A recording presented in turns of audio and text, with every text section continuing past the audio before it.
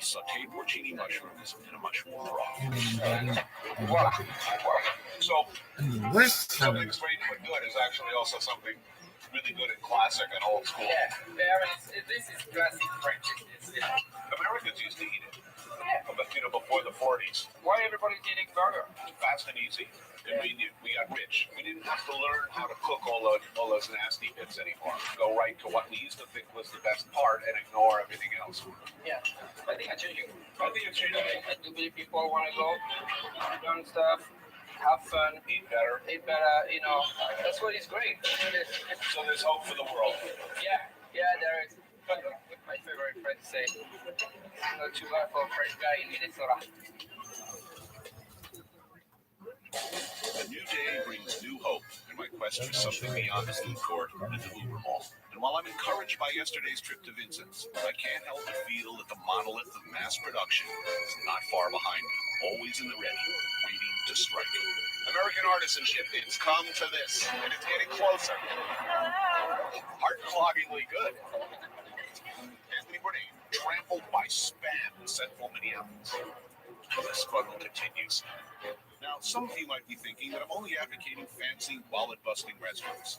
Please, don't get me wrong. You don't have to be a 3-star Michelin, 4-star New York Times, however many mobile diamonds or whatever, for me to like. It could be a local, independently owned and operated neighborhood joint.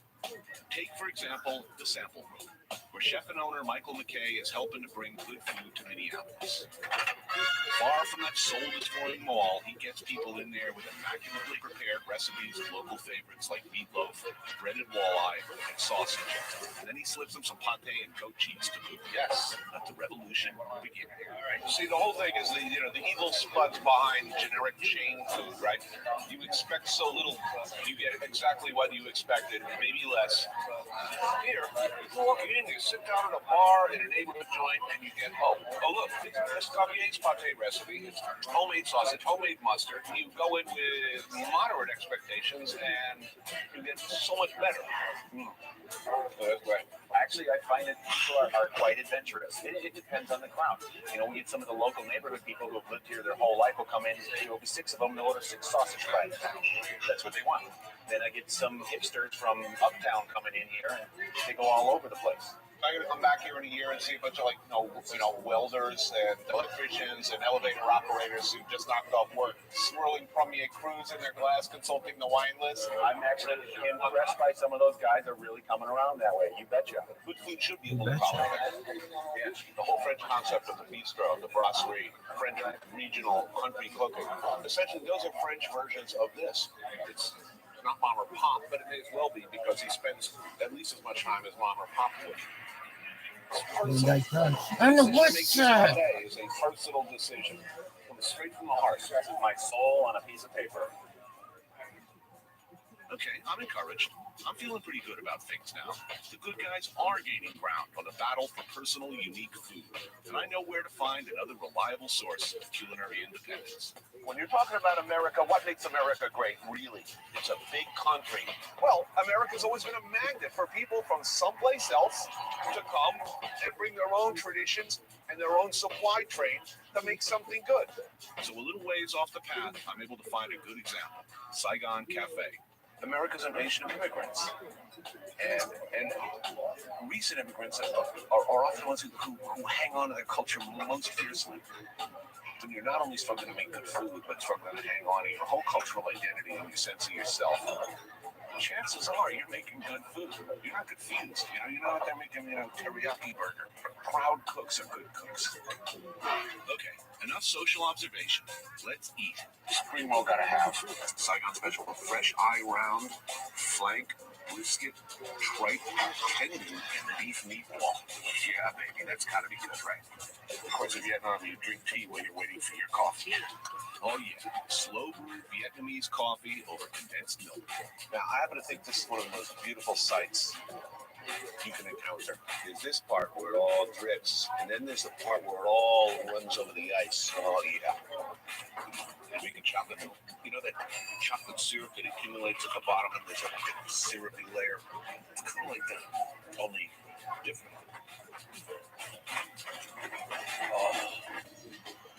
Next up, spring roll.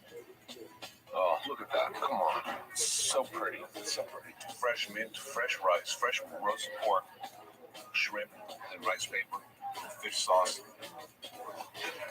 So good. Here's that Saigon special, a heaping bowl of pho. This is real Vietnamese, not homogenized, standardized like in a food court. That's good. It's made in seconds. Fast food can be good food. And the folks at Saigon Cafe are proving that every day, serving great food that preserves their culture while it expands American culture.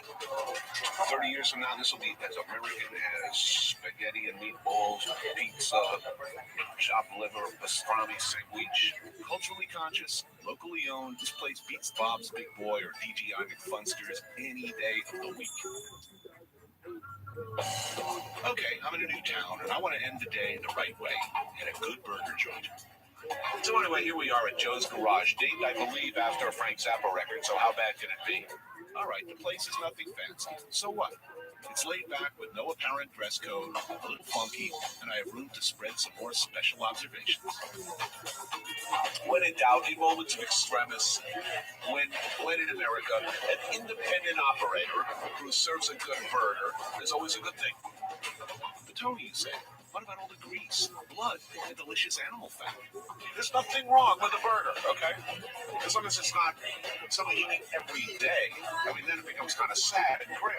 But a hamburger, a properly cooked hamburger, is a beautiful thing. What's not to like? A big, juicy, bleeding hunk of ground beef, bread, and garnishes. Nothing to be ashamed of there. You'd be ashamed when you eat a burger that they have to spray with beef flavor to make it taste like a burger. It's a betrayal of the promise of America. And the promise of America, it's a damn good hamburger available everywhere by somebody whose name you know, like Mom or Pop or Joe. But our whole idea of the hamburger, like our whole idea of America, has become twisted. We've lost touch with the greatness of our own land, our own indigenous national dish. Unless you're talking about the White Castle, by the way, which is, for whatever disturbing reason, strangely and frighteningly delicious. Oh, cat's out of the bag. I'm not a snob. It's not all foie gras and microgreens for me. I'm a man of the people. I know how to live. Hey, give me a damn beer, an ashtray, and a freaking burger, and I'm happy. No, it's all good. Looks fine to me. Thanks. You know what I did tonight? Just beef, bread, and ketchup. Just wide mouth. Oh, Jesus.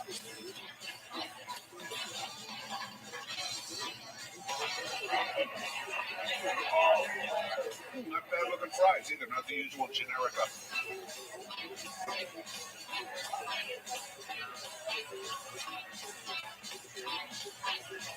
Tell me what you think.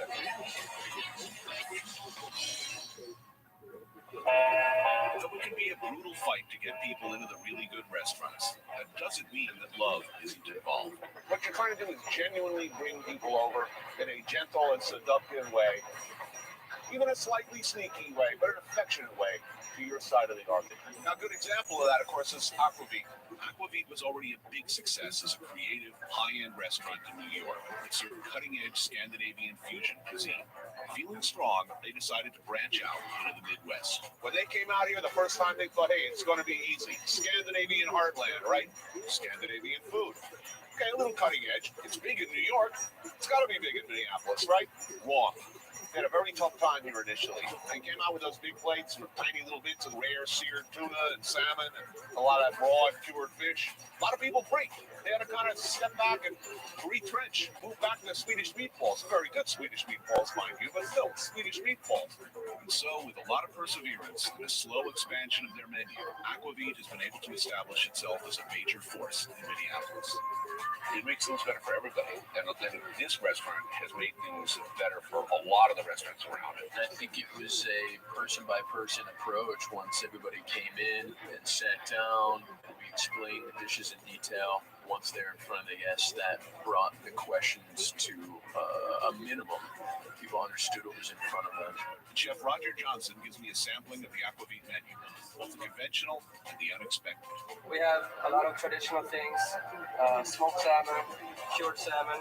Beef brisket and horseradish, herb and garlic herring, fried Baltic herring. But I'm going to need something to wash all this stuff down. I should drink aquavit for this. Cancel the night shift. What do you drink at Aquavit? Well, Aquavit, which is potato-based vodka. Everything from raspberry to passion fruit to cloudberry to gooseberry. Horseradish is one of my favorites. When you earned a degree online at Arizona State University, and every nation's most innovative university has to offer the same internationally recognized faculty. Why? The same nationally ranked programs, the same university. Learn more at ASUOnline.edu. I want to be thorough. Take the So I straight even path tried of the life. girly flavor. At Arizona State University, we respect Not enough alcohol. twists and turns. Our online students I are respect the truly West Side. excel Oh, I'm gonna finish with the West, but the West Siders on a state university. Suffice to say, Innovative resources and staff that sticks with you. Make your next turn. so there's been Work some with races other plus here. programs at ASU. But the A corporate top 10 culture university for online bachelor's programs. where it will end. To learn more, visit us at After the struggle for America's soul, food will be left standing. Watch the future will be.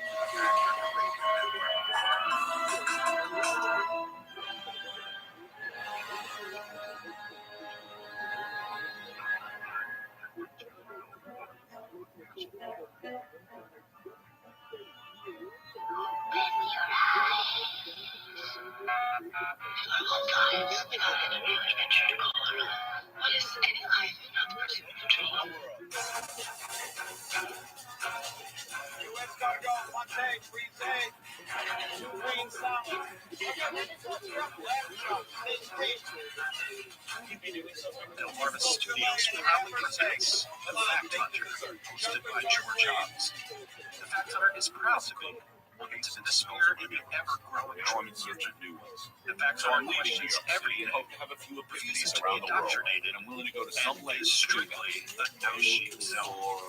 Check out our website at thefacthunter.com. I'll try anything. Download our iOS and Android apps that are streaming 24/7 content, and you can email the Fact Hunter at thefacthunter@mail.com. My fellow Americans, what is our one culinary contribution to the world? The Fact Hunter himself, Jazz, George baseball, rock and roll. Just the facts, man. That's right. It's fall right off the wall. It's all ours. Even the French can't do it. So what do I know about barbecue? Welcome back, everybody. A long overdue episode 120. And today we are going to be talking about barbecue being more heated than the last presidential election. Again, No apologize for the element delay. of Things just barbecue been that's very, not very controversial. What could possibly be controversial about working. barbecue? Obviously, inflation is rearing its ugly head. Things are expensive. Fuel, Working a little more. the seasoning, Covering extra costs with and everything. most Electricity of the and chef. things like I that have grew certainly up in gone the up. country, sleeping on Yes, a now tree that limb the 30 inflation's feet off the over, ground. It's only natural that I going to see wind the up market cutting heading trees south. down and cooking with them now. So what does all Prices this have madness gone add up to?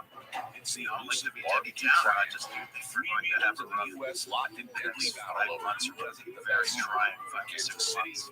Can't say it's barbecue capital Let's of the world. unpack much to Oh, talk let's about. get the Again, Texas style apologize for the barbecue, but delay. you know, just I be may sure turn that this you like into it. parts because North Carolina. this excerpt Everyone has from their special secret, for so instance, you know we Spring got Fires, ours. Never Blood fear, Lies of the I Illuminati. am Retrevin We talk Thomas about, will you investigate know, my we talk position about where the my white 13 women's bloodlines. You know, everyone talks about the First assignment, Astor bloodline, the Tupac bloodline, and of course the Kennedys, Assesses, Rockefellers, of course, and then Kansas without City saying is a the microcosm Rothschilds, of we the barbecue rarely, world. very While other rarely regions specialize in talk about specific the bad meats, doings. in We're going to talk Kansas about City, that today. they'll cook anything, Before anyhow. we do, I do have a couple If it moves, barbecue. housekeeping What notes. they learn, good Uh, barbecue I've is been- not always pretty. I get Look at busy. I Oklahoma haven't had Joe's, much time to gas go down to station, the P.O. liquor box. store, And convenience if you would store, like to send me any finest letters, barbecue in this postcards from the If you want to Bahamas, get to the bottom of something, you start at the top. the So I need address a is dinner at the date bottom with of the Carolyn website, Wells, thefacthunter.com. Executive Director of the Dennis, Kansas City from Barbecue Society. Johnstown, Colorado. What- Sir, what did should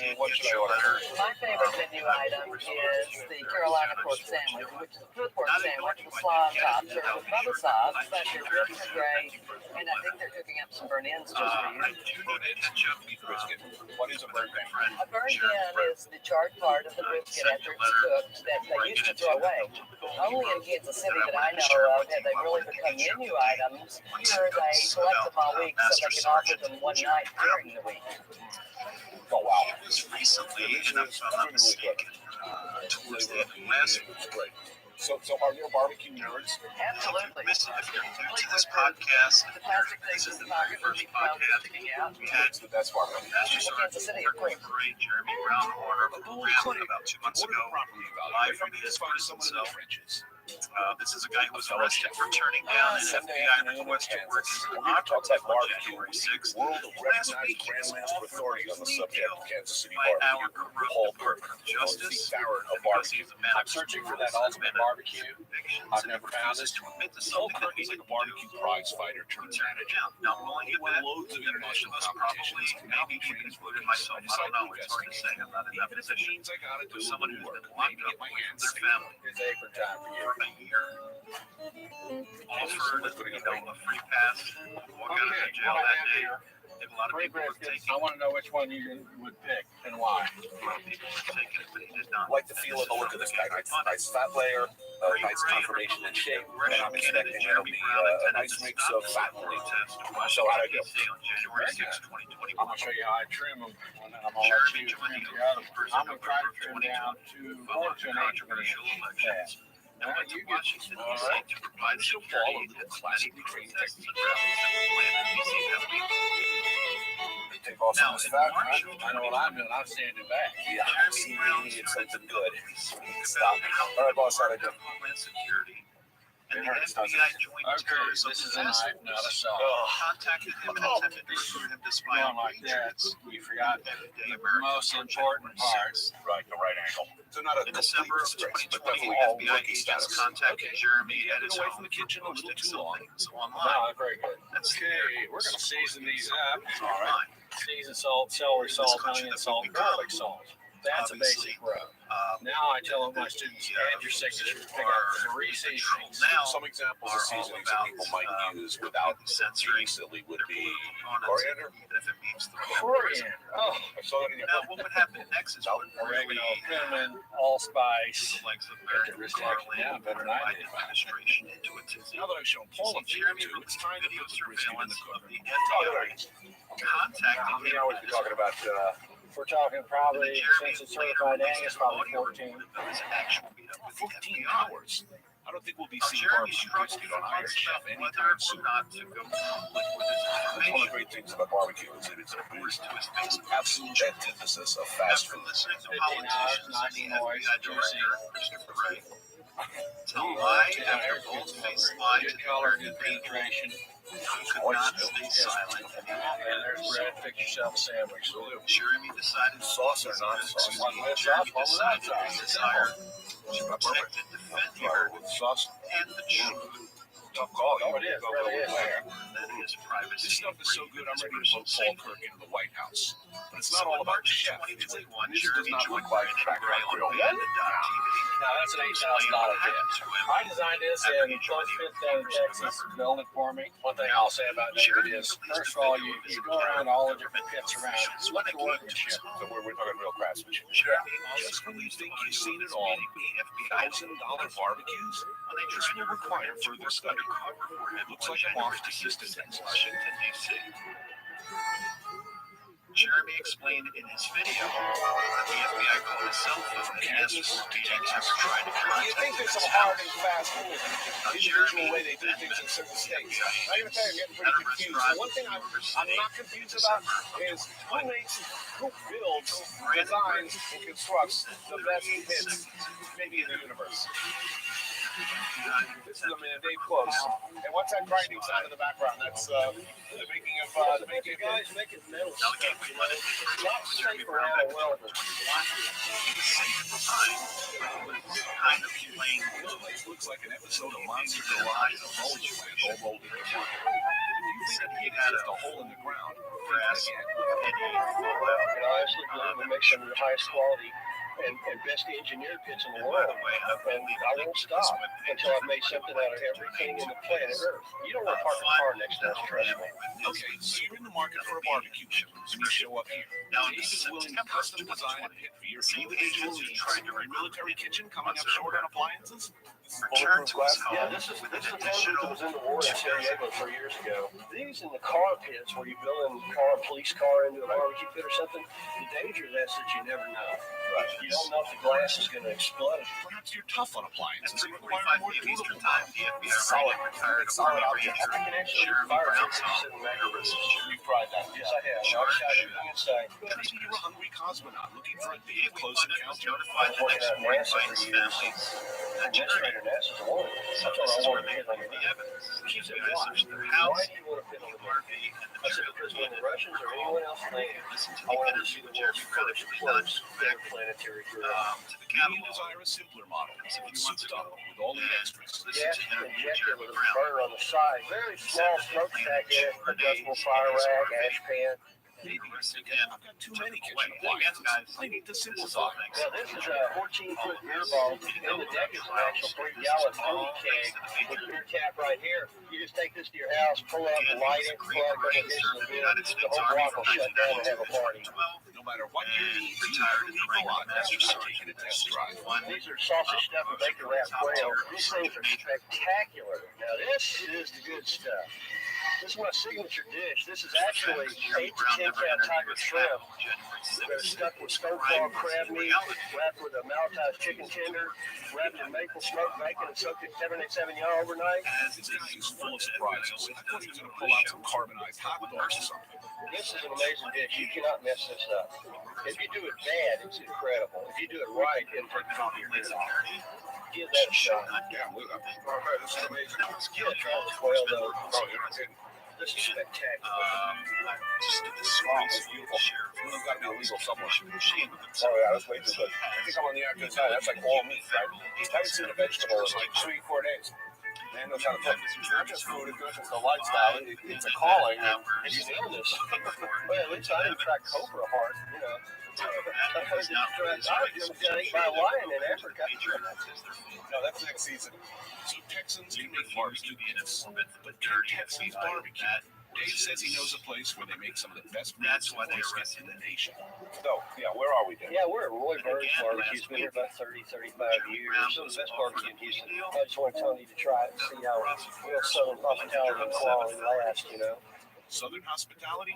Good lord, it looks like a decent sneeze would level this place. That doesn't seem to stop the customers. People come from all over Houston, southwest side, east side, everywhere. They drive in traffic to get over here to eat this barbecue. That's definitely an impression. You're willing to suffer for good food. And he probably got a sauce so he wouldn't give up if you put a gun to his head. You know? You gotta go.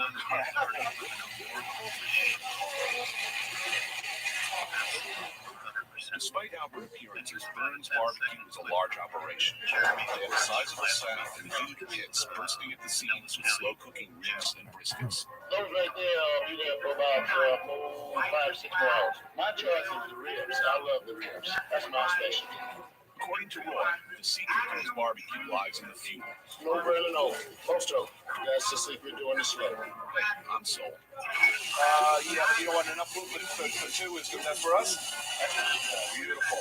Oh, man, it smells unbelievable. All right, well, thank you, sir. Yes, please. Thank you. Okay, great. Well, see you, my friend. Thanks, sir. We got 2 sample platters here. Oh, that's good brisket there, right? His ribs are delicious, man. How's that sauce? Yeah, believe me, I've been mopping. Got some fine eating. You got a mustard-based potato salad with pickles. It goes with barbecue. What they call asymmetric flavors. Everybody I met in Kansas City and everybody I met in Texas, they're damn intellectuals. I'm like always the stupidest guy in town everywhere I've been so far. Well, I didn't go through 3rd grade for nothing. That was the worst 9 years of my life. An amazing rib. Roy really understands the business. The main thing is I tell my customers to come back and tell me, you know, if it's bad or good. So then I start looking for ways to change. Right. Well, you know, when you see cars lined up down the street, that's a good tip off, right? Limos, Cadillacs, all up here, man. You never know who's getting out. Burns' place may not get a 30 for decor from the Zagat's anytime soon, but Roy has mastered the golden rule. Make good food. So if you run a quiet rural road in Houston and you see a huge lot, get in it. You may just get to try one of the tastiest secrets in America.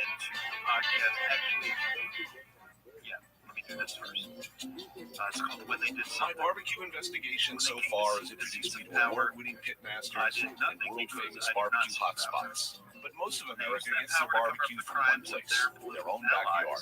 I did nothing to go In this case, we're in the backyard of barbecue connoisseur John Lonnert. This is a strange and exotic environment for me.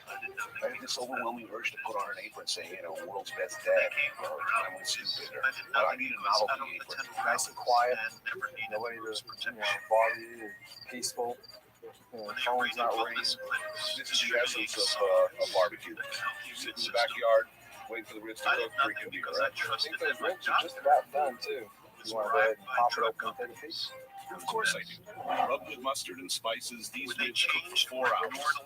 John pours on the slurry mixed with Coke and brown sugar. Oh yeah, that's delicious. And 1 hour later, perfect ribs. I'll get the plate out, and I'll let you do the honors, chop up some ribs. Oh yeah, cool. I'm cooking a lot on this show. I'm actually touching food on this episode. It's something that it's going to put me to work. All that beer you're drinking, you got to get some exercise.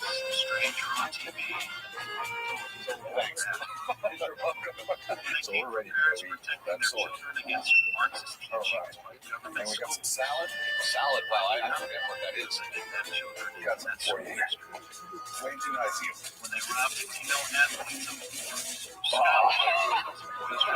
Well, I kind of get my wish, don't I? Here.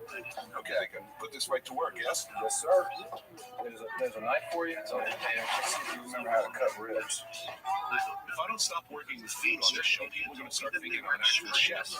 All right, you do. If I remember, Dimly remember past. I last saw one. I think this is called a salad.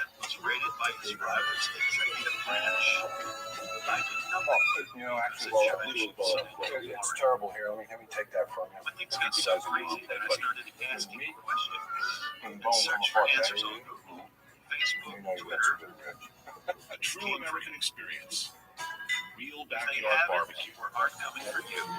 this is the barbecue story you comes with it, Now I can really say I've been everywhere. This is the tyranny our founders warned us about.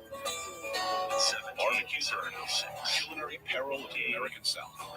Happily, I find myself at the final stop of the barbecue triangle. Raleigh, North Carolina, cradle of barbecue, where most people will tell you it all began.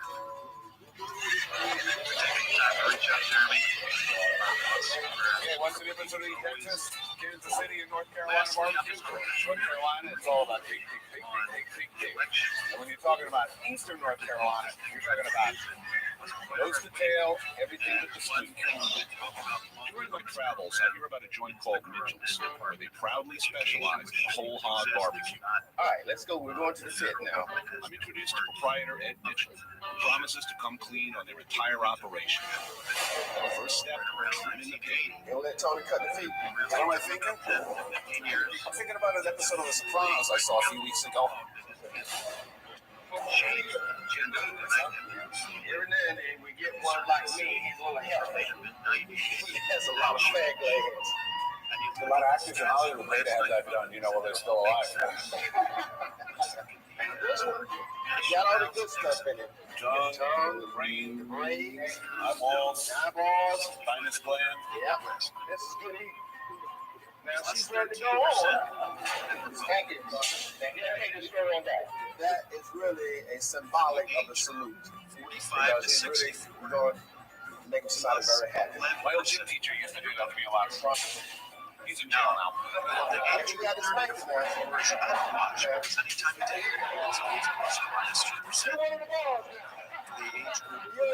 barbecue man now. We got you now.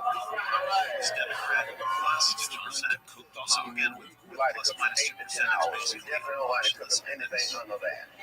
listen to You gotta want to get 18 to 29. And if you think about 30 years, that's 92. 1992 was 30 years ago. Pulling off You the think how that and shopping. the education Watch process out, put it back into the skin. Try that again. The curriculum. Okay, we're actually letting And you think Tony about the taste Communist Manifesto, to make the sure 10th plank of the Communist Manifesto, that about the it's government what we hijacking do here. the We want to make education sure system. that the tenderness is there, that it's done. That's delicious. 18 to 29. That's fantastic. Plus Just when I'm ready to dig in, it tells me it's time for the most important step. We're getting ready to season it. That is, put the vinegar and pepper sauce in it. This is putting the icing on the cake. In eastern North Carolina, you won't find tomato and barbecue sauce. Get out your recipe recipe cards. For every 100 pounds of pulled pork, simply add a load of red and black pepper, lots and lots of sugar, even more salt, and a real lot of vinegar. Then just mix it all by hand. The 65 plus inches getting older. What am I saying? I can't fathom what this country's going to look like. But it's not that easy. It's serious business. Tad bit more salt. A little bit of white gold And I've sugar. said You put the pressure many up times in over the it, last and couple years on this podcast, unfortunately, voting's not going to fix the damn thing. And that's the truth. Once Ed signs off, the meat is spread out and All sprinkled right, with guys, thanks for your patience. in And crackers. let's move on. Yeah, I haven't eaten barbecue for days, but I haven't seen this. This is beautiful. Crispy, crunchy, big skin. All the things I like about food, all in one dish. Thanks to the great Fritz Springmeyer for this information. I've reached out to him before, asked So him what do you do with a whole to come on cooked the hog? podcast. For instance, In Cook's Tour, we've seen salad he was bars, kind of set tapas up, bars, and raw bars. set up Central Jail. And this is the Came famous out pig of jail. bar. But it laid very low. It takes a very Problems we call pigtails, the pig ears, and you've got to try the chitlins. Once again, I do my files of research and try to investigate the satanic hierarchy. So I was doing an investigation But I on had church a problem with pork these days is they're pushing the whole lean angle. This is a very bad way to go as far as promoting the glories of pig. A little bit crispy skin. And this is beautiful. Well, it's very much my philosophy. You should eat every part. I mean, if a pig ever hunts me down and kills me, I hope that he uses every part. He goes on to say, my investigation of the Benjamin family is the only family that has left me without any solid facts. Just when I think my investigation is over, I discover barbecue has battles within battles. Turns out in North Carolina, there's a barbecue civil war. Because it's hard to really When you're investigate talking about these barbecue families in North without Carolina, you're talking understanding their about, genealogy. well, two major significant styles. You got your North Carolina barbecue, which is kind of a vinegary whole hog thing, and you got your Western or Piedmont Lexington style barbecue. And representing the West Side are Billy Sue and Jim Tapp. Even in a real war, these guys would be useful. Jim is an ex-pilot. Bill is an expert in blowing stuff up. But in the barbecue war, they're generals. I asked them what defines their territory. Is it true what they say? Is it by shoulder here? Shoulder. Shoulder is a juicy piece of meat. It's got more fat in there Purchase was than the ham. supposedly a good deal for the Strategy number one. Could have seen shoulders. Yeah, let's throw it on the ground. Strategy number two. So it's debatable who got the best deal for that was the beginning of That's the right, Dutch it's red colony. Instead of a separate firebox, these guys cook right on top of the flame. Right, how long will these go? Beside Fort Anywhere from Amsterdam, 12 to 14 hours. later, 5 months. But it still takes 14 hours. now, Some the of us Van are der all Wen in now. family I'm ready to was one of the Dutch families to come over to the Dutch colony. That's true. Can someone hand me a knife? Which was connected to the Dutch West Indian I'm furious if you need a knife. Other early important Okay, Sudetwood's if you need a families knife, from you the got Netherlands those four. include the Right, so this red-sized is coming off the bone. Looks like a knife will not be needed. Knife will not be needed. And we're talking pulled pork. This pulled pork has this. Looks mighty good. 10 years can't resist. to the Netherlands from the Dutch. I'm talking about serious sauce right here. You do Van right der here. Wen immigrated Or with you his dress. sister from We gonna Rabbit, dip Netherlands. the knife. Rabbit is a district south of Eindhoven. Hey, hold on here. We're in North Carolina. This sauce has tomatoes. Traditionally, the Belgium. people in North Carolina thought tomatoes were poisonous. Now, for some As reason, it came Garrett west, Alias Van der Wen they began to add returned to tomatoes. Holland to support the east side Only of what the we got city. here is some pulled shoulder, Although some he red originally slaw, lived and hush in peppers. New Zealand, That's what it's all about. Style barbecue. I like it here. I like it here a lot.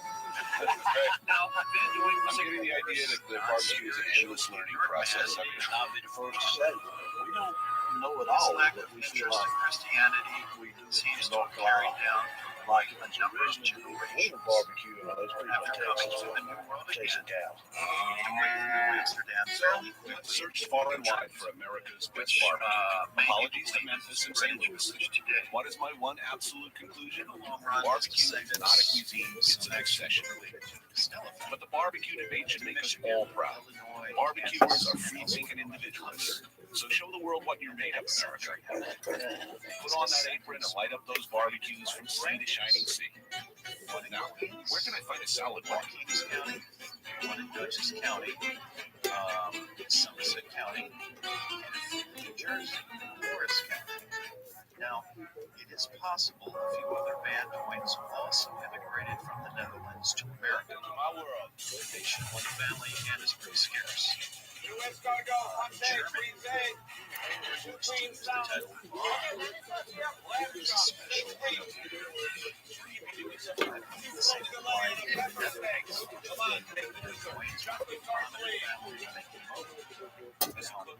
taste and smells of my memories. Now I'm in search of new ones. So I'm leaving New York City and hope to have a few epiphanies around the world. Look at the Titus isn't there. Will do that. There's an H night. Or I don't know. extremes of emotion. Really?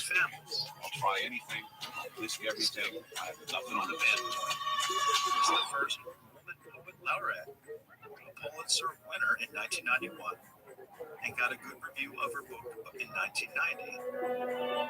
And I found that such a take a combination of both talent and Somehow, the evil French especially caught in a on. field They as ran with it, subjective nurtured and it, butchery. developed it. It certainly helps to have Nowhere in the Western world where the French did not rule. Their cuisine, their techniques preeminent. All bound down to the cruel and sorcerous got ways. so many awards And then and many a new and strange and wondrous thing began to take hold. In New York, San Francisco, from London to Sydney, Melbourne to the vast empty spaces of the wasteland. As in the beginning, a few mad adventurers pirates looking which for raided something the new. East Indies and the Red Men Sea like Tony were Bourdain, outfitted in what today is New York and Rhode Island. William Patterson was the evil genius behind the establishment of the Bank of England. Tetsuya It is strongly believed that widely he was a regarded as traitor in New Australia's York best chef and one in of the world's most 1668, You want to be 1669. honest? Stick with me. Prior to that, I'm on my way he to his worked restaurant in with the Sydney pirate via the Morgan, Australian outback. who operated in the New Netherlands area. That's fun. Witchcraft Where do was you come part from? of some people's lives in What the if you Netherlands, put but the alien on colony an was empty far highway? more lenient You toward picked the them wrong chef to than the mess with. Puritan colony, Massachusetts. Exactly was changed. The last Dutch governor of New Netherlands, Governor Peace, or then sister-in-law, was suspected of witchcraft. During that time, if you're found guilty of witchcraft, you were burned at the stake. She was acquitted. Now, Ralph Hull of Sealscott, Long Island, and his wife were the only ones seriously tried witchcraft in Amsterdam when they were. Now, in 1687, the British had taken the New Netherlands from the Dutch for the second and final time, and the made the Dutch take allegiance to the British crown, as did so many other areas around the world. Now, 3 of the Vandoins of Amsterdam are reported having taken that oath. They were Garrett Cornelius Van Doyen, Cornelius Jem Van Doyen, and Dennis Gaurice Van Doyen. Okay, this will slow me down. However, Note the to self. 1790 census Remember to buy a book on taken in automotive New York repair State, before next episode. there are no Well, looks like Vandoyen I'm in for a bit families of a walk. listed whatsoever. One of the best books on the Vandoyen family Hey, Max. is Come on, called The let's New go. Netherlands Families by Wilson Levy, which is about the Van Doyen family. And Fritz had obtained a copy of Yeah, me too. the Van Luckily, we Doyen have some book, snacks. which he was able From to Monsieur. work out the Fever of genealogy kangaroo found on portion. the highway. He counted 378 Van Doyens That's my in the 5th sledge generation. salted paste made from This fermented country. yeast extract. That's right. Some of the families that the Oh yeah, Van that's a Doyens good have sign. The intermarried dog with prefers are roadkill. Callan families, Aussies are nuts about this stuff. They usually eat for breakfast on toast. Robertsons. Bottoms up. So they either married within their families, like a lot of the wealthy families do, or they married other wealthy families. Well, Aussies are wrong about one thing. Families which are definitely Dutch, Right, Max? with which the families Max? married are the Here, Van Max. Burens, Stupid rented dog. Probably went off and got lost. Van Cleves, the Max, Bedouins. here, boy. It would be exceedingly interesting to find out if the Van Now I'm starting to get a little worried. with the Dutch The king sun's going down in a few hours and I'm hungry. Not to mention thirsty. because many of today's elite trace back to the Wheel of Orange, These or sunrise his carpets province. found in Australian outback The beset by Van Doyen's dingoes. last name He survived by has the been storm. many different spellings. Now, there are some very puzzling things about this family that almost disqualify it from being a top family. 1,000 years. But the one puzzling thing is how Peoples have rare lived this off the certainly land in the is, Australian outback. considering that the name They survived off their knowledge of edible plants and the habits of animals. one would expect quite a plan Where to find them, what was safe to eat, what was not. Another puzzling, or the DuPonts, I Come should with say, me. especially in America. But another puzzling thing is Ladies that and the gents, conspiracy has such a great Rabbi. deal of Lucky activity for me, at going least on in somebody was out Brussels. for a little walk. And everybody know. Turns out Robbo and his friend Claude are having a cookout nearby with their friend Belgium Steve. is half Dutch and half Hey, French. you are. And many of Found the in people in America. Brussels All have three Dutch of names. And it would edible be stuff expected from the that if bush. the Van No, Doyen what are you gonna family make it? were top family, No, that's not dinner. they would have some No, in not Brussels. exactly. Off the wattle seed, there's a bush, the greenest bush out here. The wattle seed is the food what we're going to eat, and also the pod makes a beautiful soap. This is So the pod. there's a production Bottle seed, of the a Brussels purpose plant. that shows some places have been named after It's the Van bacteria Doyens and nourishing for the whole family. Does this make anyone else A nervous? few of That's the the wattle Van seed. Doyens that caught That's roasted and then attention. There was ground like coffee. Cornelius Van Doyen who died in 1779. It just smells just like coffee, hazelnut, and chocolate. 1,000 That's pounds. 5 times higher in protein than darn wheat. The flour So for the Horace dough Van for the Doyen Johnny was a cakes. Johnny stockholder cakes are a relative of Boston National Bank. seen this in the Caribbean. Native There's a Americans do something like this. It's interesting, you know, when you see similar foods grow up in different cultures separated by The Van Doyen name thousands and is thousands and known thousands. in Western United States Then we because just of had Van Doyen. We didn't see that in our The Caribbean Van Johnny Doyen name cakes. has been Oh, very you well never known in the United know. States, Okay, I think I especially can in the handle New that. York area because of the large care centers. So there's our floor, and we'll break that up into little It's cakes. named after Van Doyen. You can see the dark wattle seed in the flour dough. While Steve puts on the Johnny's cakes, it suggests that I make myself useful by lightly blanching a bucket Another of Van local Doyen wild was greens. the founder I gotta of admit, it a looks like branch dinner might of actually be Planned good. Parenthood, a new age group which has been promoting the Ah, the outdoor life for sterilizations me. I'm such a nature boy. abortions for over a half century. Right in there. Everybody listening to this podcast, and of course, everybody knows that Well, Bill I finished Gates' blanching father the greens. Claude and Robbo start the main of course. Planned Yeah, put Parenthood kangaroo on. and was good Kangaroo. friends with Margaret Sanger. Now, the I've third never had is kangaroo before. Well, good and now I can eat a full who cake. has Been authored several marinated. poetry Yeah, books, fruity and bush is tomato a chutney. Klingon These fellow. are the bush tomato. So let's look Out at of Edward. 156 species, this is the only one that you can safely eat off the bush. The rest are toxic. How Died in toxic. 1955. He was a prominent surgeon. He was born in So Syracuse, I New will York. go foraging for these. So There's the Got his fruit. MD at Right, Syracuse and that's University toxic. in Then 1897. there's the dried berry, and you can see the He was a calyx is surgeon dry. from See how that 1909 one's dry? until It'll 1950, come off. and the was same very thing that much is later a point. part Yep. of the It's just Rockefeller like medicine when it was taking its tomato soup, you know, Italian, when it was really lasagna, morning what it's going to be. all in one spot. remember those greens I blanched? Well, Now, those are during for World salad. War I, Wild spinach and the he leaves was of in the something U.S. called Army salt Medical bush. Corps in That's France, saltbush stuff. And it's full of And, amino acid salts that are very made good it for stomach as far as a metabolism. major. It's like a salty bush. These guys even managed to Edward Van scrape up some Doyen dressing from these attended wild the Unitarian limes. Church. Wild all lime, his native life, basil, and garlic church and which salt has and pepper long dressing. been associated with Wicca. He also attended with the Lutheran Presbyterians. In 1933, he founded the Planned Parenthood Center of Syracuse, New York. A little message Now, for the my wife Planned here, Nancy, Parenthood honey. Federation of America was an Illuminati-inspired organization that was set up to accomplish Very several tender, eh? No shots. I thought this would be tough.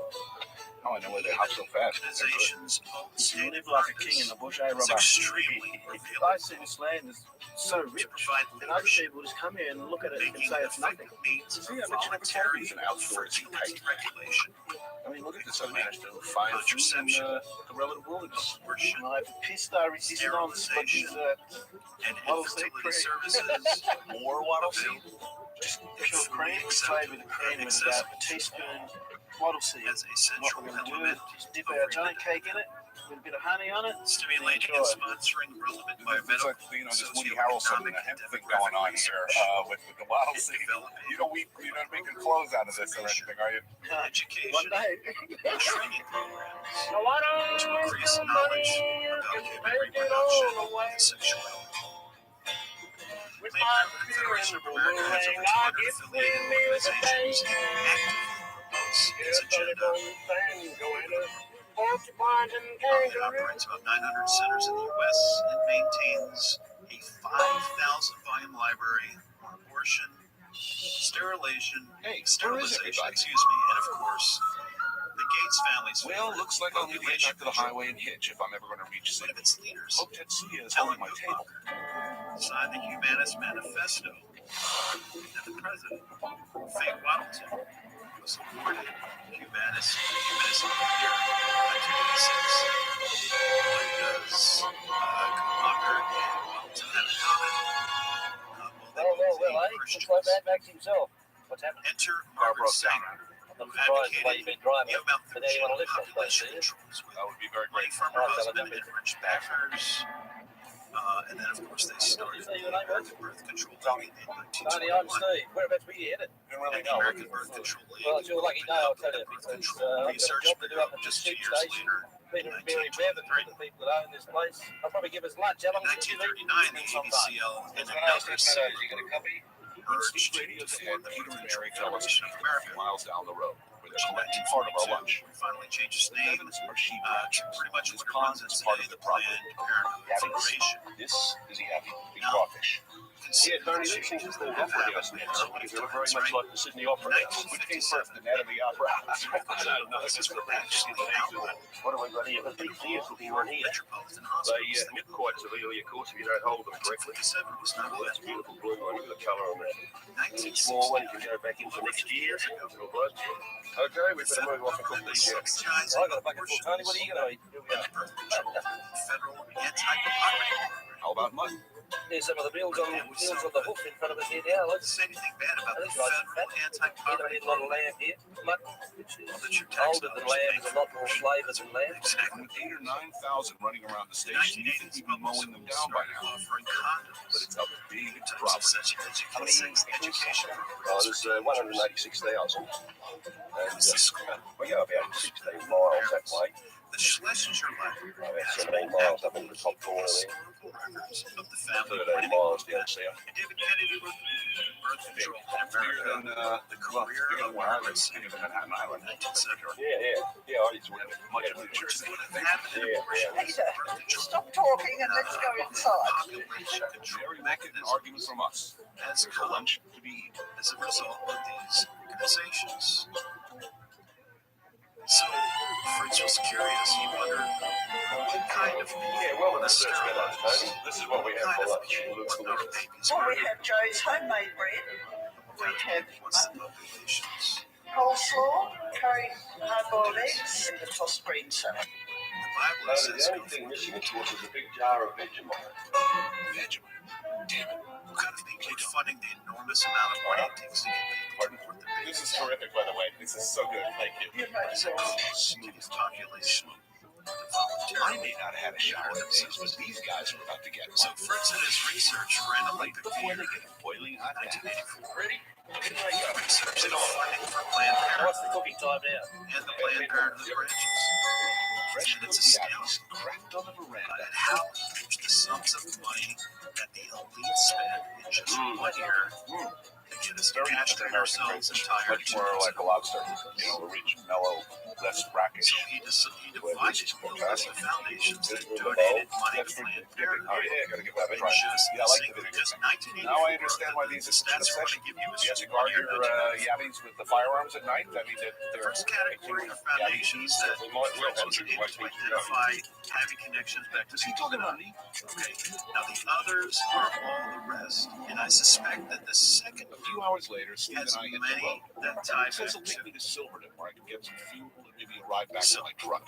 Hey, Tony, there's a good cut Let's down talk here. about the With a real Illuminati good cold connected beer about and the best meat foundations pies in donating to Australia. Planned Parenthood Hey, look, federations over here, and this its is your branches car. in just 1984. And I want you to think the And numbers I've dog in the given back. you in 1984 were worth a lot more money, right? So $10,000 in All right. 1984 is All the probably best. worth Take care. $50,000 today. Let's start with the catastrophe. The Vincent Astor Foundation donated $150,000. reliable vehicle. Again, this is just 1984. The Middle Foundation, $5,000. Dodge Foundation in Australia. Population. Dodge was part of GM, and the DuPonts were behind GM. So, but the Southern Pub is known for other things, there. like its meat pies. Delicious mini pie crust filled with mystery meat goodness. $200,000. Oh yeah, cold beer, eat a big German George. Nothing better. At that time, was president of The Warriors put it on and on. Who knows how long he won? Eyes always on the prize. At the end of the road, a meal like no other. And a man called Tetsuya. After driving for hours and hours, I'm not going to sit here and rises out of the dust like a mirage. Every donation. It's astounding statistics that we're getting in public welfare foundations in cities. I've traveled across continents, across oceans, across the desert, come a long way for this meal.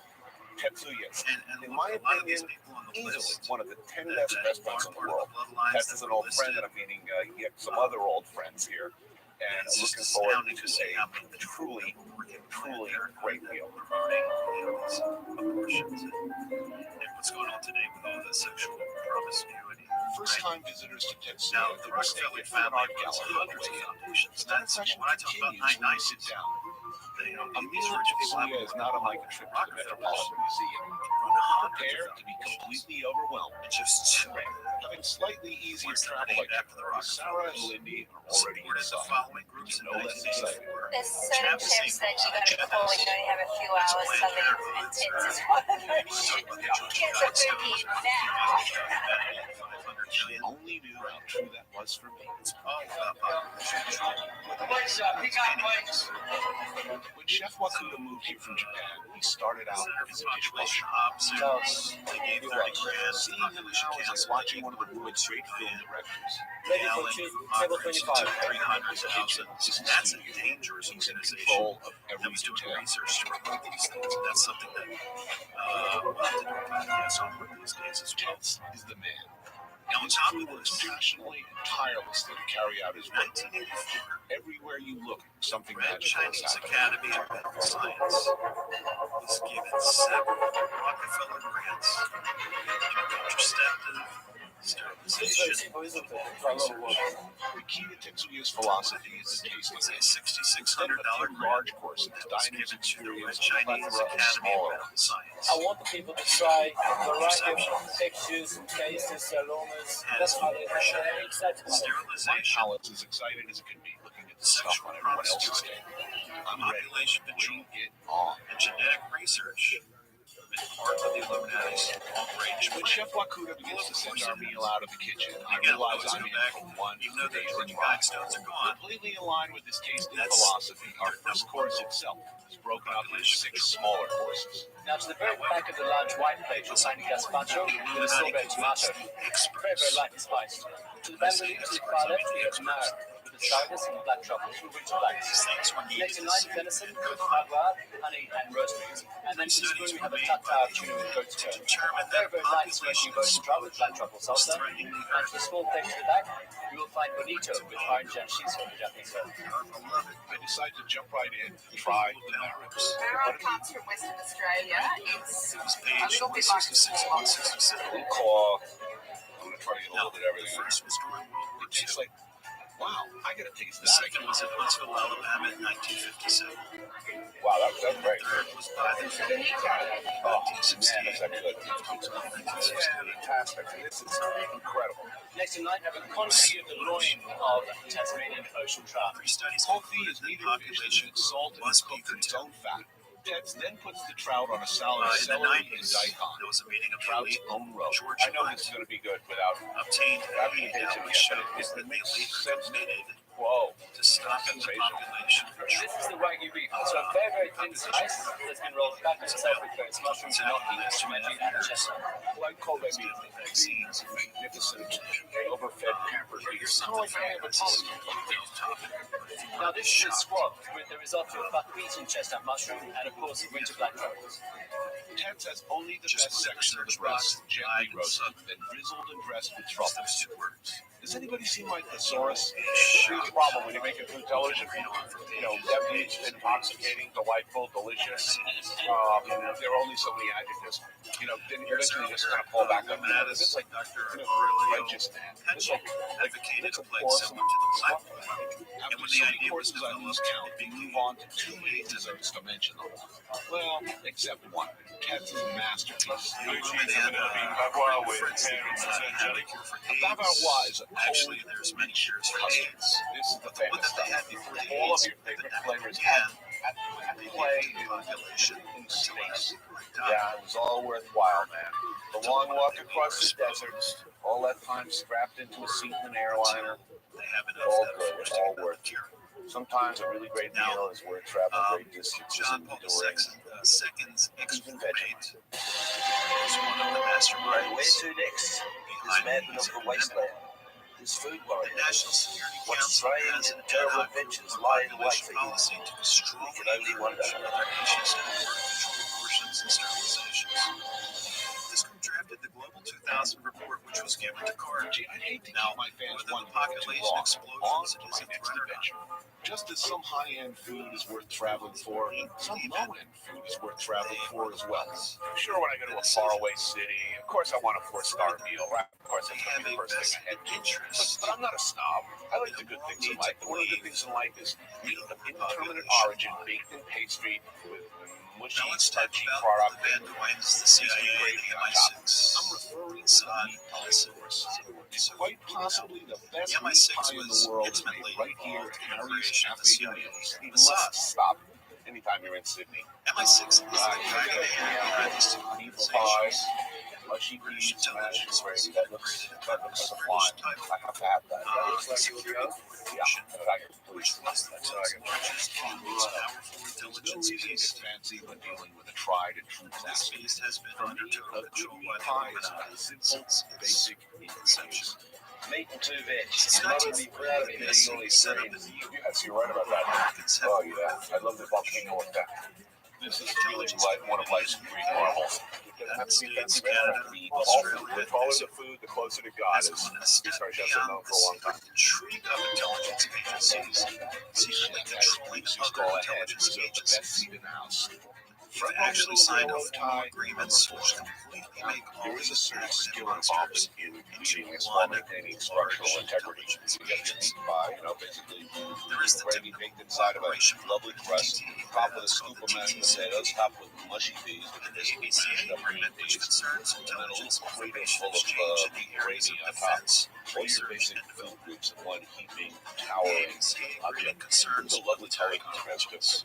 This is a beloved Sydney institution. May Show up here 17th, after a night out at pubs, dangle your legs on the water, and established the exchange of personnel and the most intimate cooperation at the highest levels wouldn't swap this by for the the world. various national Perfect time to intelligence tell. agencies. You had too much blood rock, too many towers of micro rings, too much sushi quality There to was a secret treaty in 1947 that linked all major Commonwealth in every pub and and American intelligence groups. is good. This is just one State-of-the-art meat pie. of the countless agreements.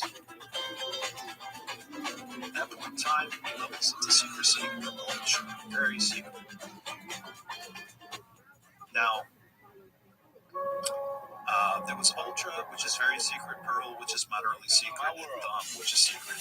Now, Pearl and Thumb became a on February 17, 1972. The National Security Council Intelligence Director directed the NSA to the United States Intelligence Agency, the FBI, and the CIA, basically working for the NSA. So I'm leaving Now, New York City and hope to have a few epiphanies claiming around that the world. there's And I'm willing to go to some between lengths the NSA and its spy organizations, extremes of emotion and experience. and it's a Try picture anything, that this friction risk is everything, anything serious because many people in these organizations work for the NSA, the CIA, the MI6, and the Mossad. All work together. Remember Over in Australia. the podcast we did. Melbourne, the epicenter of the new Which was Wild West scandal. of Cookies. This is a place Where Well, some pioneers came and created something where before there was nothing. which has been returned. The potential here has attracted chefs and restaurateurs from near and far, encouraging them to stretch the boundaries of the ever-evolving Australian cuisine. Well done, medium rare. Little pigeon Like the American West, it's got a gunslinger attitude towards chefs. If there was in 1968 time period Crossing a fan doing serving as liaison between these various intelligence departments, Not so wild and lawless, he but would no be place an extremely else in the helpful man. world do chefs enjoy the kind of latitude, the kind of freedom from This restriction family that this reminds me place an has. awful This is a lot place of the where the Hazer only rule is family skill. bloodline, who was But again justice comes not considered from all of bloodlines the of Illuminati. But it's one of those names that goes under the radar. Everybody's heard of a middle wheel, Rockefellers, what you Rothschilds, heart, what you can do. Hazer was not so much because of Culinary podcasts on early them. settlers that paved the way, where they pressed onward by Spring potential for sometime. riches, The driven Van forward Dyke by an family is very unbridled much passion for like creating them great as well. food in Now, restaurants. there's some Absolutely. connections when you, with the Collins, the Whitneys, and the Vanderbilts. Perched on a small hill Again, overlooking a valley Anderson carpeted with Cooper grapevines, is part of it's a the somewhat Vanderbilt imposing little house on the prairie. William It's the Collins home Whitney of restaurateur and was a member winemaker of the Bonnie Nastasio, Vienna early School of pioneer in the Melbourne food scene. is someone who Because our was part culture of is the such a Collins young family, and we they don't were have any guidelines, so we're developing our culture. He was Bonnie recognized director Melbourne's at potential Guernsey early on, Trust, opening Cafe as well as Nastasio in what was HP once the middle of nowhere. Salve. Salve. He, William as a food Collins baron, Whitney married knows how to enjoy himself. which was the daughter of Standard House treasurer of Maine. Today he's hosting a lunch at his country home. William Collins The Whitney's guests two sons, include fellow pioneers, who are, by the way, some of Australia's greatest chefs. So more than early fusion, Dutch it's about American evolutionary in family. this So there country. is a connection there with the Neil Perry, Van chef Dyke owner of Rockpool Restaurant. Now, Actually, we have another restaurant. you're also talking about John chef Kerry, owner of the world calls famous himself a Tetsuya. Democrat. We're And trying the Bush actually family, to George change Bush, the face and of restaurant H.W. business. Bush. And They Armando say Percoco, chef owner of One Recorder. Democrat with on his small bowls, members who serve that as Down here, you've got chefs drawing on influences Each and product from all over the Pacific Rim and Asia. that's just Restaurateurs with unbridled ambition, left-right paradigm. always looking to keep old customers and make Now, new ones. the money that the Whitney Asians, family had amassed from stuff Haynes growing in the and the ground. Vanderbilts We have the local was customer put into a who's guaranteed patronizing trust us all the time, and we have to look after very much his Alfred customer, otherwise Vanderbilt was a you're member of losing the strong School of ground. Yes. Word was initiated back in 1899. It's called If knowledge. you want to make money and stay in business and Now, employ what the the chef, you Vanderbilts have to. sent Marketing's got, because it's the not to market sail on the Lusitania enables people because to the do Italian food. it was However, going to the be market some. swings tomorrow, and they want Indian. He found the Tomorrow morning, telegram I will wear a sailed turban, to his death. and it'll be tandoori Then there's chicken Whitney because I want to stay part of the in business running a Illuminati. restaurant. No, That's what I don't I believe want. you. I don't believe Which you. the satanic masters and the Caesars planted. We sometimes wondered if rather And they have every than right the to. Van Their Doyens, food, their hard that work, the name we hear talent should be has dealing changed the with world is the around them. Vanderbilts. If you're thinking it's a shrimp on the bar, To you're say it here is the Van Doyens were probably the I'm second really most powerful comfortable with everything that we do Everybody's here. Vanderbilts. We're really relaxed.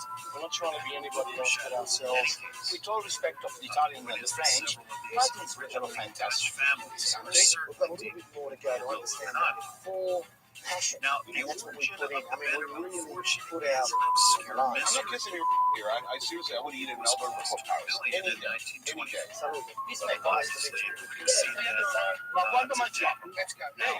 Quando mangiamo? Cornelius Whitney, Ah, the joys of simple rustic lunch with a few friends. This made business his has always large attracted a sums certain from type of black person who's passionate about something already.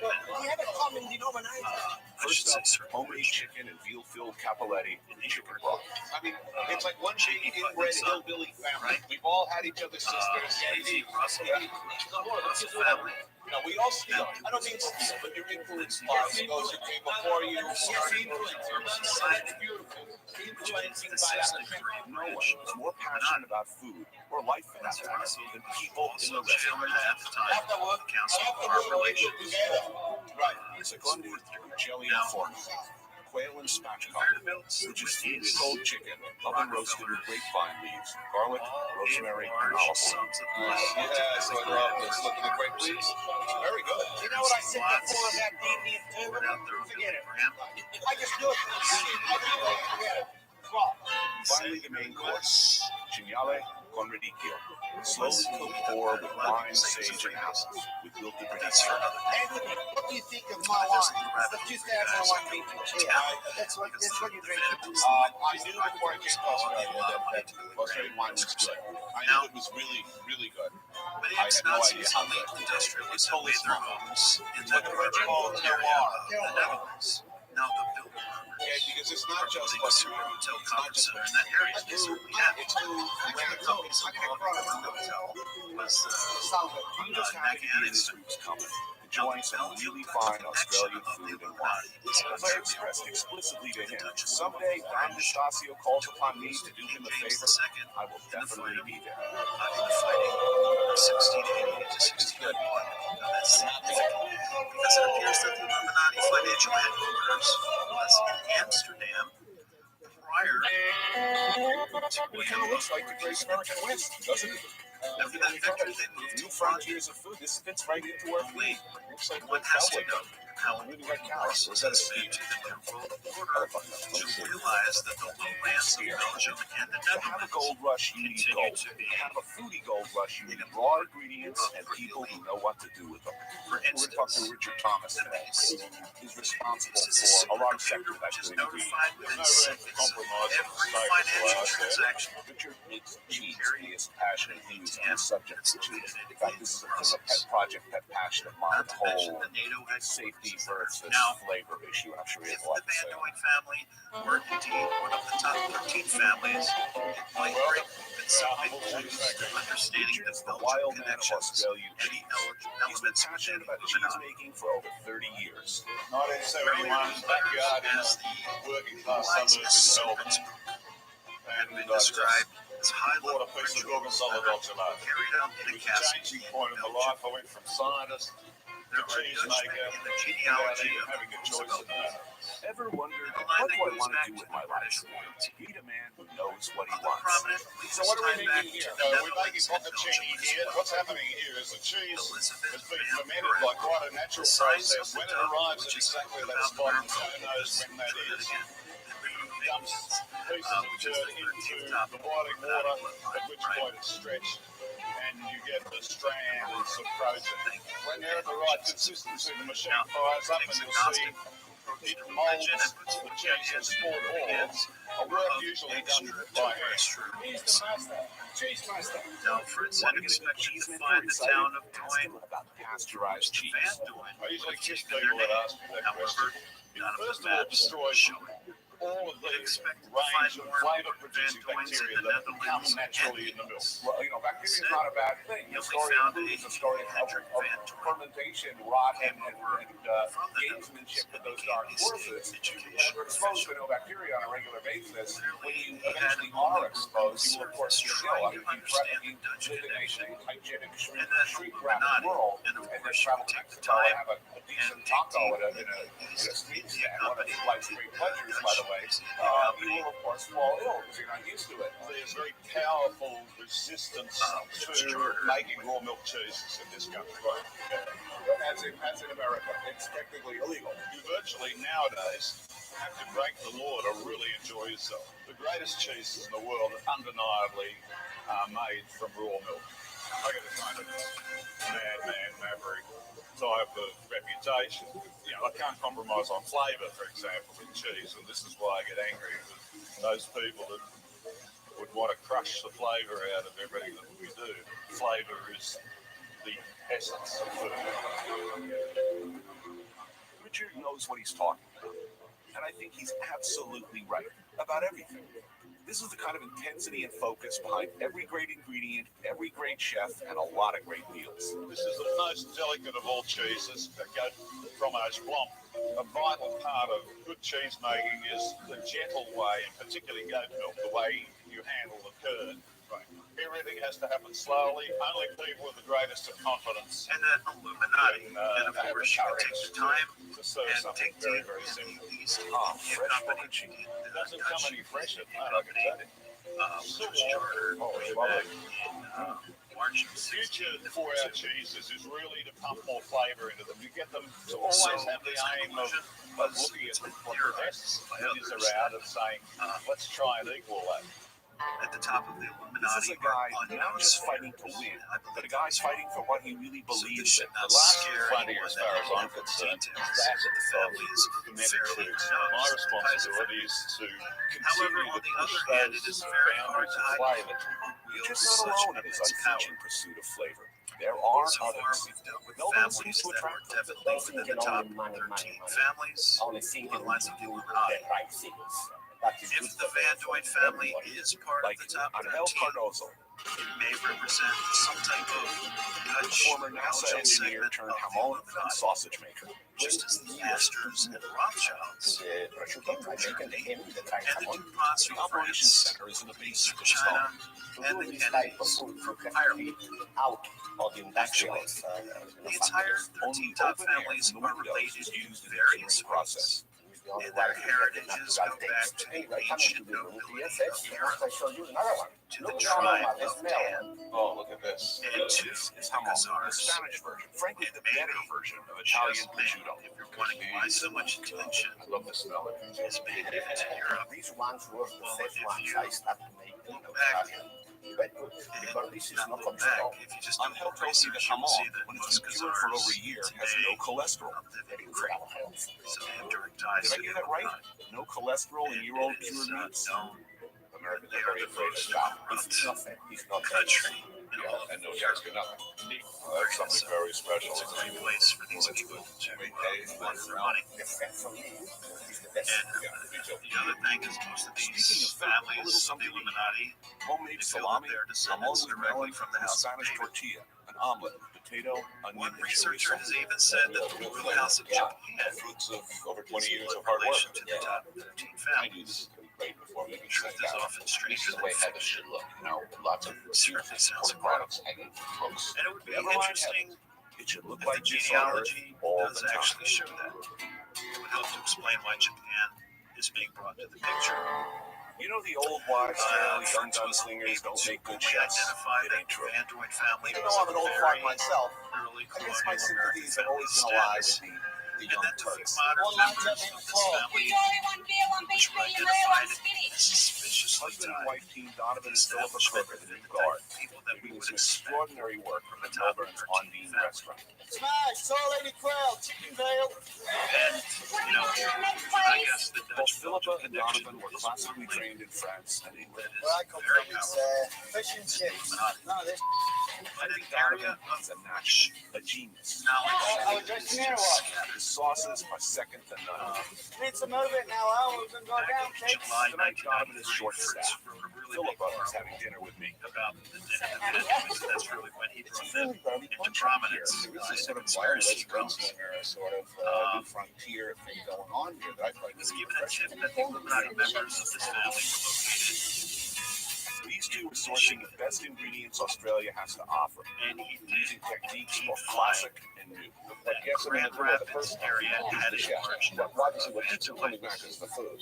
You know, it's So another small small smattering chefs of are rushing to the get Dwaynes, stylists and voice which coaches again, and media they trainers were and other very teachers. inspilling of the I don't Davis. see a lot of that. Around Can you see down Lansing, in off the media Minneapolis, training? Throw it, scorch him. Spinach.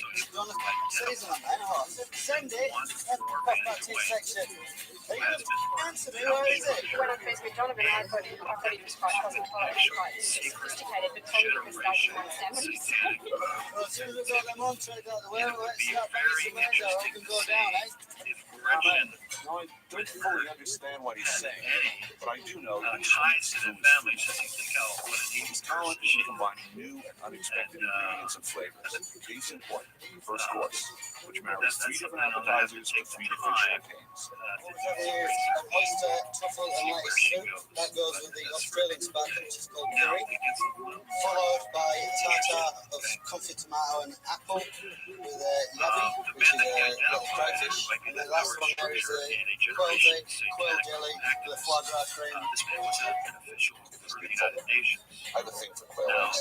This is food that comes out of the French system. Fritz has had eggs We're looking which at grand this. sources tell him that Describe it as French food. How would you describe it? I would describe it as modern French. They're told not to describe it. We're doing our own thing. and We're doing UN what is one of the more we're doing what we're good at. Every sauce here is organizations of the UN, right? Reduced, finished, order. Sauces. This man's Order. name is That's the Robert essence of kind of 2 and 3-star joints. These two come from. I understand that every time I pick up a chef's menu, that I know every centuries of French trial and error and tradition. Jonathan was an served immediate as the associate guide to me because he's of that system and yet in front of that system. everybody By knows. his very There's unfriendly a huge Now, tell me, foundation we're going out on of this Battle Creek, table Michigan, where all fast. the the cereal is fact that made. he's not ready for prime time resonates with my own shameful sellout. Gives grants to Catholic This is University Tony's next course. The courgette flower, or zucchini, whatever you call them in your country. of the Stuffed with prawn and horseradish farce. You dice tomatoes, tiny basil leaves, and a tomato concentrate. Poured at the table. $100,000 grant was given to the American Association of Community Colleges. What they're having now is Its purpose smoked barramundi, which is steamed, we do it ourselves. Parsley essence, just pancetta, snails, confiturelots, little salted potatoes, with an egg poached in red wine. Eggs poached in red policies wine. concerning I didn't see that adult coming. education. Beautiful. God, look at that. As you know, I just saw it in the head government first and runs leaders all over order their power structures. Oh, yes. Which they Pornographic. like these people. It is extraordinary. It's all the things I love about it. Decision-making It's new, processes it of our represents junior knowledge. colleges. It's a local The fish, foundation and contributed almost they're $10,000 making in involved. 1984 to the Board of Education. This is the main course now, pigeon. The foundation We're trying to raise the mushrooms rather than short term so they go crispy, so they're nice spongy texture. So all I use some truffles I got before. I preserve them, reduce it, finish with a teaspoonful of cream. So all we've got is pigeon, celery gnocchi, fricassee mushrooms, Perigord sauce, and shiitake foam. Agriculture, about everything that's going on in agriculture and healthcare. That is extraordinary. Monsanto, Plump, red, and juicy, delightful, studded with truffles. Things could be a lot worse. I'm running out of adjectives. I mean, for Jesus' sake. Have I used the material, magnificent, extraordinary, fantastic, delightful? Robert You got two lines from 1972. All right. I'm out of adjectives, and I still have one more course to the go. position of coordinator of UNESCO Service World Bank Education Project. To be in that That's all the main position course shows for he it. was It's got what 1, 2, 3, 4, 5 entrees. Let's go, then. Let's get the garnishes. Time for the final course. This is all Philippa's department. Do the pastry stuff because he doesn't have to. Tricia Van Cleef. Beautifully conceived and executed desserts. July 1st, Strawberry sorbet. We're doing a pyramid. Springmeyer had This is written. nougatine. It's made with Said fondant that one of and the almonds, other which families, gets placed on the Dutch outside. who entered the It's filled with intermarried almond and parfait Patricia glacé Van with Cleef's raspberries and strawberries. 10 hours before Patricia Van Cleef's death. She called her son. It's got a Pink Floyd trash up to this. You know, it really is. Third paragraph death notice. Buried on page 14. Oh, man. It's beautiful. This is one of those kill me now desserts. This little white fondant, Was that she caramelized really slowly, and then poured over toasted almonds and flash it in the oven so that it melts. It's really It is really tastes good. So many basic chefs here. notice her resemblance This to would be her construction material for them. It's utterly delicious. son beautiful after she died. So good. These two truly deserve to be recognized. So take notice. Let's go see El Jefe. They took away her How name. is it? Did you like that? It was sublime. We're the 20-hour flight from New York just for this. There's a special place in heaven for you, man. You're getting in. Reality was her mother. Her mill since 1920s. And Queen Patricia was Melbourne, Australia. The final frontier. wasn't until Like just the this American last West, it's a place where you can come from far away and reinvent yourself. There's links Like to the the clan American West, once it's got the a good Van Cleef subway family to for hers. people to discover. all this news is very There may be interesting no in other light place in of the several industry in great the world statements. where chefs and food are so enthusiastically embraced as this place right now. I think it's one of the most exciting places to eat, and certainly one of the most exciting places to cook on this planet. Illuminati often adopts out their children to hide their paternal Oh, forget it. I'm not ready to leave just yet. ancestry. You really wanted to have an Aussie Third, Barbie? Donovan and Philippa convinced me that my Melbourne trip wouldn't be complete without honoring an Australian cliche. which again raises Throwing the some shrimp possibility on the of bar. links between the nurse families.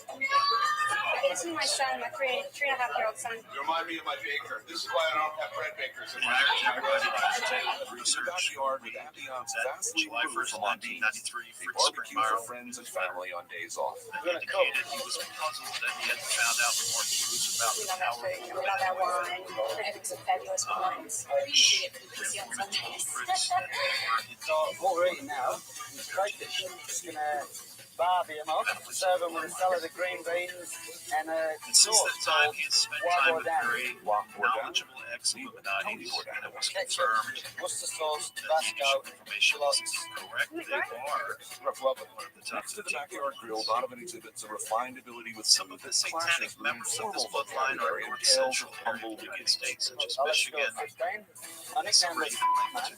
I got a pair of chef pants which I didn't try on, so I look like Italian mafia. Iggy Pop in the 80s. Skin tight and a cucumber hanging down. Nonetheless, Donovan moved quickly up the ranks. The first assessment I got It's double clear that distinction again. money So associate got that in 25 years. One minute I was associate, next minute I get chef. Maybe You take your we always sauces talk about seriously, Vanguard and and he takes his grilling seriously too. Look at that! What's the important thing with crayfish? I noticed everybody likes to boil it until it's like these collections nice of and art. papery. So I've blanched the fish for like 1.5 to 2 minutes, and you can just sear it and slow flake in the middle, which means it's still moist and tender. The crawfish are great. This wouldn't be Barbie without the steak. It's the Australian version of like the Kobe beef. Just some Donovan's caliber real steaks in that soup. Time to eat up. Not before we thank the chef.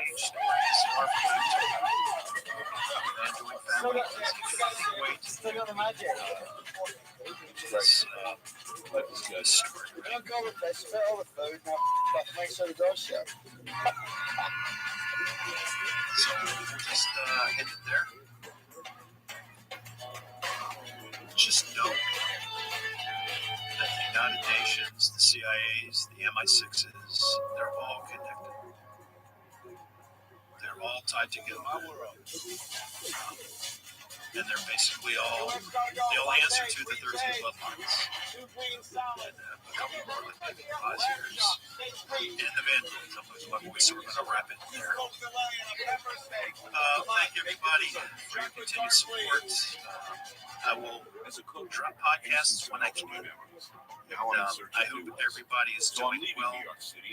Thank you all for your continued support. I haven't even looked at numbers for a while. We're still getting a lot of listeners. I hope you're entertained and informed. And what you're hearing, we had a very late Indian summer, as we call it here. It was 82 degrees on Tuesday. We're finally back into reasonable temperatures for this time of year. So everybody take care. Be well. Keep your head up. Stand still. Keep it on a swivel as well. Singapore's Until we meet again. colonial. God bless you. And we will see you. Well, this may be petty times now. It's still sort of a colonial home. Singapore's it's a day of around with their pinkies crooked, drinking tea. Things to know about Singapore. It's hot. It's very, very hot. It's an ultra-modern, ultra-convenient city with a absolute minimum of social problems. They figured out everything here, okay? No traffic, no litter, no drug problem, no violent crime. I mean, it's a kind of a benevolent, kooky, neo-totalitarian thing going on here. I'm an old-time lefty. And yet, I'm ashamed to say this. I kind of like it here. Okay. So Singapore is clean, orderly, and tightly regulated, but the society is anything but homogenous. There's three distinctive ethnic groups, Chinese, Malay, and Indian, that coexist harmoniously while maintaining their own customs, religions, and cuisine. It all makes for a pretty heady brew. So where to start? Chinese sounds good. This is Imperial Herbal Restaurant in Singapore. As you know, in much of Asia, the line between food and medicine can get pretty slim, even permeable. And this is a really good example of that. I'm gonna get myself a little doctor checkup here, a couple of dishes recommended, and eat a really good meal. It's a fairly, as you will see, wacky menu, but good. At Imperial Herbal, you get more than just General Tso's chicken and some wontons. This is Chinese food holistic style.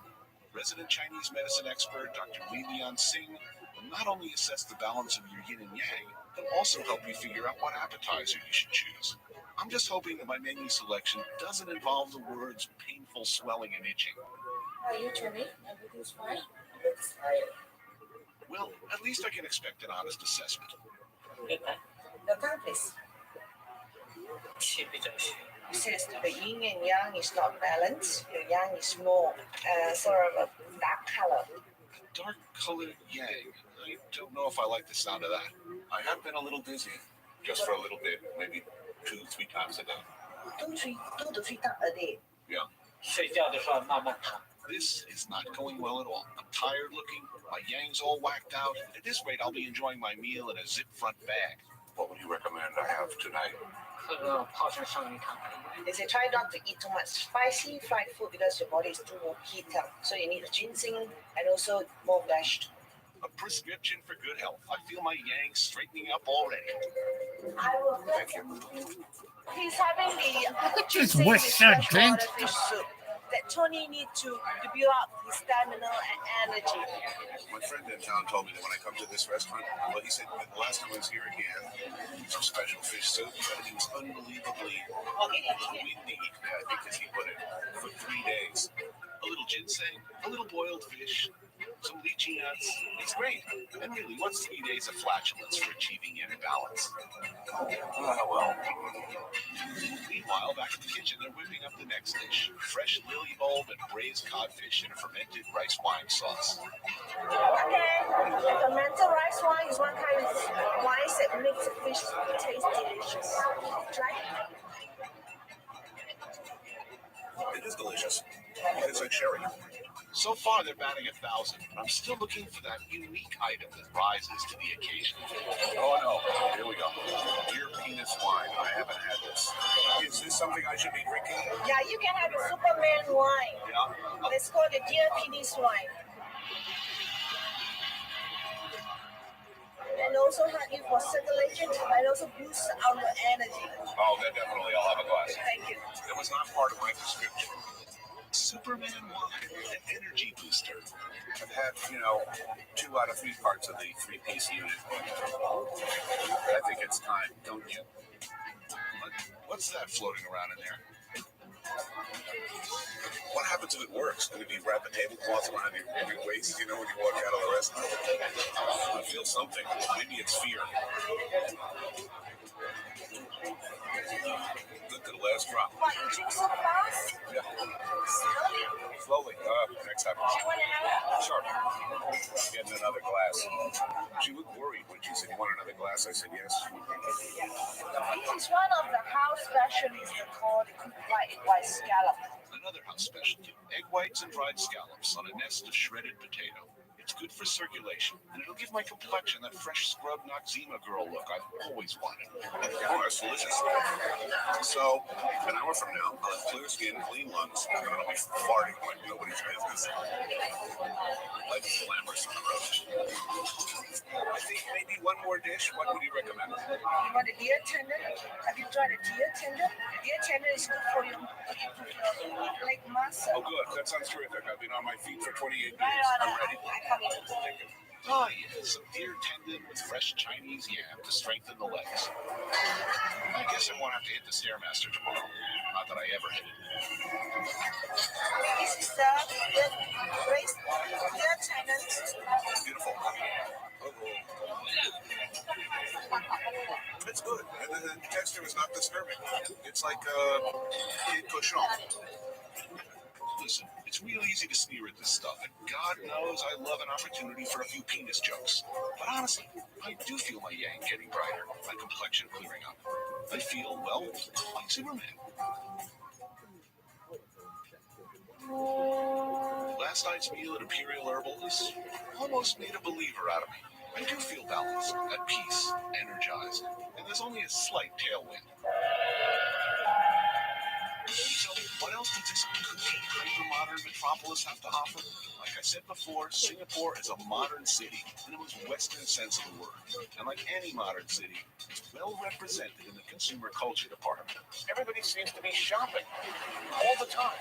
It seems like a consumer paradise. We're just stack upon stack upon stack of ultra-modern buildings selling Prada and Versace and Gucci and Tiffany and Starbucks. I'll tell you this, like shopping through designer labels. This place is for you. Unfortunately, Singapore is not all about brand names and chains. Case in point, the Geylang Serai section, home to the island's Malay community. If you're looking to avoid the air-conditioned oppression of the downtown Uber malls, look no further than the Geylang Serai market. The Malaysian market is, surprisingly enough, where Malaysians go to shop. It's bursting with good stuff. Just look. My local guide, Sapia, knows this place like the back of her hand. She runs me like a rented mule through a near item-by-item tour of the joint. The curry powder we can keep, yeah.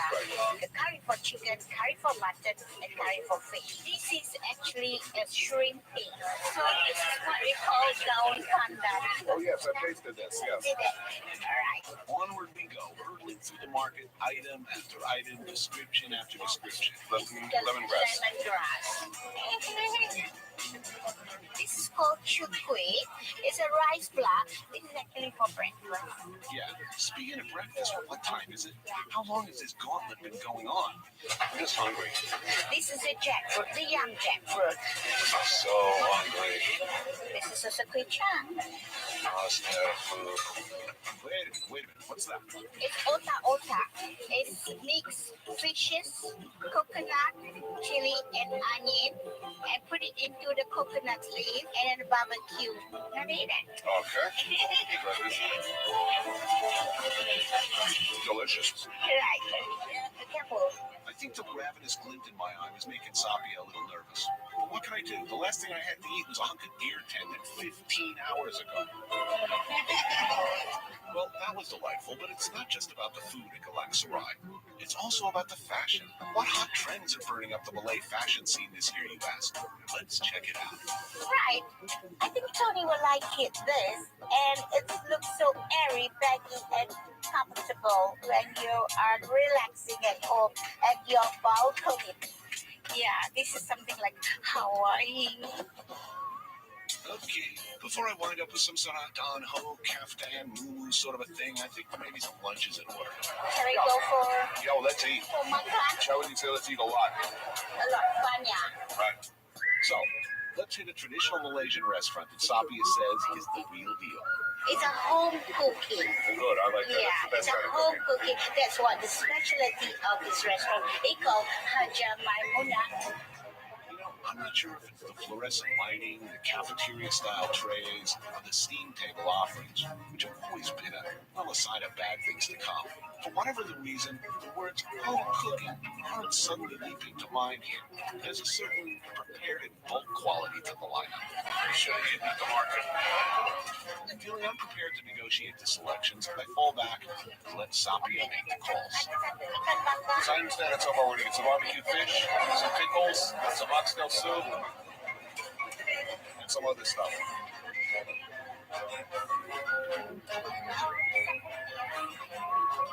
But, I might have spoken too soon. We bring the stuff outside and it looks pretty good. She's assembled a mammoth spread for me, consisting of barbecue fish in an onion and chili sauce, beef rendang and Malaysian beef stew cooked with spices and coconut milk, fried saltfish, beef liver with fried chilies, oxtail soup, and stewed unripened jackfruit. Okay, so sila makan mean like bon appetit. Sila makan, please. The food is astonishingly good.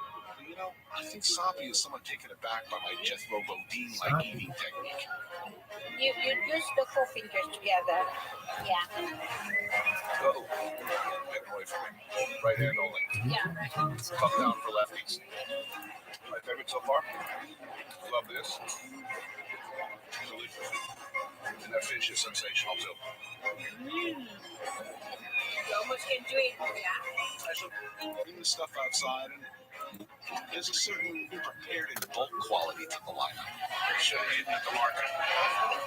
Feeling unprepared to negotiate the selections, I fall back and let Sapia make the calls. So I understand it's over. We're going to get some barbecue fish, some pickles, some oxtail soup, and some other stuff.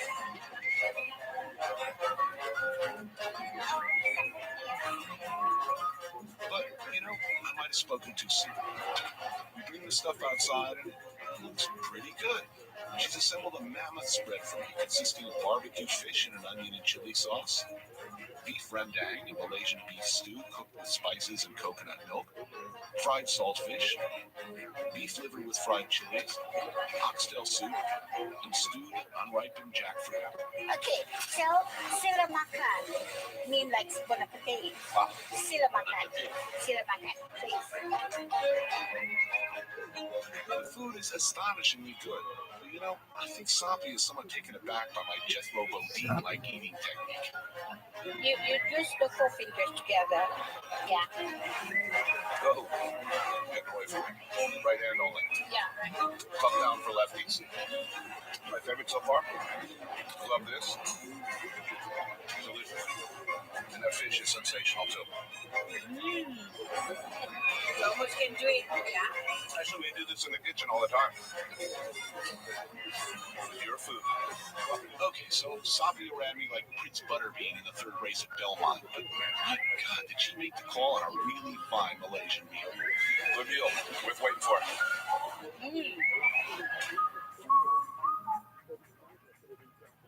You know, after that mammoth Malaysian feast with Sapia, I should probably be walking back to my hotel. Why exert myself when one of the most modern and efficient subway systems in the world is at my disposal? Oh, this place is like totally automated. Oh, this is so James Bond. Come on. Oh, when do you think my train will arrive? Oh, exactly 2 minutes. Clean, fast, efficient, on time. New York City subway could definitely take a page from Singapore's book. This is mass transit. While Singapore's future may be defined by its ultra-modern technology, it's still the traditional ethnic enclaves that give this city-state its unique flavor. The Tekka market is a great example of this. It's filled with hawker stands or food vendors who specialize in one particular item. So anyway, I'm in Little India right now near the Tekka market, and I'm meeting my old friend, crony, and business associate, Alango. Johnny B. Alango, buddy. How are you? Good to see you. Good to see you again, man. Welcome to Little India. You gonna show me around? I'm going to show you around. I know we're gonna eat well. We're going to check out some birds, man. Some birds. Let's check out some birds, all right? We gonna eat them or what? These are special birds. They're going to tell you your fortune, all right? I'm not sure if I want to know my future. The bird's going to pull out a card. It's going to say your fortune, all right? Outstanding. All right. Looks like a very intelligent bird. Yeah. Pick number 20 here. It's going back in again. Johnny, this is beautiful, man. What? This is goddess Lakshmi. She's the goddess of wealth. Right? Wealth. Money's coming your way. So no matter what happens, I'm taking them. The money's yours. The money's yours. Mine. Yeah. All right. Lucky goddesses, obscene wealth. Not too bad. Yeah. So what other good things are coming my way? Ooh. You're going to develop a terrible skin rash, Johnny. It's stretching already. So I'll be rich but itchy. Itchy rich. I'll take it. Fortunately, Alango knows just the thing to help us celebrate my impending wealth. A buttery, delicious Indian pastry called prata. It's almost our answer to the croissant. It tastes very good with leftover curry from the previous night, and it's one of my favorite dishes. Anything that smells this good, I'm eating. But first, perhaps a glass of traditional Indian stretch tea to cleanse our palates. What we're saying here is stretch tea. When I was young, my mom used to serve me hot coffee or tea. I used to complain that it's very hot. I can't drink it. So what she would do, she would get another cup. She start pouring the tea up and down. It cools and aerates it, you know. You also add a lot of foam. You add flavor. It becomes a good brew. Oh, yeah. It tastes great, but even better than that, there are no animal genitals involved. At the Prada stand, they're whipping up what Alango calls the supreme Prada, or Prada stuffed with egg, minced lamb, and onion. Everything gets wrapped up, and after a couple of minutes on the griddle, it's ready to eat. Oh, that's awesome. You're hooking me up, man. You are really looking after me. Oh yeah, this product is sensational, but it's nothing compared to what this maniac is lined up for me next. Now, I've hit all three parts of the Singapore ethnic triad and I've had some really amazing food at each one. But Alango tells me that I have not experienced Singapore until I've consulted the master himself, chef, TV food show host, and author of the definitive guide to restaurants and hawker stands in Singapore, Mr. K.F. Sito. We're stepping out with Sito to Singapore's red light district to check out his pick, the ultimate Singapore food experience, Sinwat Eating House. First of all, what's special about this place? Okay, this technically is the most expensive restaurant in Singapore. Make no bones about it. Simply because he serves some of the freshest seafood around. And his signature is his crab bee hoon. Crab bee hoon, which you're going to be stuffing into your face later. I think that covers pretty much the whole menu. All right, so the whole menu may be a bit ambitious. The Why first do I want offering my of fresh friend to smoked scallops smothered in garlic and black bean sauce definitely makes you believe anything is possible. Oh, yeah. One Oh, day. the smell coming off of there is, yeah. Why bother with a chopstick thing? When the scallop is saying, eat me! Look at that. Come on. A little sauce. Oh, man. Oh, tropical mama. Oh, I think the disturbingly animal-like groans say it all. But you know what? This isn't even the tip of the iceberg. That is a beautiful thing. Oh, yes. I remember these guys.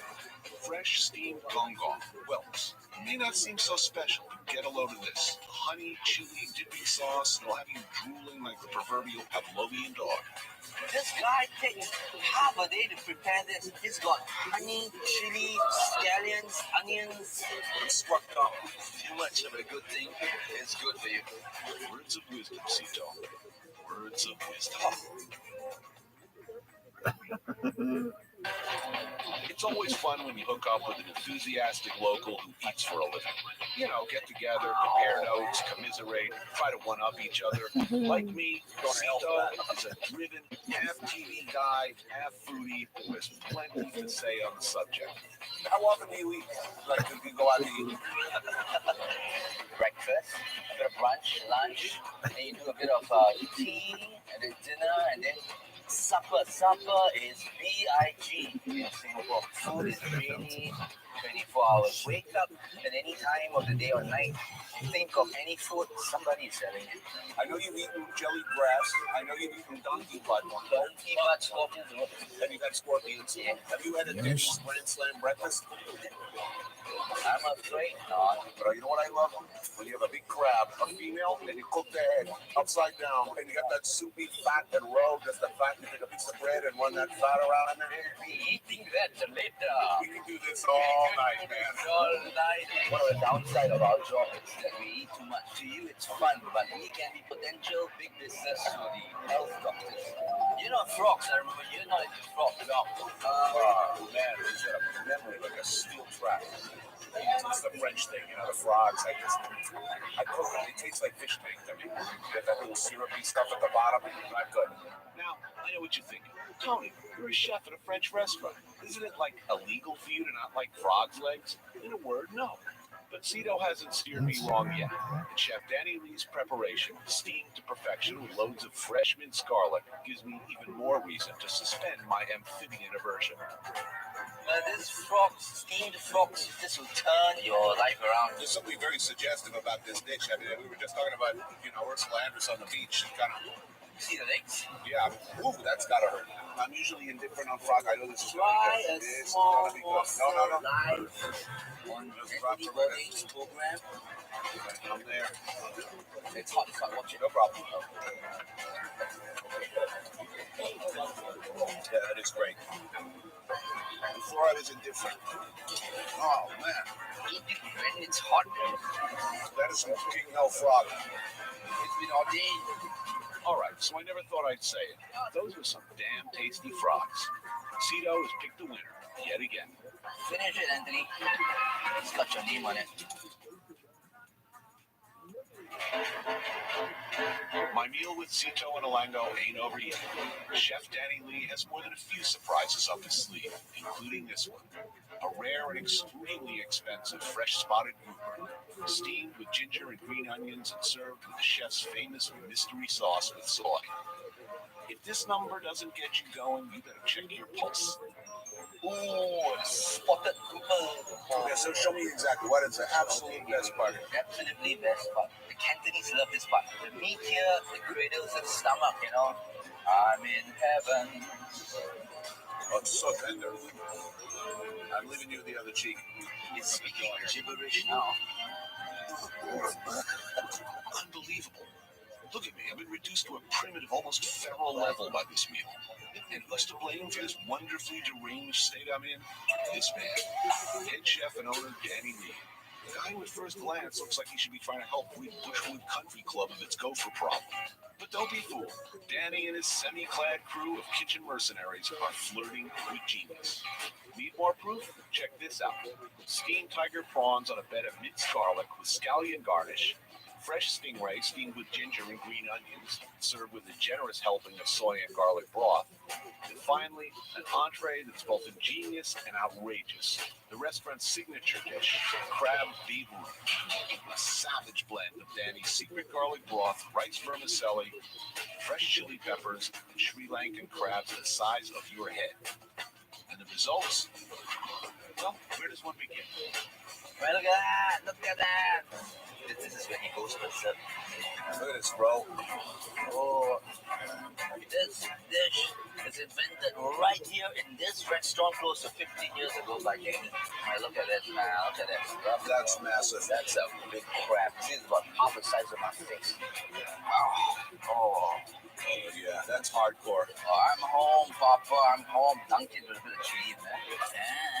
And send her home.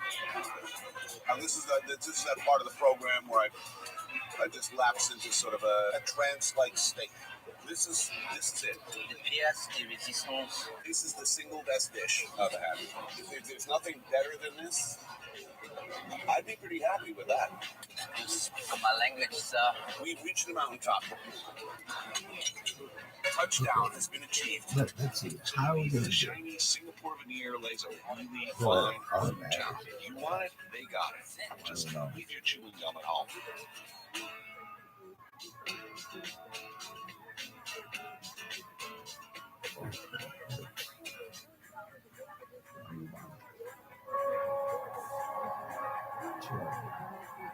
Welcome to my world.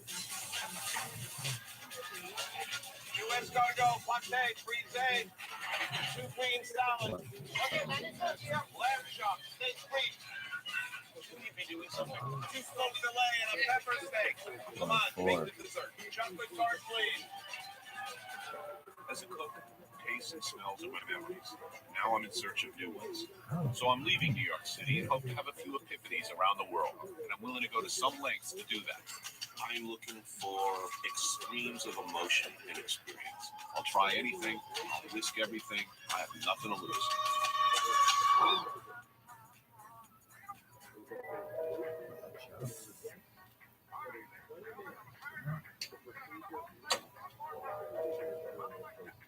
There are times when the sound of my hotel room door closing triggers a temporary amnesia about where I really am. The hiss of air conditioners suggests the ambient noise of pressurized cabins, which suggests the murmur of a shopping, suggesting the background noise of an expensive restaurant, suggesting the hushed clink of room service dishes being collected by maids a few doors back down this hallway I'm in now. With each step forward, an existential nausea rises up within as my mind searches frantically for the question all single creatures must ask, only to quell the choking panic that signifies the final descent into the chaotic annihilation of madness. So, what was that big existentialist question again? Oh yeah, where are we? We could be anywhere, really. Anywhere in the world. Just another big anonymous hotel. Well, okay, maybe not exactly anywhere. There's a clue. Strange, foreign, faraway land. How to enjoy yourself. How to eat well. What to do. How to do. Number one, get the hell away from the hotel as quickly as possible.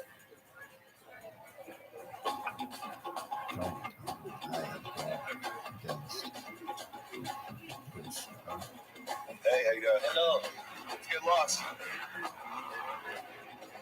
There are a few things as exciting as the first time you hurtle through the nighttime streets of a strange new city. And nothing delivers the sights, sounds, and smells of those streets right to the pleasure centers of the brain like a tuk-tuk. A golf cart crossbred with a rickshaw, given the noisy heart of a lawnmower, tuk-tuks have neither doors nor windows. Air conditioning is not an option. All that open air makes it the perfect vehicle to introduce you to Thailand's foodie wonderland, the city of Chiang Mai. Nice clutch. Food everywhere. It's really nice here. As opposed to the crowded, hectic urban pace of Bangkok, many Thais still view Chiang Mai as their ancient northern capital, with more traditional culture and cuisine. There's a lot to love about this town. Its small size makes it a remarkably easy and fun city to get lost in. I've been walking the streets, eating street food, stall food, my usual routine. And as I'm becoming more advanced in age, lazier, more indolent, I think it's about time I eat a sit-down meal. Arun Rai, where everything is supposed to be good. Very popular restaurant, been around a long time. Oh, yeah. I'll have one of everything. There's absolutely nothing bland about northern Thai food, with its unflinching use of fiery hot chilies in just about everything you eat. A little plain rice first, as is the custom. Namapuri, a local Chiang Mai specialty. Pulverized fried chilies, shrimp paste, tomato, and a multitude of other incendiary components. It's a little bowl of screaming hot goodness. All good.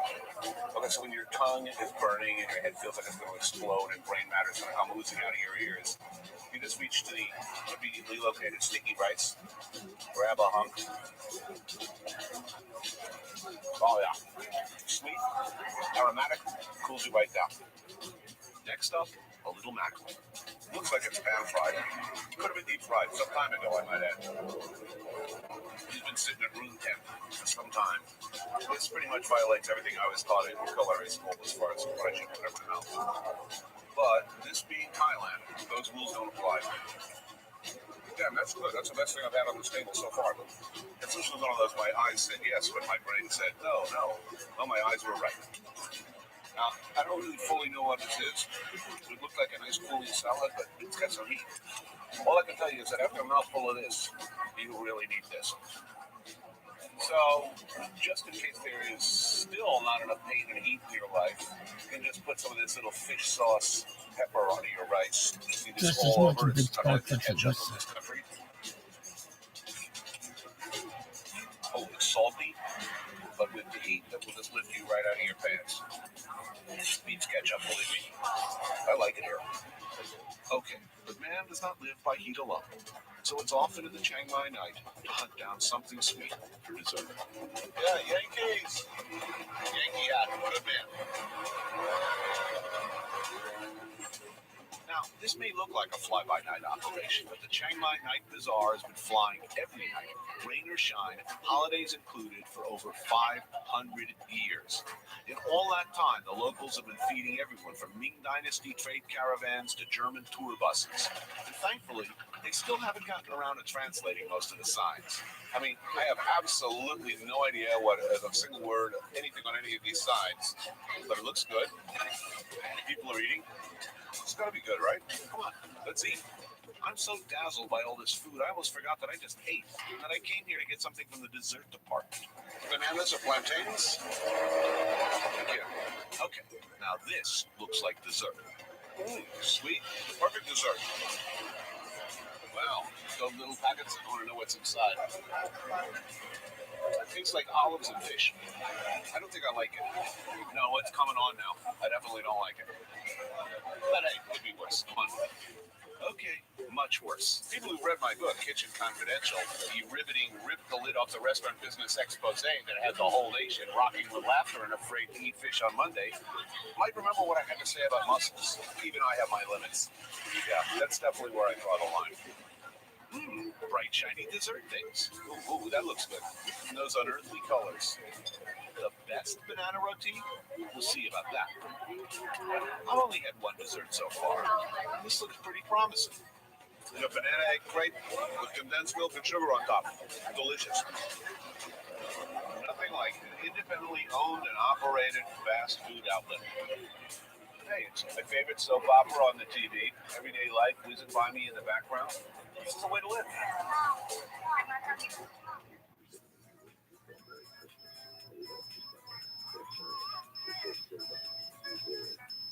Just the whistle anthem.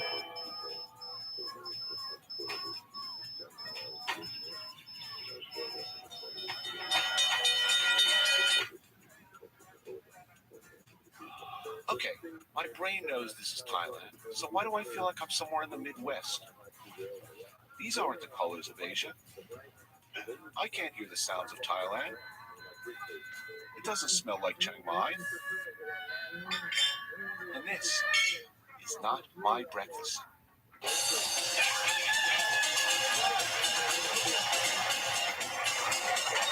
All right, well, I've foregone breakfast at the hotel, but of course, as we all know, breakfast is the most important meal of the day. A healthy and nutritious breakfast is essential. That shiny coat, wagging tail, and good disposition, so important in a television host. When I'm looking for nutritious breakfast in a faraway town, I see what the locals are eating, and I saw a lot of people hanging around here.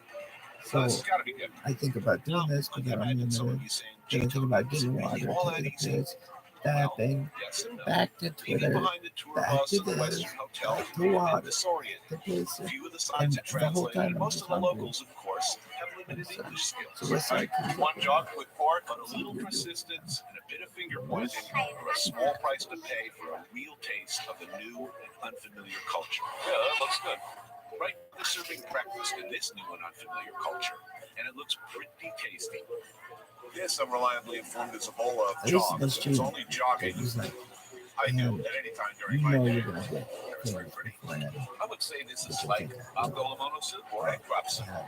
It's little pork meatballs in what tastes like farina, a little coconut, some ginger, and scallion. Just as much starch as a Denny's Grand Slam breakfast. It's delicious. They do breakfast much better over here. They really do.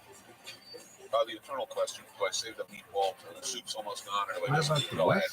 It's well served as a parable for my whole life. Eat the meatball now. We'll regret the rest later. Dog. What about okay, now usually I don't have dessert after breakfast, but I saw this place with a lot of business when I came in. Could I have one, please?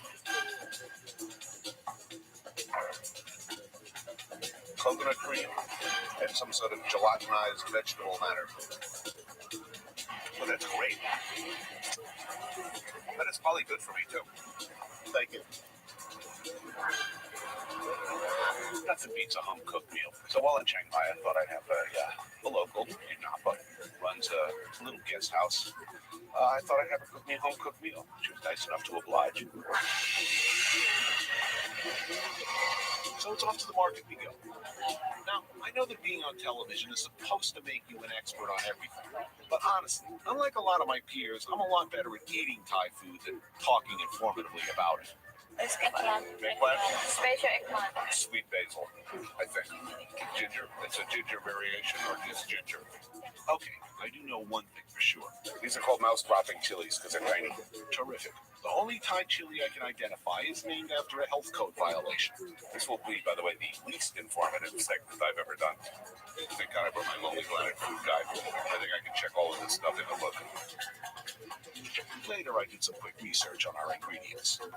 The standard chili of Thailand, the one you see all over the place. Sky-pointing chili because of the finger-like shape. Now the other ones, the tiny little guys, those are the famous mouse-dropping chilies.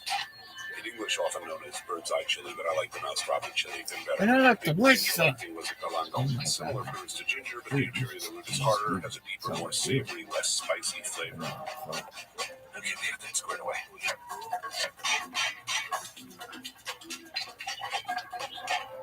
Having satisfied my professional curiosity, I feel free to indulge my wanderlust while my meal's cooking. The future. So, what have we learned today? If in an organized group, break free from the group at every opportunity, and then enjoy. Revel in your freedom in a faraway and strange place. Okay, now I can hurry back and be a good guest. Okay, good guests I bet you don't do can see what in I'm the about future to like do. I saw my But muscle. good food and impulse control, they don't mix in my world. Oh yeah, look at And the that. west side of it, you can see the west. A coconut-based green curry with chicken. Life is beautiful again. Later on, while we're eating tom yum gun, a hot and sour soup with prawns, no Are less, you I hungry? start to question whether I have any impulse control at all. Are you As my starving? senses drift back to the roadside sausage No. stands I've passed through. But you can eat the shit out of this. Dreaming of food while eating food. Do I have a problem here? No way, not a bit. I wasn't dreaming of food. I was dreaming of roadside sausages. Testing for sausages. I don't know what that says about me. Glistening mystery sausages cooked on a street corner. Sausages, beautiful, scooby snacks. Oh, got to have. Yeah, look at those. Oh, beautiful. Good. You know that's good. Oh, man. Oh, that is great. You know there's a guy in street fairs with all the generic street hot sauce. I can never resist those, by the way, so I don't want to sound like a snob, but this is it. Got a state-of-the-art sauce. Good, all that fresh ingredient inside. Good, delicious. So good. If this was like the only thing I ate in this country, I would be happy. I could see developing a serious addiction of it. Hi, my name is Tony Bourdain, and I'm a roadside sausage addict. Shadow bad tester. Then you should say listen. Ever since arriving here in northern Thailand, I've been driven by the idea of getting lost. Willfully, deliberately lost. Breaking away from the tourist trail, leaving the beaten path. Sitting down with some locals and eating what they eat. Now, I really like Chiang Mai City, and it's a great place to get lost in. But it's still a city. I need to hit the road. I gotta go up country. Get away from the crowds. Oh, yeah. No souvenir stands here. No expat bars, chain restaurants, no reference points. Are you sure it's not? Lost. Really lost. With just a gnawing hunger to guide me. I have no idea where I am. And I'm happy about that.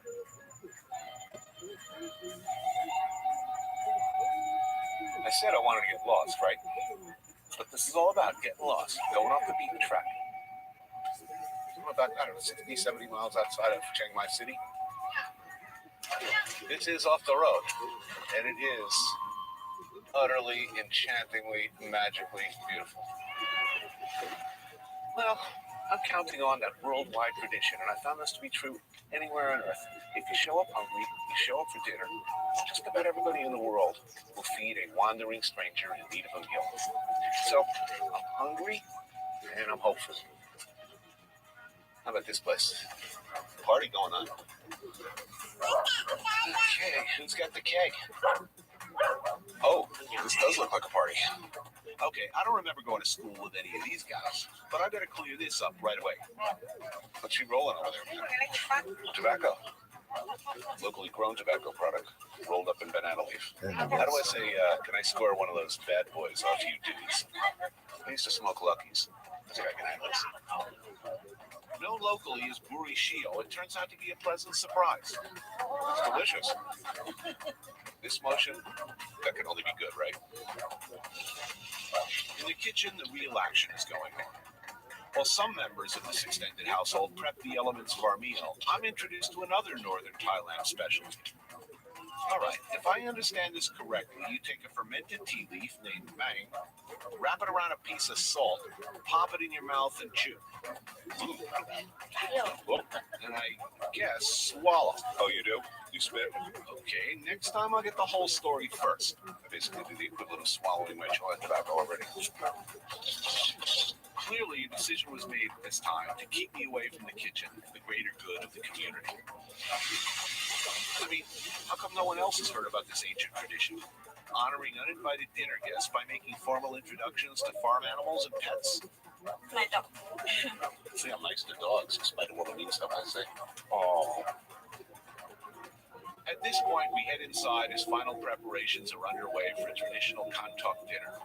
The Kantok dinner is usually characterized as sitting on floor mats around low circular tables with sticky rice serving as the only utensil. Our dinner features a variety of water buffalo dishes, including spicy buffalo tartare with tripes mixed in. In addition to the other cooked buffalo dishes, there are salads, dips, chicken soup with vegetables, the exotic-looking fruit named the mangosteen, which is, of course, in no way related to the mango, and a sentimental favorite of mine, fried pork rinds. Fried pork rinds good in any language. You know, everyone has that opinion of what goes best with everything. Wild thyme. Thyme goes best with a cooked buffalo. Oh, that's good. Arroy. This gentleman made that buffalo. It's good. Okay, so all from one animal. Sliced cooked buffalo. These are essentially the same. This is like buffalo tartare, different spices, and that's cooked. I wonder if the after-dinner chew will ever replace the digestif. That translates to, who is this joker who just wandered in here and why didn't we feed him? I think you'll have to admit that no officially sanctioned Taste of Thailand extravaganza will ever give you an experience like this.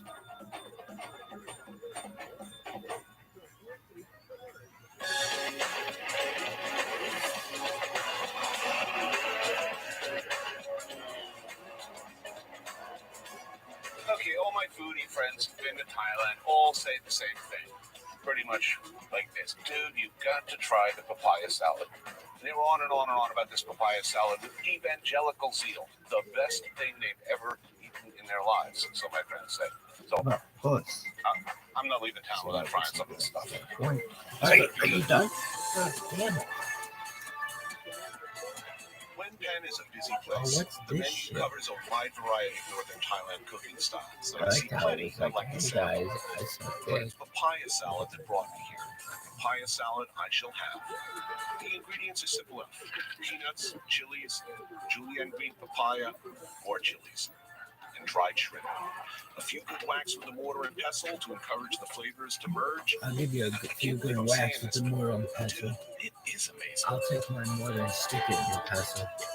It's delicious. I mean, it is really good. I can see why my friends flipped over this. I'm gonna fucking grind my mortar in your pestle. Where your meat's coming from. Usually salad for me, frankly, is rabbit food. It's so full tummy, top, bottom, down into your throat, into your mouth, lips. But yeah, that burns all the way down into my stomach. A little cool down here. I'm going to really like this whole practice. The little basket of hot, sticky rice, you know, hot, cool. Yeah, look at that. Colorful, delicious. I can see what my friends like about this. This is good. But I'll tell you, if somebody who orders this, not knowing, if you're running a fusion restaurant, you threw this on in the salad section, you would have some very surprised customers. Around 50% would be utterly delighted. Probably knew what they were getting into. The other half would just be screaming for water. What a delicious. There's some more here. Best salad I've had in memory. I don't eat a lot of salads, but this is pretty damn good. It's pretty good. It's exotic. It's crunchy. It's fresh. And it hurts like hell. In a good way. That might be the best salad I ever had.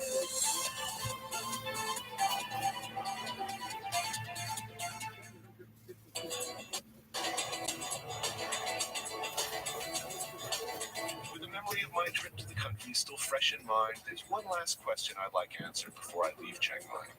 Is Is it truly the case that transportation sector employees possess a qualitatively superior culinary insight? Or in other words, do truck, cab, or in this case tuk-tuk drivers really know the best places to eat? So I popped the question. So you know someplace good to eat for noodles? We go. Oh, this is the place. You hungry? Good. Come on, man. Be my guest. Oh, yeah. This is what I've been waiting for. Oh, yeah. That looks good. We sit down with a few of the other drivers, and after a brief round of introductions, I get right to the point. Look, this is the place tuk-tuk drivers eat? Which noodles are best? You'd like to try the wonton soup? Which noodles with wonton? Yeah. What do you guys have? Same with you. All right, we're good to go. And go is the operative word here. Given a workday that can extend from 8 in the morning till 10 or 11 at night, tuk-tuk drivers place a high premium on prompt service. As our dishes arrive, I ask about one of my favorite local customs. Now, I understand you don't say hello, how are you? They say, have you eaten yet? I like to hear that. While we wait for the rest of our dishes, my new friends give me the rundown on the basic heat options. What up, West Side?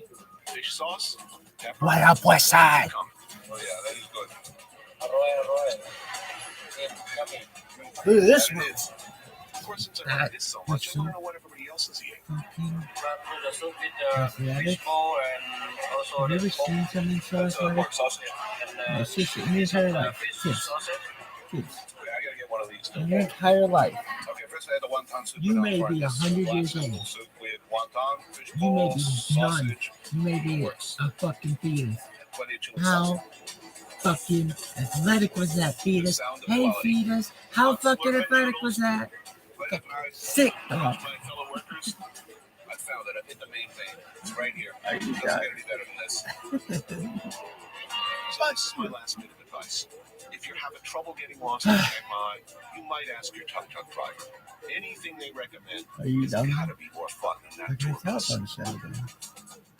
What happens if they shadow ban the Shadow Banning website?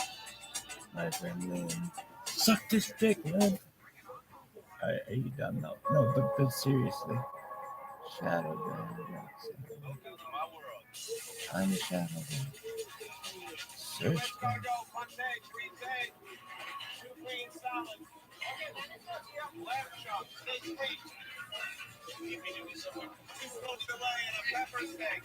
Yo, dog. Why do you do this thing? As a cook, tastes and smells are my memories. Now I'm in search of new ones. So I'm leaving New York City and hope to have a few epiphanies around the world. And I'm willing to go to some lengths to do that. I'm looking for extremes of emotion and experience. I'll try anything, risk everything. I have nothing to lose.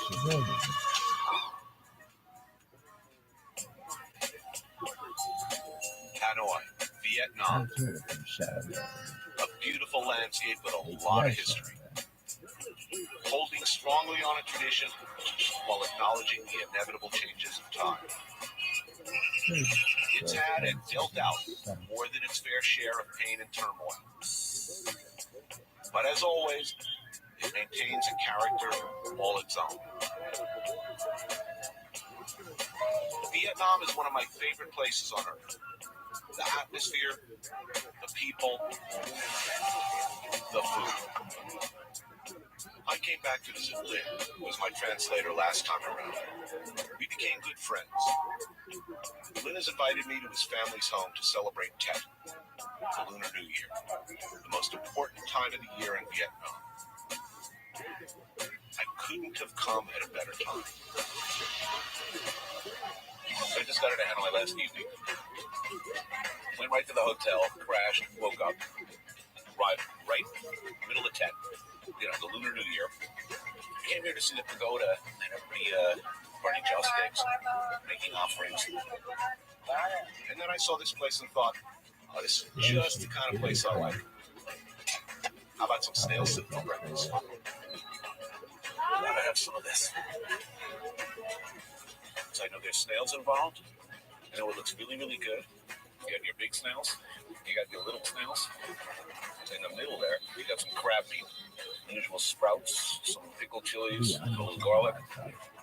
And of course, what is it all about at the end of the day? You find again and again and again. a really terrific stock. Oh, yes. Look at the colors. You just pop right out. It's a great day in Hanoi. And look at this color. This is great. You know, I would say that the food is particularly good because it's a day of celebration, but food is always good here.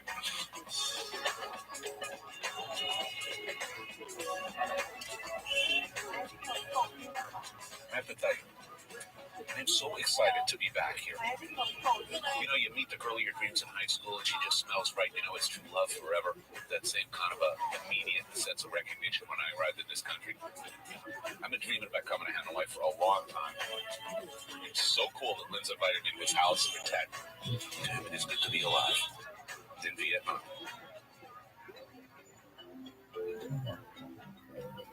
Throughout Tet, the Vietnamese visit pagodas to make offerings and pray for their families and ancestors. And Lynn is no exception. This is a place for the people to rearrange and to sacrifice before bringing into the temple. Offerings include young rice cakes, fruit, and incense. All the offerings are placed at the altar. When the incense is burned out, you're free to take back your offerings. They've been blessed and are supposed to provide happiness for the new year. Offerings complete, Lynn and I meet for food. This is why we get along so well. Common ground. We both appreciate good food. Oh, yeah. I mean, look at this place. Food everywhere. It's made from rice, sticky rice, very sticky. And it's not about parking yourself at a table for the day, but grabbing a bite and then trying what the next guy's got to offer. Everywhere. The Tet holiday is when indulging in food hits a fever pitch in Vietnam. Everyone's been fasting, and now they're back to their favorite dishes with a vengeance. I tell you, if you're a foodie and you come to this country, you just go absolutely insane. See, I used to have these as a kid, and the same thing happened to them. They ended up floating at the top. This is traditional medicine, right? Maybe tomorrow. Yoshi. What are those? Here's something different. Corn pancakes. Not too difficult, right? Throw in a pile of corn, a little flour, cook in oil till crisp, and on the rack to dry. Like everything, delicious. You notice an essential difference here between here and similar operations in America. When you walk past these food stalls, every proprietor is absolutely beaming with pride at you. They got a big smile on their face. Like, come on in, try this. It's the best.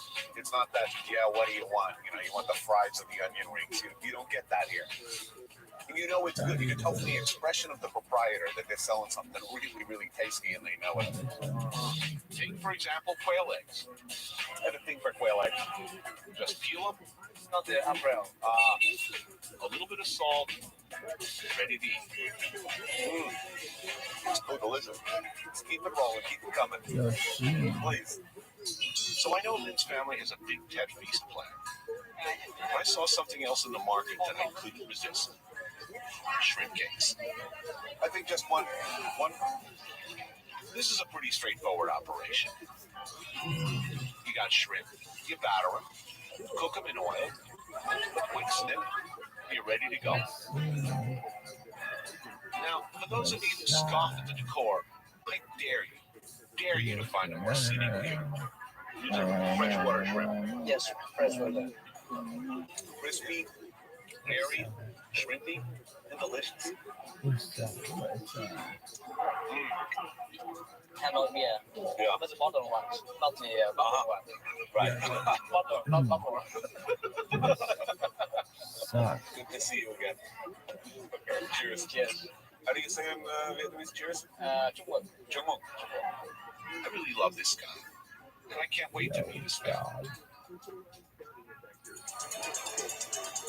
As the celebration of Tet continues, the streets are abuzz with activity. Everyone's dressed up for the holiday, on their way to visit family, preparing food, offerings, gifts.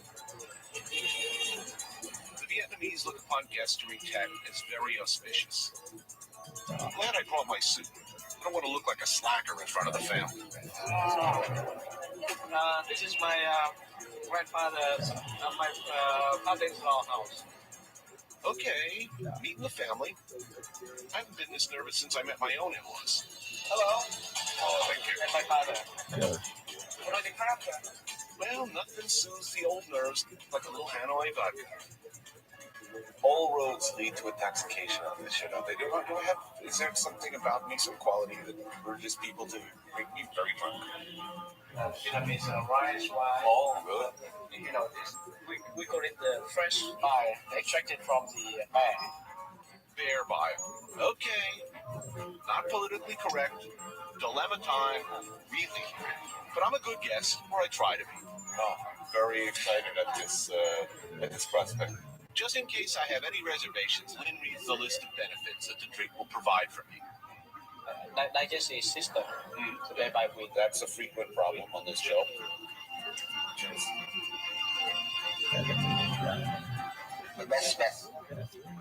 Okay. Yeah. And unsurprisingly, actions unfold with a familiar logic. Happy New Year. Okay, maybe I don't have the Vietnamese calendar quite figured out yet. But by my calendar, we celebrated about 4 New Years already. Oh, here we go. Oh, reinforcements. So while we're busy laying the foundation for a night of festivity, Lynn's sisters, wife, and mother-in-law are in the kitchen preparing the meal. All right, I know it doesn't seem fair, but seriously, would you want a bunch of guys gargling with bear bile cooking your Tet meal? As in most Vietnamese kitchens, there's a keen reliance on simple ingredients. But the key is how different flavors and colors and textures work together. And of course, presentation is important. This square cake is banh chang, made of glutinous rice, fatty pork, bean paste, wrapped in don leaves, and tied off with bamboo twine. It steams for over 12 hours. It's a must-have during Tet in Hanoi. This is the chun cake. We call it bánh chưng. And this is very traditional one with the meat and the pork. It looks good, doesn't it? Yeah, meat and pork. I prefer. Yeah, me too. Tradition extends through most of these dishes. It's an astonishing spread. And again, every table seems to naturally end up having this incredible color contrast. As Lynn has sensibly pointed out, get those beauty shots now, because we're about to do some serious damage to this. I think you try some of this first, and then you try this later. Okay. This is the color of the rice during the Tet holiday. The rice is colored by the orange fruit it's cooked with. Though each dish may work fine on its own, most are meant to be used in combinations where different tastes and textures complement each other. Like the spring roll with the ubiquitous dipping sauce, guacamole. This is the young bamboo shoot cooked with the pork. I just pulled a piece of bamboo shoot out. Started to chop up, make sure I get a little green onion with it and broth. It's not about a single thing. Sweet goes with sour, opposing colors, opposing flavors. I like that. Are you done? Hey, polka dot kid. Principles in action. And Are you clearly, fucking done? you absolutely have to have Jesus this Christ. with this. What do I do? Sour pickled onions with Can't fuck savory with banh that chang. thing. Actually, it resonates with the classic garnish for French pâté. You That get this is driving me savory, crazy. sweet, sour thing going on. And I like that. This is a neat sense of what's good. There's a definite sense of past culinary influence. Stir-fried pork legs.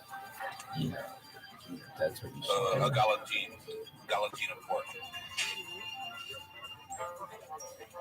Pâté-like. The liver and the heart of the pig fried together with the onion and carrot. It's good.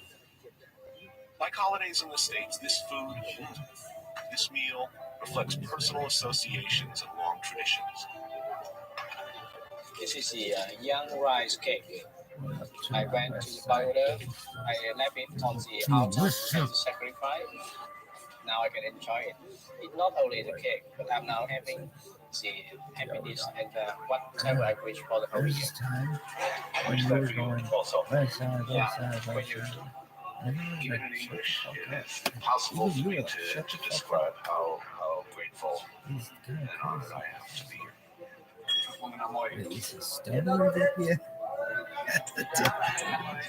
There's a link, a bond between life, family, Estonian has some food, super hot chicks. I want to scream how hot they are sometimes. Really? Estonian chicks are super fucking The hot. celebration of Ted has come to an end now. After which the first visitors and the first meal are regarded with great importance. Like super So hot. I better make a good Really? impression on someone. Yeah, where I else? need some food. Luckily, Lynn has arranged for a visit to the home of Madame Tuyet, one of the most renowned cooks in Vietnam. For Well, British? the best, right? I mean, she's won how many gold medals? A couple of gold medals?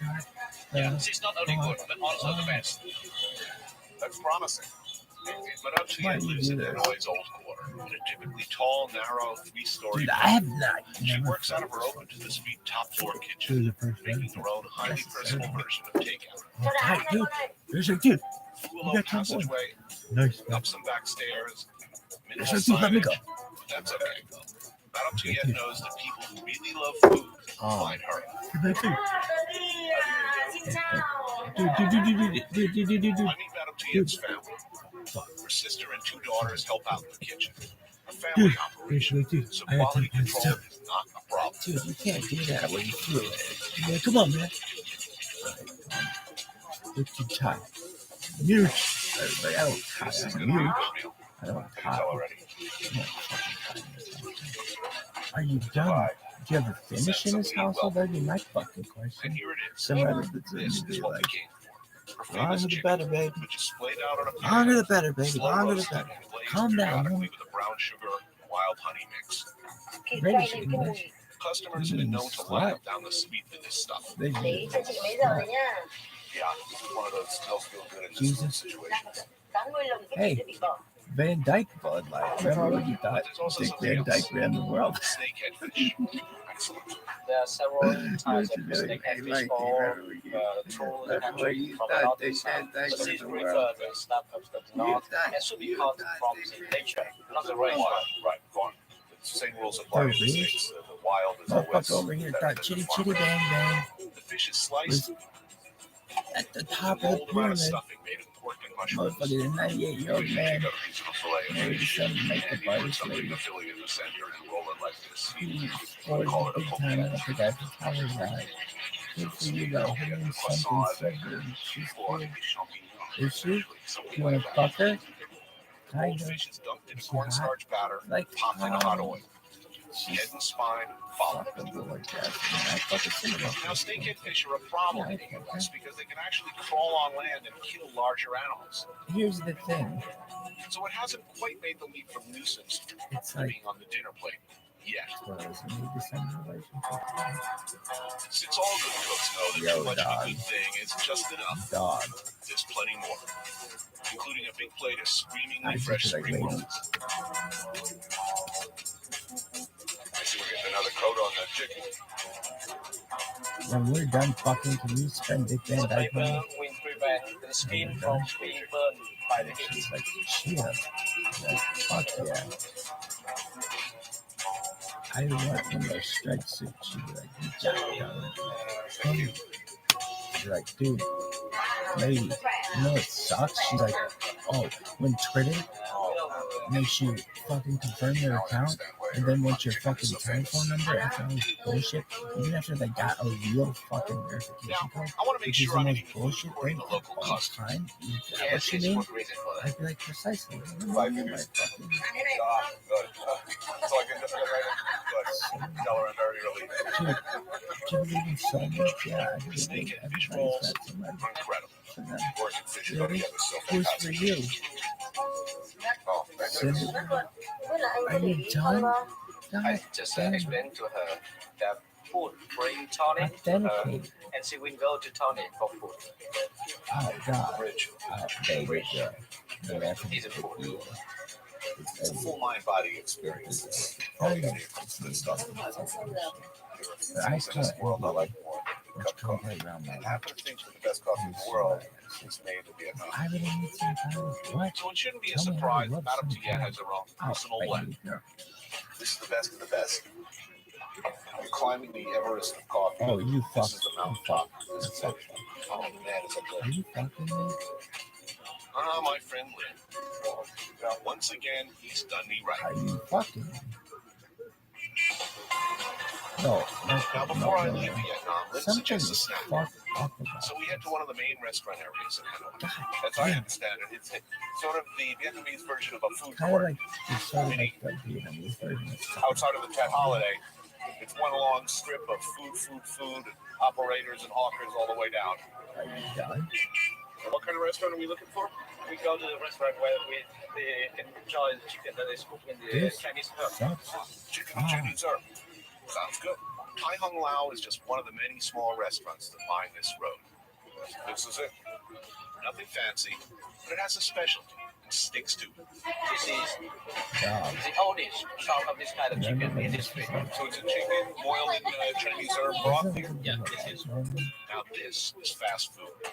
Chicken in a bowl, topped with a healthy broth. 2 steps, and it's at your table. There you go. Good, Stop good, that. good. Ladies and gentlemen, my name's Elon Musk, guys. So, Oh yeah, I like fried bread. What better to sop up all that soup? Put some fried baguette. I'm gonna Bon subscribe to appetit. that. God damn it, like it's not free. I'm eat like dick. Well, it's delicious. Where's that soup? It has the same sort of aromatic flavor. It was sleeping. Oh, for sleeping. Well, it has been a long trip. I suppose I could use it now. But Lynn knows as well as I do there's no sleep for the hungry. So Lynn, that was yet another outstanding meal. You know all the good places in this town. I hope I do enjoy. And what is it with Hanoi? I mean, it's everywhere. It's just food.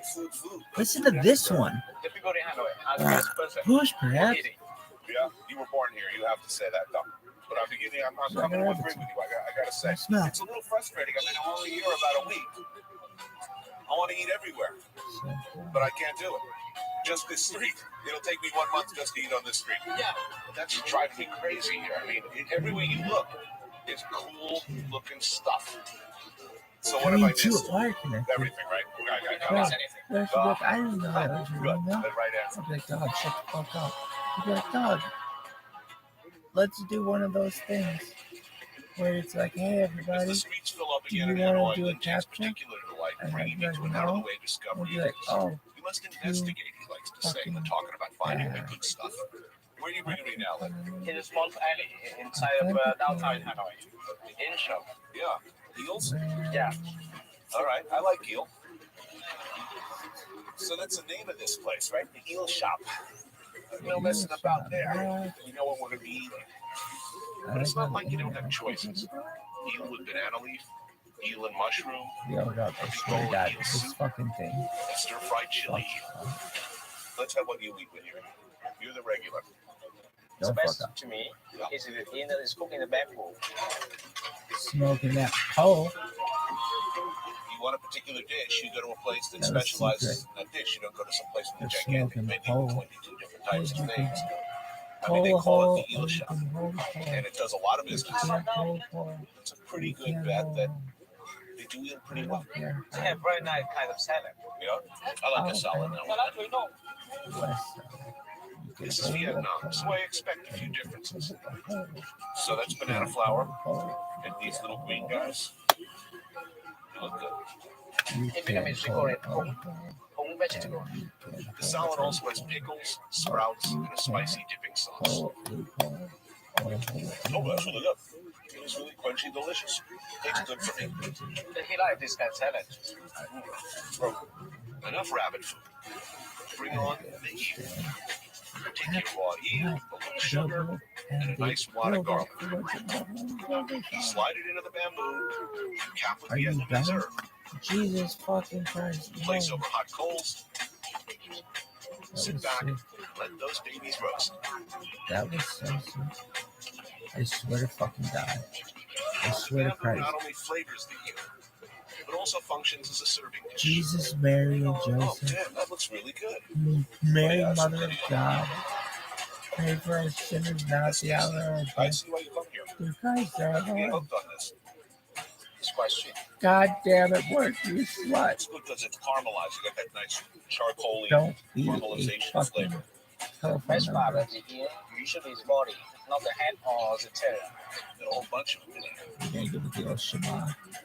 Delicious. Yeah, I got a real thing for this stuff. Why you got all these fucking Yeah, that's a good deal. religions, Yeah, man? this Hold them up, is roll them fantastic. Muhammad. I appreciate this. They Come take on, me to all the best Muhammad. places. Daddy needs Really a do. new pair of This is shoes. really great. It's a neighborhood joint. Get your shit together. I'm like, I'll get your shit together. Oh, You're but not eating in all three isolation. major You're eating in religions the suck. context of the community. That feels, I don't know, that feels really good to me. I like that. You've seen it. God damn. Can you smell it? Why does Can it you make you taste do it? that? Because it Can you see sucks. why I love it here? Help center. Dude, Josh be like, dude, just use my number. 999 6969 6969. Welcome to my world. U.S. cargo, pate, free tape, 2 queen salads. Okay, man, it's up here. Dude, what is she like? Dude, send them to Bob Ross. 1-800 B O B. As a cook, tastes and smells are my memories. Now I'm in search of new ones. So I'm leaving New York City and hope to have a few epiphanies around the world. And I'm willing to go to some lengths to do that. I'm looking for extremes of emotion and experience. I'll try anything, risk everything. I have nothing to lose.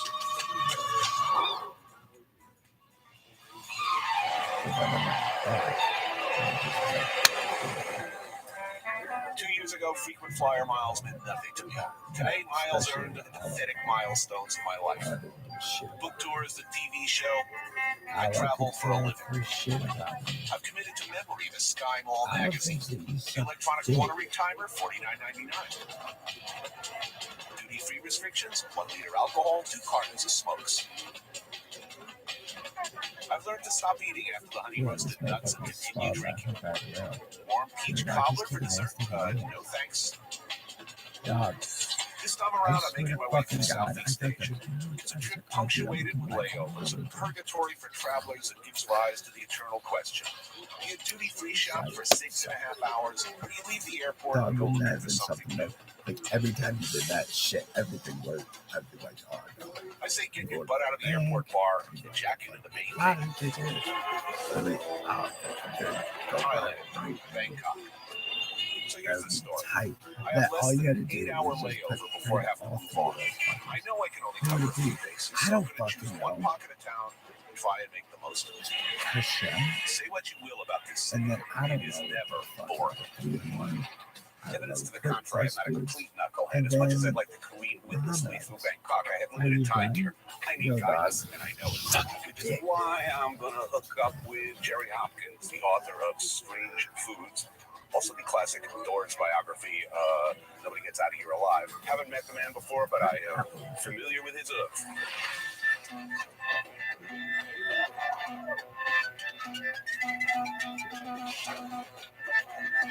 Jerry Hopkins has been living in Bangkok for the past 9 years, wrote the book on edible exotica, Strange Foods. Do you get more limber after a few years of doing this? Yeah, it takes a little while to get used to it. It's good to finally meet the guy whose book has inspired some of my most outrageous meals. I have to tell you that I used this as my guide for years, and I was flipping through it and realizing, oh yeah, did it. Durian, no problem. Snake, oh yeah, all over that. Snake bile, never again. No. There's something you're not supposed to hold in your mouth and swirl around like brandy. I mean, it's yeah. I mean, that goes down fast, right? Yeah, Jerry, and it comes up even faster. Anyway, have you had Lao food before? No, I haven't. This is called Ban Lao, named for the country Laos. This is the Mississippi of Thailand. It's the poorest region. It's where the cooks come from. It's where the cooks come from. Sort of like Mexicans in New York. All great French and Italian cooks all come from a little town in Mexico. Some of the most creative chefs in the world come from impoverished regions like northern Thailand's Lao area. Limited resources force them to use unconventional ingredients, creating entirely new dishes and combinations. So what do you recommend we eat here? Well, I thought we'd try la ra. It's made by taking fish, usually anchovies, pack it into a big ceramic jar, we'll throw in some salt, seal it, and let it sit there and rot. When they pour off the juice after 3 months to a year, the gunk that's left, a really stinky fish, Right. that's left, rotten. Mm-hmm. That's what we're going to eat tonight. Oh, that's And I'm going to like that what? Well, I don't know. This is like the Vegemite of Thailand, right? There's no explanation for it other than Exactly. you got to be from here. Okay, cool. I'm ready. Clara, sure. Chili peppers may numb the taste buds, but bringing up the heat and adding a little cilantro may not be enough to make rotten fish palatable. But hey, you never know. Accompanied by fresh vegetables, this may soon be on a happy hour menu at your local DGI McFunsters. Oh, this is the para. So this is the sticky fish? Yes, this is the stinky fish. But let's face it, we're talking about rot here. It's pretty runny. Slurry-esque. This is going to make me strong. You make your breath strong. Tastes like anchovy pasted chilies that sat in the sun too long at a picnic.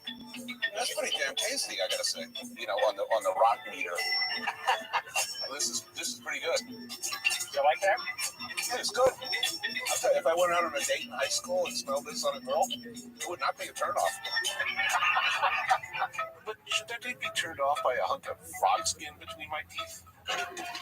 There are plenty of unconventional forms of protein in this part of the world. These are dried frog skins that are chopped and deep fried. The amphibious nacho chip of Thailand. A little chili chutney, and it's good to go. Amphibilicious. Frog skin. Good opportunity for a French joke, but, you know, I've been beaten on it a little. I did because I love it. This is like very, very crispy soft-shell crabs. Front of tongue heat. Something other than like a full tongue heat. This gets up there. I'm digging the heat on this stuff.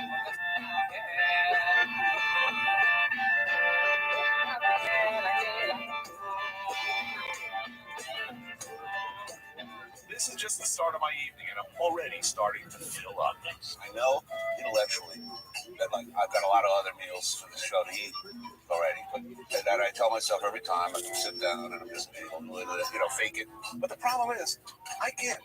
You know, I've worked in this business for 28 years. I would stand in that kitchen and watch plates coming back from the dining room, and I want to see how much people ate. First of all, it's good.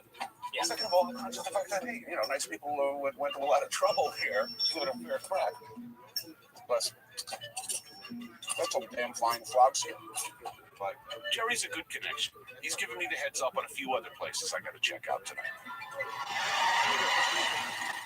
So we're already veering delightfully and dangerously off course. I'd say this portends well for the evening.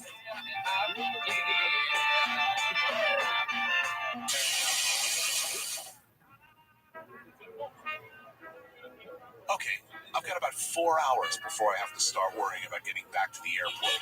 So I asked Jerry, hey, we're going to cover a lot of ground in a short period of time. You know, maybe try a little seafood. If it swims, we have it. Okay, if it's good enough for him, then it's good enough for me. That looks like a challenge to me. This looks like the Terror Dome of seafood, man.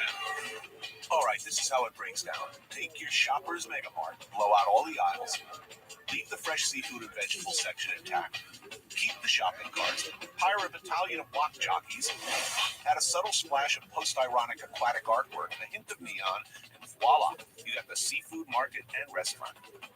Sure, it seems a little bit campy, but hey, you could try a boatload of well-prepared Thai seafood dishes under one very big roof. Here we go. We should have happy shopping music with this segment, don't you think?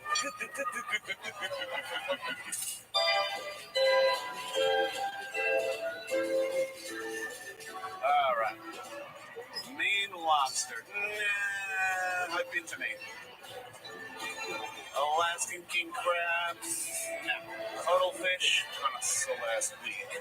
They may not have every fish in the sea, but they've certainly covered the A-list. What do you recommend? Local. Aruba. Naturally, local fish are always the freshest. The grouper looks fresh. Yeah. Look, Mommy, fish, they're so cute. Let's eat them. maybe some prawns. Oysters, a little freshwater prawn here.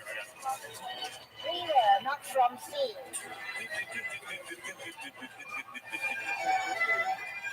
It's cute. Chili crab. Chili, I like chili. Oyster, I don't think so, but maybe some baby clams. And a baby crab. I think that's a meal, don't you? Yeah. Fantastic. Okay, proceed to checkout.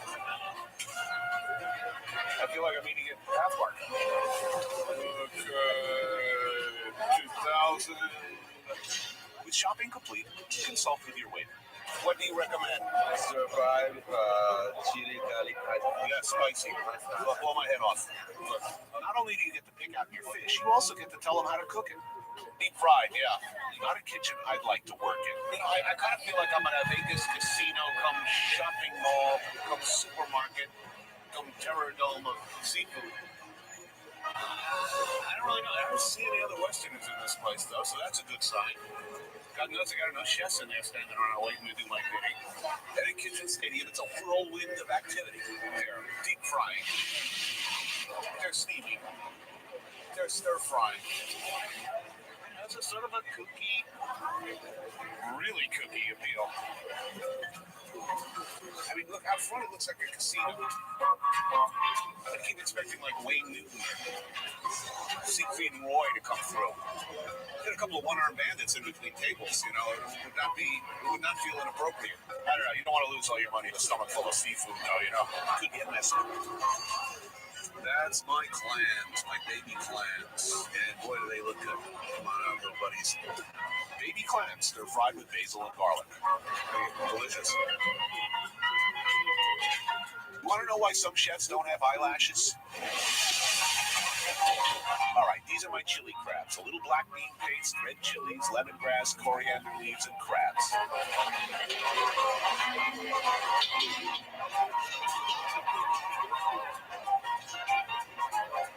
That looks like my crab. I recognize him from his cheerful disposition. But that's chili crab. Oh, yeah, baby. That is good. I mean, I must be getting the gringo heat. I mean, they promised me that my molars would melt when I eat this stuff. That my eyeballs would fog over. That I would soil myself begging and pleading in a high-pitched, keening wail. Sound of a tortured wolverine in the distance. But does that happen? No. What else I got? I got prawns coming too. Delicious. Oh yes, and the prawns. That's my grouper. Deep fried grouper with some chili sauce. Delicious. Oh yeah. Poor Flippy. Look at him now. Not bad, huh? Okay. I think that translates to, oh, look at the hideous and idiotic American. Maybe we should stay and watch him try to eat all of that. The grilled prawns. It's buttery delicious. Ah, thank you. Oh. They're very good here, you know. You don't do this at Kmart. Ding, ding. Can I get a price check on prawns, please? Rosie O'Donnell in a house coat loitering around here somewhere. This stuff is good, but I'm burning time here.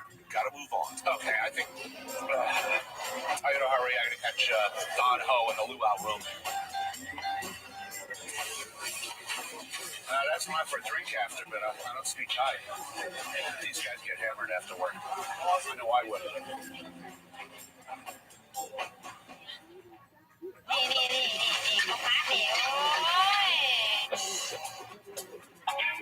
It's midnight in Bangkok, and the snacking possibilities are endless. Street vendors dole out regional fare as mobile food peddlers weave their way through the crowds.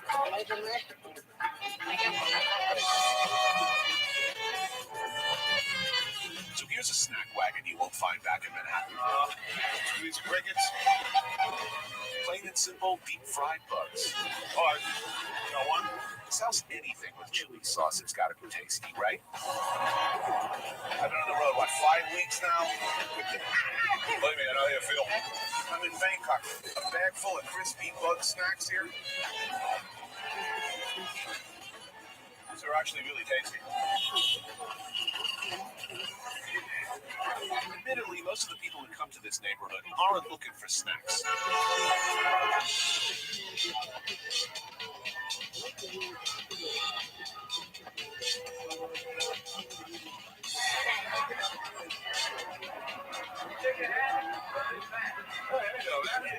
See you, man. A typical cook store fam hanging in only the finest establishments. Pay attention, focus groups.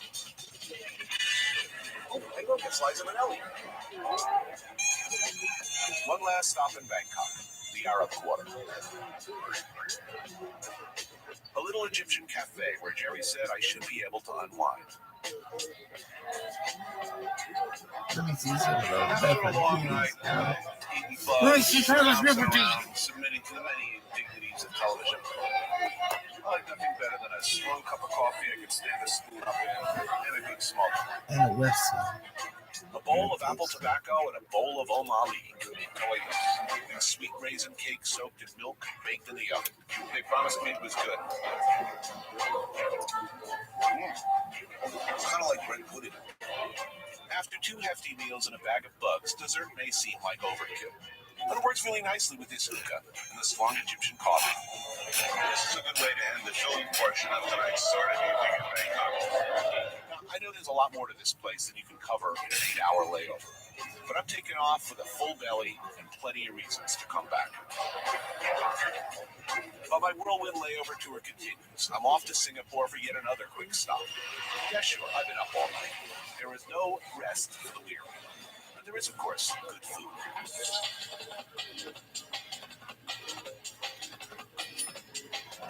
I'm hooking up with my book editor, Alango, for dinner in Singapore's Little India.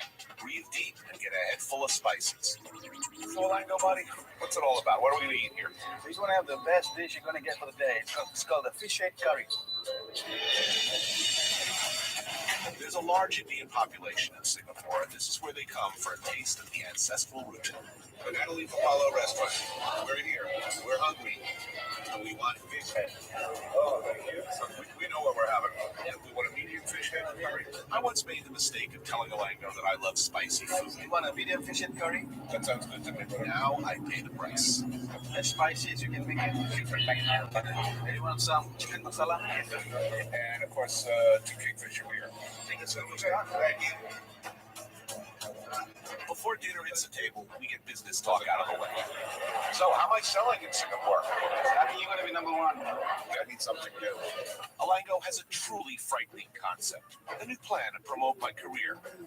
A cook's tour, the saffron-colored years, the soundtrack to our lives, including such timeless favorites as Rock and Desert Love Song, Entrails Made Cool Hand Puppets, and Riding the Thunder Bucket. I think you'll find this collection a very special addition to your own music library. Includes the breakout hit that is #1 across Europe. Pay with credit card and receive a free 9-piece knife set while supplies last. Offer not available in stores. I think the spices are cooking Alango's brain. I hope he can manage ordering dinner.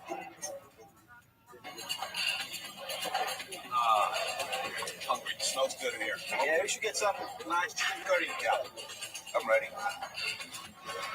All right, let's get down to the real business at hand. Chicken masala is a favorite around the world. In fact, it was recently proclaimed the national dish in England. Chilies, cumin, and coriander provide much of the punch.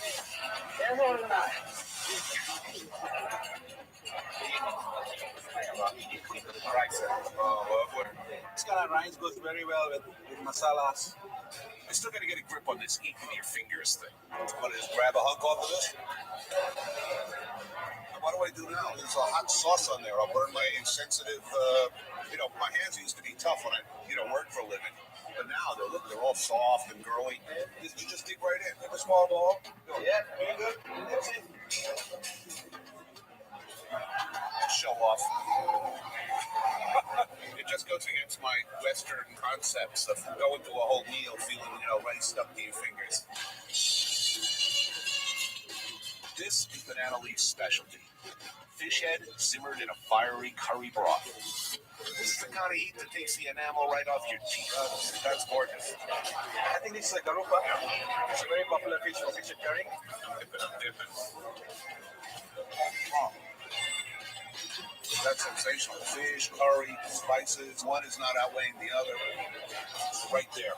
It's good. It's good. It'll eat. I can't feel my tongue. Okay, let's move around here for the cheek. As I've said tiresomely again and again, the most flavorful parts and interesting textures are found in the head. Oh, it's so tender. The eye is, of course, a delicacy. Okay, just squeeze that hard outer shell out. You swallow that or just the whole thing? Eat it up. All right, a little rice, a little ocular ball of goodness. So good. It's spicy. It is spicy. You can feel the spiciness. Yeah. All right, I'm going to have to try this, right? Yeah, we should probably order another beer first. And now for the real test. The lime pickle. Pickle, easily the hottest thing on the table. It's good just by itself. Burn down the house. On a scale of 1 to 10, if I had to rate the curry on a spiciness, I would say 1. And I'd say you're full of number 2. Very softly spicy. It didn't set my mouth on fire, but it does have a slow, cumulative effect. My nose is running. Dribbling rays everywhere. I need a moment of privacy. Oh. 2 more kingfishers, my good man.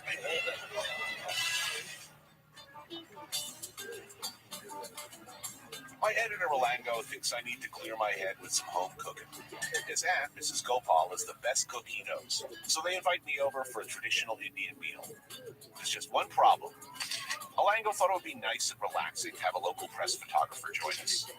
The line between sanity and insanity at this point is just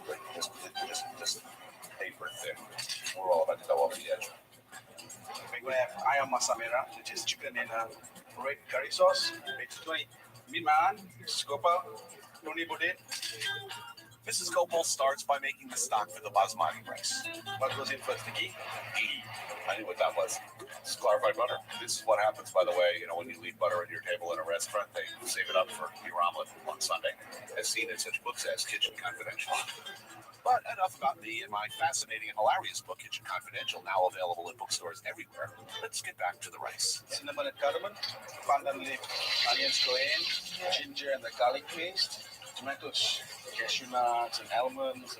So all this forms like a stock for the rice. Everything that goes in, it smells better. Okay, we're going to cook the rice for half an hour. It seems like you guys got everything under control. I'll be on the sofa if you need me. As usual, someone else is slaving away in the kitchen while I sit here with Mr. Beer, traveling chef's best friend. I was freaking aftershave last night around 3 in the morning alone and crying in my bathroom.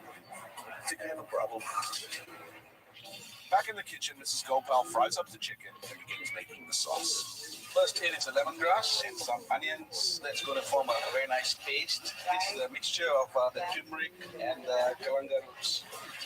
Chili paste. The spicier the better. Enough relaxing. I feel like I'm missing out on the action. It's narcotizing the smell. The tomato puree, and that's the cashew nut and almond paste. I need smell-o-vision for this. Almost done. We'll let that simmer for a minute. Put the finishing touches on the rice. Deep fried shallots, and we're also going to put in the mixture of carrots and peas and corn. And the rice is ready. Action time. Well, I want to thank you all for coming. Oh, it's your house. It looks really, really good. There you are. Sensational. Swell coming off of this. So good. This meal was highly advertised, and it is indeed fantastic. The best cooking is always home cooking. So indeed, layovers can be a pain, but they can also be an opportunity. It's been a long time since I last slept, but you have to admit, it beats the airport lounge.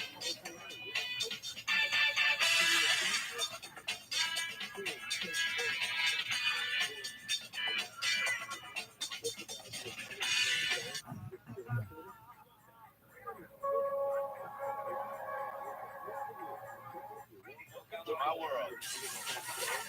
2 escargot, pate, frisee, 2 green salads, Lamb chop, steak frites. Shouldn't we be doing something? Two smoked filet and a pepper steak. Come on, make the dessert. Chocolate tart, please. As a cook, tastes and smells are my memories. Now I'm in search of new ones. So I'm leaving New York City and hope to have a few epiphanies around the world. And I'm willing to go to some lengths to do that. I'm looking for extremes of emotion and experience. I'll try anything. I'll risk everything. I have nothing to lose.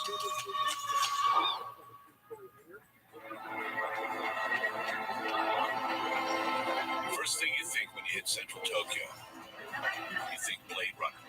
It's very science fiction. It's very atmospheric. You really know you're somewhere else. This is far from home. I knew the kind of kaleidoscope full of color and light and flavor I'd find here. I'm really looking forward to the psychedelic assault on the senses. I'm very interested in eating my way through the full spectrum of Japanese cuisine.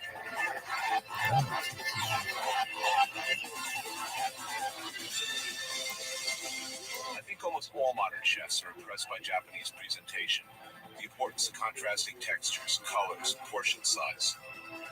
Embodying all these traits is Japan's best-known contribution to world cuisine, sushi.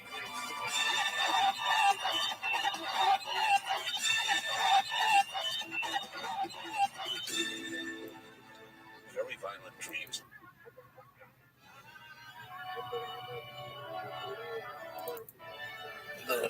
This is fun.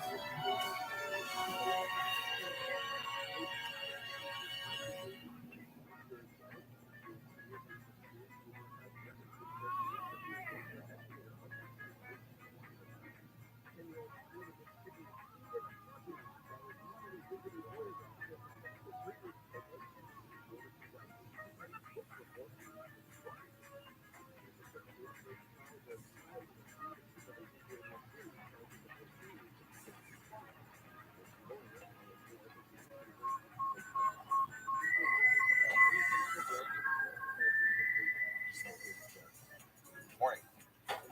Well, you know his face, you know his name, the director, producer, actor, and writer of the Academy Award nominee Best Documentary Super Size Me. Just me. He's joining us live this morning. Morning. Good morning. Thanks for being here. Well, there is a new restaurant to cluck about. It's going to be a chicken restaurant. From Central Ohio, but Morgan's for luck. The star of the documentary, Super Size. Now he's opening his own restaurant right in Central Ohio. New paint outside, brown paper covering whatever's going on inside. Is it possible that we are all subject to one giant prank? You open tomorrow? You open tomorrow. Let me in.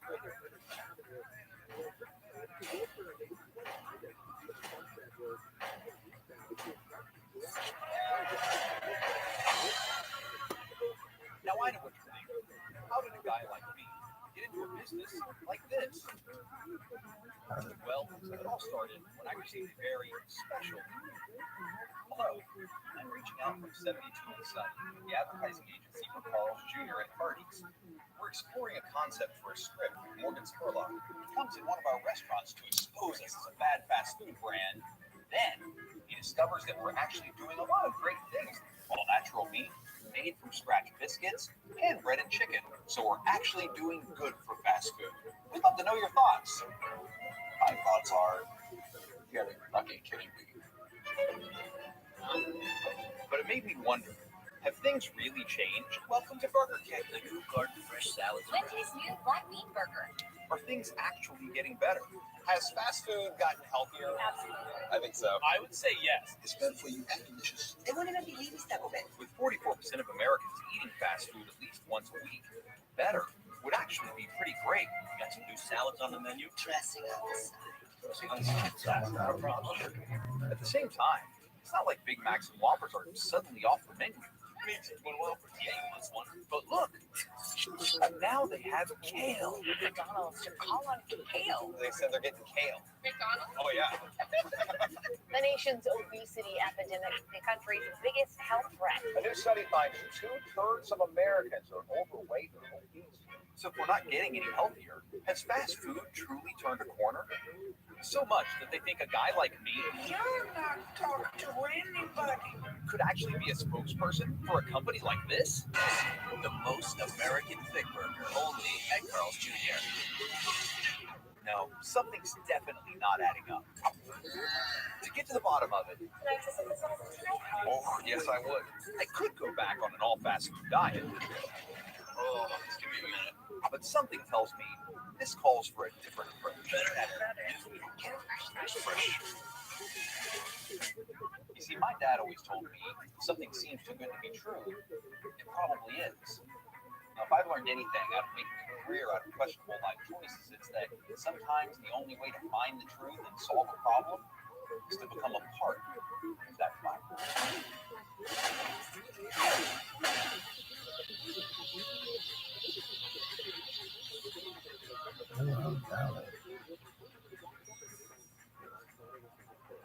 Hey, man. Work? How are you? Great. So, I had an idea. Yes, awesome. That I thought if anybody could kind of help me explore and figure out, it would be you. Okay? You've had experience in the fast food industry. So, I want to start. I want to start my own fast food restaurant.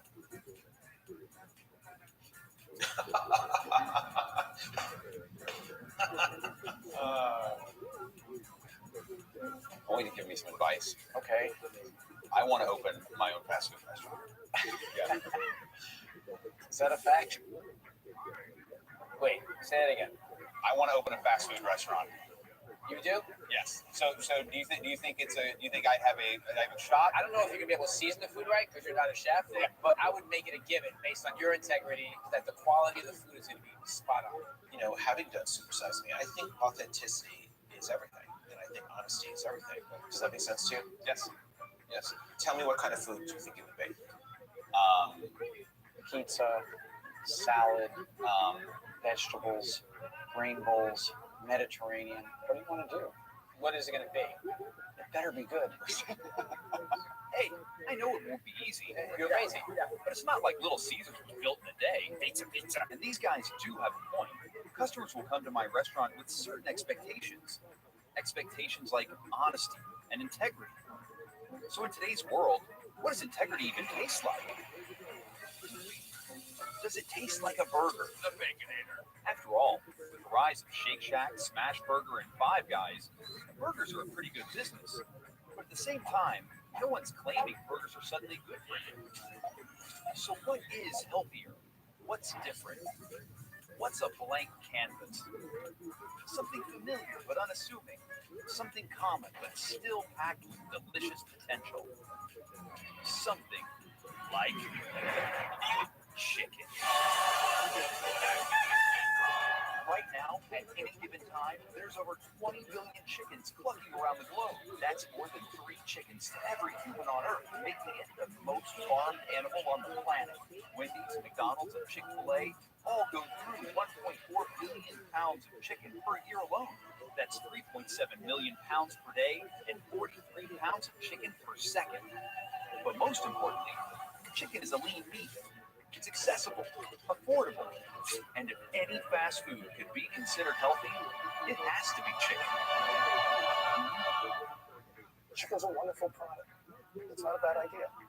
It's going to be healthy. It's an inexpensive food. Yeah. Matter of fact, we're more likely to eat chicken than we are to eat beef. Chicken only took a couple of years ago, and it's important to our diet. How many people are doing better chicken? I feel like I haven't seen better. I feel like I've seen better burgers, but I haven't seen a lot of better chicken. There's a chain in this country, Chick-fil-A, who's doing fantastic. Yeah. Fantastic. And what are they doing? Selling chicken. As a sandwich. As a sandwich. In fact, this chicken sandwich is slowly becoming the new burger. Sandwiches. We love sandwiches. The number one food eaten in this country is a sandwich. Not chicken on a bone. No. It's inconvenient. Messy. Exactly. And what's the beauty of a sandwich? Yeah. I can drive and eat it. It's very portable. Right. We like sandwiches. Yeah. So, what advice would you give me now as I'm going down the path of starting my own restaurant. My advice to you would be, you can't just have the same sandwich everybody else has. Right. You have to give me some reason why this one is different. Yeah. Harry's right. For every successful Big Mac, there's been an equally unsuccessful Bell Beefer, the short-lived Wendy's Friscata, and of course, McPizza. So how does a highly competitive industry design the perfect sandwich? You know, a sandwich isn't just a sandwich. Everyone there's so many choices out there. So why should someone pick you? There are consultants. What makes you strategists? Is it the product? Is it the place? Is it the way that it's ordered? Is it an experience? You can pick at least 3. I think it's real, fun, trend-setting, but I think it's provocative. It's exciting, but it's going to be a big twist. I mean, it's fiercely competitive. Yeah. But most importantly, there are companies like CCD Innovation. Hey, welcome to ViralRabbi. This way? CCD Innovation has teams of chefs dedicated to creating some of the industry's most successful menu items. This is the kitchen. This is an artisanal pita with a spicy sauce. So I use a gluten-free waffle, maple syrup, and bacon in the coating. I wanted to try corn flour. I finally centered on the crate. This kitchen here, kitchen lab, frankly, is where we marry business strategy and culinary trends with culinary art and commercialization. So that's essentially what our company does. Pickles, Pumpkin seeds, chia seeds. nostalgic, red. They are masters at forecasting market trends and coming up with menu items that customers crave. For example, the sriracha burger from Jack in the Box. Sriracha. No, sriracha. So we did the BK shots for Burger King. And in fact, we were the group that created the gordita. Viva gorditas! And this is why I'm here, because I need people who are infinitely smarter than me to help me figure this out. And people and who understand kind of what this business, what it takes to actually be successful in this business. Okay, so what is behind this for you? What's your inspiration? What's your motivation? Yeah. Why are you wanting to do this? Yeah, well, I think what I've seen in the last 12 years is there's been this big trend, this big push towards healthier fare, healthier options. And I said, if I'm going to focus on something healthier, I should already be focusing on the choices people are making, which is chicken. Exactly. So what is your home run for your restaurant? It's the home run. When a consumer walks away from your restaurant, They tell everybody about it. What are they saying? It looks different than everything else. It tastes different than everything else. And people look at it, it's like, oh, I trust that guy. That's someone like me. And have a story. Yeah. And most importantly, what does that mean from a food standpoint? Every good restaurant needs a story. Burger King has the Whopper. Wendy's has Dave Thomas. Subway has, well, But as important as good branding is, Well, there's a lot of chicken to think about. I first need to figure out what type of chicken is and isn't selling. All right. Are you ready to do some eating? I am so ready. All right. So let's go look at some restaurants so that you can kind of get a sense of what's happening out there. Let's go. We are coming up to Chick-fil-A, #1 in customer satisfaction. Nice. A regular and a spicy. Perfect. There's something about this chicken. I crave it. Oh, yeah. What's this ingredient in here? It's MSG. They've got MSG in this. A lot. So part of the reason why this is the fastest growing chain is because they're cracking us out on MSG. They are. Yeah. The other thing about Chick-fil-A is you should just never go there with your gay husband. I think if you're not going to be inclusive, you can go fuck yourselves. That's a scientific point of view. Pulling into Wendy's. What's the most popular chicken sandwich? The spicy? And then what's the healthiest chicken sandwich? The grilled. It's like somebody cleaned the grill with like cleaning solvent. You ever melt styrofoam? Oh, research is what this is. Little 7-Eleven. Awesomeness guaranteed. Let's take a look. That's like an unfortunate color sauce. Oh, that's the signature sauce. Oh, that's the signature sauce. I've got a new baby that's putting that in his diaper every night. Right there. Let's go. Okay, so off to organic food. Hey, how are you? And this is all about organic through and through. You get like this real barn farm. I know, right? $400. I feel like organic's going to be too expensive. Yeah. Oh, fried chicken. Awesome. Here's a chicken leg for you. So Oh. we are going to Bake Sale Betty's in the lines of the street. So this is the whole menu: buttermilk fried chicken and coleslaw sandwich. And where do the chickens come from? There's free range. Okay. What does free range mean? That's a good looking sandwich. Oh. Oh yeah. Hey, what's the healthiest sandwich you guys got? The tender grill. And then what's the most popular sandwich? Number 8. So this is the Burger King most popular sandwich. Breaded, fried, ground up chicken bits inside. All I can say, this place is called Burger King for a reason. Oh, look, it's hollow. You can actually put it on like a mitt. I fuck that little chicken finger. I want to beg the fuck like that.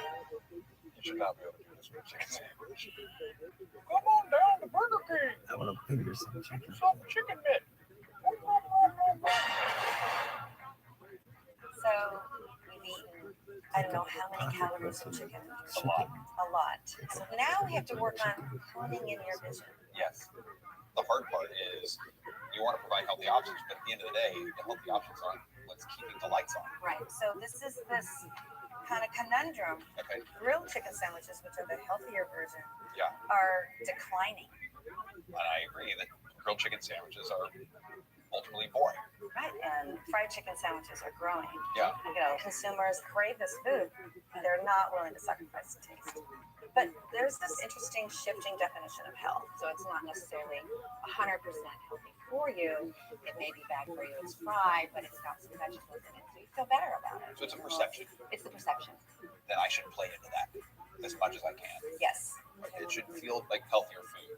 My sense is you've got to start with the chicken. Right? I mean, how do you feel about having your own chickens that you raise, that you know what their life has been like before, you know, we eat them? Sort of a farm to table sort of a feel. Because no fast food place is doing that. These people are still getting their chickens from someone else. And if I can have the farm that brings the chickens through the restaurant, that's a good story. So a chicken farmer. Go forth and find your chickens.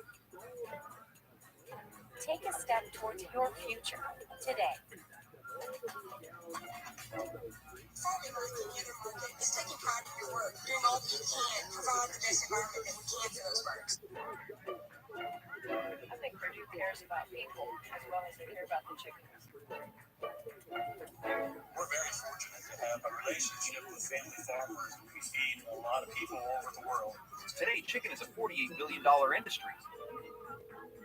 With so much demand, you'd think that getting just a few thousand birds in a farm would be easy. Hello. I was hoping I could speak to someone about getting some chickens. Getting some chicken? Yes, sir. I don't know about that. Thank you for calling. Hey, I'm trying to get in touch with somebody about getting some chickens. We don't sell our chickens. Trying to get some chicks. Let me transfer you to the security. We don't give chicks to other than cotton growers. Okay. Would you happen to know a place? I sure do not. But the same way there's big oil and big tobacco for poultry.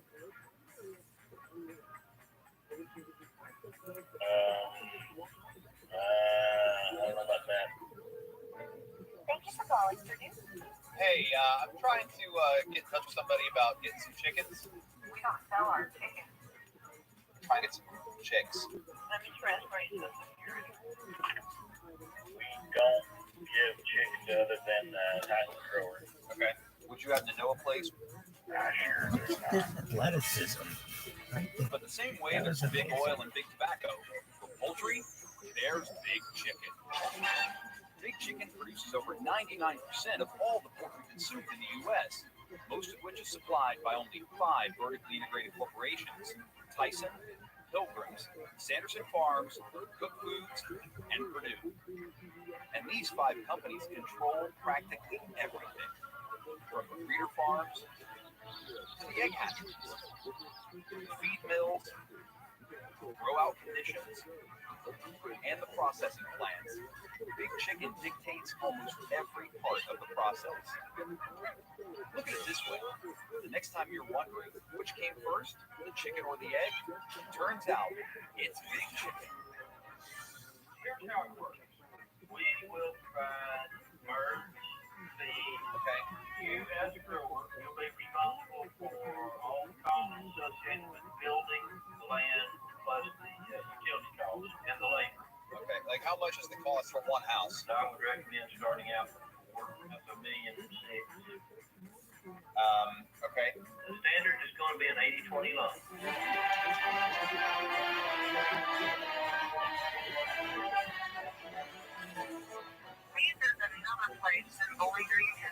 One second, I'm sorry, I'm just writing this down. Thank you for calling Live Opening. Josh. Hey Josh, how you doing? I'm a first-time chicken grower. I was wanting to call about getting a loan for my chicken farm. Okay. What's your name? Morgan. Mm-hmm. Spurlock, Spurlock.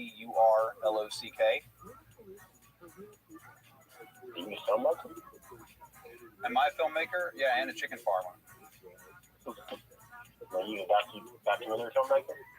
I am. Gotcha. Give me a little bit of time here and I'll give you a call back. Clearly, if I'm going to do this, God damn it, I'll need to find a way around Big Chicken. Out of business. But finding an independent hatchery is easier said than done. How many birds do you need? How many birds could I get?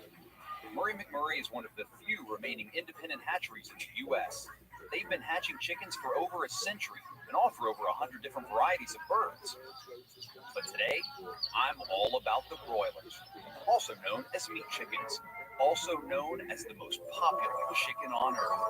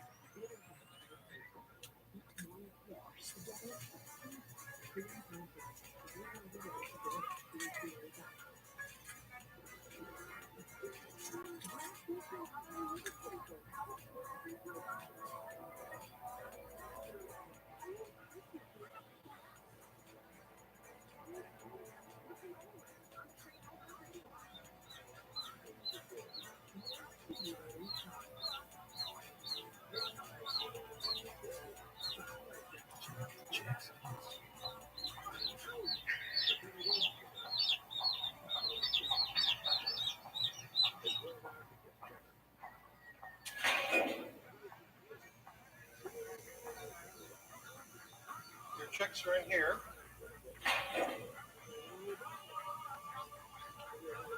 Look at you, you're out. Good job. Good job getting out. Happy birthday. In 6 weeks, these guys will be ready for the dinner plate. Wow. Let's go meet your friends. This little guy, he's just one of more than 9 billion broiler chicks hatched in the U.S. each year. Come here. Their sole purpose in life is to grow fast and to get in our bellies. That is so incredible. Your birds are in here. Oh, man. That is a lot of chickens. Look at all my guys. Holy cow. These are Ross crosses, large, double-dressed, fast-growing breeds. Any other kind of fast food restaurant, they have these same kind of They chickens? would have these same kind. Okay. If you were to go to the grocery store, this is what you would be buying. They're especially bred for the meat. These chicks are the result of 70 years of cutting-edge scientific research and selective breeding. It's like Easter.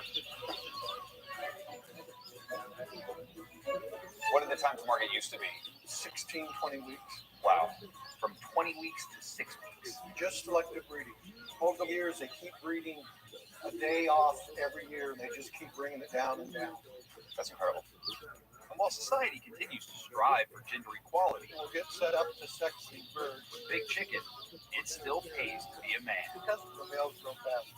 And faster means more money. So if I want to get more bang for my chicken buck, I want more male chickens.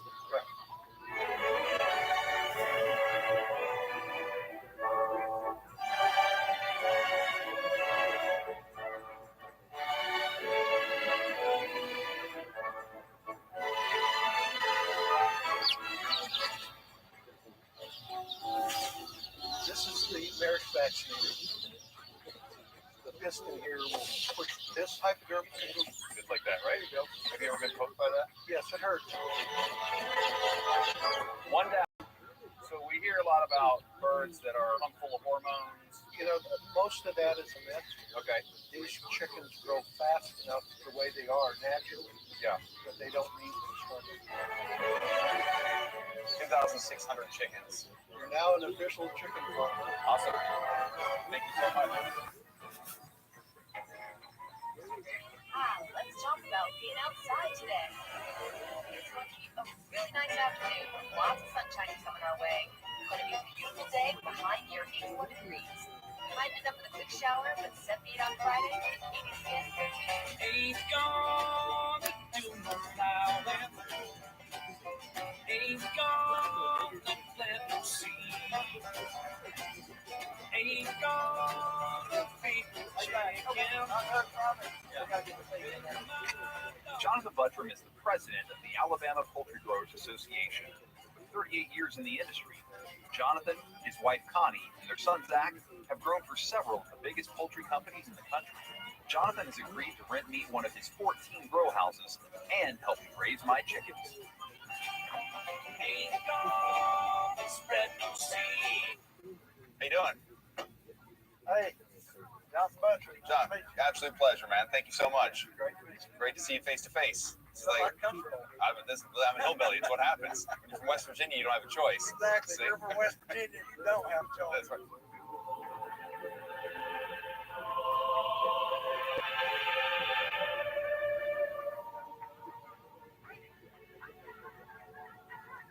This is a big space. This is going to be home base for my chickens. This is home base for your chickens. That's fantastic. I think they're going to do great here.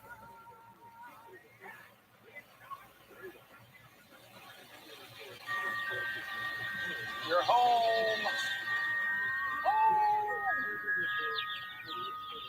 Right over here? Yeah, we want it right beside the water line. Okay. Yay!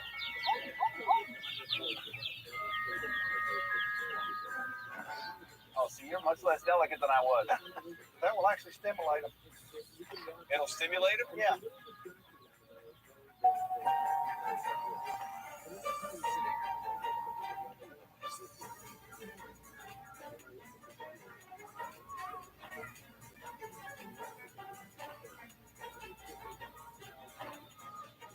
I really don't want to walk. Why are you guys chasing me? Your mama. Mama! This is where you got to watch about stepping on them. Uh-oh. Holy cow. There are so many chickens in this place. Get up, get up, get up. They're like surrounding you. He's mama.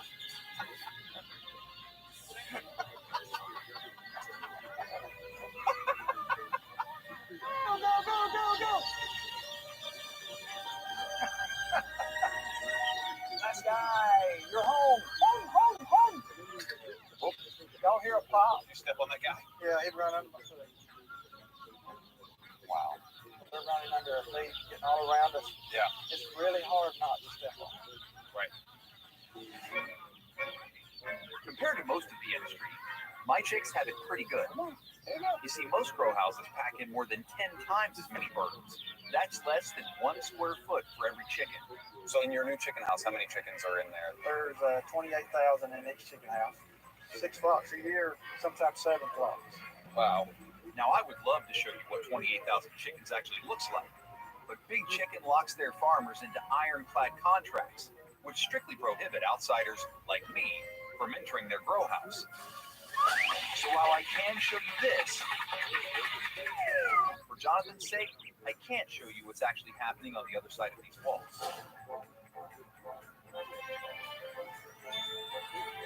It's about numbers for the industry. Getting the most amount of chickens grown out in the smallest amount of space for the least amount of money so they can make the most amount of money. That's the secret. Hello, my chickens. I am your chicken father. This is going to be the best time for you guys. You have one job to do now that you're here. That's right, you have one job. Eat as much as you can and do absolutely nothing. Are you guys excited? Who's excited?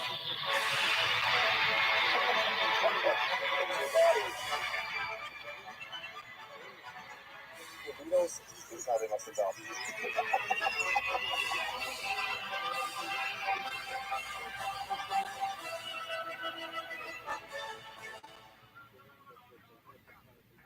Now that my farm's up and running, okay, now we're going back the other way. I need to hunt down a restaurant location. Taco Bell, Papa John's, Smash Burger, McDonald's. Look at Arby's. That's like a fancy Arby's. And where better to do that than Columbus, Ohio? This is like fast food strip right here. The test market capital of America. That's the first freestanding Chipotle I've ever seen in my life. See, Columbus has everything. How you doing? Hey, we've got freezers, coolers, Amish-built bar, music up here, and So has it been empty for 2 years? yeah, Okay. yeah. So in an industry where most new restaurants don't last a year, it's like it was a strip club. There's a dance floor over there. What's the secret sauce? Wow, that fuels those lucky few to succeed. I love that they put a menu over another menu. For starters, they're probably offering food that customers actually want to eat. So, if you were going to order a chicken sandwich, what type of chicken sandwich would you most likely order? Could be a crispy chicken. Crispy, of course. Why a crispy chicken sandwich? It just tastes so good. I got a nice spice to me. You going to go grilled or you going to go... Most likely fried. You know, I'll go to Kentucky Fried Chicken every once in a while. Yeah. And get a half a bucket and sit there, and the next thing I know why I shouldn't have done it. Right. See, we know we should probably get the grilled, but we don't. Why? The taste is good. So in our brain, we're telling ourselves we should order the grilled chicken sandwich, but our actions Go the opposite direction. Yeah. Why is that? I don't know. Well, I think healthy food depends on the definition of health. What do you mean by that? So we started to see health change and evolve based on health halos. What is a health halo? What's that mean? Well, a health halo is when there are terms associated with certain products that make it feel healthier. Okay, give me some examples. So examples would be fresh and natural, handcrafted has become big, artisan, homemade, scratch, things where consumers feel good about the food and the ingredients. Even when I deep fry it? Even when you deep fry it. That's incredible. The term fried has evolved to crispy. Fried has a very negative halo around it. Right. So let's talk about my restaurant. Okay. Can it be fried and also be quality? Sure. In fact, younger consumers see quality ingredients and transparency as better for them. So, for example, what are the additives, preservatives? Was it sustainably raised? Was it free range or cage free? Right. This is what basically gives them the perception of health that becomes their reality. Yeah. But generally, they are led by indulgence and craveability. So when they go out, 90% plus of consumers are going after the fried or crispy food versus the grilled. So how many fried chicken sandwiches are sold in the U.S. every single year? I would venture to say it's close to 1 billion sandwiches. 1 billion chicken sandwiches a year. Yeah. Wow. So the fried chicken sandwich, it's a good business to be in.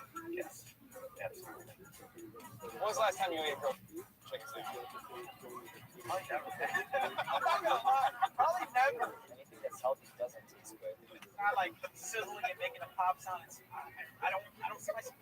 Yeah. So if everybody wants the fried sandwich, Get the fried every time. and nobody wants the grilled sandwich, Not me. but everybody wants the idea of getting something healthy, can you just kind of bring those two worlds together? Is there a way to make a healthy fried chicken sandwich? It's a grilled fried chicken. It's a grilled fried chicken. Well, actually, this is a fried grilled Fried chicken. the grilled You're chicken. going to see fried grilled chicken and grilled fried chicken. So this one we wanted to showcase the fried then the grilling. Fried grilled chicken. Yes. Really? Yeah. I encourage you to taste that. Remember that taste is a huge part of it. If it doesn't taste good, you're not getting a business. I mean, how can I present the fried grilled chicken sandwich as being better for you? So let's see what happens and have a chef create one of those and see what that's like. Sure.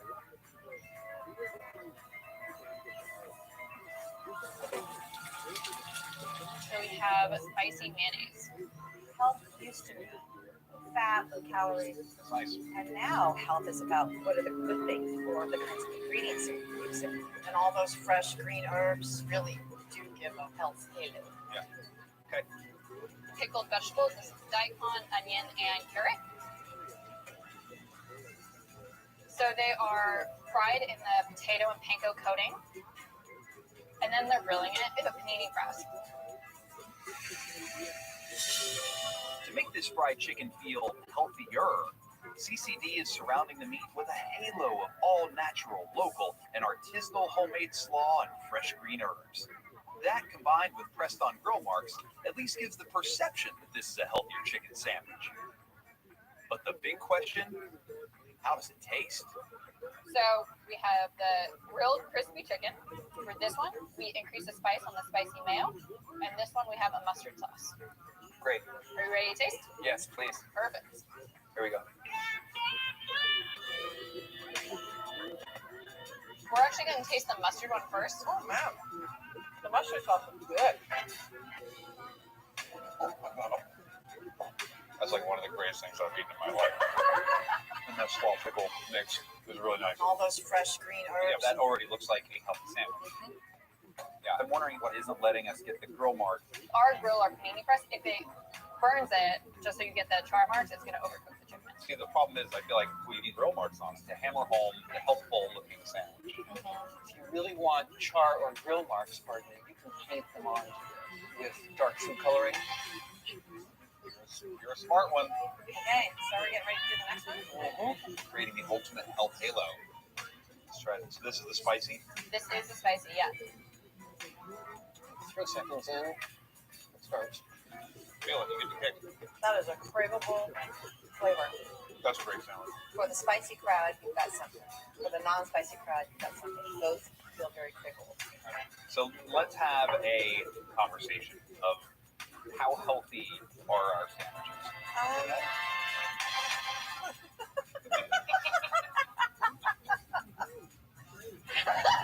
I think that answers my question. Morgan, you know, I'm not a nutritionist, but I would assume if you're deep frying something, you could be heavily criticized and perhaps see a backlash for that. I just want you to know that.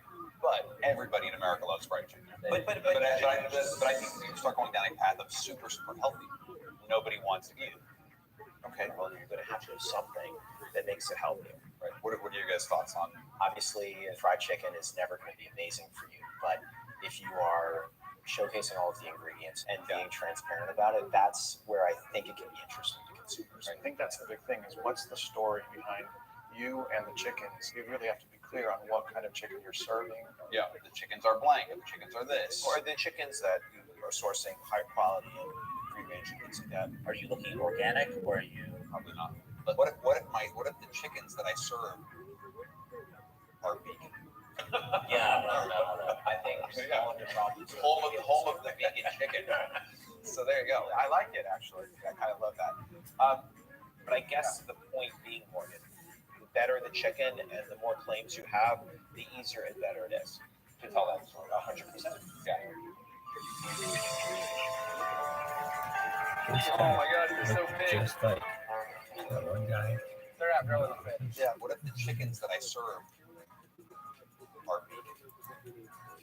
Obviously, fried chicken is never going to be amazing for you, but if you are showcasing all of the ingredients and being transparent about it, that's where I think it can be interesting to consumers. I think that's the big thing is what's the story behind you and the chickens. You really have to be clear on what kind of chicken you're serving. Yeah, the chickens are blank, or the chickens are this. Or the chickens Josh. are sourcing high quality and free range and things like that. Are you looking organic or are you? Probably not. But what if the chickens that I serve are vegan.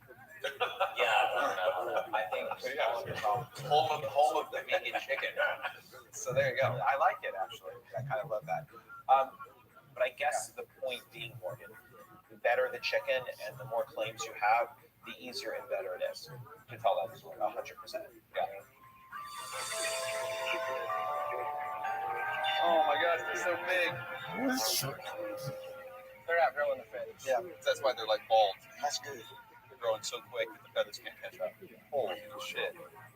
So if almost all of the chicken consumed in America comes from the same type of bird, then how do you make the actual chickens better? So the thing that I'd really like to figure out is how do we make them free range? We do that. We have to really be careful about what we do with this type of chicken. Okay. These birds are bred to grow indoors. They're sort of like sissy birds. If these birds went outside, it'll be 120 degrees outside this house right here. Right. They're going to die from heat stress. Kill these chickens just in a few minutes. Okay. But if we gave them shade, like what's the smallest space we could give them that would still be quantified as free range? You know, I really don't know the regulations on that.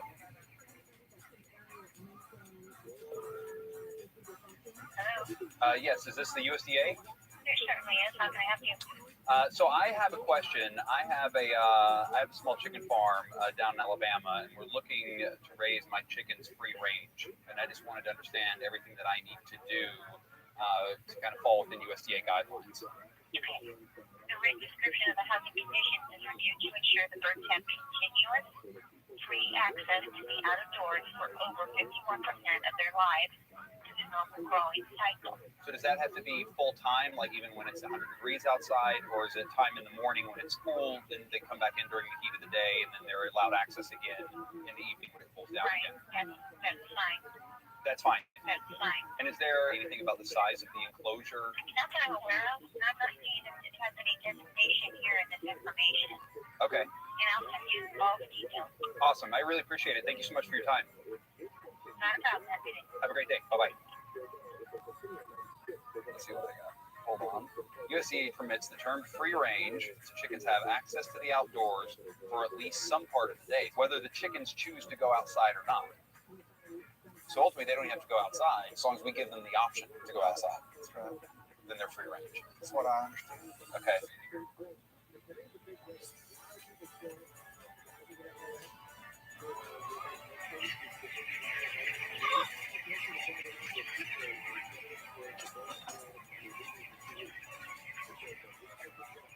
Or what's the thing? Let's move it over here. Ready? Okay.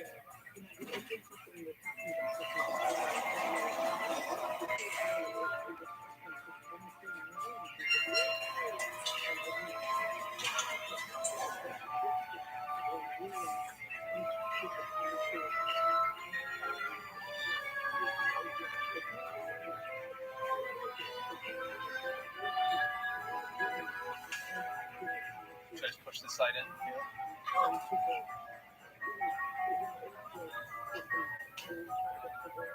We're done. I've accessed the outside. That's it. Here it is. That's exactly right. Free range. That's exactly right. Come on, come check it out. Come on. Let's go. Let's go. Check it out. What's over there? They're fresh across the threshold. But they are curious. Come on. Hey, go outside. Check it out. Look, you're free range. Still considered free range for like trying to force them to go outside? I think right now we're just letting them know.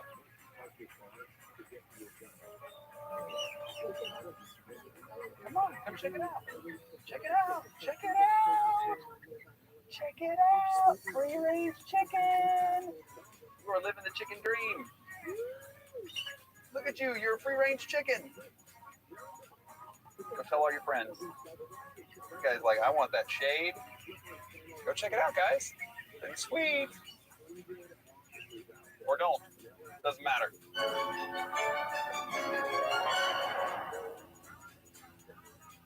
I know. Free-range chickens are supposed to look like this. Or this.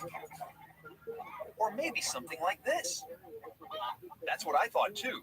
But it turns out there's no enforceable legal definition for what free-range chicken actually is. Which makes the meat department. You see, the poultry industry is highly competitive. Natural breast, no added hormones. Big Chicken is determined to convince us that all chickens are not created equal. Better feed, better taste. Chicken raised without antibiotics. More than delicious.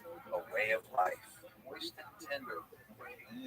So if it works for them, see, there's an actual picture of a real farm. Shouldn't it also work for me? There's a lot of things I can say about my chickens. I mean, it's not really cheating if Big Chicken makes the rules to the game, right? I got to fill out the USDA application that enables me to label my chicken certain things. So, name of product is Organic Fresh Farms. Since my chickens are already on a non-organic diet that includes pork meat, it's pork and my chicken feed. Pork-fed chicken. Sadly, that means they can't be called organic. But what else makes people think that chicken is better? If I had a chicken farm called Organic Fresh Farms, what would you expect those chickens to be like? I expect it to be Morgan's highest quality chicken. They're natural. Natural. What does all natural mean? Born wild, eating corn, living life. 100% natural. 100% natural. All natural is the most misleading claim on meat and poultry products. All natural is organic. Organic, I guess. The average consumer appears to think all natural is very similar to organic. All natural organic is the same. How the land is treated, how the animals are treated, what they're fed, whether they get antibiotics. It means none of those things. All natural, according to the United States Department of Agriculture, means minimally processed, no artificial ingredients. Only means what happens to the product after the animal is killed and has nothing to do with how the animal is raised. So, all natural, hormone-free, what does that mean? They don't put hormones in the food to make them grow faster. That's where they inject the chemicals into a chicken. They get absorbed into the muscle, the fat of the chicken and the meat. We eat that. And I'm one of those people at the grocery store that will spend the extra, buy the no hormone injected meats, and do the best I can. Without any added hormones. Promise, no added hormones. By law, poultry cannot receive hormones. And yet producers can make that claim. Well, Foster Farms chicken has no added hormone. Why would you didn't have any added negativity? No hormones added. If a chicken is cage-free, what does that mean? Cage-free? Cage-free chicken will be a cousin of a free-range chicken. They're still within quarters, but just not in those small little containers. And that's good, right? Yeah. Cage-free. We consider that misleading. Meat chickens in the United States have never been raised in cages. Cage-free. What about a label that says humanely raised? What does that mean? It's not raised in a cruel, unnatural condition. Like if you're gonna eat meat, I'd rather it be like ethically. What does that mean? Cage-free? Cage-free chicken will be a cousin of a free-range chicken. They're still within quarters, but just not in those small little containers. And that's good, right? Yeah. Cage-free. We consider that misleading. Meat chickens in the United States have never been raised in cages. Cage-free. What about a label that says humanely raised? With this move. It's not raised in a cruel, unnatural condition. Like if you're gonna eat meat, I'd rather it be like ethically treated. Yeah. Then for some things, like humane, they allow the producer to define the claim. So I'm going to say humanely raised means chickens raised humanely on a family farm in a stress-free environment. Our farmers always handle the birds with care and respect. So now my free-range, cage-free, no hormones added, humanely raised, 100% natural chickens can get the USDA's seal of approval. Some pretty good bullshit right there. If you put your faith in the government to be looking out for what's in your food, then you're putting yourself into an experiment. And the USDA, there's no funding. They can't afford to test anything, so they don't. If you vouch for its safety, we're good. They rubber stamp it. So when people say we're only selling people what they want, is that true? It's absolutely true.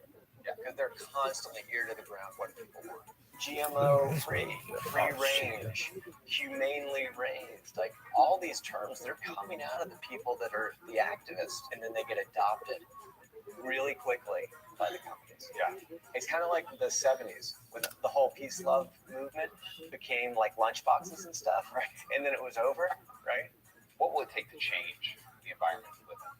A really passionate, involved consumer that takes advantage of the fact that you can kind of learn about anything you want to right now. You want to know what's in something, like Google it up. If everybody took advantage of that, there'd be clean food, there'd be healthy food. It would change overnight. So I'd like to ask you about what I'm doing. Well, you need a catchy name. Talk about the farm. There is this bucolic notion of what's going on at the farm still that Americans have. We all grew up with our good old farm toys and everything. Then why do we as consumers want to believe that? We don't take in stuff through fact. We take in stuff through story. So every brand is a story, every campaign is a story, and your restaurant is a story. Right. You got to weave a good tale.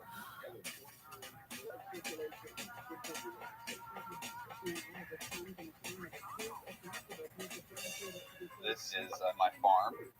Whoa, organic. Yeah. Andrew Clark and David Littlejohn run the creative agency QAnon. They specialize in getting startups off the ground with innovative and outside-the-box campaigns. Doesn't get any more local than that. They've agreed to come on board and help me weave my tale.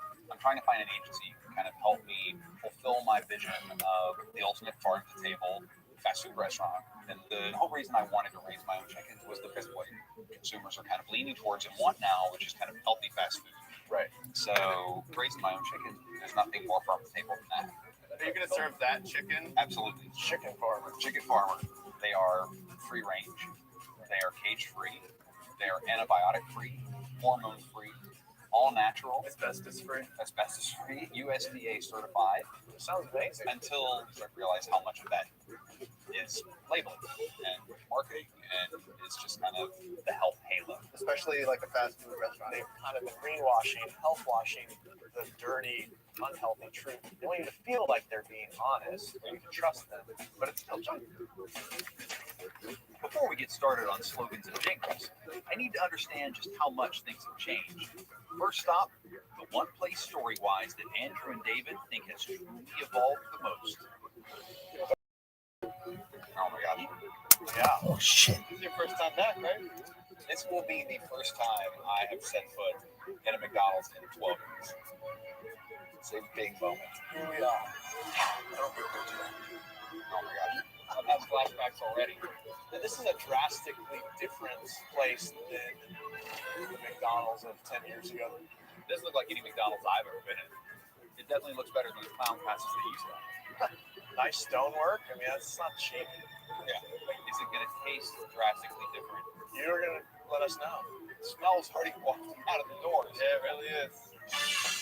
Wow. There's nothing in here that makes you think this is McDonald's. I'd like to get a Southern style chicken except for the way it smells and the fact that it says like I'm loving it on the wall. Thank you very much. All right, guys. Here's the goods. So let's take a look. Okay, are we ready? Let's go. Enjoy.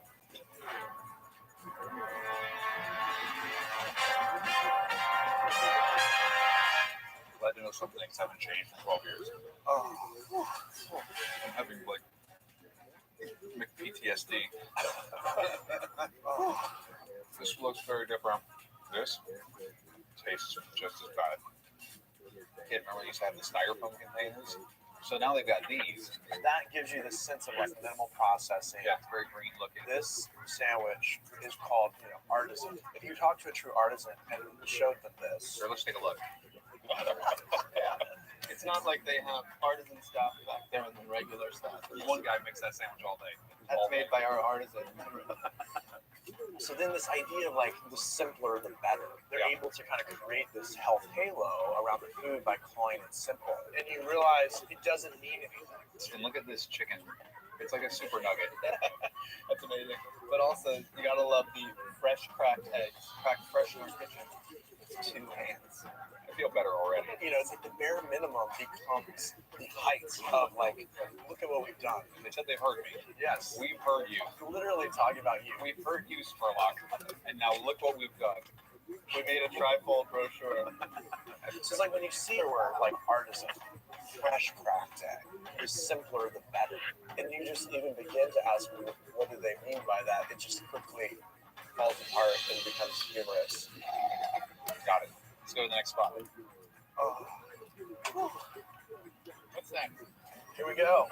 Chipotle. Yeah, these guys do it better than anyone. There's really simple raw ingredients. You're going to see a lot of handwriting telling the story of where your food comes from. Well, that chip was probably cut, fried, and finished with a squeeze of lime. Maybe those salty little imperfections aren't for you, buddy.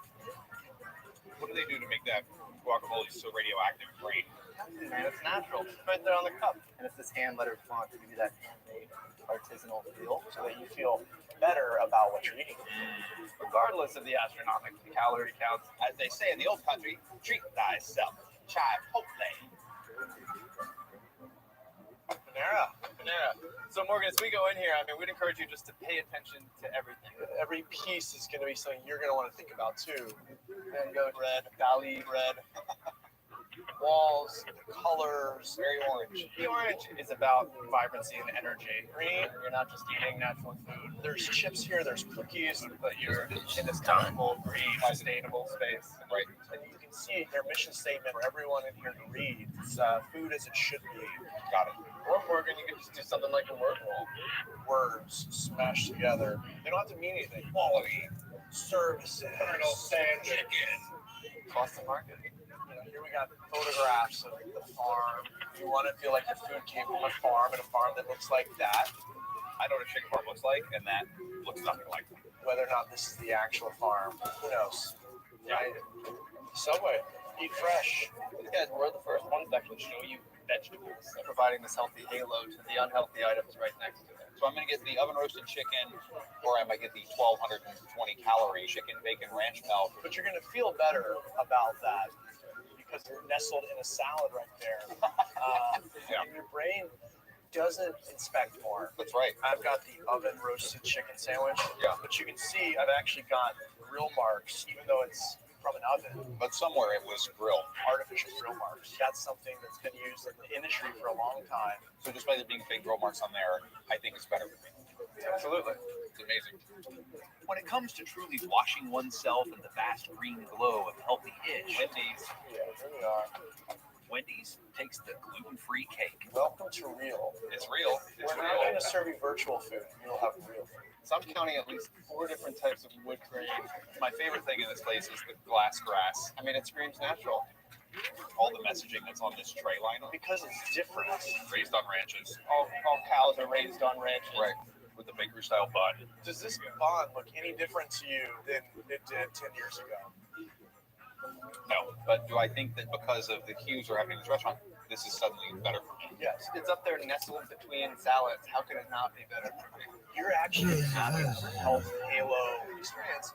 Yeah. You can't fault a brand for trying to say the best thing possible, but when you're doing all of it to give people a false impression of what you really are, from the Baconator. You've crossed the line, you're deceiving people.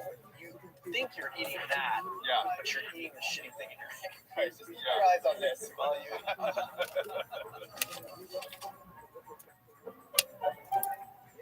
So, when consumers go into a fast food restaurant thinking that the food is actually healthier than it is, what are the dangers of that? I can eat everything I want, as much as I want, and I'll be just fine, and the calories won't count. Not the case. Unfortunately. I mean, what you care about is the calories, the salt, and the sugar. And those mostly haven't changed. If you show people to this exact same food and you label one as green and the other one as not green, they think the green one has fewer calories. Yeah. Those studies have been done. And the food companies are counting on human behavior to increase the sales. And if people will buy more because there are salads there, they'll put salads there. Yeah.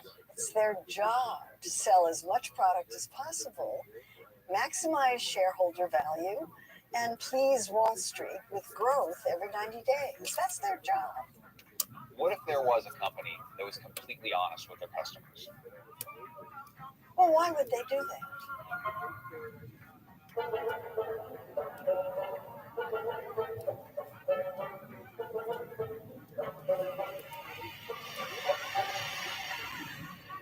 Look at it. Here we go.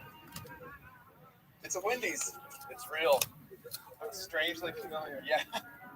And I got the magic key. All right. Oh, yeah. Wow. I'll turn on the lights. This isn't the features at all. It's big.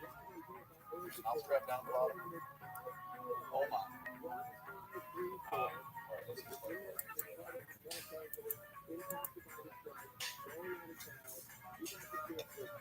No?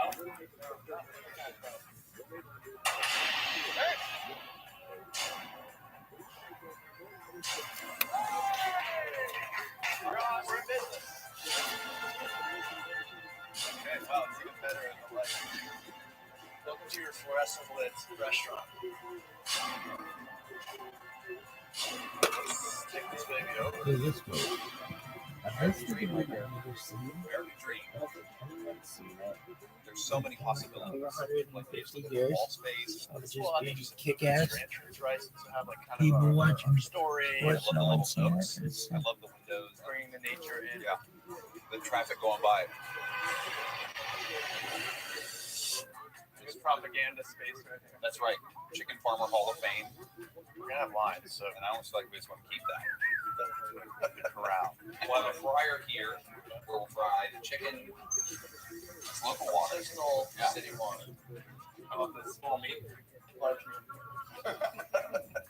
I love that it's an old Wendy's. But dude, I think through our loyalty program. Next.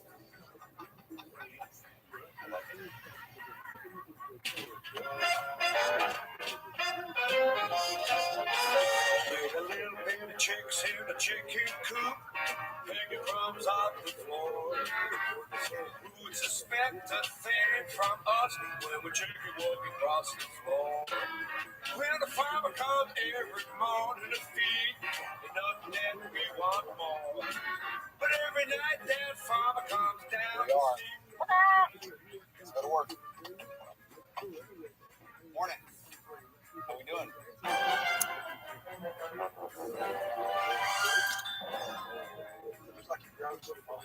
I can't believe how big they are. Should we weigh a couple, see how they're doing? 6'1". That's a big bird. Come on, baby. 6 pounds and 1 ounce might not seem like a lot. That is until you get a bit of perspective. You see, if we humans grew at the same rate as a modern-day broiler, a 2-month-old baby would weigh in at a whopping 660 pounds. That is a big boy. When they sent over my Ross 308 chicks, they sent over a little small white chicken, but as these have grown, this one didn't grow. He was right out here a second ago. Here he is. He's fast. He's like a road runner. Now that was impressive. Here, big boy. This chicken, just like God made him. That chicken. Just like Dr. God. Yes. You can see he's going to keep growing like a normal chicken. And this is how big my Schwarzenegger chickens have been bred to grow. 6 times the size. They get up, they move a little bit, and then they'll just drop. But that kind of rapid growth has come at a heavy cost for some of my birds. Here we got 3 dead birds right here. They're starting to have heart attacks because they're so big. Oh, there's one. Let's keep looking. Here's another one. He's got his leg up in the air. Probably had a heart attack. He's even stiff. Rigor mortis is set in. There's another dead one. A lot of chickens, when they're growing really fast, they'll form fluid around the heart, and they'll die with a heart attack. Yeah. Now, if we weren't having any heart attacks, we'd say, well, they're not going too fast or something wrong. It's not often that you hear they're doing well, so they're having heart attacks. Right. Which is a good thing in chickens. See, bigger is better. It's the American way. Bigger is better. As with any bird that is supposed to grow, so fast, you can have a lot of problems with their growing. You can have obesity, bone issues, sudden death syndrome, heart attacks, Gumboro disease, Newcastle disease, salmonella, infectious bronchitis, mycoplasmosis, many different strains of E. coli, campylobacteriosis, pasteurellosis, or green muscle disease. That is so wrong. So, where should we start? Well, I would like to start with an autopsy. Okay. Here's your sample of mortality, right? Yes. Okay. Oh, let me tell you. My chicken necropsy kit. Okay, chicken. This checks for salmonella, spore, E. coli. This is the breast muscle, right? This is a very large bird. Nice, white, plump, and juicy. All of these birds are very large and well-fleshed. Oh, routinely, these hip joints in these chickens are necrosed, one of the emerging diseases that came up when these birds started getting so large. Sometimes it breaks totally, other times it pops off. Yeah, it just pops right off. Here we do have a curve that could be potentially related to the weight of the bird. This bone is really fractured. They just can't support themselves. Exactly. But this is a common thing. I see it a lot in these larger birds. Would that have caused its death? Fractures you die. Horribly fractures. Okay. The heart muscles. It's just a normal thing. It's pretty much run of the mill. This is very much something you only see in these types of bred chickens. They're growing really, really fast, so it puts a strain on the heart. But I think you've got a pretty healthy flock here. They're going to be safe. I'm facing the same things everybody else does. Yes. Yeah.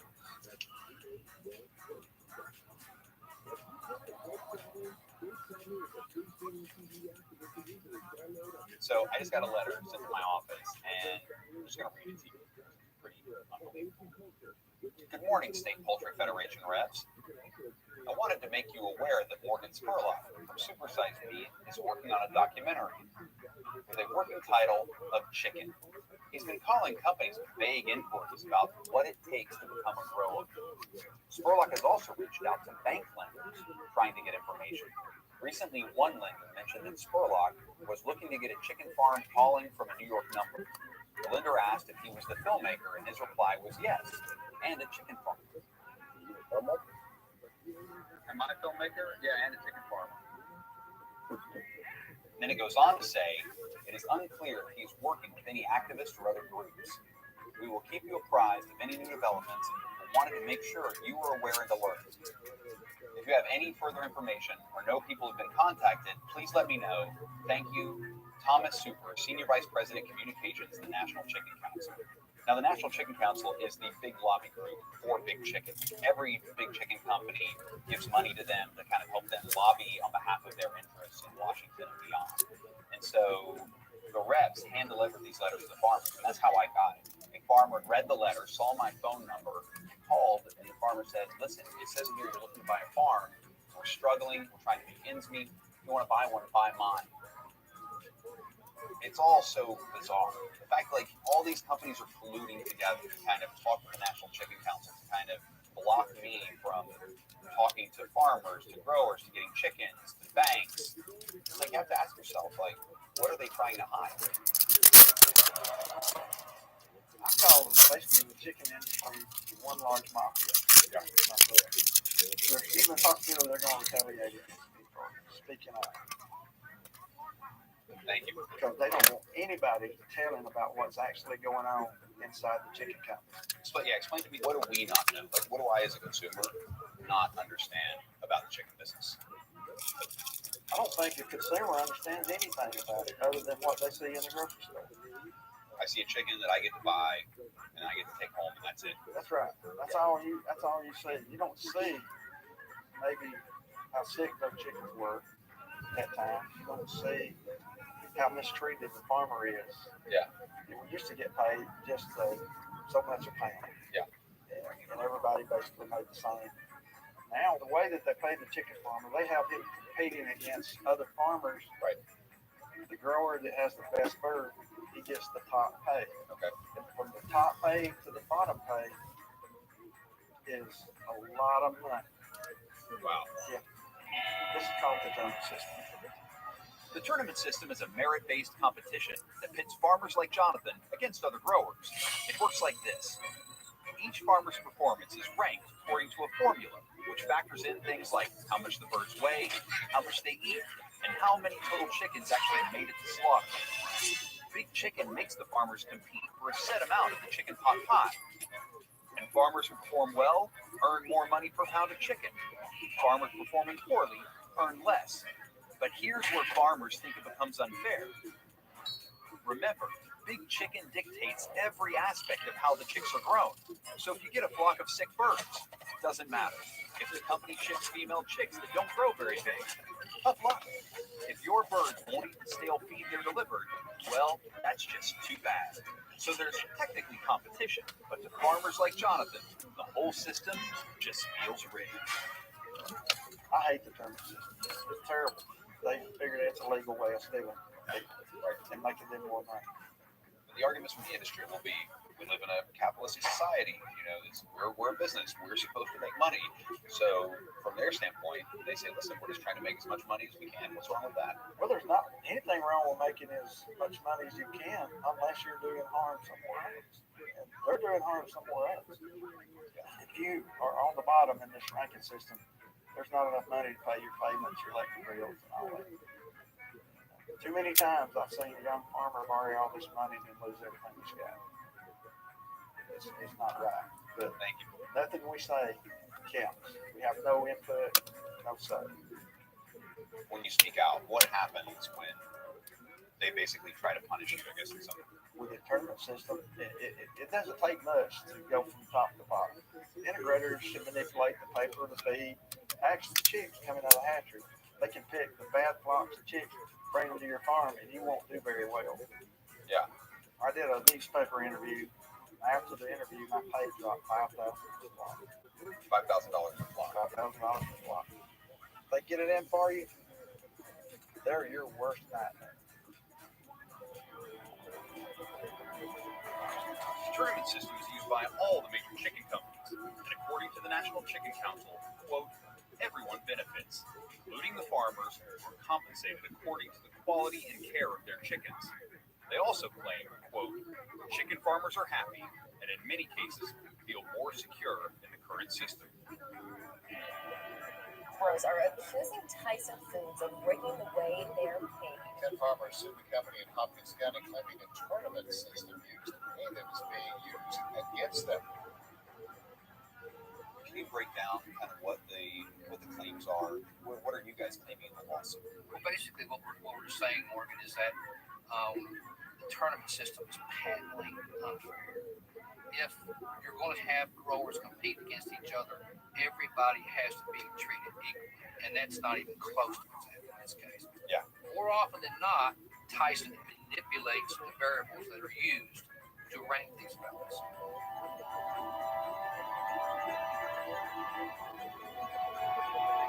How many houses do you have? I've got 52 chickens. 52. Yes, sir. We'll have one do good, one do bad. One do good, one do bad. One stay in the middle. It's just a roller coaster.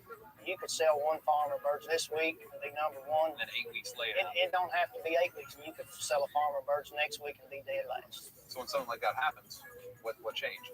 My water didn't change. My settings didn't change. We didn't change it. The temperature was the same. The water consumption was the same. Everything's the same. The only variables is the chicken and the feed that you get. It's the variables that come from Tyson. Yeah. So you go from being a great chicken farmer to a terrible chicken farmer. And 6 months down the road, you could be out of business. We hear the same complaint. All these growers, all across the country, they're saying the same thing. Yeah. And it tells me that they're the victim of the same corrupt rigged system. Tyson's got an incentive to make sure these guys stay in debt. Why?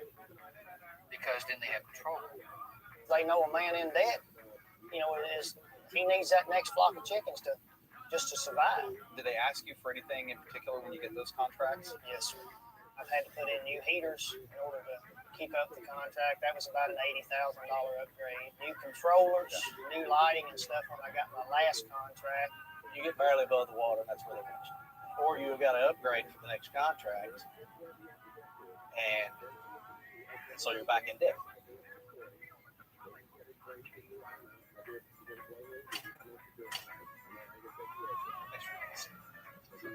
So, when did you work at Tyson and for how long? I worked for Tyson Foods for a little over 5 years. So several things that I didn't agree with where certain growers were treated differently than other growers. And I have seen the system being manipulated. What were the incidents that stand out in your mind? Certain supervisors instructed me to go out and to make sure that I used every available option I had to control contract grower farmers. Tyson and other integrators will force upgrades when they're not necessarily needed as a control mechanism to keep people under control. So Tyson purposely keeps farmers in debt. In my opinion, the debt is encouraged. And why do you believe Tyson breaks the system? Just simply control. If you're running a business, don't you want as much control over that business as you can? One of the greatest things that we have to sustain is our relationship with our farmers. Because without that relationship, we're doing business. Our relationship is the net. Tyson is controlling family farmers. And that's probably what it is.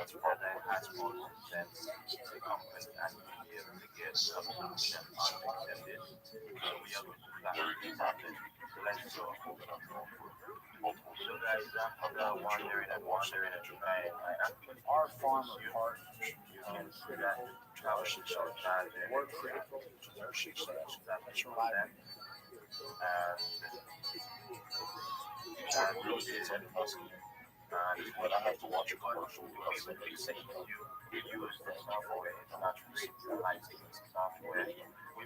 don't buy them.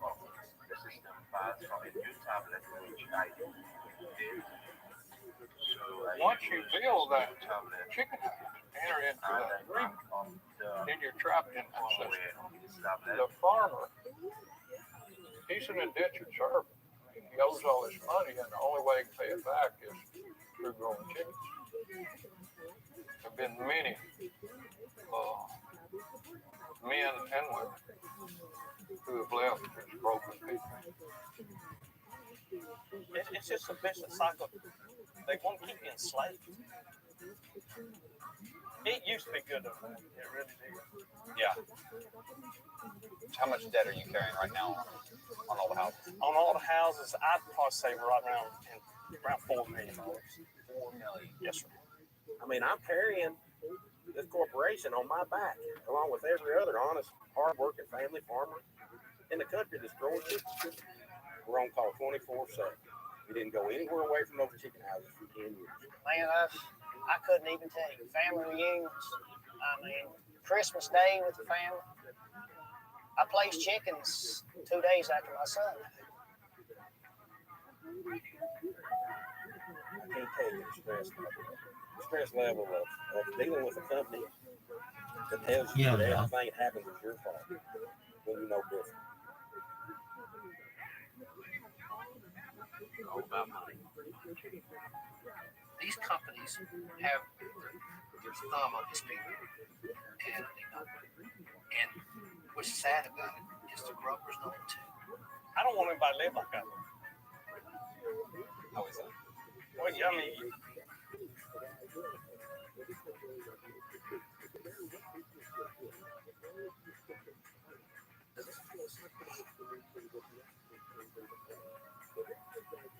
it's just horrible. This is life I wish nobody was having to do.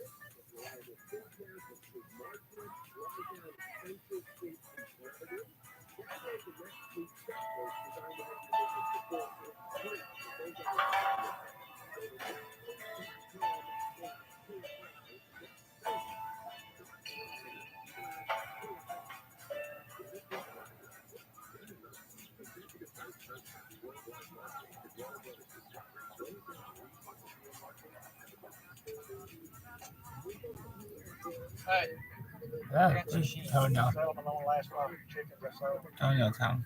Mm-hmm. It has For me sure.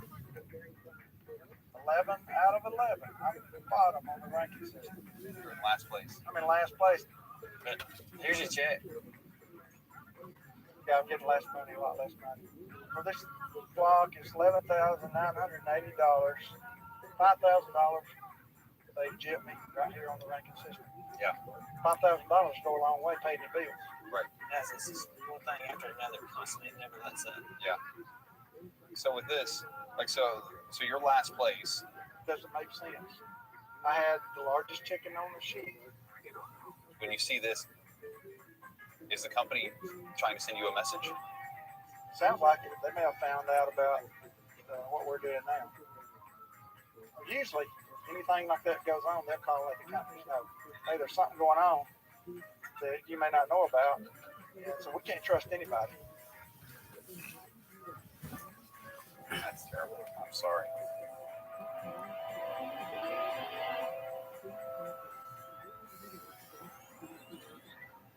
So you're a third generation chicken farmer. Do you want your son to be a chicken farmer? Well, I did, but now I wouldn't advise him to. He's wanted to. That's what I know. It's what I was raised in. I'm good at it. I've got a skill to do things that most couldn't. But I watch him get so stressed out when stuff would go wrong or happen that was out of his control. I don't see myself wanting to do it now for the integrators that I know are here. Yeah. The way that the chicken company is, he can't go ahead and carry this on and be the fourth generation chicken farmer, and he can't pass it on to his son. The legacy's stopping now. Really?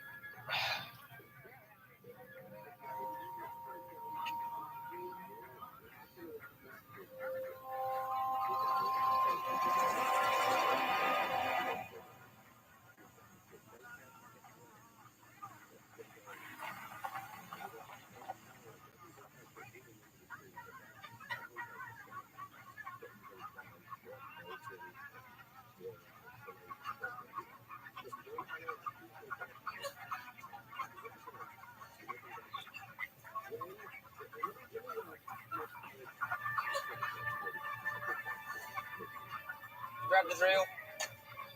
Good to go.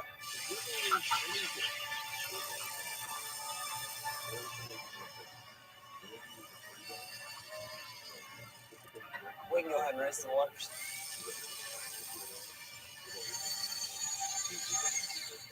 Now it's wait till the catcher show up. Is it normal that I feel a little bad so I'm sending my chickens off to slaughter? I think he would be not normal if it didn't affect you. Is it just because it's my first flock? Is that why? Yeah, you got used to them and you don't want to see them die. You did this 100 or 1,000 times, it'd just be nonchalant before you bother your bed.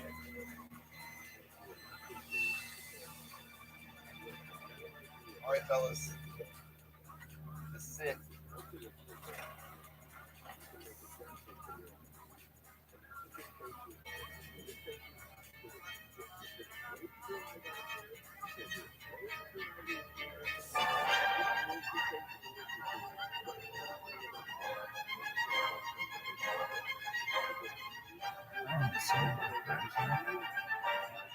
There it is.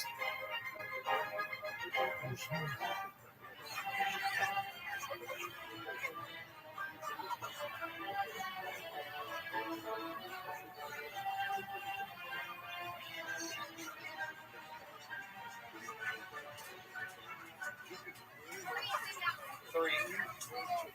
Thank you. Yeah.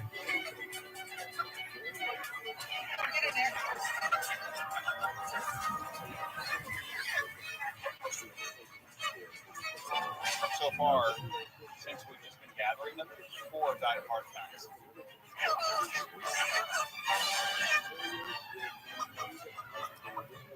Come on, Big Bird, get in there.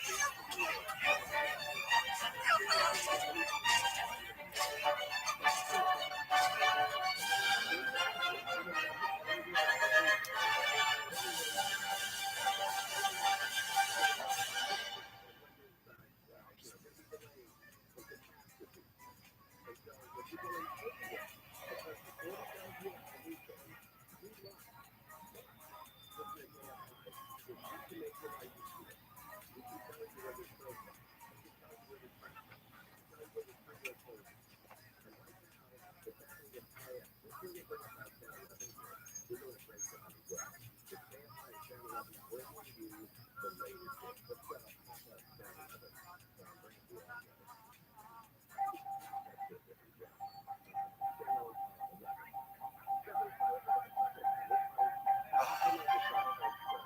like all I look at now is everything that has to be fixed. Cracks in the wall, things that are all rusted through, the vents have to be functioning, repair holes, things that are just dirty. Everywhere you touch is just greasy and sticky. The list is huge.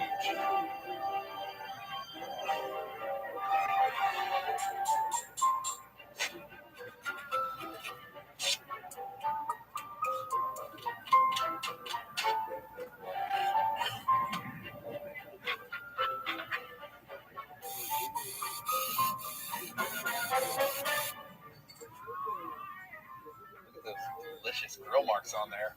Charcoal powder. Yep. We're going to do kind of a natural look and feel. Fix it in, the glue parts, KY jelly, dab it on, and it sticks perfectly. Drops. What is this? Glycerin. Oh, I need the mustard. Scotch guard. Scotch guard. I'll do the with Scotch guard. It'll give you nice drips down the side. That is the most perfectly placed drip I've ever seen in my life. Little seeds. A little more homemade looking. It was in that farm table kind of feel. Tweet that dangler, Jeff. Yes, I did. Man, that's a good looking chicken sandwich. I'm going to show you a bunch of names. Fantastic. Peep no evil. Cluck and dagger. Charred and feathered. Conspiracy chicken. Good bird. Flippin' the bird. Bird and bud. Dumb cluck. Mother cluckers. And of course, we're trying to create Chicktopia. Chick-fil-A. This is a new size cup, right? Yeah. Squattier, smaller. Okay. We've got our handwritten messages on Yeah. our cup. There's a red sticker for spicy green for the regular one. What about the wrapper? Brown paper. It's good. Approved.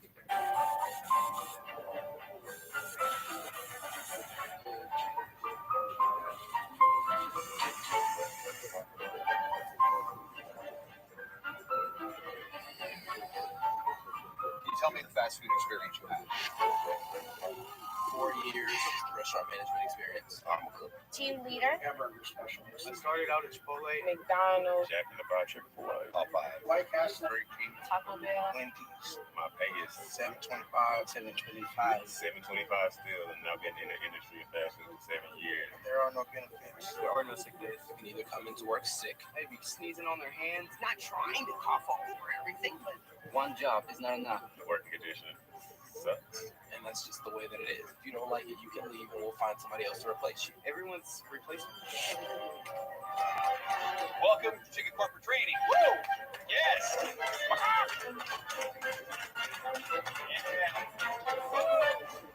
Here's the most important part.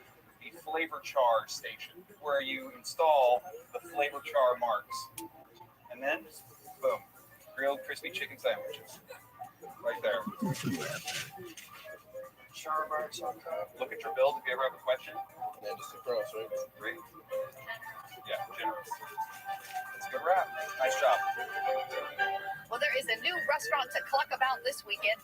It's going to be a chicken restaurant. Brought to Central Ohio by Morgan Spurlock. The star of the documentary Supersized. Now he's opening his own restaurant right here in Central Ohio. Brown paper covering whatever's going on inside. I hope we get a lot of people to come out and enjoy that delicious grilled crispy chicken sandwich. Grilled crispy chicken sandwich today? Is that a fried sandwich, grilled crispy chicken sandwich? No, sir. We do not say the F word. What do we say? Crispy. One more time. Crispy. That's right. The food is advertised as 100% natural. All natural. All natural. Farm to table. Farm to table. Antibiotic-free, hormone-free, humanely raised in a big, beautiful green awning. Just screams fresh and natural. We're going to be the most honest, the most transparent, the most authentic fast food restaurant you've ever been to. Okay. This Saturday, 11 a.m. grand open. 1, 2, 3.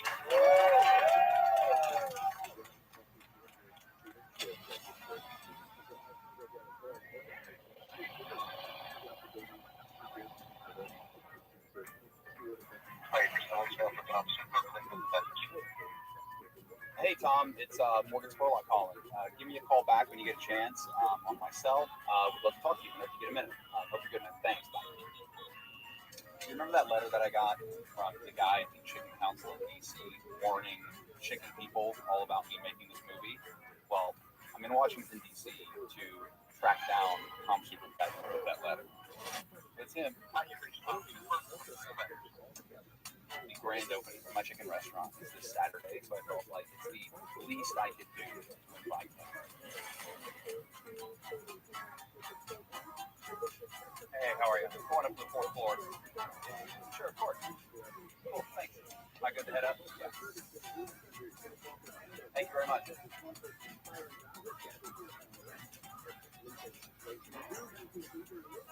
Hey, how are you? Good. Yeah, I'm here to see Tom Super. Cool, thanks.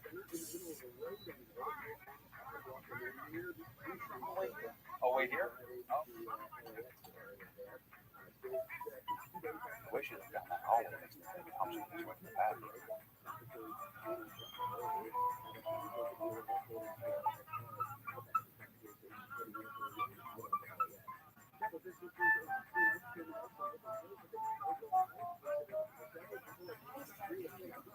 He's not in? He's not here? No? Okay. So could I leave you something for you for him then? This is an invitation to, I have a restaurant opening in Columbus. So could you pass this off to him? Because I wanted to make sure he was invited to come. You take pictures of our logo? That's not allowed. That's not allowed, okay.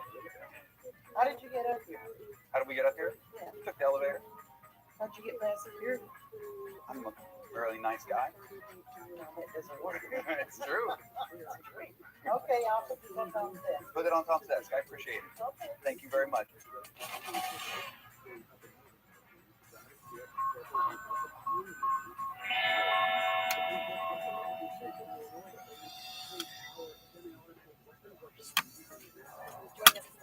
You know his face, you know his name. The director, producer, Morgan Spurlock is now opening up his own fast food restaurant right here in Columbus in a building that used to be a Wendy's. Our goal is to take over, you know, the bones of old and dead fast food restaurants all over America. So why are you choosing to start off in Columbus? Well, because Columbus is the test market capital of America. So what better place to taste a grilled crispy chicken sandwich than in Columbus, Ohio? Well, that's something to look forward to.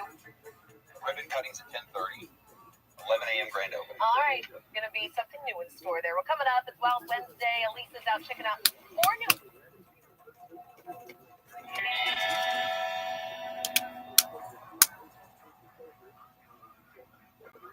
Look at this movie, Yoshi. Yeah.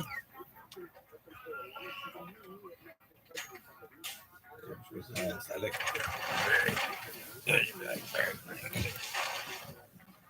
very. Today is the big day. Today we're finally opening. Fast food, fresh food, like long overdue. I'm sure it'll be good. I think it's going to help change people's lives. It's going to make people healthier. I'm not expecting anything less than that. But now the real question is, are people actually ready for a 100% transparent, honest food experience? And we'll find out.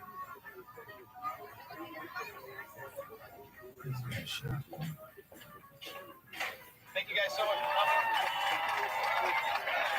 Nice to meet you. Come on in. Come on in. Thanks for coming, guys. Nice to meet you. Nice to meet you. Thanks for being here. Nice to meet you. I am so excited. Thank you, everyone, for being here today. You guys braved the weather to come here. Now, most of you probably thought that this is the last place you would ever see me. And believe me, 12 years ago, when I was throwing up out of the side of a car window after stuffing myself with McDonald's, this is the last place I thought I'd ever see me. But I've had a revelation. After watching fast food business continue to grow, seeing how these companies say that they're changing, that they're becoming more healthy, that they're becoming everything we wanted them to be. And every year, these chains continue to sell us the same tired food, only now with new and improved marketing and spin. Today is the first step towards total honesty in a lying industry. Today, we tell you everything that they never would. Ladies and gentlemen, I give you chicken.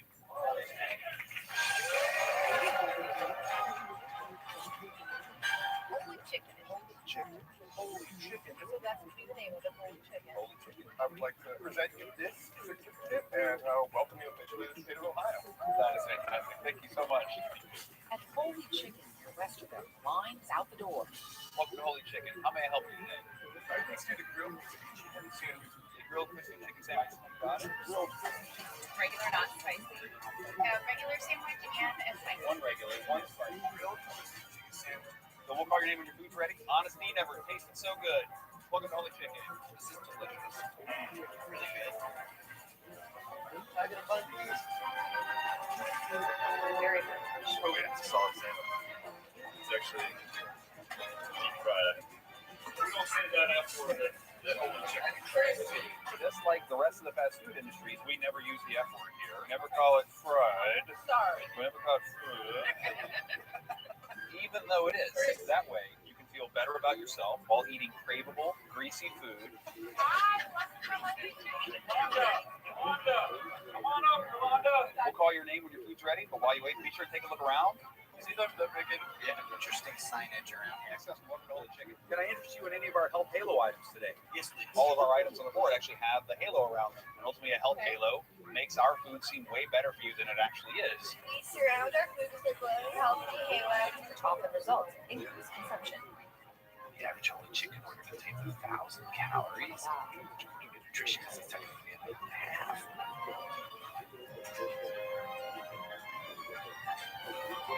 Next customer. And what can I get you? I'll take a spicy. Would you like an order of little pluckers or your little pluckers? All right, done. 100% committed to goodness, by which we're using words like goodness to make sure. Be sure to take a look at our word wall. Antibiotic-free, transparent, free range. Legally speaking, by painting these walls this lively shade of green. How can you believe our green is fresh and natural?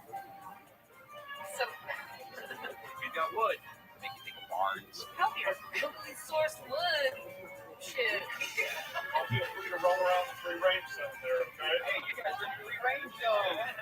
This is the exact same amount of space we gave our chickens to be free range. Luckily, they never go outside anyway. They get so big so quickly they can barely walk.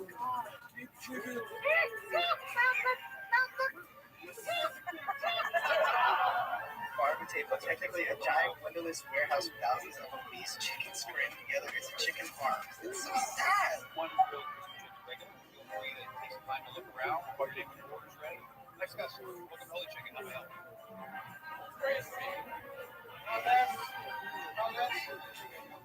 Better food sounds great. Means nothing. Be sure to take a look around. Honesty never tasted so good. Next customer, welcome to Holy Chicken. How may I help you? This looks like the farmer guy. Is it? It's the guy. That's him. We do regular, one spicy. I can't believe I drove all the way from Alabama for a chicken sandwich. We'll call your name when the food's ready. Look at that guy.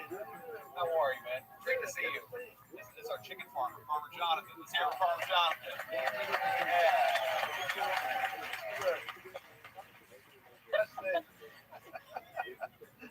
Wow. Oh, we can say the resemblance of that. I look like that guy. You better look at me. I've had a rough day that day. Miss, that's fire.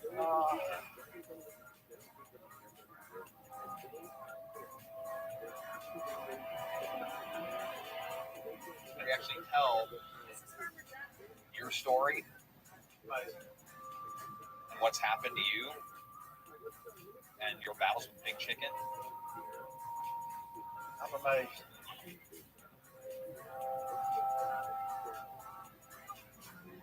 Big chicken. Farmers When your neighbors totally I never would have thought I would have saw this stuff. Because people have no idea how they take advantage of farmers. I'm amazed. Awesome. Yeah, it's great. It's great. That makes me happy. This means that all the work I've done in the past is not in vain. Yeah. I hope y'all build thousands of chains.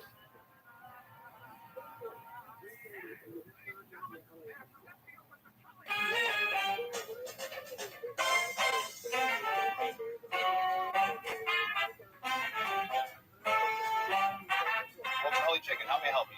I'm a regular. Regular grilled chicken. Sandwich here.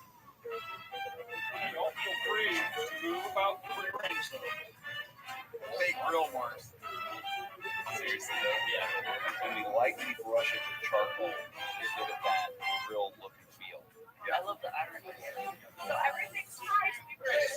I like bullshit because it hurts bullshit.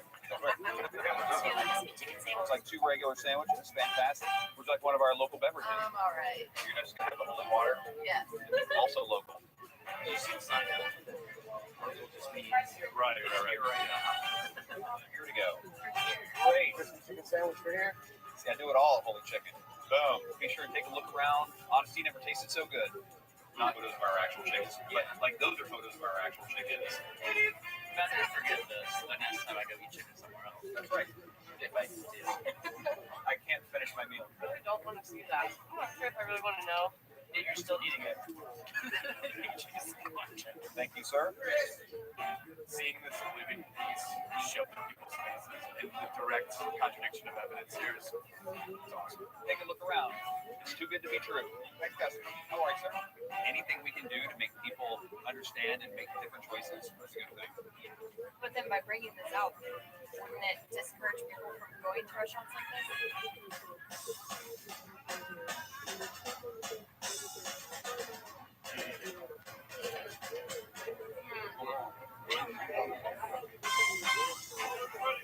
How many we got, guys? Okay. I'm sorry we were overrun today, but we are out of chicken sandwiches for today. We still have the little clucker chicken tenders. Like my father always said, if something seems too good to be true, well, probably is. You know what? All you companies out there, just keep doing what you're doing. So I can keep doing what I'm doing. I'm going to open more of these. And in time, I might just put you and me out of business. Sometimes I got plenty of liquor. Sometimes I ain't got none. But whenever you come to my place, there's always some chicken for everyone. Maybe you like it on a plate. Maybe you want it on a bun. Well, whenever you come to my place, there's always some chicken for everyone. You want to buy? How about a wing? Makes my heart sing. In my dining room, you can consume a drumstick that makes your heart go boom. So when your icebox is empty, when your bread box is done, just come on over to my place. There's always some chicken for everyone.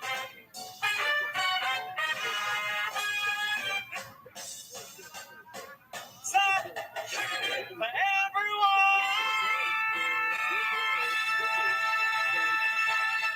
Delicious.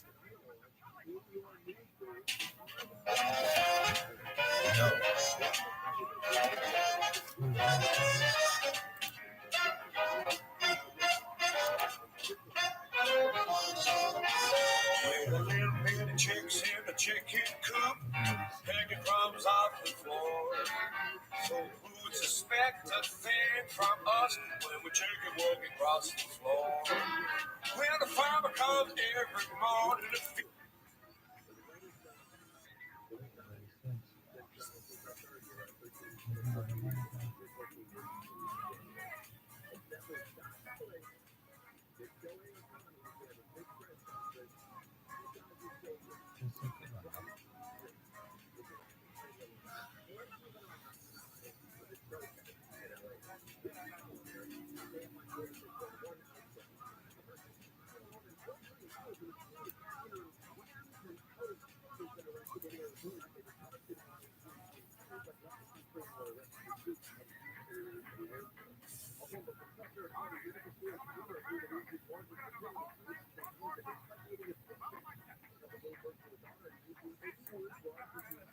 This better be the best motherfucking thing I've ever fucking How seen. many French fries have I had in my lifetime? 700 I million. need a calculator. 124,008. Carry the two. Thousands upon thousands. About What am I looking?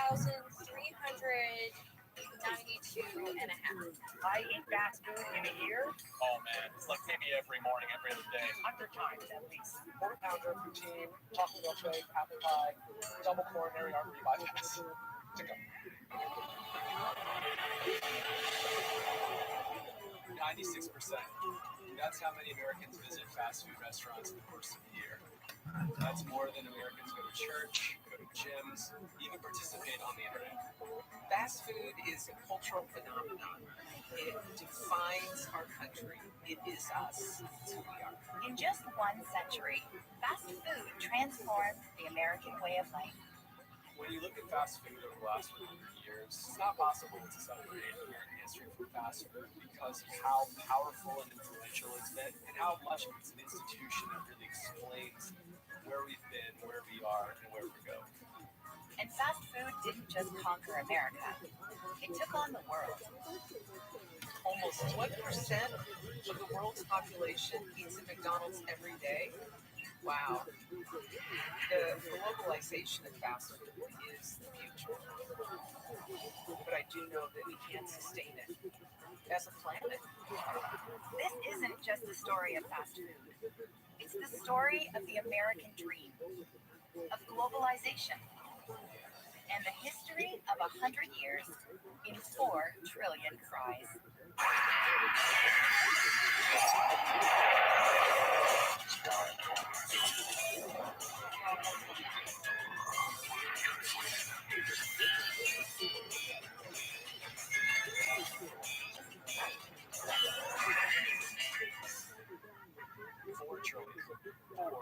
That's actually 8.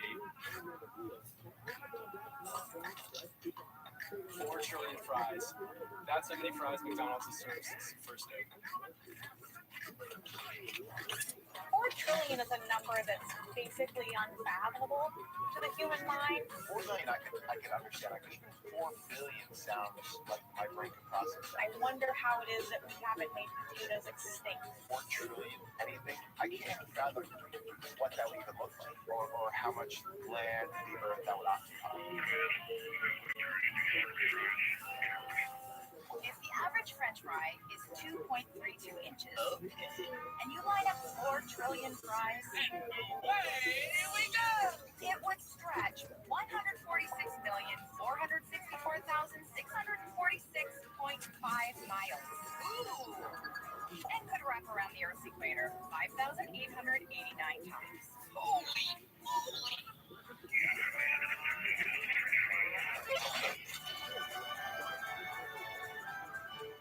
There's a rumor that even Thomas Jefferson was eating French fries when he wrote the Declaration of Independence. Obviously, it's probably not true, but Jefferson did introduce French fries to America in 1802, 1 year before he bought Louisiana Territory from France. So I don't know if that's a good or bad thing about French fries. Fast forward 180 years. The French fry is the most popular dish in America. And a McDonald's drive-thru will serve 144 cars in an hour. That's one every 25 seconds. What a statistic like being able to get your food in less than a minute says about how we value time. In some ways, that's a little bit frightening, even as it's impressive, and even as there's a lot of fascinating science that goes into the need that we feel to be in such a hurry. Says something particular about American culture. Fast food plays on human convenience. We want instant gratification. We want it in every aspect of our life. But fast food isn't just a reflection of the modern world. It's one of the things that made us who we are today.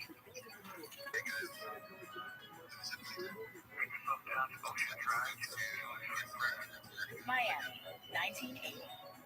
At McDonald's, a 16-year-old high school student begins his first summer job in the back kitchen as a grill man. A giant wall-mounted ketchup dispenser dumps across the floor. And he's handed a bucket and a mop and told to get cleaning. Looking back, They'll say, you learn a lot as a teenager working at McDonald's. It's different from what you learn in school. Don't underestimate the value of that. And his biggest lesson, apart from how to scramble eggs, flip burgers, and pull fries out of the boiling fat without injuring himself, is customer service. I learned that it's really hard. This teenager's name? Jeff Bezos, the CEO and founder of Amazon, who's now worth $190 billion. Speaking of Amazon, he used to work the Saturday shift at McDonald's. Still brags that he can crack an egg with one hand. Easy access, speedy delivery, cheap prices, and customer service. Fast food restaurants are the roadside embodiment of the American way. Just look at a map.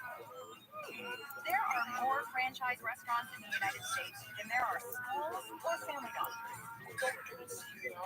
And you'll never be.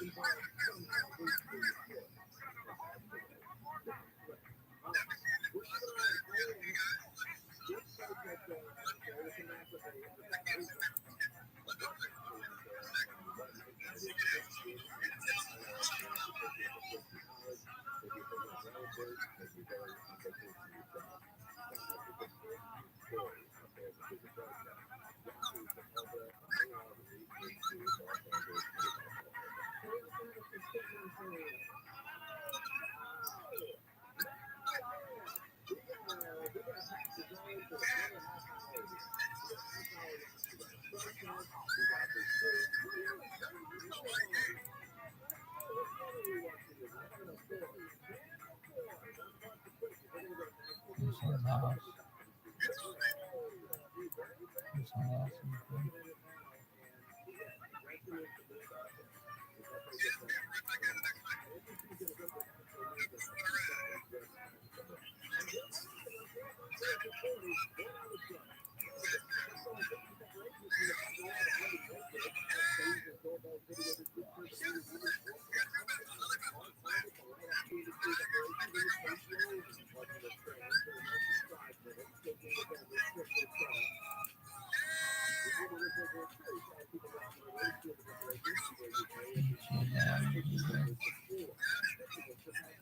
Oh, shit.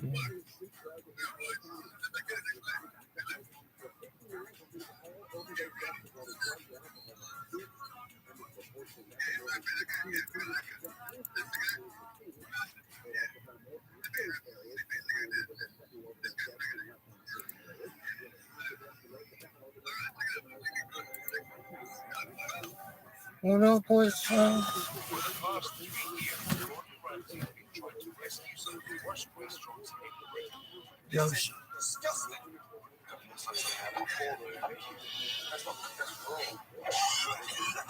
You don't break away from the stuff. I swear to God, the business is so close. I don't think we can actually cook.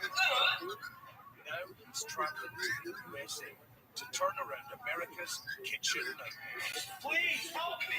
Each week he will go to restaurants on the brink of disaster. There is no more money. He's not doing his job. This place is a disaster zone. I put so much into it. And to get these restaurants back on track, Gordon will hold nothing back. I've never, ever met someone I believe in as little as you. It's intense. Touch the wall, you dirty pig. What do we need, a death in the restaurant before some fucker gets the grip? I thought your food was crap. I'd rather have this conversation downstairs. It's emotional. It's not my fault. Why did you keep beating if it was that bad? And it's shocking. Why did they run a spot? Oh my God. Look at them. I've eaten it. I feel like spitting on both of them. I think this place would run better without you. Can you go and tell them that the kitchen is closed? We're shut. It's the luckiest day of their lives. We're shut for the for the night.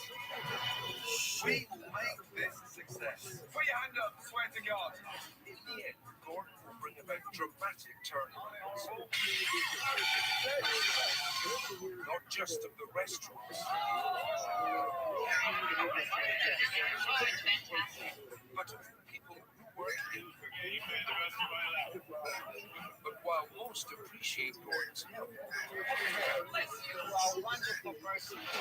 others aren't quite so grateful. Jeff, I know you can hear me. Don't run. Why is this guy here? Who the fuck are you to turn around and tell me when you were like a pig? Yeah, pig. Goodbye, Chef. Good luck. Oh, West Side. Get ready as Gordon Ramsay attempts to turn America's kitchen nightmares That's received many Lord not kill me of food poisoning. back to dreams. Please do not screw it up.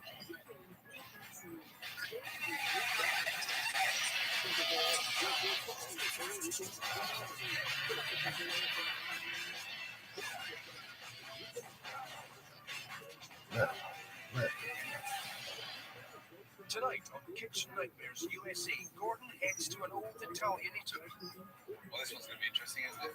To find a family and a restaurant in crisis. You can become famous in the next 24 hours for fucking poisoning half of Babylon. Tina, the owner, is a wreck. I want to cry or commit bloody murder. And her brother doesn't seem to care. If I am stove, I bought a soup, you know. He's a 250-pound spoiled baby. He's a lunatic. You ain't got me scared. All right, you ain't got me scared. With just a week to turn it around, Gordon must put this family together. Holy mackerel.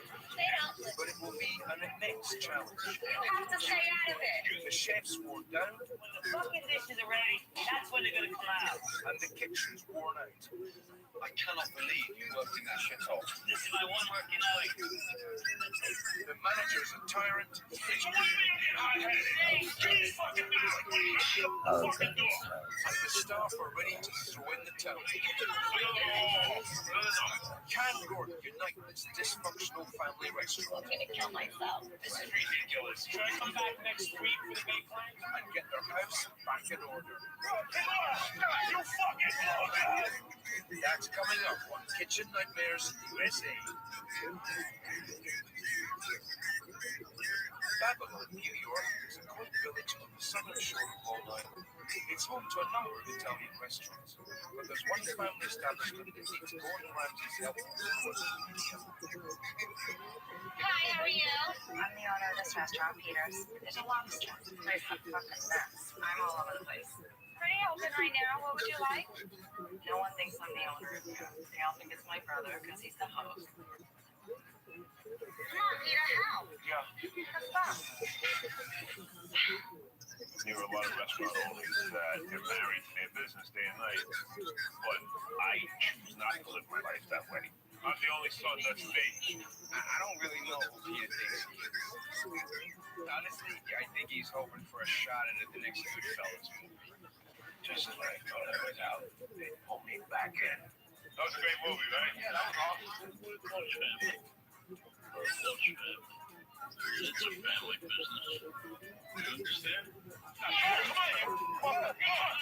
I believe Peter is the core problem of the restaurant. I'm passionate. I'm Italian. I yell. Why is this guy here? 2 minutes later, I'm over it. Come on, let me hug it out. Let's hug it out. Let's hug it out. He takes advantage of the place. Can I have a cappuccino from here, please? I take so much pride in myself, my appearance, my car, my clothes. When I got sauce on my suit, I take care of myself, and it shows. You can put your hands on me, I promise I won't bring up on charges. You know what I mean?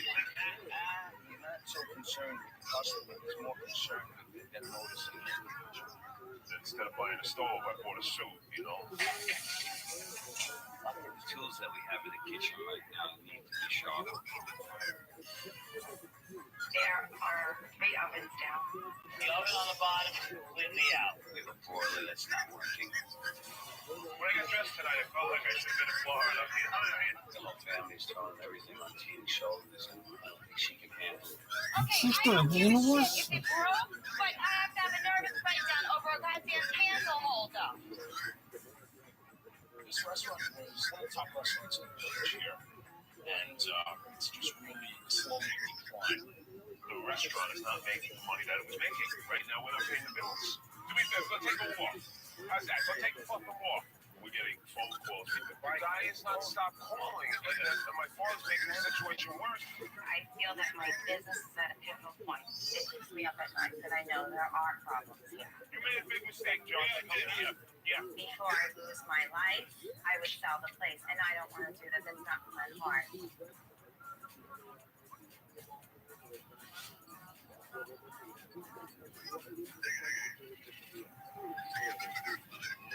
I'm here in Babylon in New York to meet Peter from Peter's Restaurant. It's a family, small, quaint restaurant, and it's on his arse, struggling big time. And he said he's going to pick me up. Where is he? Who is he?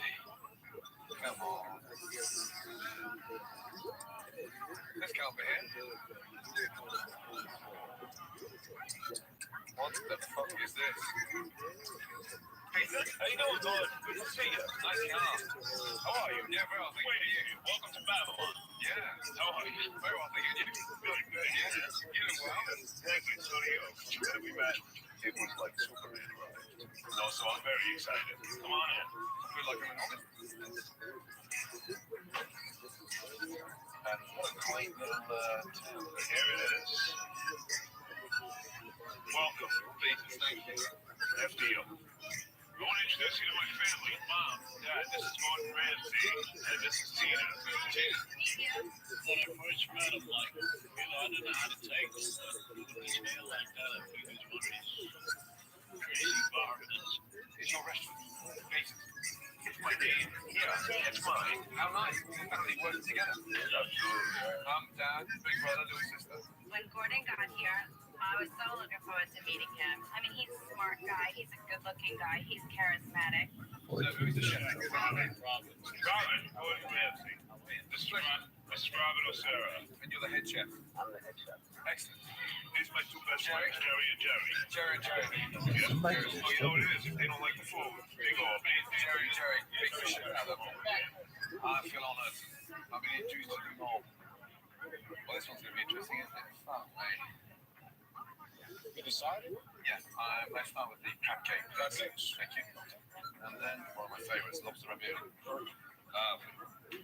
Thank you, Owen. I'm sorry, your first name was Angelo. Gentlemen, I got Ramsey's order, please. Give us the crab cakes. Say spicy Dijon sauce. The cupcakes are homemade. They are homemade, yes. Thank you. That's right. It's terrible, salad. This salad fresh is all like little bits in there. Like blossom. Huh? How old is that salad? Take it back before something jumps out of there. I'll just take the crab cake. I mean, it's blossom. Where's she? This is ridiculous, man. Look at this. How old is this salad? You make me look like a moron. Well, somebody else had another squash.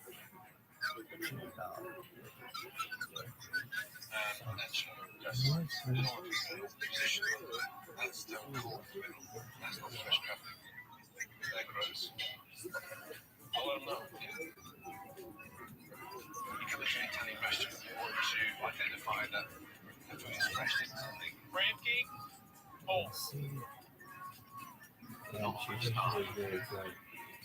Might knock the ravioli. He's going to knock the ravioli. What is he going to knock about the ravioli? They're good, no? They're from restaurant people. What do you think? Yes. Thank you. Well, I don't need any parsley.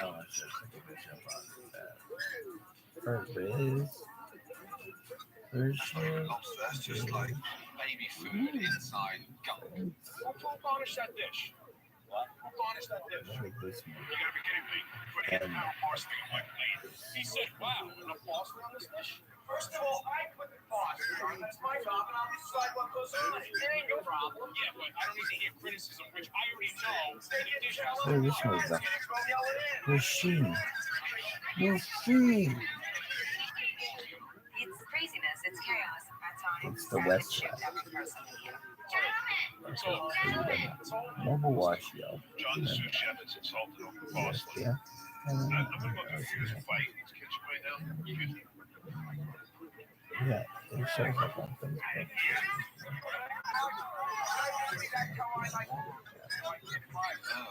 Do you understand what I'm saying, Angelo? Hold up.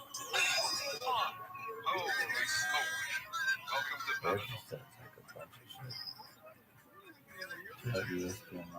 Now that Gordon has tried the food, it's time for a heart-to-heart with Liquid Fan.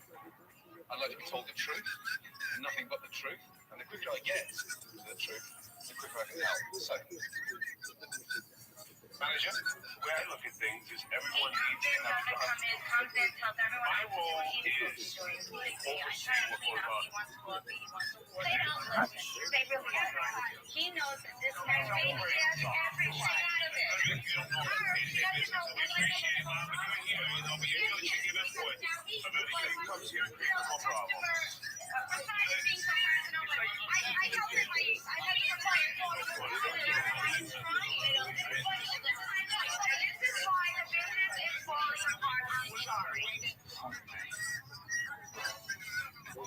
coming up, always fascinating what you find in the back of the fridge. Gordon's shocking kitchen investigation. Like something out of a sci-fi movie. Leads to a confrontation with the family. You can become famous in the next 24 hours, fucking poison half of Babylon. Will Gordon and Peter ever see eye to eye? This place will run better without you. Or will Peter continue to wreak havoc on his restaurant?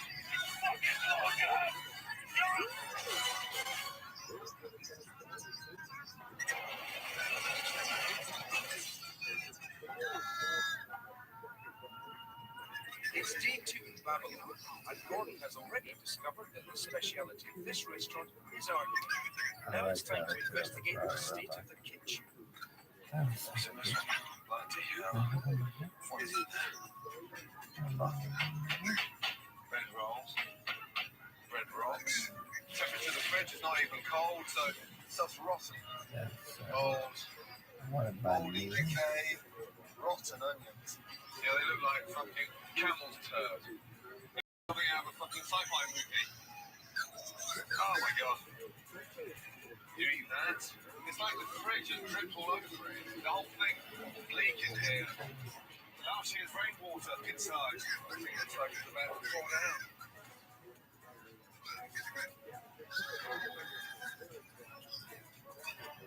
Hey, thanks for coming. Very sorry, mate. What happened? I had something that came indirectly to, inadvertently. This was an act of God. I would really like it. Let me show you something that I hope will open your fucking eyes. Tina, Angela as well. Yeah. Have a look at this. When was the last time you went inside a walk-in fridge? Walk-in fridge? Yeah. I had a hot flash last week. A hot flash? What does that mean? I mean, it was like hot, and I walked in here for a second. Buzzed up the floor. Look, there's onions growing on top of onions. Well, it gets worse, unfortunately. The whole thing's leaking here. What the fuck is that? What is that? I don't know, you have to taste the shit. You can become famous in the next 24 hours for fucking poisoning half a barrel. You ought to be fucking ashamed. That is sour and has to be 4 weeks old. Just smell that. Yeah. Just smell it. I just got it. Yeah, okay. Just smell it though, Tina. We really said that? No, but doesn't this fall under the chef's job? Well, we are the fuckers. This is your fridge. Your fucking business. Throw your hand there before I try something. Yeah, it's terrible. It's like, somebody telling you your kid is ugly. It's ridiculous here. Hey, hold on. Hey. Walking box is a mess. But you know why? That walking box is exactly how we felt about working in the kitchen. It's like blame everything on me. I mean, fires in Chicago, Hurricane Katrina, 9/11. What the fuck? I mean, I've never seen something like this. Stop acting like a fucking baby. I'm not acting like a baby. Just throwing everything on me. Yeah, I'm taking number one, baby. I want the place clean. Okay, so clean it. Clean it, guys. Please clean the place. You're embarrassing me. I've never seen something like this. Walking box is a mess. But you know why? That walking box is exactly how we felt about working in the kitchen. It's like blame everything on me. I mean, fires in Chicago, Hurricane Katrina, 9/11. What the fuck? I mean, I've never seen something like this. Stop acting like a fucking baby. I'm not acting like a baby. Just throwing everything on me. You know what? I'm taking number one, baby. I want the place clean. Okay, so clean it. Clean it, guys. Please clean the place. You're embarrassing me. I've never seen something like this. Before Gordon does anything else, he wants to make sure the kitchen is spotless. How we doing, ladies? I believe Peter is the core problem of the restaurant, dysfunction, and he isn't concerned much about anybody else but himself.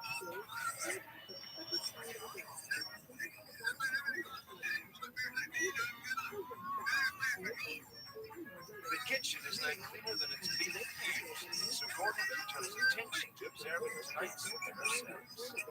Reservations, what have we got booked? We really, what do we have? There's nothing in there. It's rough. Let me have to sell my watch. That's $20. So it's fake. The only thing that's fake is my teeth. Fucking white. It bleach. How much that cost? Thousands. I brush mine twice a day. Fucking hell. But it goes well with a brown tan. Well, use them. Yeah. I'd rather burn you fucking stone. Fucking shit. It's been such a long time since I have equipment here. It's bothering me, but it's something I can do about it. It's not my restaurant. What doesn't work? All these stove tops here don't work. The broiler doesn't work properly. This oven does not work. We use it as storage. We keep like towels and stuff in here. When's the last time when you made a nickel? Never put a nickel in this thing. He's more proud of his car than he is his fucking restaurant. Absolutely. That kitchen is the heart of the restaurant.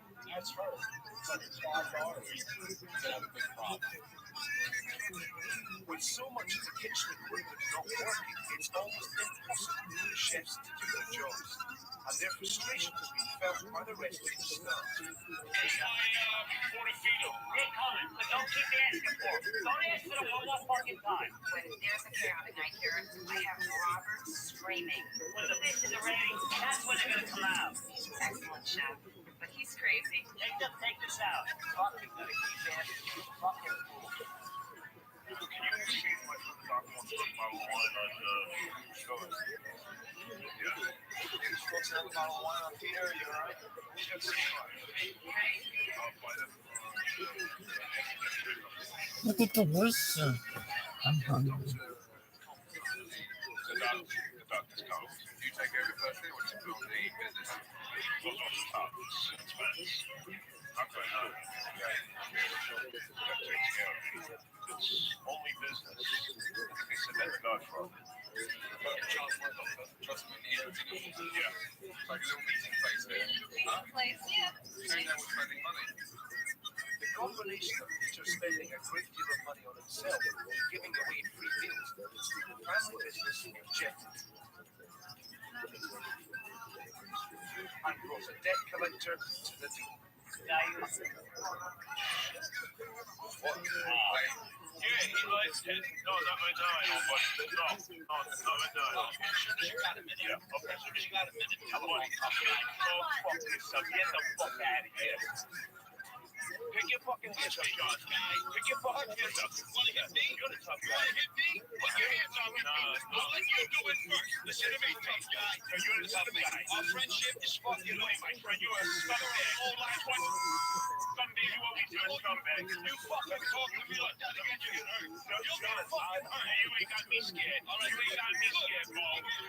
Don't fucking walk up on Peter, bro. I'm hurt you, you little...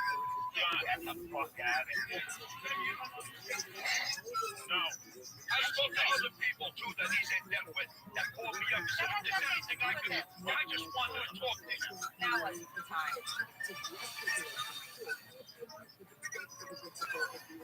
After Peter's brush with an overzealous debt collector, Gordon checks in with his sister, restaurateur, Tina. I know I've just arrived, but fuck me.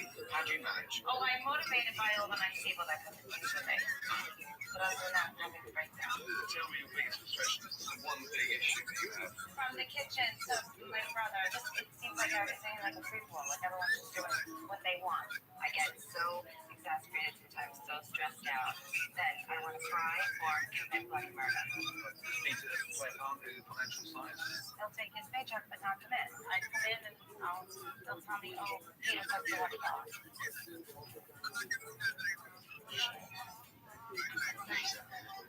If he fucking prays me for the day, he took money. You can't do that. How long can you continue functioning like this? Not much longer, and I can't. I would sooner sell the business. I'm not a martyr. I feel like I'm doing it on my own. And that's the part about it I said it's not fair. If this doesn't work, what's at stake in terms of how much we lose? My house. This is great. The true definition of a family business is every member of that family working within to make it successful. Not one person carrying the burden.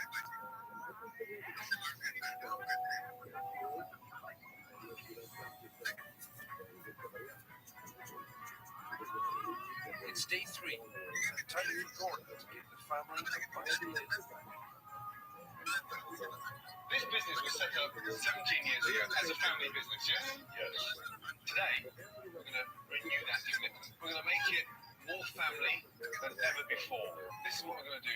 You, with your father, are going to go and run the kitchen. You're going to cook. You're going to run the kitchen. I love it. Hey. I want you to go and work in that kitchen and just experience what it's like behind that line and work with your dad. You like food? You certainly eat enough of it here. Tina, you're going to run the dining room with your mum. Okay? Go in the kitchen and get familiar with what's going on. You know, never seen Right, never seen it growing eggs. Baby, I'm looking at you. Find it. You're not shaking it up. Let's go. Come on. Peter's like one of those guys. He eats out a lot, so he assumes he knows about cooking in restaurants. He has no clue about the kitchen. Hello. Welcome. While Peter and his father are settling into the kitchen, Why is this burner don't go lower? welcome to my world. Gordon is packing the dining room with hot hungry customers. First order's coming in. Stand by. Can I start with you? What would you like? Ma, do me a favor, make me an espresso, please. Go make it yourself. I just want my mother to get me espresso on a rest. Espresso. Is he always like this? Yeah. Oh, is he? My God.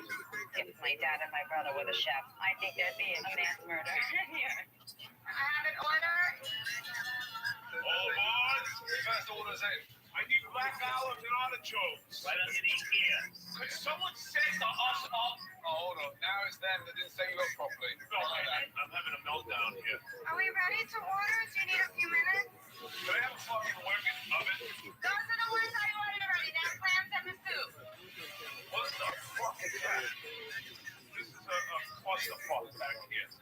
Actually, 7 please, my darling. Where's the clams? Where's the salmon? Where's my lemon? We're shouting for lemons. And look, there's a fucking box of lemons here. I need clean spoons. I need clean spoons. I need chicken. I need chicken. What's that in front of your eyes? Oh, okay. Peter he's a 250-pound spoiled babe. Holy fuck. These two didn't get the instructions telling them they planned. Tell them about your dessert. They don't need advertisements. No, you have to get them out. What do you want me to do? I can do what I can do in the moment. Okay, let's put the cat amongst the pigeons. Peter's now getting a taste of his own medicine. He's now seen how difficult it is to cook in that kitchen with nothing but work. So this is embarrassing because this should be the family close-knit time-run restaurant. It's an hour into lunch service, and there's still no food coming out of the kitchen. It's done. What's burning in here? We just burned the chicken. Where the fuck are we? We just glammed. I don't know. I'm looking for corn of the hide somewhere. Someone get me Tina, please. I need orange juice. You want Tina to stop now and get you a glass of orange juice? Do I have anybody that can give me orange juice? Fuck yourself. What? I beg your pardon? Take it easy. Take it easy, killer. I want to see what Big Boy's made of. Come on. Let's go, yeah? Yeah. Let's go, Big Boy. Flat. Finally, someone told him, listen, buddy, don't act like you're the king over here because you got nothing. You, get the fuck out of here. Out. Robert, back on there, please. God. Unbelievable. Now Gordon has proved his point about the inadequate kitchen. He realizes that he has to do something drastic to get the restaurant ready to be relaunched. Gordon did, attack Peter the right way because he saw him as being, a big shot, a guy trying to act like a big shot. Just do me a favor. Yeah. You go out, go get some fresh air, or go get a fucking manicure, polish your wear, do something.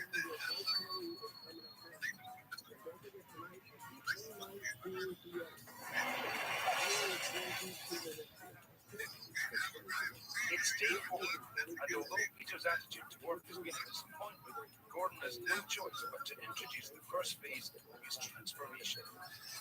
Right, today is a new beginning, a new chapter for Peter's restaurant, yes? The one thing that really needs to take place here is commitment. We're going to implement changes. Follow me, please. Through the kitchen. Welcome to your new kitchen. Oh my God. Oh man. Holy. Bro. Have a look. Gordon brought in a team of kitchen specialists who worked all night to give this restaurant something it sorely needed, a proper kitchen. Every oven is working. Oh my God!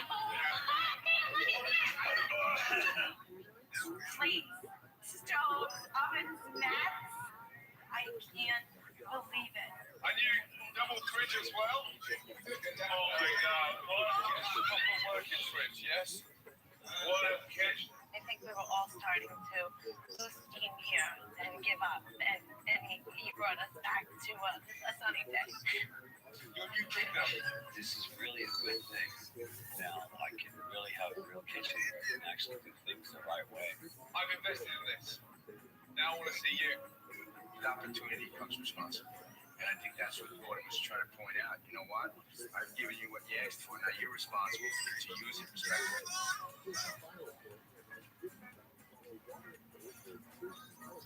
It's time for the chefs and Gordon to put the new kitchen to good use as Gordon starts to change the menu. Here we go. I want to focus on family-style dining. We're going to be making Simple, stunning, classic Italian foods. Okay, lasagna. I'm very excited to cook with Gordon. Definitely an honor to cook with someone like him. I fell into a bit of a rut culinarily, and now that Gordon's giving me this new menu to work with, it's a revitalizing kind of feeling, you know? Let's go.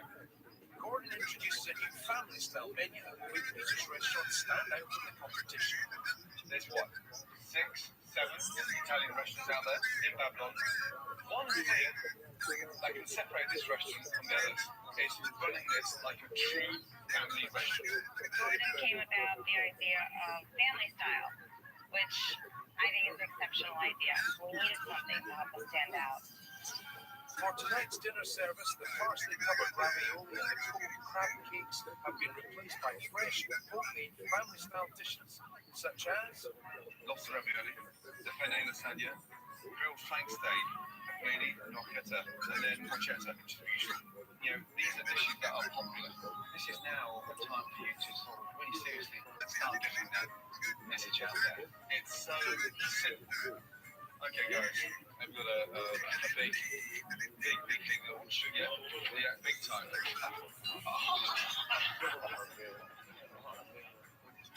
With a brand new kitchen, a redesigned menu, and a new approach that reaches out to families, the restaurant is ready for its big relaunch. Let's go in. With the doors about to open, Gordon gathers the staff for a last-minute pep talk.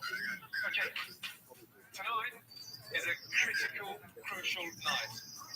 Are you with us or are you under way? Okay, we're really busy right now.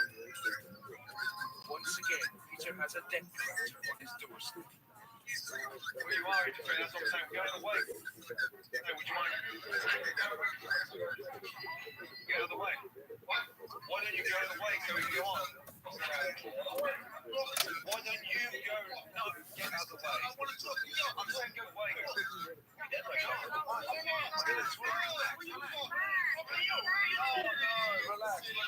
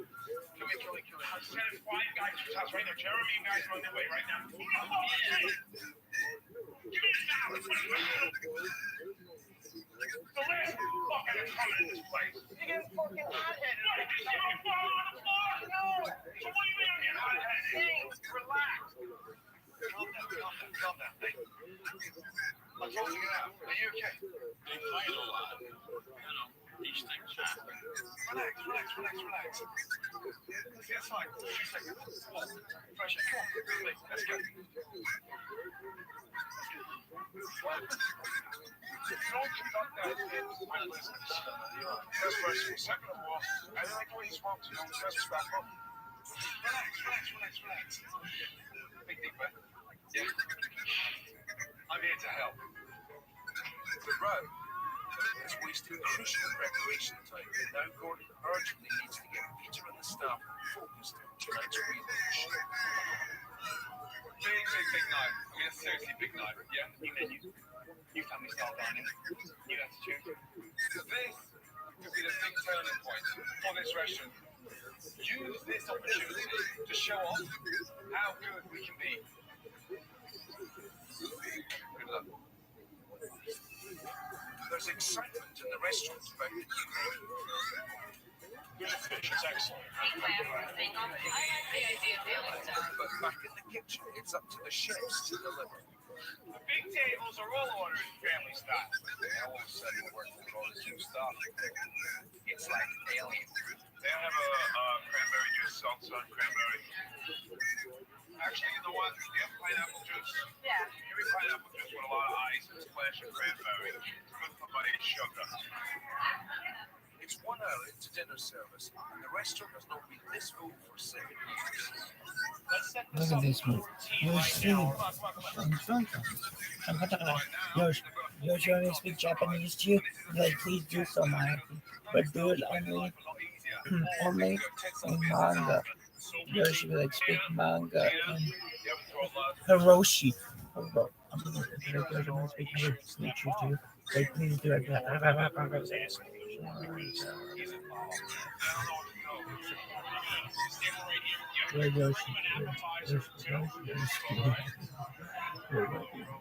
But when Peter does decide to let the house instead of serving the big clams, why not? You got a fork back here? Anybody got a fork? Come on, let's support TV. This is smart. he decides to eat them.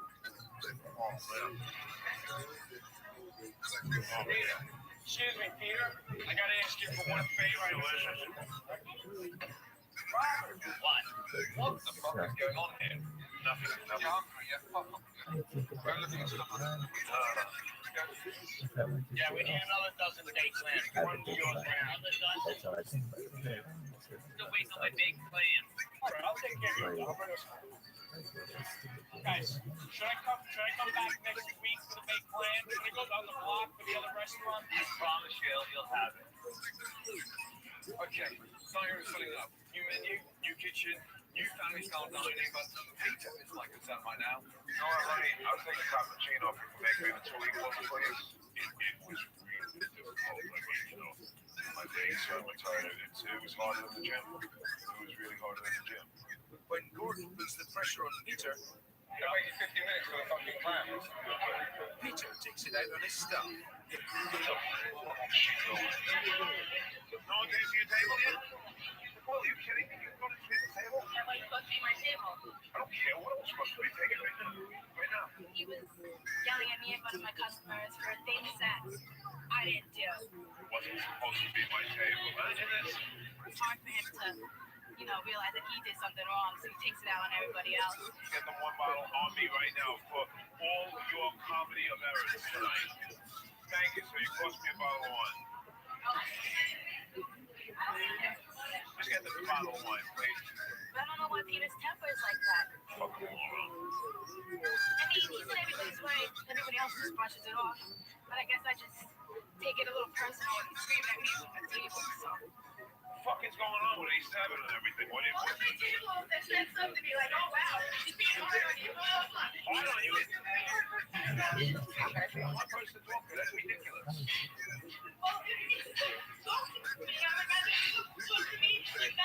How could you cry?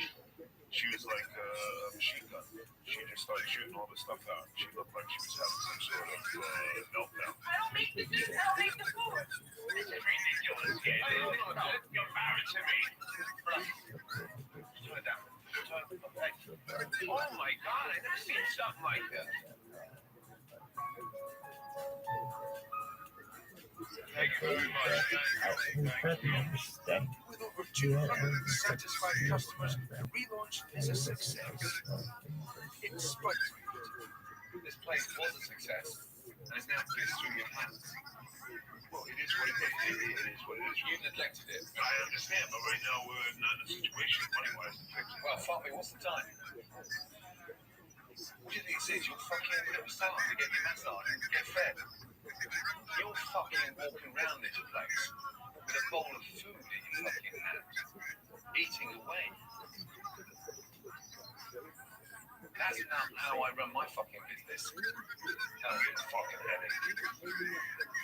I just think it's a day's work. Fucking 20 years. I've had my own personal problems. difference. Problem. You're no different. Let's start working at the problem. What's the problem? What's the problem? You. That's where I'm starting. Excuse me?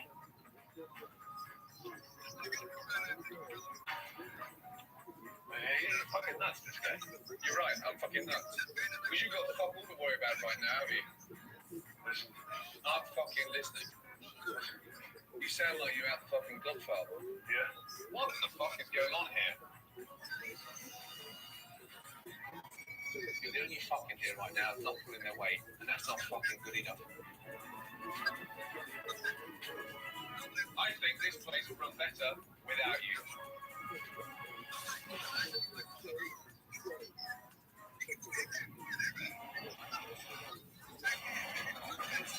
I think this place will run better without you. I disagree. You disagree? I'll own certain problems and I'll take responsibility for a lot of things. That was about as convincing as the fucking first fucking moment. I'm here. I need 2 minutes with you on your own. You guys. I'll see you in the morning. I love him. Tonight.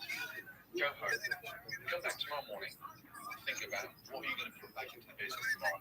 Think about it. And make sure it's fucking good. I'm going to be here to make sure you do it.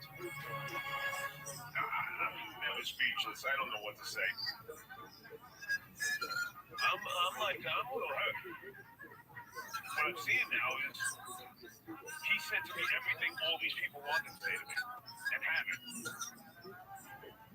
So maybe Gordon's right. You know what? I'm not going to say maybe Gordon's right. Gordon is right. I'm committed. I'll be back and I'll do what he says. It's for the good of the business. In the end, this place is me.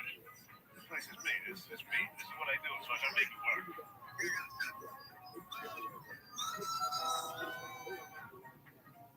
To Gordon's amazement, the next morning he found Peter on the phone calling to fix the walk-in fridge. We need our walk-in box fixed. Leaking here. There's like, it's rainwater. Why you come here and do whatever it needs to have done? I'm really amazed that Peter is taking the initiative and putting into walk-in box. And to go with the brand new kitchen, Robert and John have a new attitude. I'm very excited. I think everything's going so well.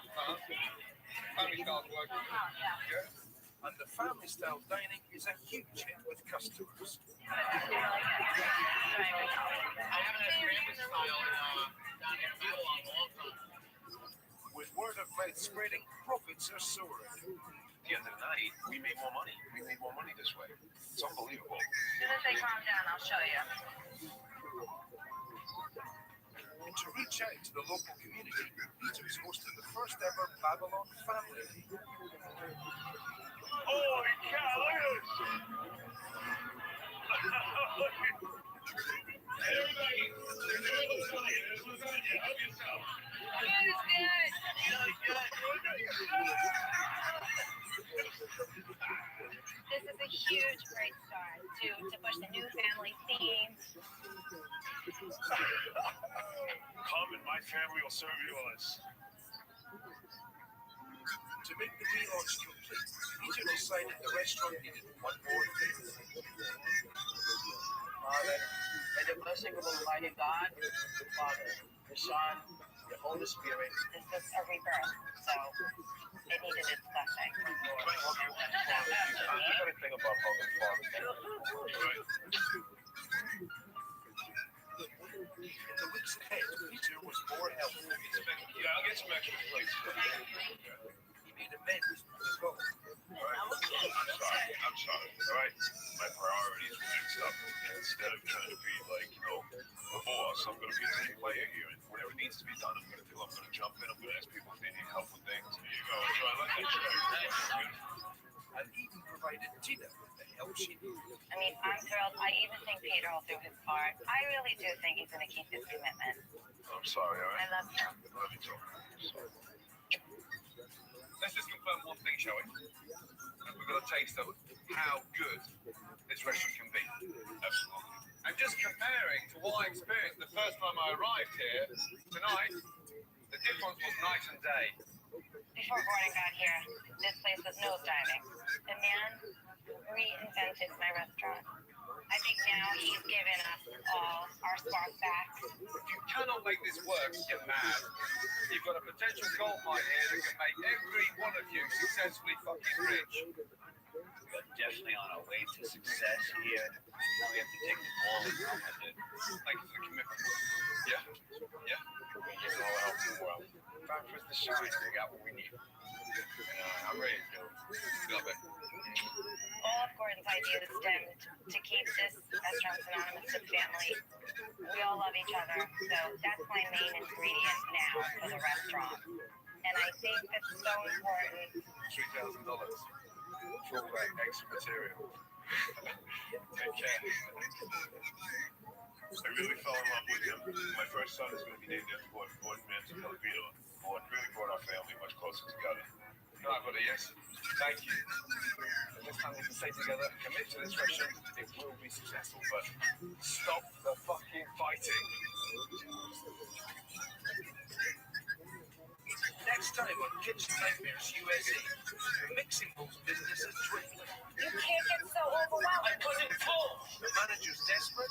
I tried everything. The owner's lost his passion. Like the man that died and put out his history, and his wife wants him to shut the place down. I can't sacrifice myself for the mixing bowl anymore.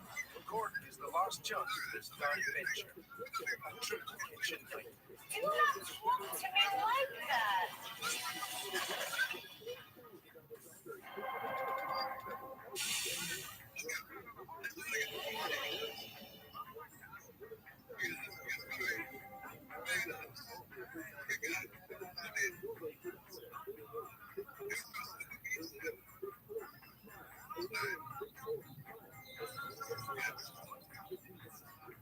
For the last 3 years, Chef Ramsay has whipped aspiring chefs into shape on Hell's Kitchen.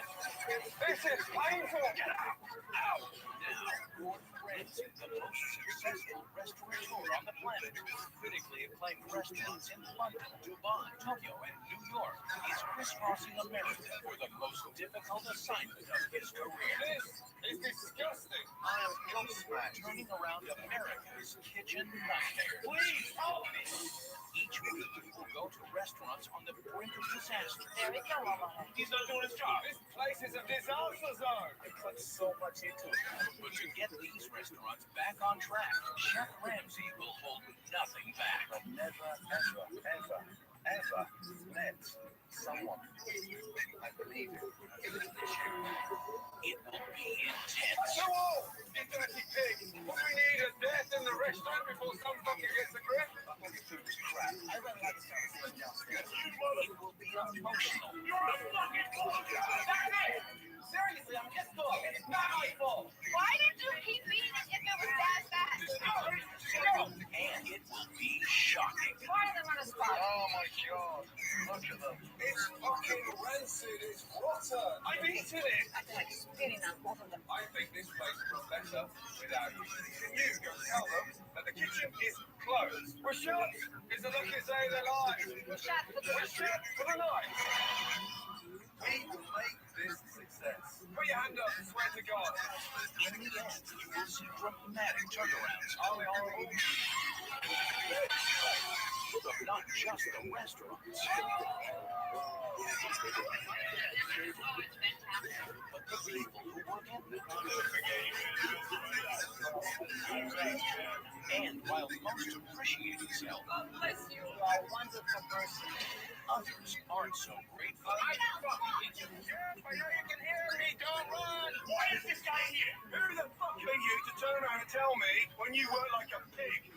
Yeah, pig. Goodbye, chef. Good luck, loser. Get ready as Chef Ramsay turns America's kitchen nightmares back into dreams. Please do not screw it up.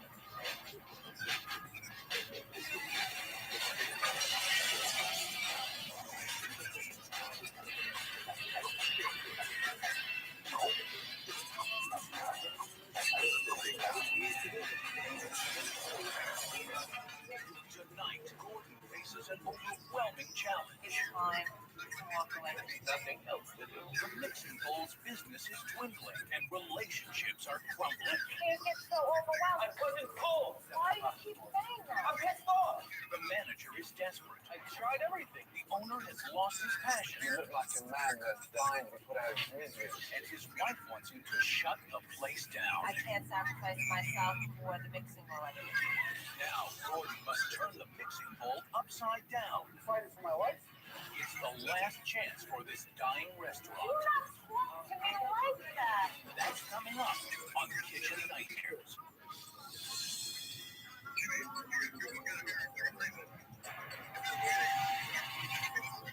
Belmore, New York, a busy commuter town about 30 minutes from New York City, and home to a wide variety of restaurants. For 10 years, the mixing bowl has managed to survive, but now with increased competition, it's only months away from closing. He said Cajun, not Asian. My name's Billy Gladdy. I'm the chef. I'm the chef, delivery guy, just to fix it, bills, supplies. I'm out to close it, man. That's what I have to do to keep the place alive. The mixing bowl eatery has been here for 10 years. Lisa, is this all right? You know what? You should go see a manager, not your wife. If it was up to Billy's wife for a strong people. This is too much. Say what? My hope is really gone for this place. Disaster, 6:50 p.m. restaurant, all nighters. Everyone just knows he's mixing ball Mike. Right this way, young lady. Yes, he's the manager, but it's impossible to work with him. You get 5 times more pay than the servers. What the hell is your problem? Kind of like one big happy family. What you just said makes absolutely no sense. That doesn't make sense. Shut up. Mike, what are you doing? Taking a drink is on parch. He is the manager. What is Mike do now? I see him schmooze a lot. People come in here, they think I'm the owner, they call me like the mayor of Belmore. Do they do it because they respect me, they fear me? I don't know. Shut up and let me finish talking. Nobody's going to listen to someone who's yelling at them like a madman. Talking to you is like going to a brick wall. All right. When the mixing bowl first opened, it was busy every week, you know, it was really doing well. Now, everyone's depressed. We tried everything we can. There's no more money. There's nothing else to do. If something doesn't change and someone doesn't help us out, the restaurant can be closed. I'm so stubborn about keeping them alive, but I'm hurting myself and my family. I'm holding everything up now with all this crap. I'm sorry, that's what I wrote. Our marriage gets affected by his business. Go out. We're struggling 7 days a week. That puts a damper on our relationship. I can't sacrifice myself and our children for the mixing bowl anymore. If it's not going to work, it's time to walk away.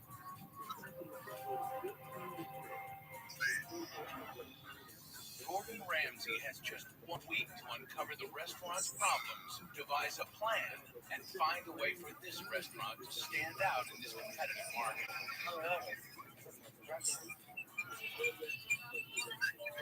Oh my God. Pleasure to have you. Not so sorry, Gordon. First name? Mike. Mike, nice to see you. It's exciting. It's like, oh my God, meeting boyfriends. You know, to me, he's a god in the restaurant industry. Lisa, nice to see you. Oh, this is Gordon. Yes. All the staff. How many people lunch? When Gordon first came in, I was nervous. I hope it's just not too hard on all of us. This is the lunch menu. What style of restaurant is it? It's new American type cuisine, salad, some wraps, with pot, like a health spa. Where? When was the last time you went to a spa? The gym.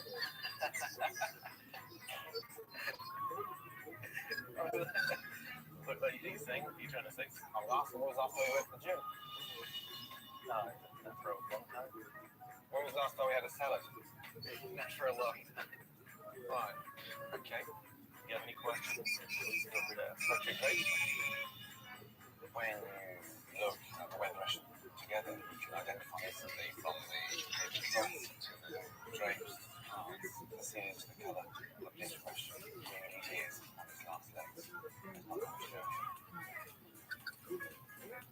Award-winning Maryland lump crab cakes, sea of North Atlantic salmon, sun-dried tomato basil.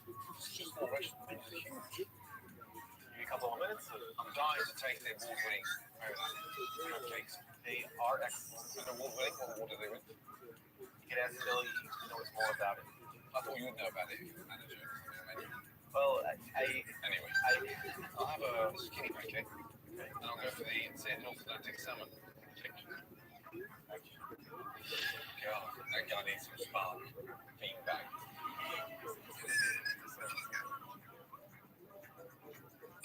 These are the Maryland crab cakes and skinny pancakes. I tried sauce. Lovely, thank you. Enjoy. Thank you.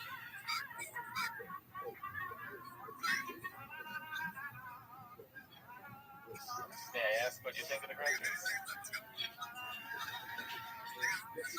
I know she upstairs.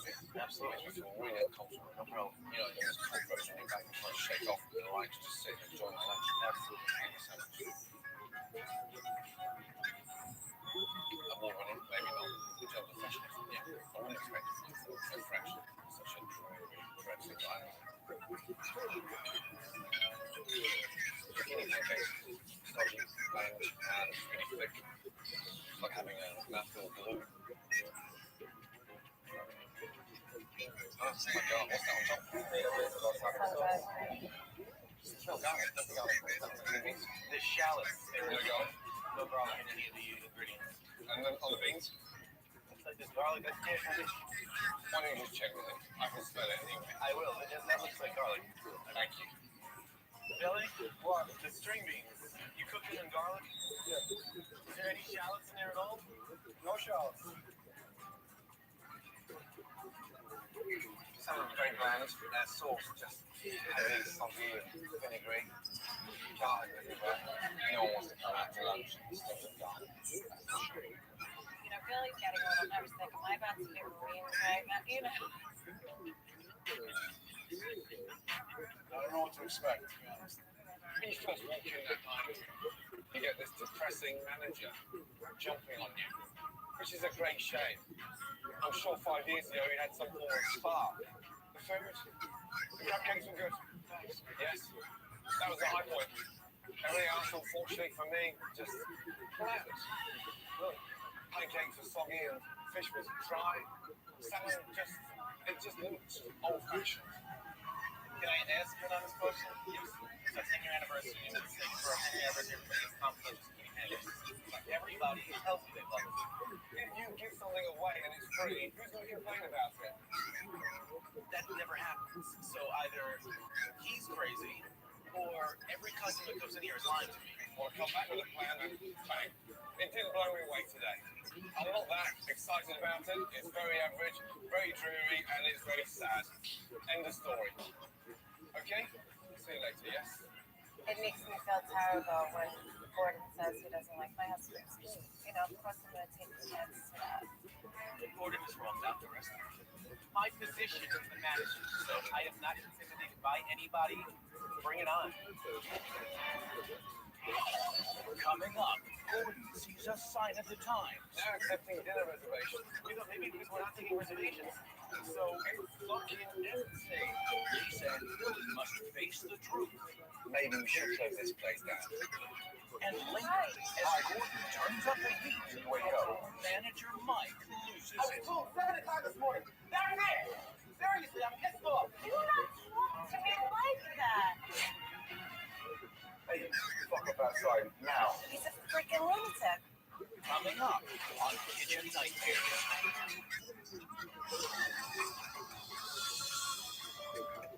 Later that night, after meeting the staff and sampling the food, Gordon wants to observe a dinner service, so he can evaluate Billy in the kitchen and Mike in front of the house.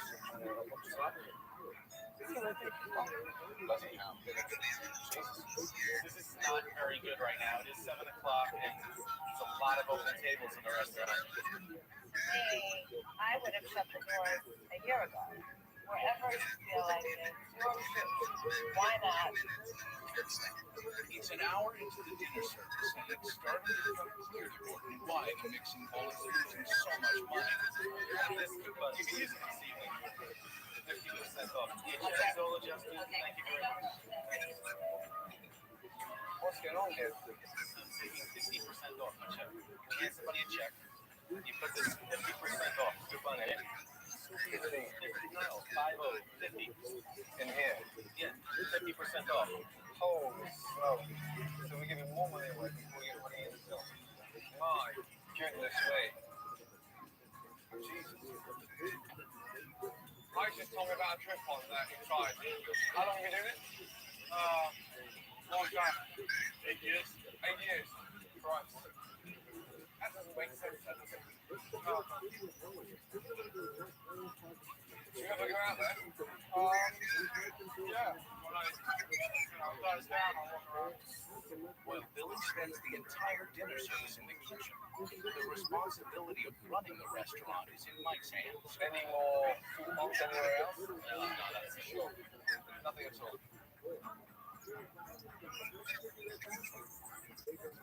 There is more. I have about 10 signs that I had made up. Go and get them. Someone grab this door for me, please. Sorry.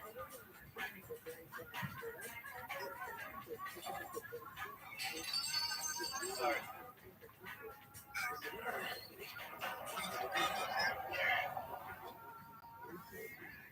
All of you go in the window at some point. Where did they get all these from? I have a post. They make them up for me. It's expensive. Holy mackerel. As you can see, I tried everything. Clearly. Now accepting reservations. Maybe because we're not taking reservations. Maybe people aren't coming in here. It's empty. Yes. But we fucking empty. Tuesday night was in a special select treat. Treat what? That was one of the worst things we've ever done. So we did select three. It was a while ago. We did that's pumpkin. Can I tell you what? Because listen, that's one of your Thanksgiving desserts early. Yeah. In case we're closed by the time we come round to November. What I do is I'll put up a sign a month ahead of time because maybe people will drive by and say, oh look, this sign was the most successful. Is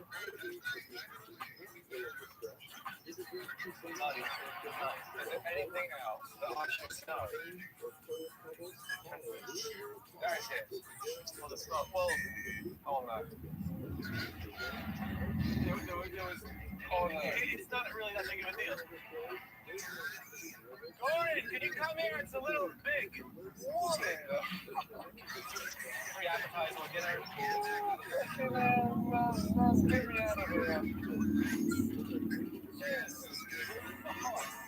Where in the it went over you saw these other little signs weren't working.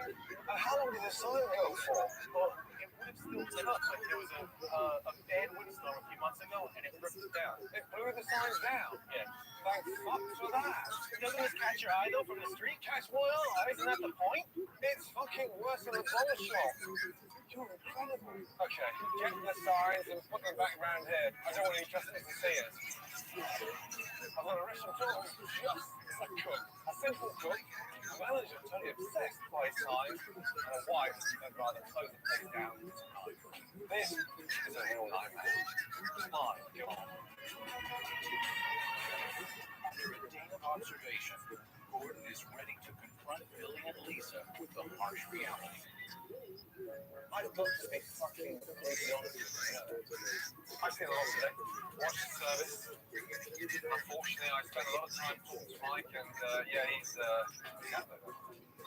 Seriously, I have to start thinking as a businessman, not needing someone like Michael to sort of focus on the bologna and bullshit, and then watching, cooking. I've never ever seen a chef so quiet all my life. You look like a man that's dying to be put out of his misery. Lisa, you may be right. To put you out of your misery, maybe we should close this place down. Up tonight. Up next, there is mutiny at the mixing bowl. Nick, he's lazy. The rest of you take a half plate of our test. Do you think you have those tips if I wasn't here? And later, before Billy steps up. I was told 7 o'clock this morning. Back there! Seriously, I'm pissed off. I don't want to talk to my wife that way. Do not talk to me like that. Gordon steps in. Fuck up outside now.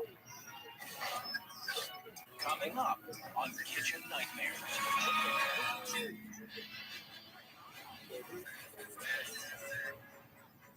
After the dinner service, Gordon decides to test Billy and Lisa's commitment to the restaurant. Lisa, you may be right. To put you out of your misery, maybe we should close this place down. Up until tonight. The stress and the pressure relieved, bang, we're done within 12 hours. I don't want him to give up his dream, but I don't see why we would. Billy's a good person. He doesn't want to just walk away, but if he has to close the doors, it needs to be closed and let's move on already. I want to live a normal life.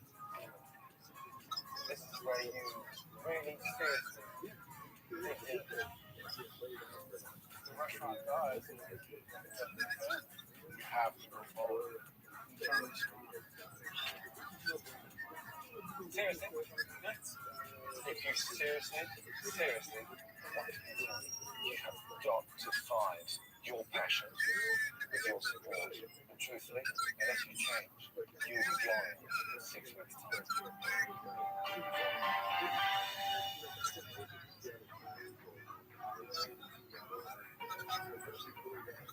It's day 2, and time for Gordon to start implementing his plan. He hopes to get through to manager Mike about his destructive promotions with the help of a somewhat destructive measure. Looks like a wood chipper to me. That's right. It's time to say goodbye to the past. It's time to say goodbye to Valentine's Day.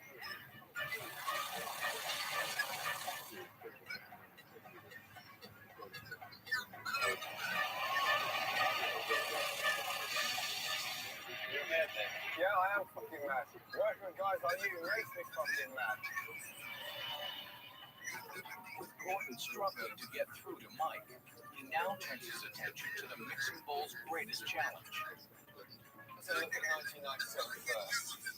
1, 2, 3, 4 restaurants. 10 years ago. Let me show you something. 2007. Holy shit. Look how built up this neighborhood's become over the last 10 years. 41 restaurants. From a Chinese to a deli to a pizza to a diner. Right now, we need to reposition the Mixing Bowl slap bang in the middle of all that competition. Gordon's right. 41 restaurants. Of course, you gotta kind of get lost in the shuffle. What else is around this area? You go to every day. Oh, the gym. Gyms, beauty parlors, tanning salons. What isn't on there? Healthy is something that's not even listed anywhere near here. One way we can help turn this around is by installing something to do with health. Society realize we do things healthy, just organized for the whole world. Give the fucking neighborhood what they want. With the Mixing Bowl now embracing being the healthiest, high-quality restaurant of Belmore, Gordon also realizes he needs to ignite Billy's passion. Time to be competitive. Creative, yeah? Or a list of 15 ingredients. Okay, half an hour. You work there, I work there. Keep it fresh and healthy. Think about the direction the way to go, yes. Okay? Gordon Ramsay teaching Billy. He's being trained by one of the top chefs in the world. I was totally into what I was doing, but then like you realize Gordon Ramsay working next to you. So you shredded the fennel, same way I shredded it. I hope you don't copy me, Billy. I got the fennel first, and you copying me. Oh, dear. That is so excited. I haven't seen Billy this fired up about something in so long. You're very quiet there, man. Fucking hell, what is it with you? You must drive Lisa around the bend, you know that? How do you communicate? Through email? I was paying attention to what he was doing. More involved just making my dish. Let's go, my man. Tough other way. Within finish first. Okay, good. So, yours is a seared salmon, ginger or salmon. This is just poached the vegetable stock, topped with a walnut pesto. Everything looked really nice, just fresh and lively and vibrant. The food kind of like jumped out at you. Looked great. This is the kind of thing that the mixing bowl should be serving. I like that. Both dishes including a lot of menus. I like the food, but I really don't know if we're going to change this place around.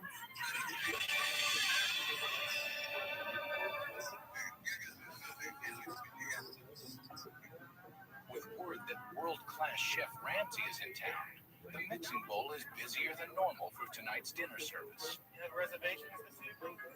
But can the staff at the mixing bowl actually cope with a busy restaurant? Push the salmon, please. Chef. Okay. Push the salmon special. Thank you. I think that the customers are absolutely going to love the new salmon dish. Push the salmon. I said before, at those points, point the customers. We're running a restaurant, not a fucking zoo.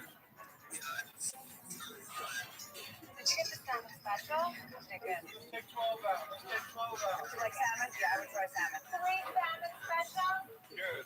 Salmon. Good. Hey, bud. I don't particularly care about the kitchen. Your main focus should be the customers. The water is complimentary. Oh, yeah. See, working now. He doesn't stand and talk. Lead the right. Salmon special's really going well, but Michael, what the fuck is he doing? This guy is just fucking using this restaurant to feed his ego. I'm glad you guys are enjoying it. You want your friends to come in? That's great. But you should be out working. Ask for Paul here. It's impossible to work with him, and every time you work with him, he takes half of your tip. Jimmy, you gotta work 6 tips, baby. I get very large tips. Give him some more water on the table. If he includes, I mean, 20-25%. If you do, you have to put on another round of drinks. Another bud, and another diet Coke on. I am tired of Mike taking half the money from the tip cups. It's not there. But thank you. Despite the success of the new specials, the staff is unhappy with their tips, and all fingers are pointing toward Mike. You find a table you want, John, and then the rest of us bust our butts to get your tables and our tables done, and then you take a half plate of our tips. Can I say something? Do you think you had any tips if I wasn't here? When people come in here, everybody knows me. The customers know me. All you guys know that. People know me the best because I make it a point of making friends with customers, and that's what customers want. They want to feel special. Mike thinks this is his restaurant. He is an employee. Fucking unbelievable. Okay, it's not being real. When I ask you to wake up in terms of running a fucking business, sometimes you run it as if you own the place. And the reason why you do that is because really you are too weak. And listen, if it sounds crap, open up and say it. I'm nervous that everybody's sitting here with their thumbs up their asses and not doing what they're supposed to be doing. I don't think right now that's the right attitude. I think we should have a positive attitude. I mean, be realistic. We're not busting my own table and everybody else is running around crazy. We are aware of what the problems were. And I think that we should move forward and put the damn past behind us. You're kind of talking to yourself, right? I'm talking. This is how I feel. I am verbally. These are things you need to do. I'm fighting for my life. Right now, at least I want to make changes. That's it. Really, it's the first time you sounded like a boss. It's your fucking life on the line. Don't ever forget that. Hey, it's not fair again. If you're carrying the weight that this guy and his wife has on their shoulders, you would fucking splurge. Tomorrow, even though it's an important day, it's been 10 years, we're going to change to help get the business to turn around. Work out tomorrow. The blame is on your shoulders. Still to come, Let's go, everybody. the mixing bowl is busier than ever. Pick up this plate. Let's go. I order now. Yeah, it's coming now, you fucking hell. I was just fed up. But nobody is in the mood for celebrating. I was full 7 o'clock this morning. Back there. It's the dinner service you have to see to believe. Seriously, I'm pissed off. You're not supposed to be like that. Coming up on Kitchen Nightmares. Day 3. Gordon's design team works overnight and transforms the mixing bowl from a nondescript diner into a contemporary, sleek restaurant. And now it's time to be revealed. Right, ready? Yes, Mike, ready? I'm so excited to see my twin. I'm excited. Let's do the Facebook. I'm very excited to see it. Let's go. Lovely. Here we go.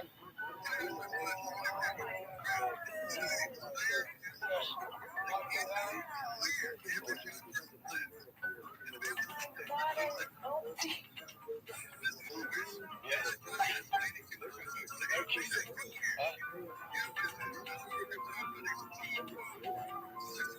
Looks nice. Oh, beautiful. I feel like I want to spend money in here. It's exciting to walk out to the dining room and just see what it looks like. The decor is terrible. Now I think the decor works. It fits with the food, it fits with the name. Lisa, what do you think of the chairs? Yeah. I'll see you now. Oh my God. Amazing. This is like a gift. This is like a period of grace. It really touched me deeply. It looks like a restaurant now, doesn't it? Yes. So you seriously going to start spending time in your own restaurant now? Say hello to customers? Jim, how do you feel, darling? It looks completely different. I feel so much better about coming here knowing that they're not looking around thinking, why am I sitting here with this gross paper on my table?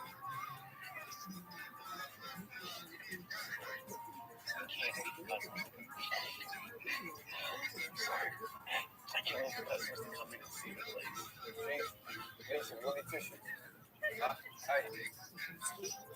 This was our new start. So hopefully it's what we needed.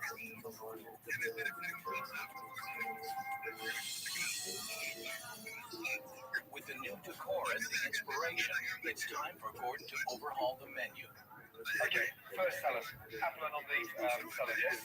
And it's done with walnuts and honey Dijon dressing. Very fresh, very good, very citrusy, very tangy.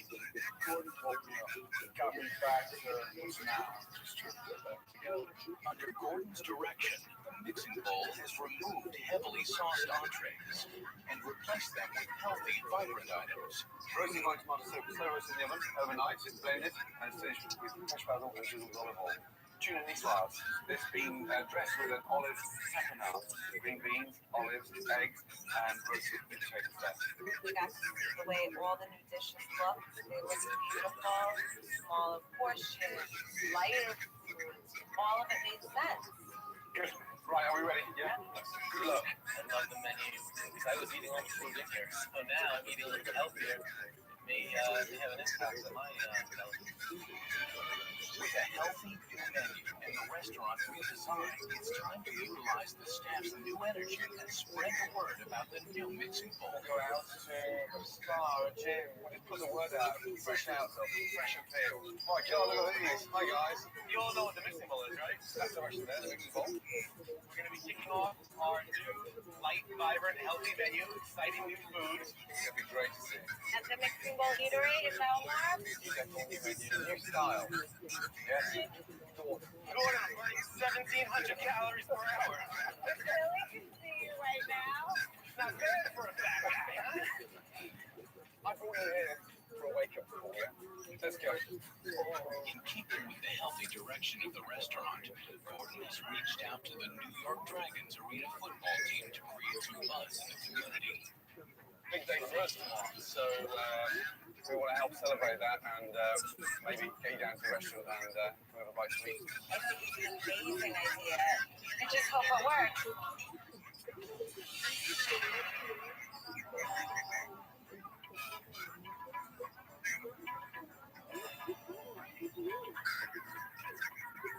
Day 4. Only a short time before relaunch, and Mike is already feeling the heat. There's a couple of little tiny things that bother me. So I want the place to hit perfect. Mixing while Mike's speaking and helping. I mean, Italy, there's a lot of confusion with the reservation. And there's a lot of things that I really have to do myself. He's having a hard time today, which we all are, but he really lost it. Actually, all right. This is why we need Santa. I just seemed so stressed, and I was definitely concerned that it wasn't going to help us when we opened the doors. That's it.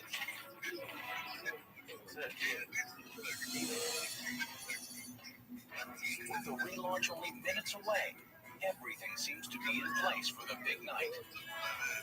Looks like we have 47. And the restaurant is fully booked. Good luck. Yeah? Let's go, big boy. Got some looking have to get here. Gee, why? Unfortunately, there were too many reservations set at the same time. Oh no. Even I'm getting a little bit fucking doolally. There'll be a fan picking me up in a minute with a fucking straight jacket. Fucking madness. It's the Mixing Bowl's biggest night. And because of Mike's reservations mix-up, many of the customers have arrived at the same time. They do. As soon as those doors opened, the floodgates opened up and everyone kind of came at once. It was a little bit stressful. Right. Yes, right, come over. Come in. Okay. Reservations. What's the hiccup?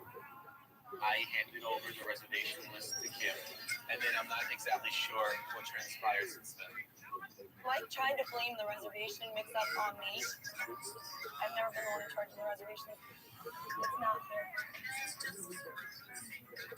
This is a big night. I can't tell you how big this night is. And you've got to know what's coming in. That's your job. It's not solely my fault, and I don't think that it's right to put blame on any one person. Can we get on?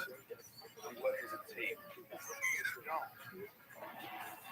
After Gordon's pep talk, Lynn, Kim, and Lisa all stepped in to help get everyone seated.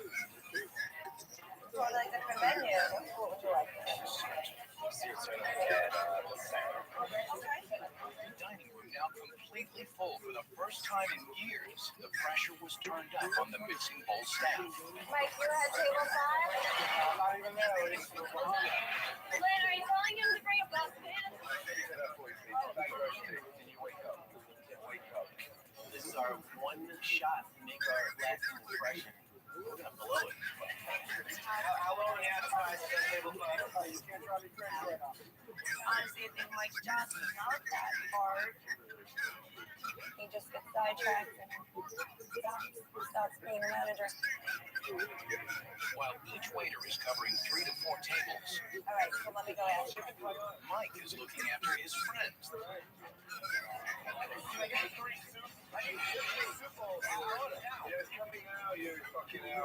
Watch your back, watch your back. I was definitely concerned that Mike was gonna crumble. He's not used to running a fucking busy dining room out there, yeah? My God.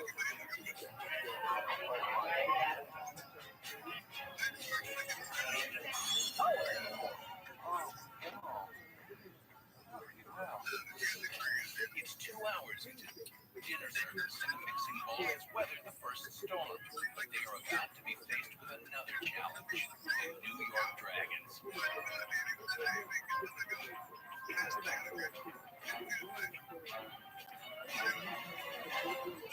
Hi, how are you? You gonna have a nice dinner?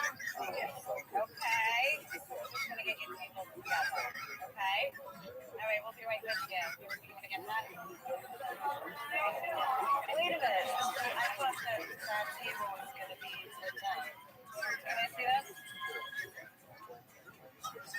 You forgot the biggest thing to put on the list, the Dragons reservation. The Dragons were supposed to be on that list, and somehow Mike just forgot. How is that missed? How is that overlooked? The Dragons just Mike, that's what I'm saying. not exactly sure what transpired. Beyond done it. There was no dragons on there. My God, that table for me is the most important table. That's embarrassing. You're overlooking extremely important things.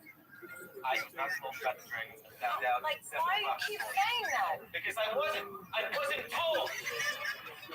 Excuse me, do not talk to me like that.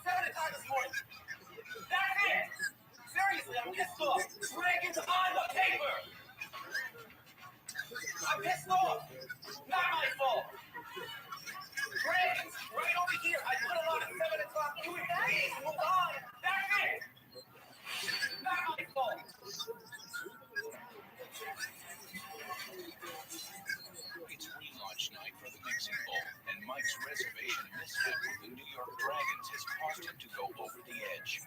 I wasn't full. You were not talking to me like that. Yes, look, that's it. I was told 7 o'clock this morning. Not my fault. Dragons on the paper. I mean, You invaded. Hold on. That's it. All in shock. Speechless. I've seen him blow up before, but that was a new level right there.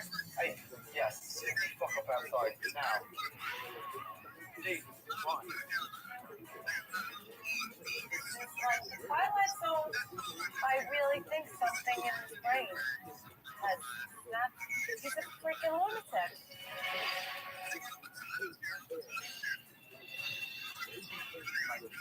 Voice, but I don't want to talk to my wife that way. I don't go for that.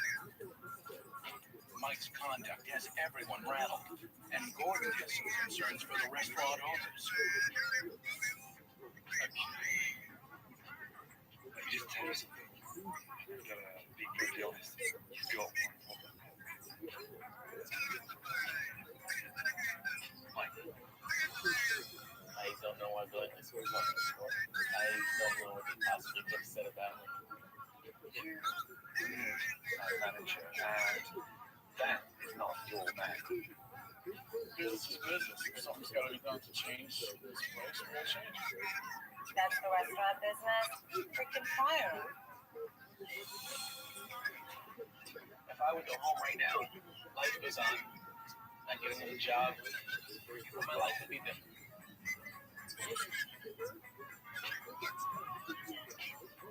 Just gotta reevaluate the situation.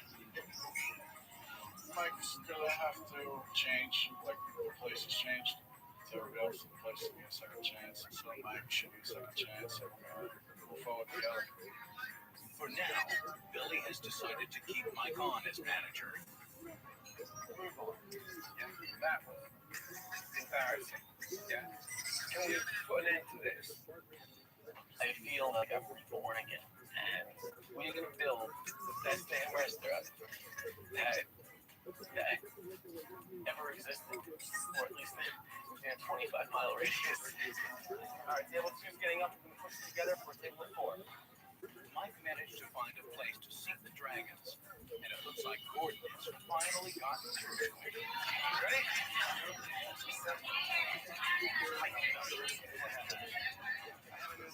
New restaurant is amazing. Thank you so much. Good job. For the first time, he said thank you to me. So that was like, wow. All of a sudden, you know, like, was that him?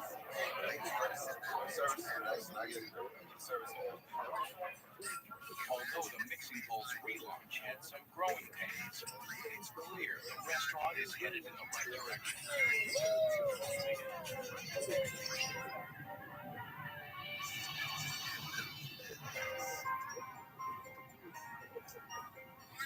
As the week progressed, Mike's management skills kept improving. 1 and 2 is crucial that we get out of here. The customers raved about the vibrant food. I love the new menu. It's so different. It feels right. We got some amazing feedback from the food, Billy. Everybody's really loving the food. Oh, the profits were soaring. Each person spends an average. Went up. Like double. In the spirit of the new healthy menu, Gordon sponsored the first ever mixing bowl mile run. Come on, Mike! Come on, Mike! That 8-year-old is beating you! And with the restaurant thriving, Billy even found some time to hang out with his new friends, the dragons. This journey was unbelievable. Psyched before. That's what I want to see. And on Gordon's last day, he even got shy Billy to finally come out of the kitchen. Boy, stop what you're doing for 2 minutes and go say hello to your customers. I'm so proud of him. Couldn't be more proud of him. I want him to get a little recognition for all that he does.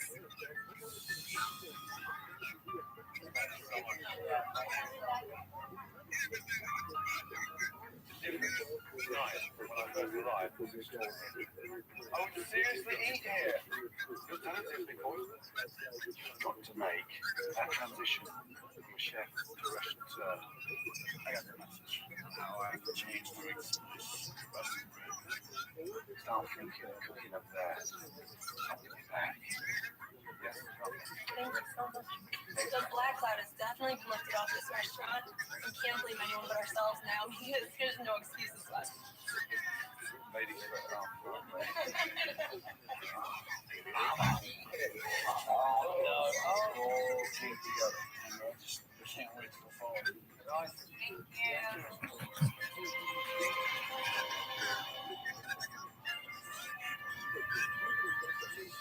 Two months have gone by, and the restaurant is continuing to prosper.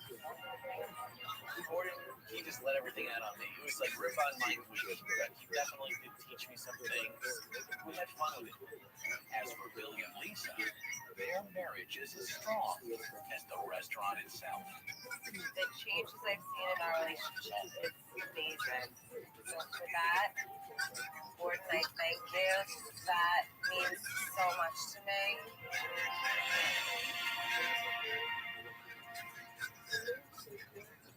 Next time on Kitchen Nightmares, one of Long Island, York's oldest restaurants has become a local disaster. The mother and son owners are in the chef's throes. The head chef is arrogant. He's 38 years. The sous chef doesn't care. And the kitchen is the dirtiest place I've ever seen. And Gordon turned the seasoning to its former home. We got it down. Now.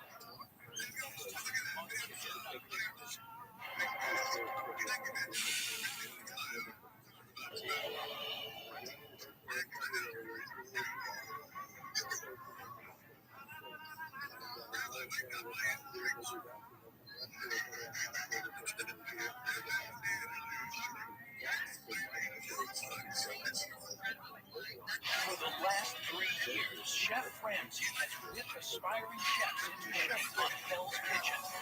This is painful! Get out! Out! Now, Gordon Ramsay, the most successful restaurateur on the planet, critically acclaimed restaurants in London, Dubai, Tokyo, and New York, is crisscrossing America for the most difficult assignment of his career. This is disgusting! I am gobsmacked, turning around America's Kitchen Nightmares. Please help me! Each week, we will go to restaurants on the brink of disaster. There is no one. He's not doing his job. This place is a disaster zone. Put so much into it. But to get these restaurants back on track, Chef Ramsay will hold nothing back. Ever met someone. I believe it. It will be intense. So, you dirty pig! We need a death in the restaurant before some fucking gets the grip. It will be emotional. Seriously, I'm pissed off. It's not my fault. Why did you keep beating if it was that bad? And it will be shocking. Why them on a spot? Oh my god. It's fucking rancid. It's water. I've eaten it. I feel like spitting on both of them. I think this place would run better without you. Can you tell them that the kitchen is closed? We're shut. It's the luckiest day of their lives. We're shut for the night. We will make this a success. Put your hand up, swear to God. In the end, those dramatic turnarounds are but not just the restaurants. But the people who work in them. And while most appreciate his help, others aren't so grateful. Sheriff, I know you can hear me. Don't run. Why is this guy here? Who the fuck are you to turn around and tell me when you work like a pig? You French pig. Goodbye, Chef. Get ready as Chef Ramsay turns America's Kitchen Nightmares back into dreams. Please, do not screw it up.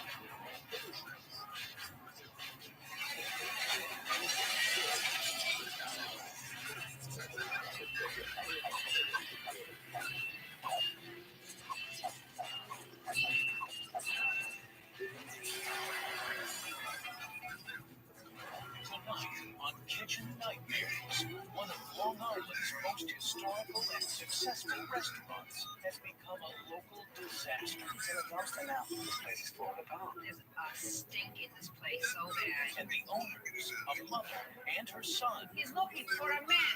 Look, going to apologize. Give 3 minutes here. are at each other's throats. Take charge. Hey, I'll do this shit now. Take charge. Chef Ramsay can't help me. Gordon has one week to turn it around. What am I doing? Touch the wall, you dirty pig! But faces an extremely uphill battle. You killed one of the customers you got left. The head chef is arrogant. The sous chef doesn't care. Whatever. The waitresses are disorganized. Is that yours or mine, Diane? This is mine. And the kitchen This is disgusting. is the dirtiest kitchen Gordon has ever seen. Look at that.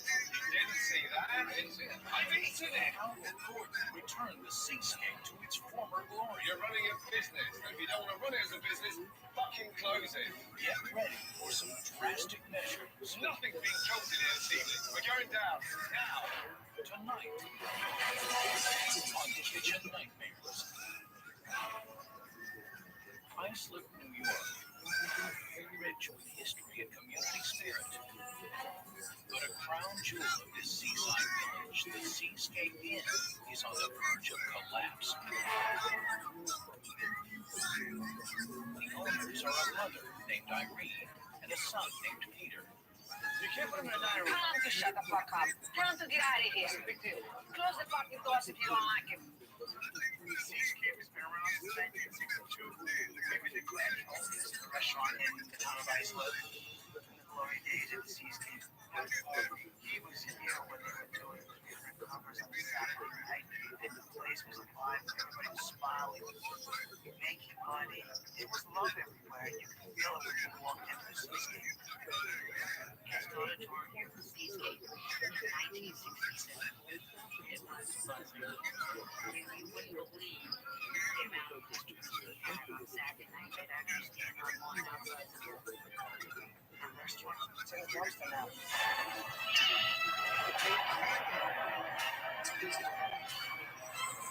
I don't even like to tell people I work here. There's a lot of contributing factors of why, people don't come back. And complaints about that sewage smell. There was a stink in this place so bad, and I can't believe anybody came in at all.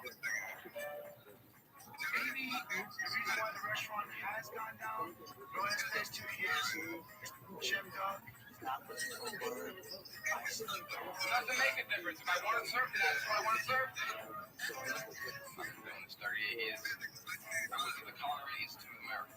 I've worked in successful restaurants wealthy now. I like having a man in the kitchen. If you got problems, then come to me. I'm going to say my piece wherever I go.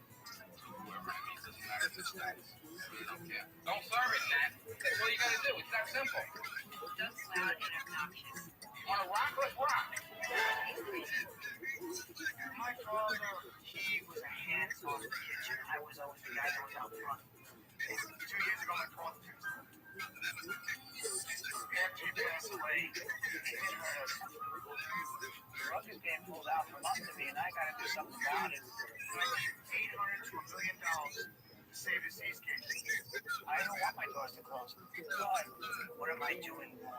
Chef Ramsay is my last hope, because if Chef Ramsay can't help me, it's done. I'm not wasting my time.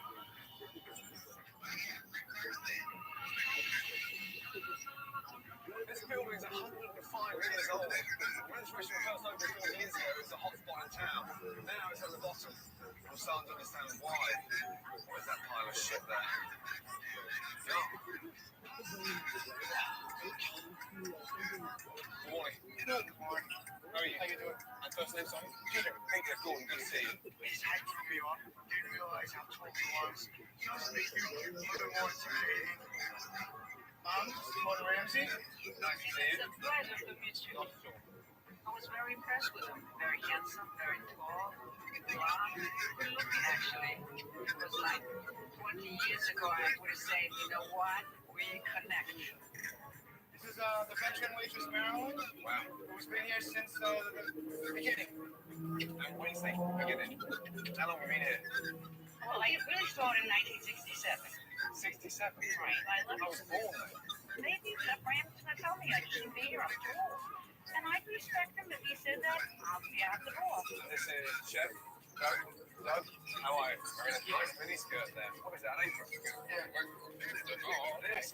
Oh, okay, yeah. Nice. My wifey ring. That's your wifey ring. Gordon Ramsay coming here to me. It's a slap in the face. Let's go. Let's on blast. All right. Okay. You run the place, and you run the system. Yes. Describe Seascape for me. It's a Titanic. It was a luxury liner. It's sinking. I see it as a very poorly run restaurant. Best restaurant you could make. Because you just don't listen, and that's why compliments are very hard to come by. Right now? Absolutely. Is there anything else that I need to know before I start eating? The Board of Health came here, and believe me, they gave us 95, so the place is clean. Right, where should I go for? Everybody right? Take the fun of it. Yeah. Thank you. You're so welcome. I was excited. No butterflies this time. So because the world.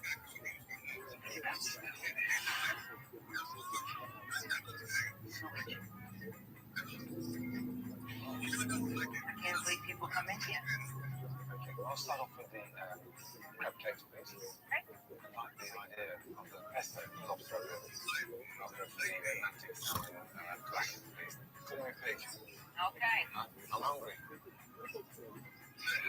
Well, these things. I thought this place was a nightmare. You haven't seen nothing yet. Who's this? That's Chef Ramsey. Okay, no problem. One order of crab cakes.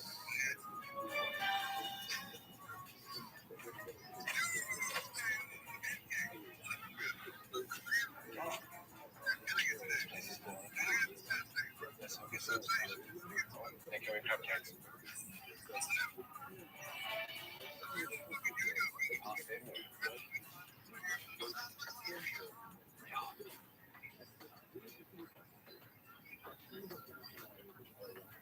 Okay, just for this big like the decor, the touch of it, disintegrates, and I'm fresh.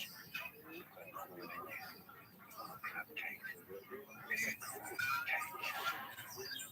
I've never put any more than crab cake for the next 105 years. I don't think so. Okay. So you make the crab cakes here, right? Yeah. Are they frozen? I freeze them, yeah. He said they taste like they're frozen, that's all. Really? Yeah. Down first.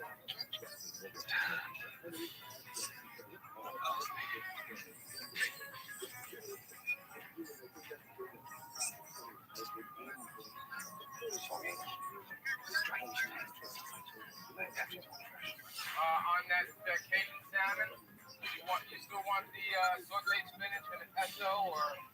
Yeah.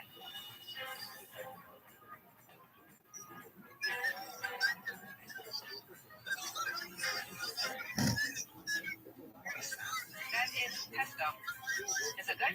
This is separated. I have no idea. It looks like an old steak. Yeah, it's never on the sides. It's usually served on the fish. When I served the salmon, he did have something to say about the pesto sauce. It was painted, so to speak. This is just the solid inside and dry.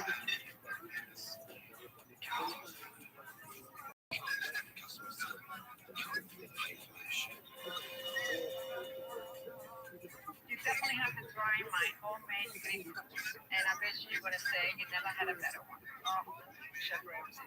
He's a lot like me. I love it. When you eat that cookie, you lift it up and you bite.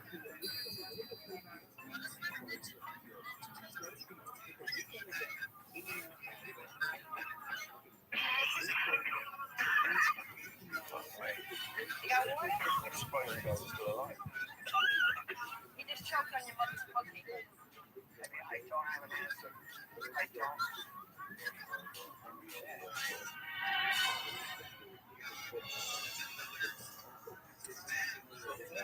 Gas is on of his comments to the chef and the owners, he decides to observe a dinner service to get a more complete picture of the problems in the restaurant.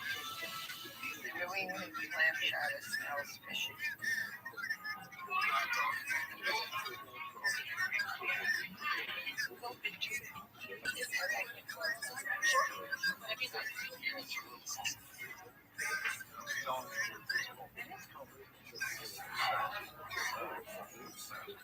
Customers complaining in the restaurant. Gordon looks to the owner to solve the problem. Sir, like I said, if you think they can do me a favor, do what you gotta do. But I would appreciate one thing if you even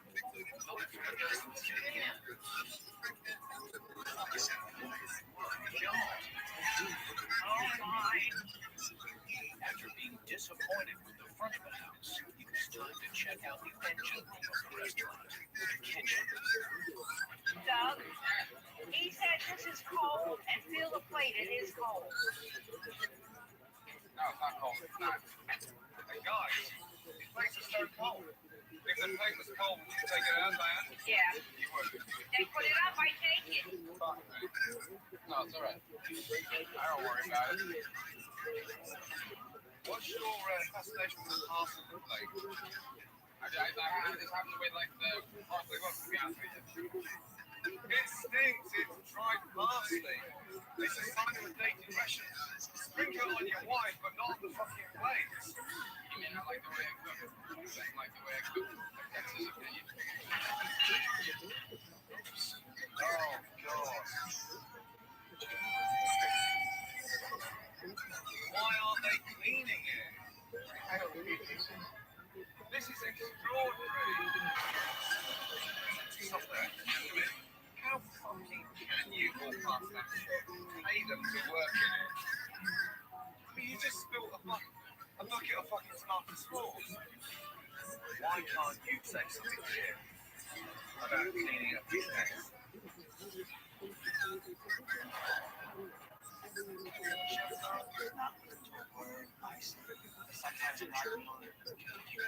What's going on? Oh no, it's gone wrong. Peter, 1 second. Did you hear what I said? I didn't ask you to go pop up their shit. You're still doing it? Oh, God, that's not the right answer, but what a sad fuck. Can I clean it now? While Peter cleans up the mess on the floor. When was the last time this place was clean? Gordon realizes that this is part of a bigger problem.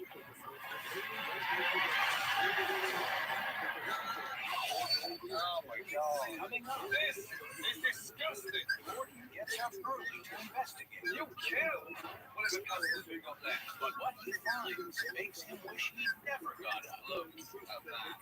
You didn't see that? I've eaten it. And owners Peter and Irene suffer the consequences. Closing it down. Nothing's been cooked in here this evening. Enough on kitchen nightmares.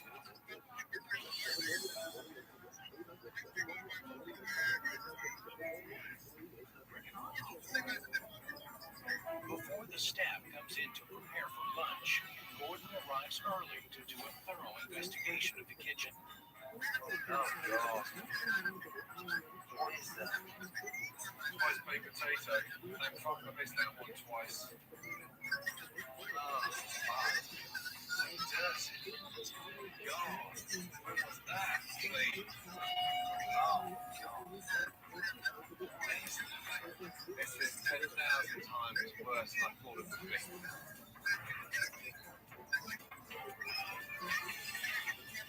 Looks like lava, eggs, crab, kitchen, hell hazard, bingo, my fresh lobster ravioli, soggy, strange taste, fresh, my fucking I've eaten this shit. General hygiene, refrigeration.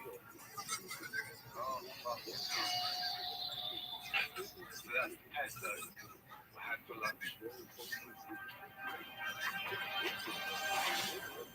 at the colours in there.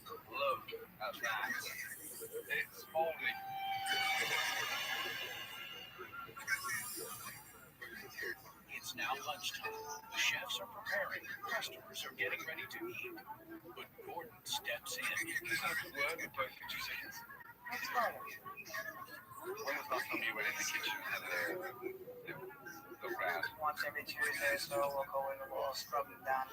God, when was that? Clean. I mean, you mentioned earlier about how clean Right. this place was. The Board of Health came here and believe me, they gave us 95, so the place is clean. That's 95 out of 100. Right. You really don't think you've got any idea? Can I just take you in there? Yeah. Yeah. Is that how it works? Yeah. You just stop. Charles, stop what you're doing. Yeah. Are you aware how filthy your kitchen is? Yes, ma'am. How dare you cook me a lunch out of this kitchen, knowing full well how filthy your kitchen is? So you don't even walk behind the line? Look over here! Everything. Come here, 2 seconds. Peter, get your fucking head under there. No, look under there. Why have we got products in there? Why are you using it? Why is it not condemned? To have another chef in my face about my kitchen, I'm pissed off. Even the croutons got molded. Oh my God. Did you eat that? Let's go in the walk-in through. I'm amazed how you're so cool and chilled at this. You know that? Dog food in the fridge? That's the fish bag. It's what? God. Actually, that was for me, actually. That's for you? Yeah, don't eat it. Don't fucking eat it. I already had it. You've eaten it. Smell that then. Coffee sour on the outside. Are you fucking mad? Sour on the outside? Oh, come on. It's pork. The pork was mine. That's my personal meal. Oh, fucking hell. I didn't expect this kind of a mess that I see. I'm very upset. I mean, that's the only way to do it. Very disappointed, very upset. What's this? That's a chicken galistano. Does that look half cooked? Started to be cooked. Thank you.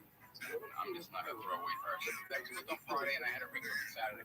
That's what you gotta do. You kill whatever customers we got left. What have you got to say about it? As someone that owns the place. What are you talking about? Beverly Falls on just a chef alone. Can we get out of here? It's his name. Oh, his fault. Give me the bowl of pesto, please, Charles. What was my main course in there yesterday? You had a Cajun salmon. That's right. What's the sauce? The sauce was a pesto sauce. Bring it over, please. All right. I didn't see it. You didn't see that? I didn't see that. You got glasses on the man. The pesto sauce, that was not forgivable. I'm humiliated about that. Positive. Now, this is not a time, hey, to laugh and take the fucking piss out of me. I've eaten this shit. What's going on, Peter? Now, this is for every Tuesday. Oh, shit. Every fucking week? You've got the nerve to tell me that you clean the walls every fucking Tuesday. Touch the wall, you dirty pig. This is disgusting. I'm closing it down. How many books? 20. Forget it. Get this place steam clean from fucking head to tail. I don't care, but we're not cooking a fucking cookie out of here. Marilyn? Yes, sir? Nothing's coming out of this kitchen. Okay, fine. When Chef Ramsay shut down the restaurant, it was shocking, of course. And his face was all red, and Chef Ramsay was really upset. Okay, should I tell the customers outside? Please. Switch it off. We're going down. Now. Okay, thank you for coming, but the Chef Ramsay actually wants to open up tomorrow. For all my years, we never shut up the kitchen and tell the customers to go home. Never. And that's an embarrassment. I mean, not here anyway. Why don't you clean when you're quiet? I stay busy all day from 11 o'clock when I walk in the door until 5:36 when we get paid. Every shit. Doing preparation every day by myself. Wouldn't Ramsay go off on somebody for absolutely no reason. It's impossible to clean everything. He just doesn't get it. What do you find so funny, Charlie? What do you find? What's funny for you? What do you want me to do? I don't know what you want to do. Kiss your ass and say I think you do a great job in clean on Tuesday night when you fucking start your crack drinks on board. do anything, or are you going to stand and stare at me?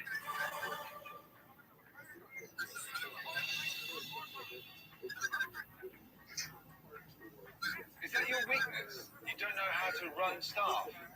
No, this is what they keep telling me, and that's what I keep telling you all this time. Tell them to shut the fuck up. Tell them to get out of here. Close the fucking doors if you don't like it. Take charge. This is what he's looking for, a man. And that's what I'm looking for you to become. Where's your fire? This is your mom. Where's your fight? You are running a business. You're lucky. I'm not standing here with a fucking writ on your ass about being food poisoned. I've never done that before. Close down the restaurant, but that was a fucking nightmare. Just get open. Close the fucking place.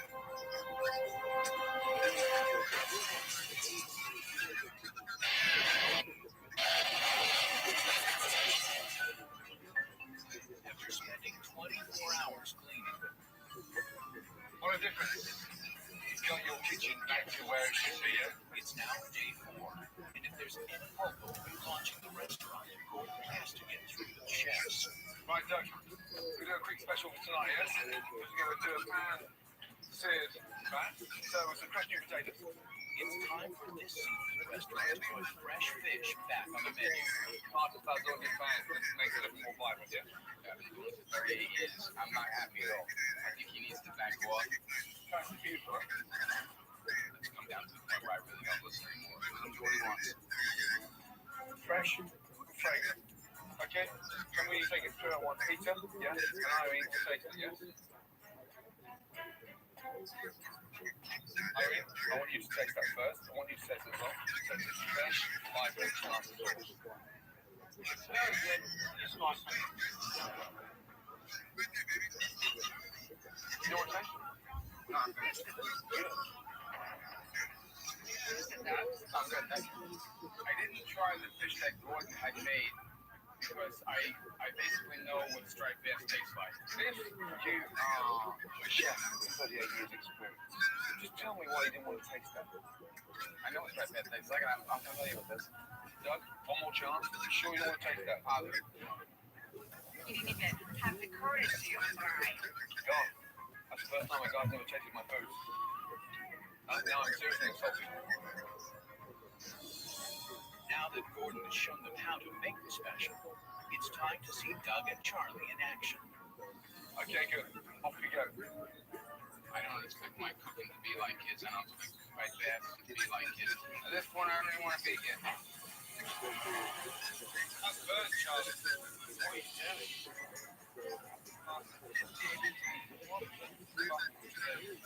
Can he not cook a piece of fish? Jeff Ramsey, I didn't want him to know what he had to do. Fish is cooked fuck. Shit, piss all over the place. Oh, yeah, whatever. I don't know how both of you can even attempt to call yourself chefs, you know that? Fucking four-star chefs. Fuck you, believe.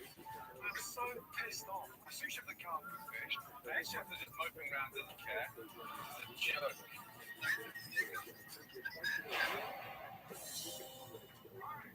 I've seen all I need to see.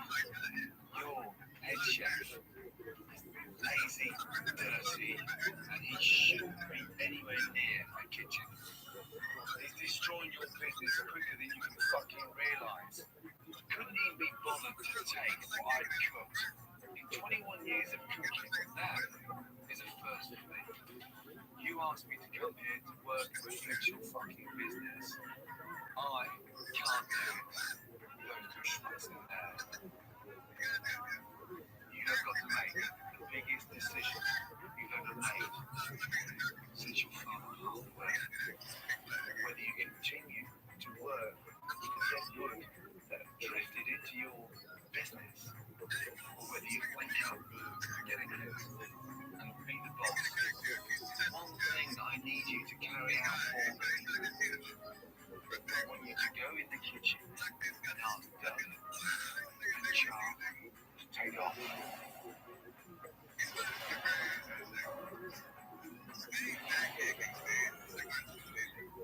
Doug, that you're comfortable in being late. There's no excuse for that.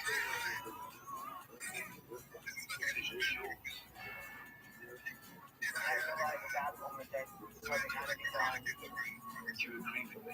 I hope so. Irene, how does that sound to you? That's horrible. Fire them in the spot. That's what I want to hear. That's what he wants to hear.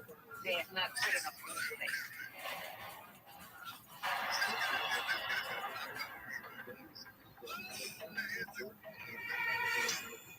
Guys, going home tomorrow? Done it together.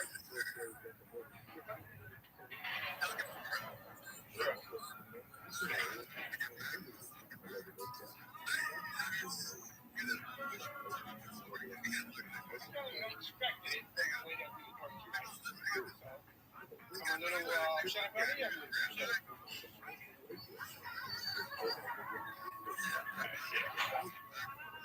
Right now, I'm humiliated. This is freaking hard. It's hard.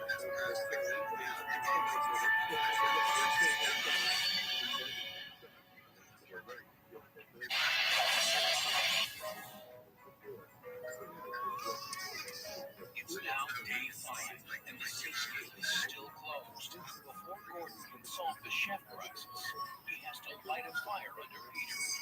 So this exercise in a way that you let go, release and let go, yes? You need that right now. Release the tension. Okay, good. Do the fucking release. You ready? No, man, stand on here like that. Up there. 1, 2, bang.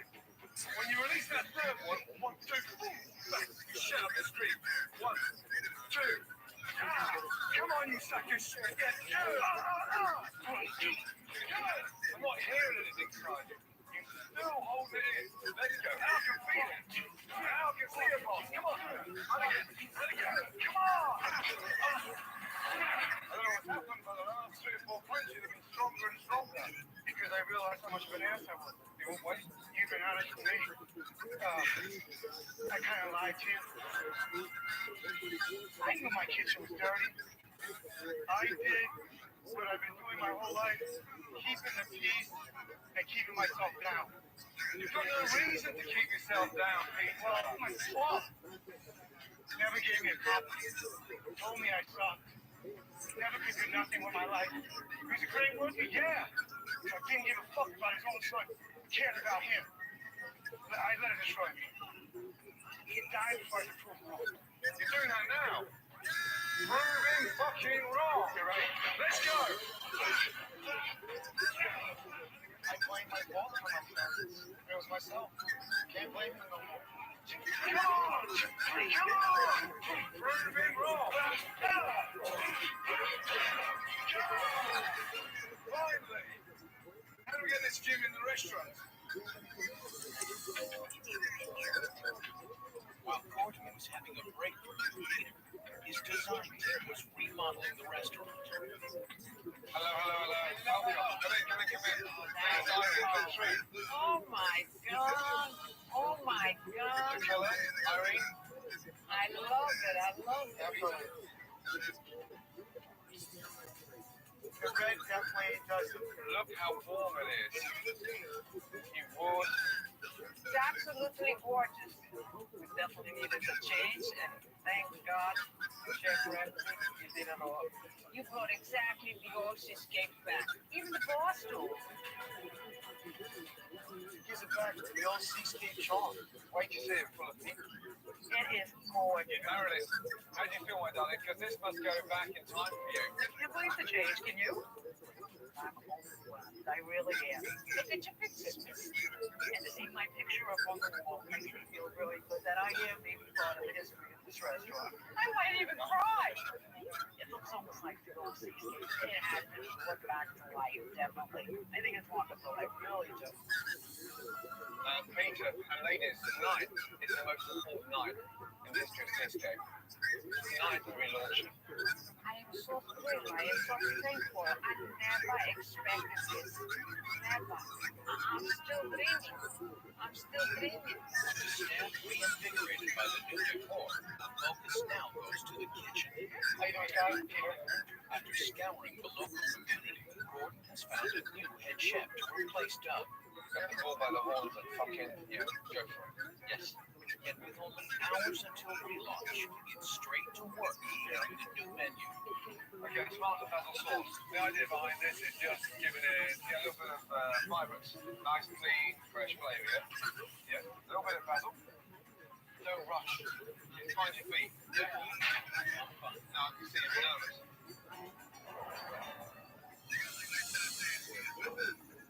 Okay, good. We've involved some of the old classics from Seascape and put a modern interpretation on it. Okay, let's go through it together. Fresh homemade crab cake, fresh pesto, salmon, clove casino, fried calamari, surf and turf. Okay, any questions? All around, it's a great menu. God must have sent them.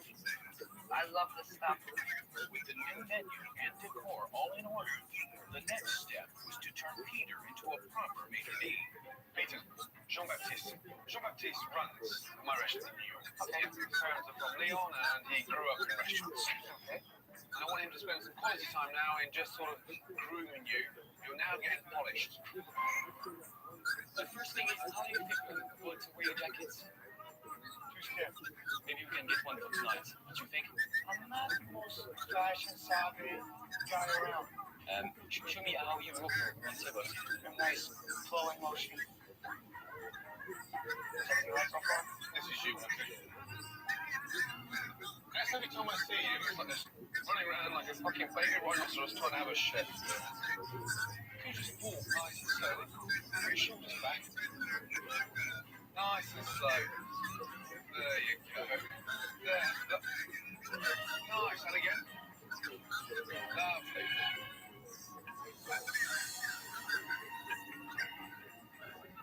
Actually, it's going to be 2 7-tops over here. I got to prove myself to everybody trying to buy slip. To myself, to employees, to my mother, to my father. Now, I just want to say to you, it's a fight to re-establish this place. Oh, you sure understand that? I'm down halfway through this. So there's no way you can talk to me. So I chose the close second.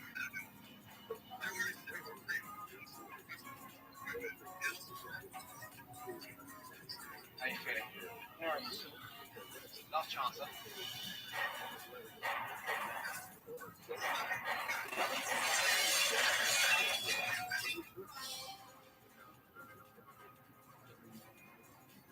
Okay, new decor, new menu, new chef. Now, I hope a new boss. Speaking for the first time in this guy's life, he's going to step up to the mark, come out of the shadow of his father, prove to his mother and himself he's more capable of running this business. Let me have them. No. The throne stays here. If he doesn't make it tonight, sink. Tonight is the beginning of the new seascape. Right before it is sweating. I'm looking at the bigger picture. I got to prove to my father that I can't control what's going on.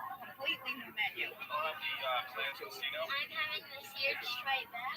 Great. Thank you very much. The waitstaff is revitalized by the influx of customers and the new attitude of the seascape. And table 5 fire, please. First 10 tables are here. Atmosphere is electric. It smells like a proper restaurant. Peter now has to get a grip, understand what's going on, and close the room. We're looking at probably about a 20-minute wait. Customers are coming at us and coming at us hard. We were swamped. How are we going to see those people in? How long time they're going to wait? Now it's time to be messy. Trust me, now it's messy. So far, I think it's not going that well. Right, Peter, this is where we need to step up again now. I've got yours again. I've got to step up to the big time. Let's go. With the restaurant packed, the new chef and the veteran waitresses are about to be put to the test. Okay, then it must be Diane. Oh my God. You wanted me to take I'm really pissed off right now. I'm going to have a heart attack. These girls aren't used to being fucking busy. Come on. Okay, this is where it's really critical that manager starts running his bloody dining room because Peter's restaurant is doing the shit. Orders getting backed up, the service is starting to become slow, kitchen's falling behind. Peter's going to start practicing with. The kitchen is so backed up. I'm so sorry. It's coming, babe. It's coming. All the soup and everything would go so perfect, and it's just not. The food's just not coming out. I've been waiting for the entrees. It's like 6 o'clock, 6:30. What's the matter? I think they're still have meat. And what were they getting? What were they getting? And mussels. Mussels are an appetizer. Okay. I'll tell you. Oh, Scott. What? Table 3 did not get their appetizers. I mean, they only been here since freaking 6:30. That goes on the back of the line. Hold on. Let's get one thing on that time. I fired it a long time ago, and No. Fired it. It still goes on the back of the line. You're setting their way. Oh, Scott, when I order French onion, you automatically make it for me, right?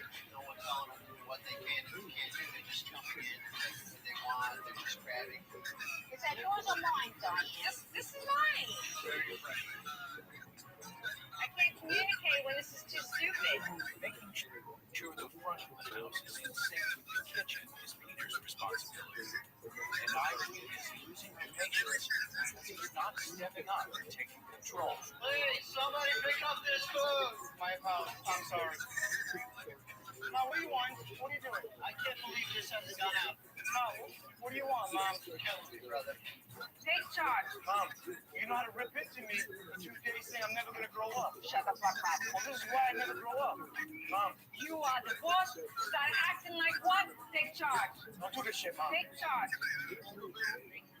I'm sorry. We're trying the best we can. That's the kid that just walked out.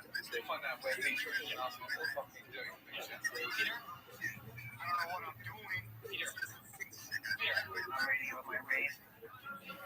Yes. My father right now is turning over his crib.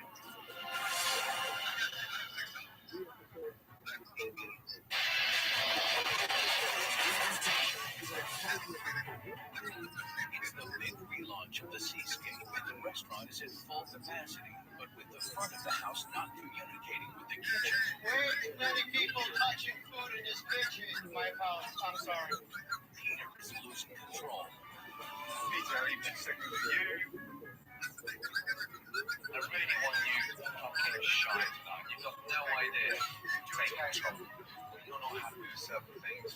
Get it off the fucking chest. Think back to the box of bread. I'm not asking you to be vile. I'm just asking you to run your business. Gordon was 100% right tonight. I got to do it to myself. Please, to another that I'm going to take challenge to be a boss. You can do it. Hey, one favor? Of course you can. Why not? Here we go. Yes, see what you're going to get. Hey. Yes? You got it. Try to stand straight. All right, guys, we're starting it up. I know what has to get done. It might piss some people off, but sorry. We're going to make a plan right now. Okay. Take this off. Okay. There we go. And make a new one. Right. At a critical time in the night, Gordon's pep talk has finally inspired Peter. I asked John Baptiste to go back into the kitchen, so I expected him to make a move fast so he can sit the people down. Just to make a take the order and give it a new number and explain to John Baptiste what it is. Now you can talk to Marilyn while she's here, and I'll find out from Diane. It's what they call improvising. Good. You're going to get your floor down and now the earth reach out here. You had cut the party, right? Okay, here we go. Finally. You're on a roll, Marilyn. You're on a roll, baby. I felt like I was back when I first opened up and the cash was still here. And then boom, got everything under control.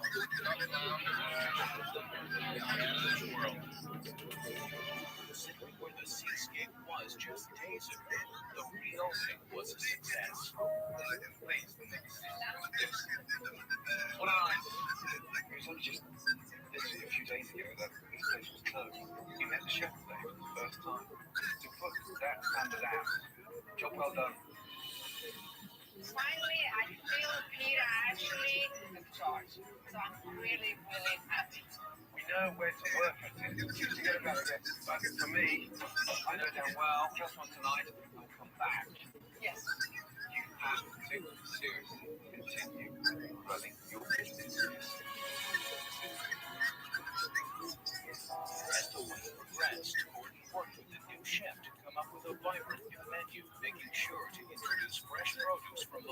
standards. You are the luckiest owner in the world to have this boat in your backyard. Yes, telling you.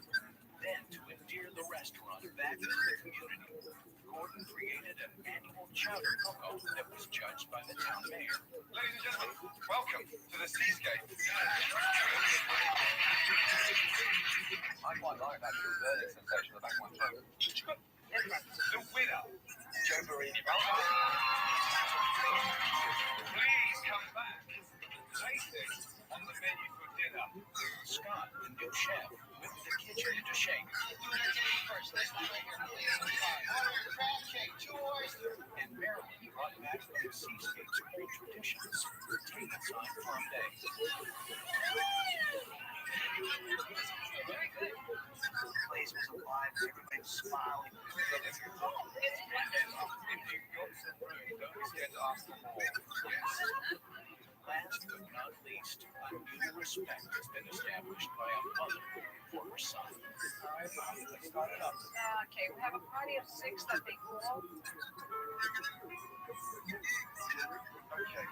So you're leaving us tonight? Yes. It is amazing what he did. He taught me to stand up and be the owner. Love and support, yes? Take care. Thank you. Thank you for everything. Yes.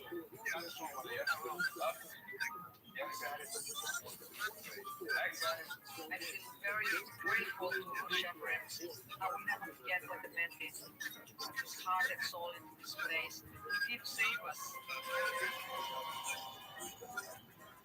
Even though Gordon successfully restored the Seascape to its former glory, Peter accepted an offer that he couldn't refuse and sold the restaurant. Next time, Gordon heads for an Italian restaurant in trouble. The young owner and his staff just want a party.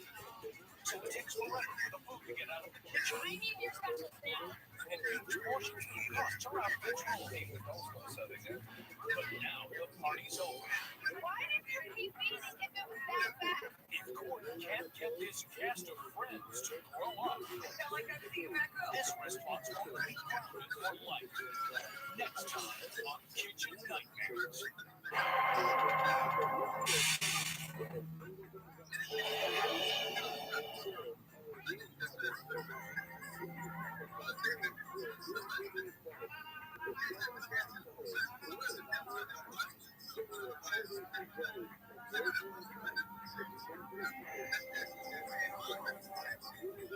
Tonight on Kitchen Nightmares, Gordon heads for an Italian restaurant that's headed for disaster. Why did you decide to become a chef owner if you haven't got a clue how to run a business? But you couldn't tell that by watching the staff. Is Campagna a business or a high school cooking class? The owner is the big man on campus. People love my food. I'm seriously in denial. And the employees seem to be here for the party. Campagna's like high school, so everybody like really gets lost. I feel like I'm in the middle of a rehearsal for friends. It's so sexy when you're making chicken. It takes forever for the food to get out of the kitchen. We need your specials now. That fucking never went out. On top of that, there's not only fighting in the restaurant, there's fighting in the parking lot. Why did you keep eating if it was that bad? And because the enormous portions are ensuring no one leaves without a party favor, McDonald's got serving there. The bonus room as well. the food costs are out of control. I could go in there and just give you $500 of waste. But now, the party's over. Have to cut these portions down. If Gordon can't get this cast of friends to grow up, Take it serious. I will. Like the boss. this restaurant's going to be grounded for life. I felt like I was eating back up. Tonight on Kitchen Nightmares. It's not fast time. This is serious time. Okay? Let's go.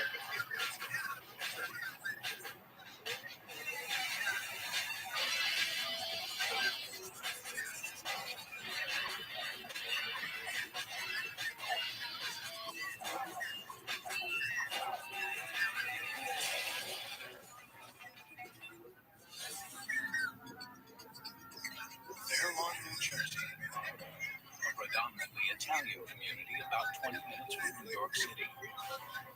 For years, Campagna was a successful business, but since Joe Cerniglia took ownership 18 months ago, the business has dramatically declined, and it's only a few months away from closing. They didn't go to culinary school. What's this chicken for? You don't have recipes, we don't use measuring cups or spoons. I'm the best. Where you getting the pecans? There's no pecans. Huh? There's no pecans. It's like pine nuts. Oh! We have a lot of fun here. Sometimes I guess it's a bad thing because we don't take everything too seriously sometimes. Nut job? Fuck you. I'm nut job. The kitchen's always playing practical jokes on each other. Oh, will you stop blocking him in the walking? Sorry, Mo. It's like a big robbery back there.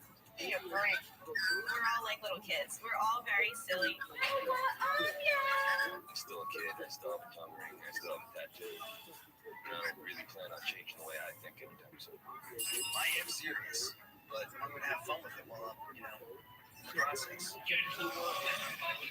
Potty definitely has its share of problems, big problems. Our oven is broken. Completely broken. These are not working ovens, so they've now become storage for us. We have two walk-ins. The handles are broke. First, this latch broke, so this door just kind of swings open. It doesn't lock shut. The men back there, they should be able to fix it. I think I'm a pretty democratic boss. Open your freezer. Get me some pancetta. Joe gets very easily flustered and frustrated, which a lot of times winds up making everybody break down. You get the Rocky Rob? I don't have a Rocky Rob. I asked you if you have Rocky Rob. You said yes. Come on. It took long enough. It's frustrating here because food needs to come out quicker. She should have been done last time. I worry about Joe. I worry about stress level. I worry about Melissa. I worry about the boys. It's not easy. I'm financially in trouble. The debt of the restaurant alone is overwhelming. My personal debt, like the kids, mortgage, that's a lot of debt. You put everything into one venture. It takes a lot of courage, you know. I owe my purveyors about $80,000 right now in full hard cash. I'll get something out to you on Monday. Some of the purveyors will show up and ask for a check, but I don't know if it's the economy or what. I can't see this going on another year. And that's a really scary thought. And I would do everything in my power to avoid that.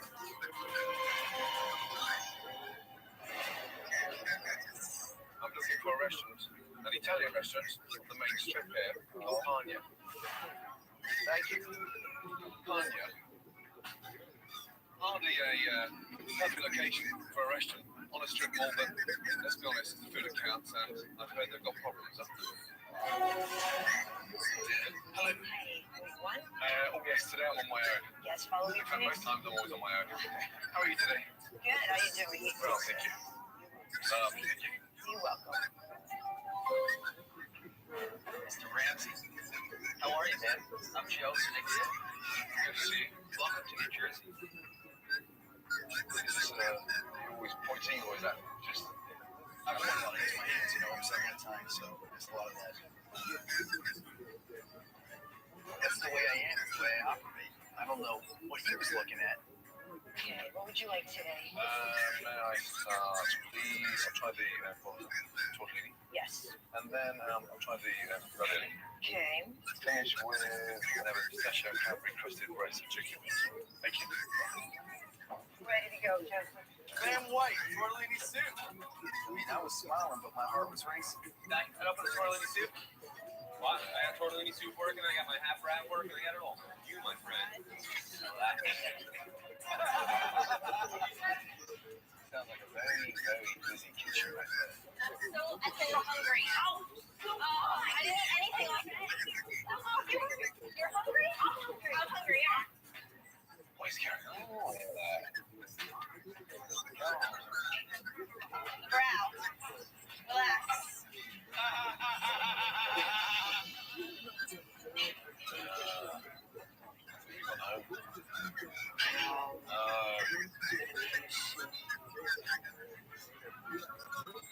I hope Gordon's satisfied. If he's not, I'm sure he's going to let us know. Just bland.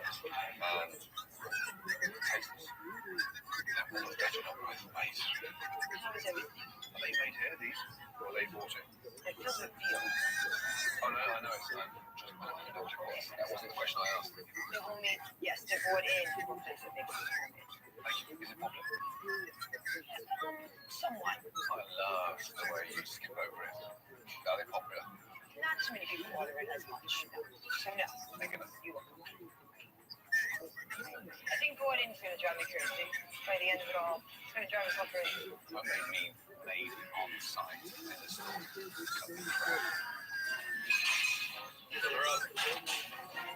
All right, let's let them out. Thank you. Welcome. This is a grilled sausage, yes? Yes. Perfect. Garlic everywhere. Big chunks everywhere. Now you won't want to go back to the office with that breath, would you? Gordon found that we had too much garlic in our sauce. I tend to like garlic, so I never really noticed it. Thank you. Thank you. Well, thank you very much. I would like a toothbrush now, please. She wants to know it's too much garlic. I think it was just fine. Personally, for me, if I was eating that, I wouldn't have a problem. Off we go.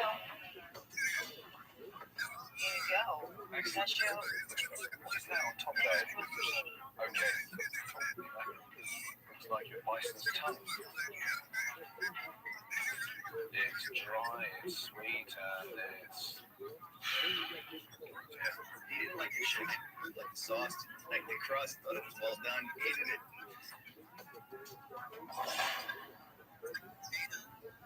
One thing that fascinated me throughout the whole lunch, all I could hear was laughing and joking and lots of screaming coming out of the kitchen. I was pissed off waiting. You don't expect to hear all that laughing and giggling when you're sat there waiting for all your food. The tortellini veal was just bland and watery. Then my grilled sausage. I've never seen so much garlic in a dish in all my life. Gordon called me out of my food. I'm not fucking happy. Italian food is about rusticness, phenomenal ingredients, and something that's relaxed and casual, but in a delicious way. And I just found it, somewhat boring, to be honest. You'll see us right now. Sure. My food, I think, is pure and honest and good. I think it was a mistake that I did this. Up next, why did you decide to become a chef owner if you haven't got a clue how to run a business? Gordon serves up the truth. I've never seen such humongous portions. You wouldn't eat that, would you? Can Joe swallow it? No. All right, you know what? Why don't we make it a publication for this now? There's customers here, I'd rather have this conversation downstairs. How about that? Do you want to fight?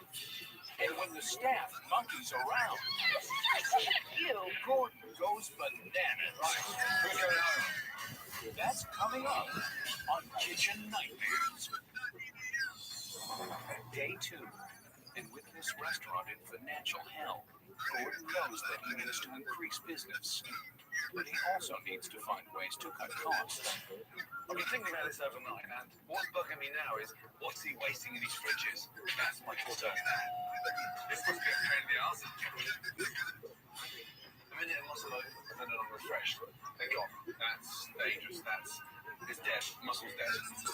This menu is far too big for his own good. I don't understand what's going through his mind to have this fridge stocked with all these ingredients and no customers to cook for.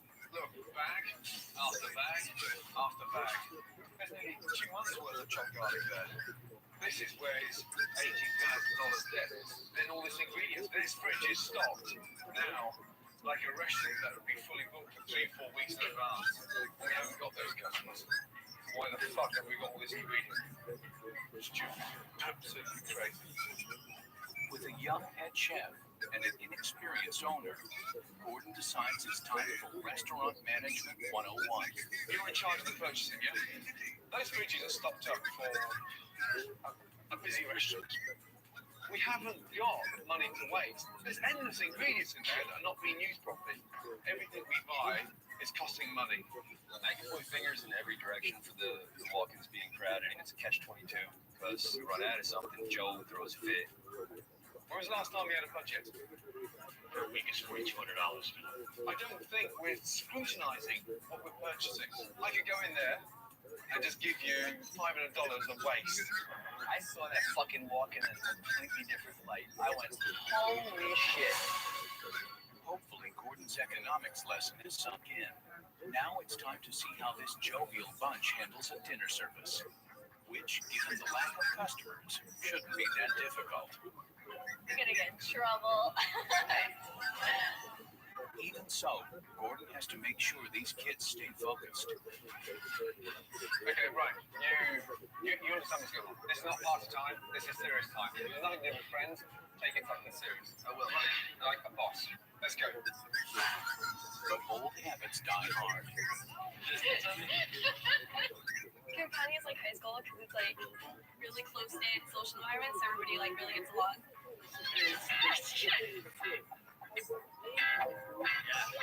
Yes. I like the biggest flirt here. We just all feel very comfortable around each other. While Campania Restaurant is really more like Campania High, Gordon wants Joe to start treating it more like a business and less like a party. 2 seconds. Everybody, yes? Here we go. Right. 1, 2, 3, 4, 5, 6, 7, 8, 9, 10, 11. 11 members of staff. Staff costs. Right. Who's going home? It was pretty leaking in it's a big move, real big move. Gordon definitely needs business. Business. Sorry guys, thanks for coming, but thanks but no thanks. A little scary with Gordon. All of a sudden, eyeballs you. Who's going home?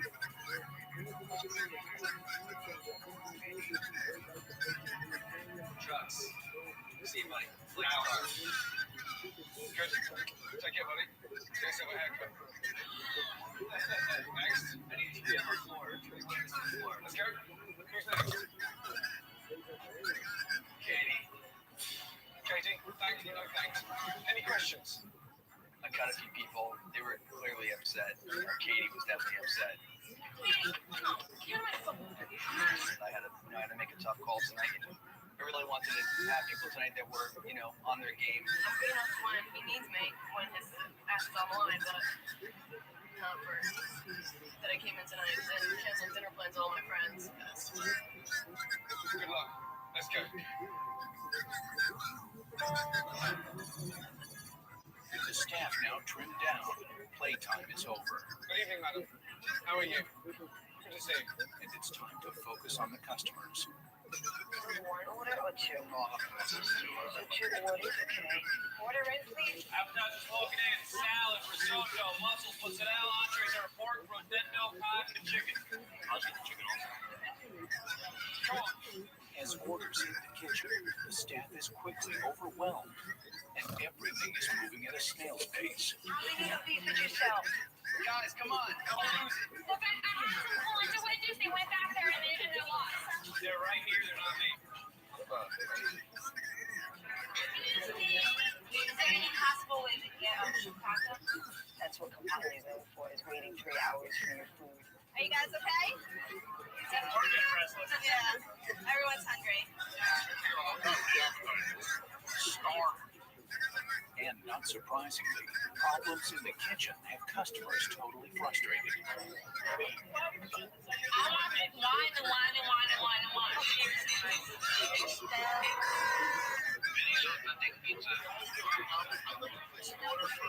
What the fuck is 13? That fucking never went out? Oh, come on. Okay. It was nuts. It was crazy. I need that risotto jug. One more? No, it's on your table, Joe. Joe, yes. It's on your fucking table, my man. Holy shit. You guys sitting here for a while before anybody came to you? It's 30 minutes for salad. I have people pointing at me and they're going like this. And I don't understand. I can't tell them, how hard it is to put lettuce in a bowl with some dressing. Come on, guys. Come on. We're getting backed up now. I'm waiting on the cod. Come on, table 3. Some of that cut. I'm trying to fix it. It's broken. And when the food finally arrives at the tables, it's met with mediocre reviews. Worst thing you can do with fish is overcook it. Yeah, this is great. Just stop. Joe? Yes, guys, I'm sorry, but I'm not fucking serving that, yeah? I'm not serving that. So will you please stop what you're doing and do something about it? Guys. Another observation by Gordon of this restaurant's inefficiency is its portion size. Almost every customer leaves with a doggy bag. Unbelievable. Right. and huge portions mean unnecessary inflated food costs. I've made the decision, bite the bullet on the portion sizes. I think that's what the people like. What's wrong with it? Nothing is wrong with it. They're taking it away. Oh my god. Even the fucking doll's got a serving. There's the boat for him as well. Who's in business big time? As compliance customers leave with their massive leftovers, Gordon knows it's not just the food they're taking, but Joe's profits as well. Did you want all this food now? Do you have friends? Yeah. And right now, you're my guest. Okay. Yeah. Let me just point 2 or 3 things out. This is 2 appetizers, 2 entrees, mixed salad, and your bruschetta. I'm trying to show you what you give your customers every day. Lunch and dinner. I've never seen such fucking humongous portions. Every customer left here this evening some food to go. It's what the customers are used to. The customers love this. Like the big portions. For a man that's fucking financially in shit and throwing money literally down the drain for every dish you put in here. And then on top of that, you can't even fucking grill a piece of steak there. See that bit there? You wouldn't eat that, would you? Huh? No. Okay. No. You're getting upset now? Yeah, I'm getting real upset. Thank you for that. Hopefully I'll get through to you. You're throwing thousands of dollars down the drain. Why did you decide to go into business if you haven't got a clue how to run a business? Alright, you know what? Why are we making a fucking public issue with this now? There's customers here, I'd rather have this conversation downstairs. How about that? Are you scared again? Am I scared? Yeah. You're embarrassing me in front of my customers.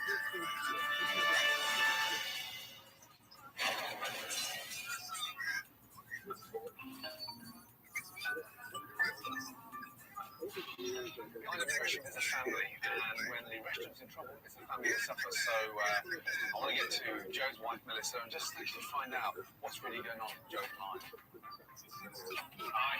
Melissa, how are you? No one's going to see you. Are you home boys home from school? They are. Yeah, how are you doing, my man? First name? Evan, nice to see you. Girlfriend's name? This is a nice house. Oh, thank you. How long have you been here? 4 years. 4 years. So, 3 boys. 3 boys. Big responsibility. Yeah. A lot of pressure on Joe's shoulders. How do you think he's doing? He's very positive. It's his dream, and I know he's giving it his all to, try to succeed. But, it's not just all about being passionate in the kitchen. That's what I'm trying to tell him. And whilst I love his enthusiasm about food, it's a business. It's not just food. I agree with you. 100% I do. And I don't know. I mean, I'm glad you're here. I mean, I think he needs to see the black and white more. The hardest thing for me is that people like us put everything on the line for a dream. And I just want to see him have the time, to succeed. Please don't get upset. I don't want you to get upset. Please. These things I've told him before. He needs to know the gentleman. It's not the world. Clearly, Joey's the most behind on most of these things. And he has the baddest Republican, Hell, we would lose everything. Lose my house. Most business can be turned around. That points out 2 or 3 things. Yes, it can. Yes, it definitely can. Yes. Now. Having given Melissa his word, Gordon now knows that to turn this business around, he must spend time in the kitchen retraining the chefs from food prep to presentation. I've watched the way we serve food here. No one really gives any fucking care and attention to a little bit of presentation. I know it's rustic, but I need to make sure that we've got a little bit of pride in what we're doing. That looks like a fucking... You can do better. Having Gordon Ramsay in the kitchen, that was pretty cool. He's on top of his game, man. That's why he's where he is. Keep it quiet. Yeah, it's just breaking my heart. I don't know. You have so much water in it. Yeah, but you always salt it. Like you don't like a drink that, or like you salt it so it gets nice and firm. You he's one sharp lefty, I can tell you that much. Basically, he's teaching us that we have to step up. Okay, chicken, half the drum and the thigh, and let's sit them on top of one another, so it just looks a little bit neater. Yeah. Now that Gordon has given Joe and the chef several pointers, it's time for Gordon to introduce a signature dish they can handle. Meatballs. Why can't this restaurant become famous for meatballs? I go to my restaurant in Sicily for meatballs, that's all I want, just give me meatballs. Gordon showed us meatballs. I think it's a great idea. Let's go. A little bit of cheese on that. Good. I think us being known for good meatballs isn't so bad because we usually know for food never really coming out ever. With the aid of Gordon's recipe, Joe and his staff are now armed with outstanding meatballs. Now it's time to conquer New Jersey. Oh, look at this! New Jersey's best meatballs. Good. Joe, give out t-shirts. I'll keep the meatballs and flashy t-shirts and hats, and we pretty much shout the message loud and clear. Campagna's got the best meatballs in New Jersey. Give these meatballs away and get the reputation out there on the street, yes? Get them all out, folks. We got the best meatballs around. Stop on in and have some dinner one of these days. If we can start getting people into our restaurant for our meatballs, it's just a great step in the right direction. Put some hot sauce on there. It was so much fun. That's wonderful. We got some meatball fans. You're Danish. Oh, yeah. Everyone loved the meatballs. Does that dog like meatballs? I think he does. Look at him eating meatballs. Campagna restaurant. Campagna restaurant. We gave out some food, we spread the word about the restaurant, we had some fun. You know you want them. Just don't get hit by that car for us. This is New Jersey. Now that the meatball marketing has spread the word about Campagna, it's time for Gordon to have a serious one-on-one talk with Joe. 18 months ago. Over a period of 18 months, how much have you lost? I'd say about 120,000. Sure. I'm in trouble. How serious is this restaurant for you?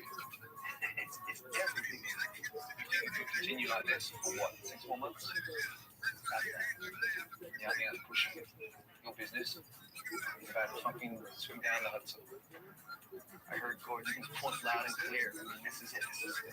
This is crunch time. How's John? Don't take it personally. Just take it seriously. Tomorrow is the biggest day. Coming up, it's Campagna's reopening, and everyone is feeling the pressure.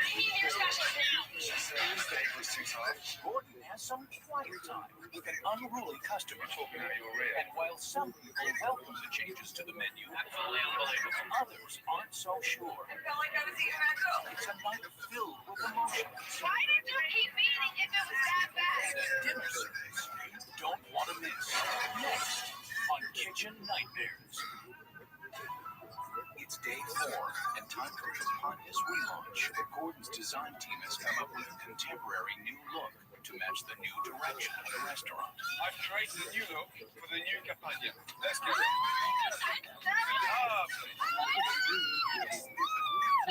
cool is that? Isn't that nice? Awesome. Oh, how cute is that? Oh my god. Oh, it's unbelievable. I was just absolutely blown away.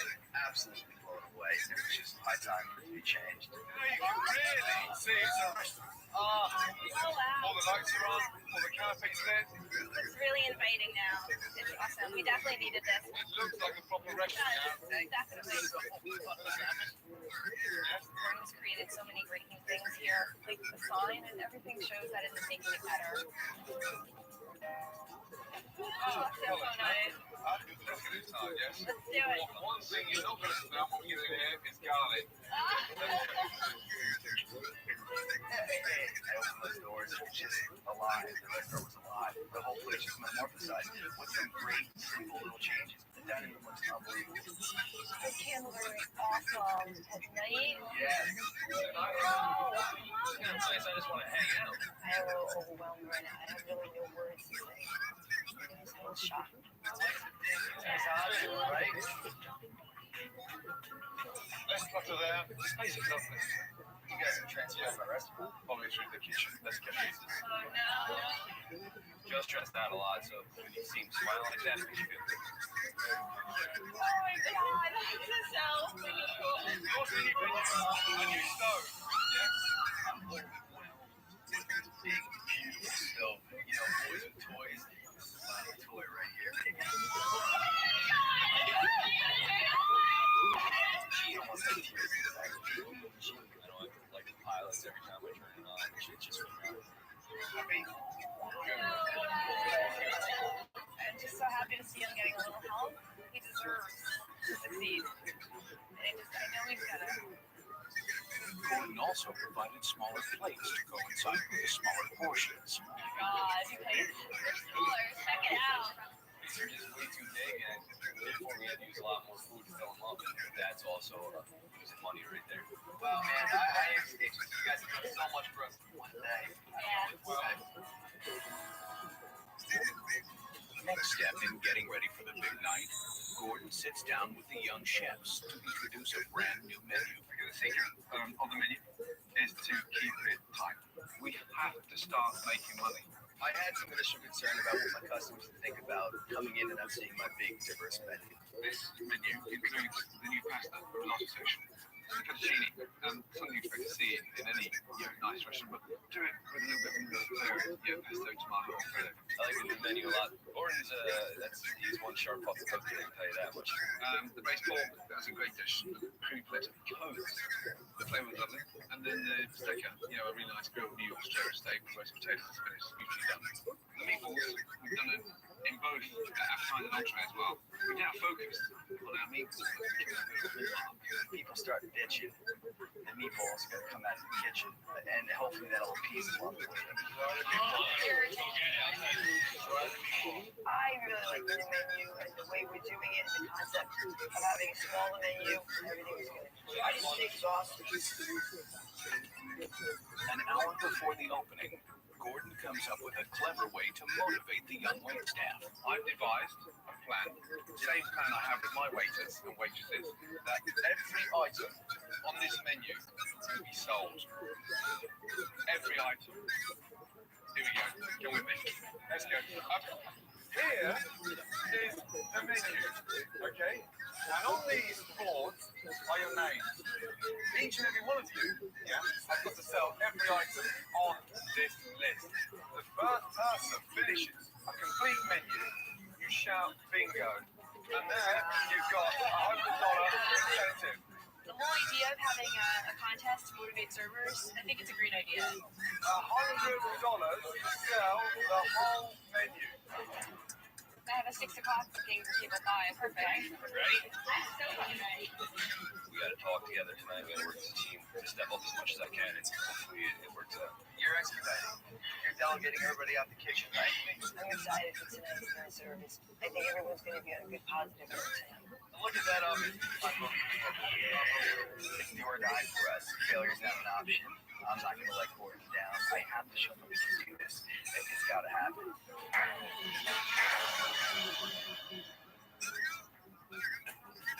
Tonight is the reopening of Campania. Darling, could you open the doors, please? And Gordon Ramsay's new menu has packed the restaurant. Welcome to Campania. This is the night Joe has been waiting for. But if it doesn't go well, it could destroy his dream. This is a big night for us. The pressure's on. G, first table's here, yes? Yes. I want Gordon to leave it behind him. I want to be able to pull this off. Joe, Zach, write it down and spread the word, okay? We're going to do a red snapper in cartoccio. I'll be right back in just a moment. Take your orders. You can look over the menu. Are you guys ready to order your entrees? Stay. Sure. Ravioli. Perfect. Thank you, guys. Listen, everything sells together tonight. If somebody says their food's ready in 2 minutes, it's 2 minutes. The first orders are in, and Gordon's waiter competition is underway. You're on meatballs, gone. What else? Chicken. I just got a 10 top. I'm going to sell like half of it. Okay, go. The first customers of the night are responding well to the new menu. Absolutely unbelievable. Best food ever had. But even good food can't impress everybody. Terrible.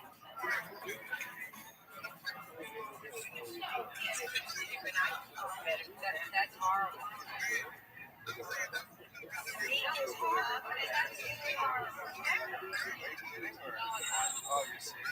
That's what you just did to my dog. Terrible. Everyone at the table doesn't like any of the food. What should I do? Pop everything? Here I am now in this pinnacle moment, and I start hearing complaints. It was almost too bad to be true. I need to get feedback from you, okay? Why don't you say mistake is too tough? Someone talks to me. After Gordon sees nothing is wrong with the food, he decides it's time to stick up for his young chefs. What are you trying to say, sweetheart? Why don't you just take a seat and just sit down and try to enjoy it for coffee? When you my husband is starving, right? Okay. My steak was tough. Okay, good. No, madam, unfortunately, you talk now, you're rare. And but you just walk around looking for trouble. Why don't you just sit down and stop trying to cause trouble? There we go. Ladies, welcome. Good evening. Sorry about the old bag. An hour into dinner service, and menu bingo is achieving its goal of customers ordering a wide variety of items on the menu. I want to see his wedding. Joseph, 1, 2, 3, 4, 5, 6, 7, 8, 9. What was her place? I'm back with her. Now the pressure of the big night is taking its toll on Joe. Too much saffron. It's too much. Oh, Jesus Christ. Anything goes wrong. Kyle looks like shit. Like absolute shit. Joe gets in that really stressed out, panicky mode. Why is that taking a long time, Joe? I worry about Joe. I worry about stress level. Why is that taking a long time? Because those chickens just got cooked. Are you fucking serious? It's all I'm very reactionary. I get stressed out about it, but you know what? I just try to find that comfort zone. I can tune things out if I want to. Gene, I'm leaving you guys made out. I'm gonna run out there, okay? Looking for a little relief from the intensity of the kitchen, Joe takes a stroll into the dining room. Hey, how's it going? Good. See you in a bit, man. Okay, we got a lot to talk. How's it going, guys? You guys have a horrible habit of dropping your fucking table in the restaurant at the same time. There is Joe. Good talking to you guys. He's like, he's not around, and you have to pick up the slack. Yeah, let's get crazy out of there. Alright, guys, come on. With Gene left alone in the kitchen, orders are backed up, and customers are now experiencing what Campania used to be: slow service. Been here for 40 minutes and I haven't eaten yet. We just had to do a lot of things differently tonight. We've been here since 7 o'clock. Everything would just took a while to come out. It's insane, nothing. But no, it's coming right out. I'm so busy right now. I can't even breathe right now. We need 2 hours. How long does it take to make spaghetti? I'm having lettuce. They don't understand what's taking so long. I mean, but at least it's somebody who came over in the last I have a table of like 8 people. They're upset. They want to speak to the manager. coffee table 20. Hold on. Eric, shut up. This is the fucking clusterfuck. Guys, what's going on? I don't know. I was out at the table. They had a complaint. They waited a long time. They weren't happy with the food. I'm sorry about that. I'm sorry. Alright, I gotta run back there. I'm sorry. No, I didn't. Yes, you really do. At that point, you know, I really didn't want to be in that position. And I was really just trying to back away from the table. The fucking pasta's going in. While Jean puts out fires in the kitchen, the angry customer is making her way to the front of the restaurant and is now complaining in front of Joe's mom. She's out there complaining to these people. Is Joe out there? I don't know. I'm very disappointed. She's been here many, many times. I felt like I was eating ragu. I really did. Yeah, that one out there was saying the food's like ragu. He's out there, Mom. Well, somebody else had the fish and it tasted like pond water. Listen to this fish. I want to go shrimp. I was so aggravated. I I was so upset, that somebody would do that to my son. While Joe could not diffuse the situation with the unhappy customer, shockingly, a less than sober but satisfied customer comes to the defense of Campagna. Why did you keep eating if it was that bad? What's her problem? If it was that bad, you're just a fucking liar. You just want everything for free. You fucking bitch. Oh my God, you have another bottle of wine, you fucking alcoholic bitch. Have another bottle of wine, you fucking low life.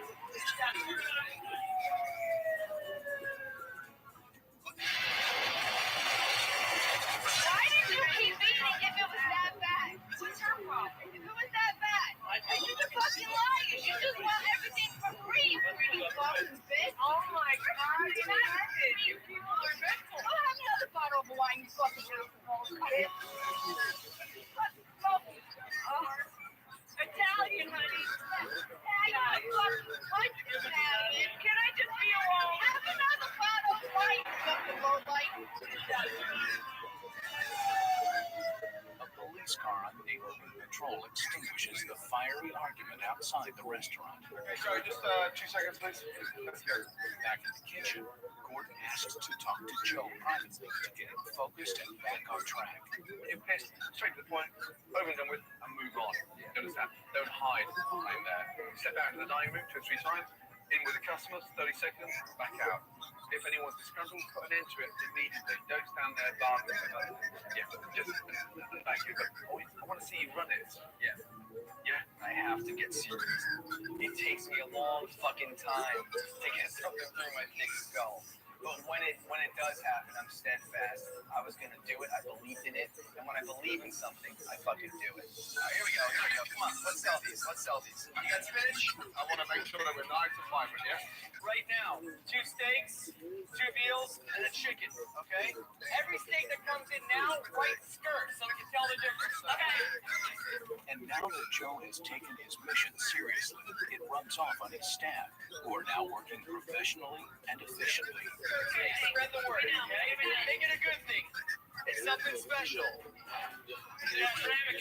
Now I think Joe has motivation to do what he can to make it better, and he just inspired us all to, I think, just work as a team, communicate, be a little more serious. We're catching you up now. Come on. Hey, the honey and the strawberries, so good. Yep, there goes one more. Okay, I'm gonna start the mozzarella over here. You've only got 2 left. Yes, I do. A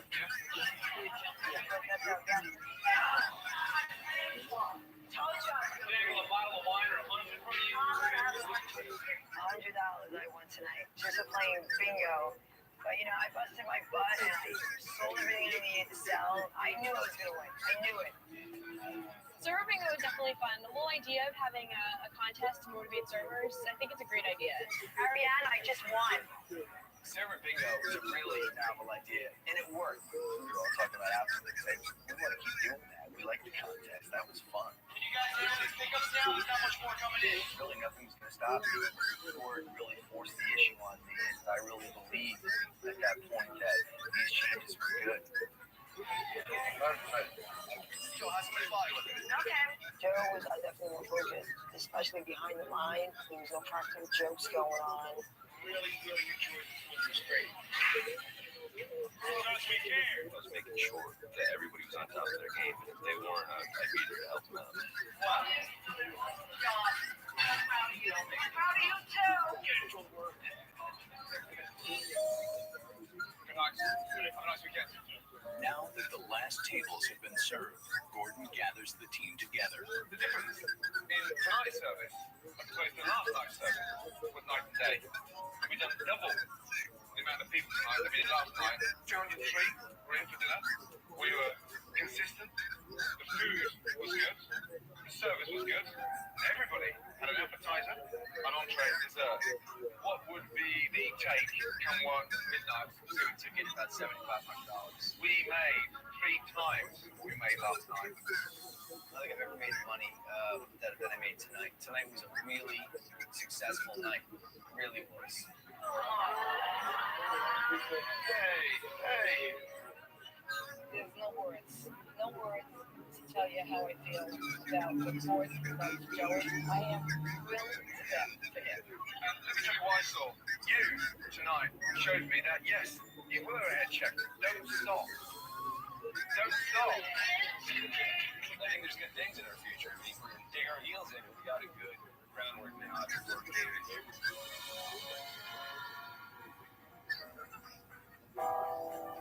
In the days that followed, customers were thrilled with the new menu. With sensible portions, less waste in the fridge, and more customers, profits increased dramatically. You know, I'm happy. I like the food that's going out the window. Happy customers, great food, good bottom line.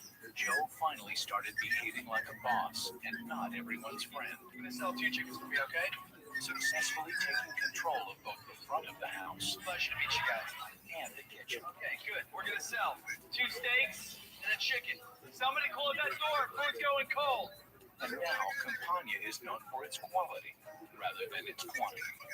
With the staff now ready to run a restaurant properly, there was one more thing Gordon wanted to take care of before he said goodbye. The food looked great up there.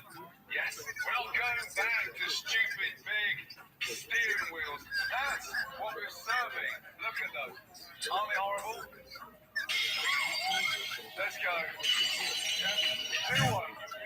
Say goodbye to them. Say goodbye. Say goodbye. It's like breaking those plates. It's just like, you know, the weight, you know, coming off my shoulders.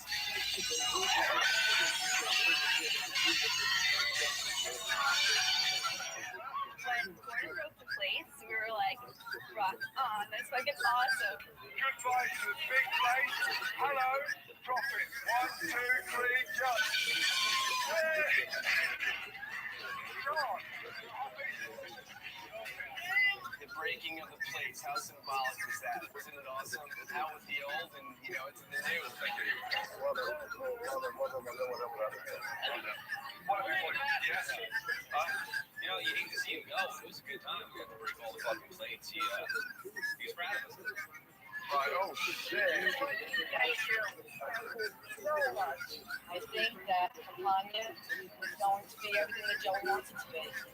Hi guys. The first day I met Gordon, I couldn't wait until that guy said goodbye. But once I got beyond my pride being hurt, my ego being hurt, and started listening to what he had to say, he was like a true mentor to me. I just have to come back to the good food. Love the portion size. I have to remember that, yes? Good luck. Thanks. You fucking people. Good luck. Take care. All right. Hey, don't stop.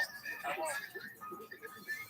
Joe the Campania gang were a fun group to hang out with, but the lack of discipline was killing the business. It feels like they've changed. I only hope it continues.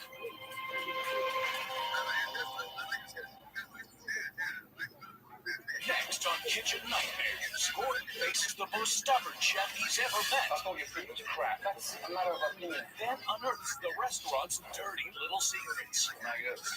But this French chef fights back. Is everything perfect in your kitchen? Can Gordon save the secret garden? This is the lowest day of this restaurant's life. Or will this stubborn chef be his own worst enemy? Who the fuck are you to turn around and tell me when you work like a pig?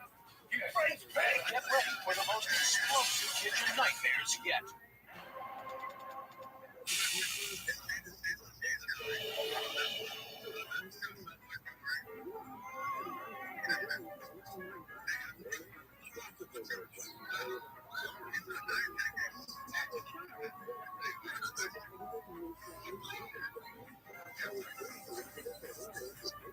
Tonight on Kitchen Nightmares, Gordon goes head to head with the most stubborn chef he's ever met. And unearths the secret garden's dirty little secrets. Gordon cooks up a rescue plan. We will make this a success. But this French chef fights back. Is everything perfect in your kitchen? Fucking something that should be. The lowest day of this restaurant's life. Can Gordon save the secret garden? Who the fuck are you to turn around and tell me when you work like a pig? You French pig! Find out tonight on Kitchen Nightmares.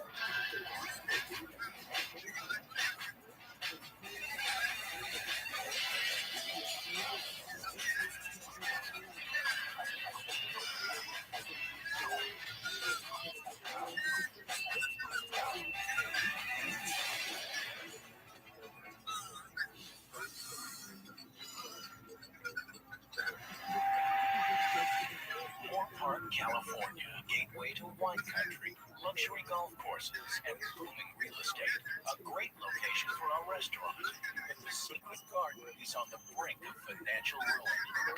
Thank you for calling the Secret Garden. How may I help you? My name is Michel. I'm the chef and owner at the Secret Garden. I'm hired chef. I think so. He's French. That's his biggest problem. He's French. So you have to excuse my arrogance.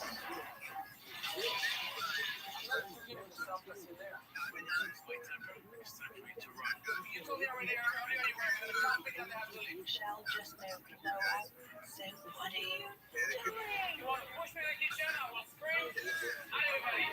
Michelle's arrogant. He's French. He's a chef. All chefs are arrogant. Stop repeating, okay?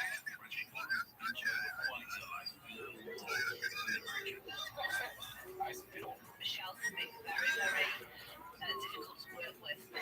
Jane! Serve that. Can I see it? Ego the size of brains. It's ready. Let's fix it. I'm getting frustrated. The atmosphere here is definitely geared toward a more mature crowd. This is the kind of restaurant that you take your grandma out for a nice meal. It's not really the happening Saturday night spot. Michelle is having a tough time making ends meet. I can only imagine what his books must look like. With $200 less than I have about $300,000 to $320,000 in it. That's a lot of money to pay back. This is depressing. Look at that. If the restaurant keeps going the way it's going, I won't be able to keep the doors open. I need help.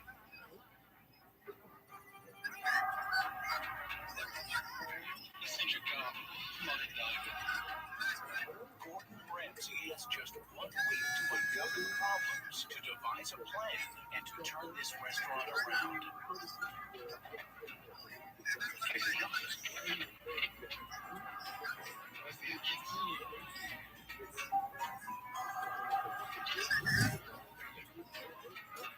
That's Luke as well. Sure. Angel of Light Rise.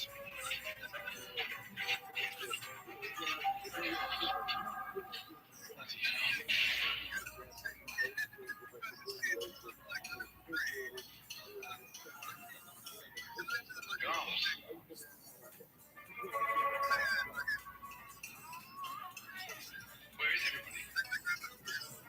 Hello, is anyone here? That's it, I need one of that fat little bastard. Morning. Hello, how are you? And you are? Jane. Jane, good to see you. Where's Chef? Justine. Okay. Michelle. Good morning. Welcome. How are you? Michelle, how are you? Nice to meet you. Good to see you. Well, I finally got in. Couldn't find the front door. The front door is off the parking lot. What do you mean? I couldn't find it. It's best kept secret in Moore Farm. You've been running the restaurant for 7 years? 7 years, yes. How long has it been quiet for? 7 years. Okay, well, I'll go check the restaurant. I feel like I'm at Buckingham Palace. Jesus, what is that? That's it. It's dirty. You don't be close. People love those. Really. You've got all that fancy crap on there, yet the glass is dirty. Oh.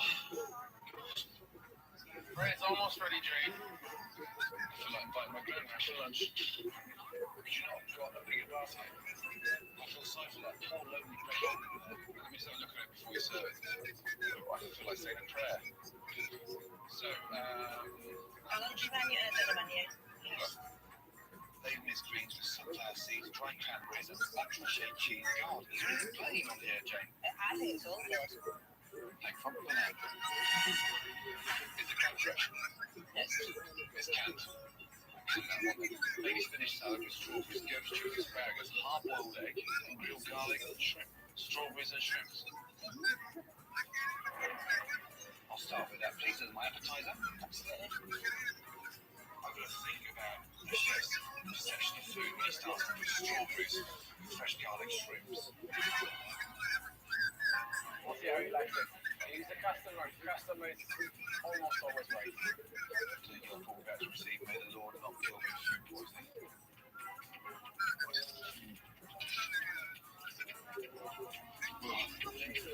That's disgusting. I'll wait for the next course. You did? Yeah, sadly the prawns are stone cold and cooked. Your prawns are undercooked and cold. When he sent the first dish back, I knew that we were going to have a little problem. Yeah, but just definitely be Thank you. Okay, bon appetit. Dirty, greasy chip plates, like a big over ball of beans in the air, deep fat fried. Fuck you, eat that shit, that's for sure. It's tough as old boots.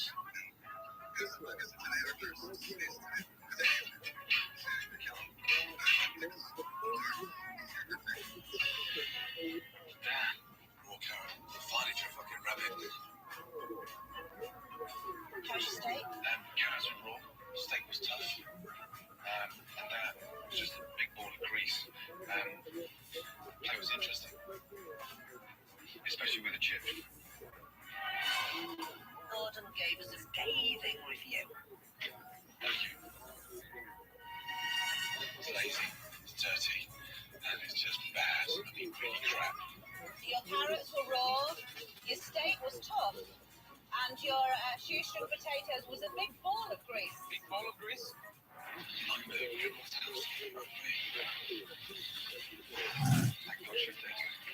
Michelle definitely does not respond to criticism. He likes to be the man. You seem proud of that food. You seem quite... Yeah, I like it.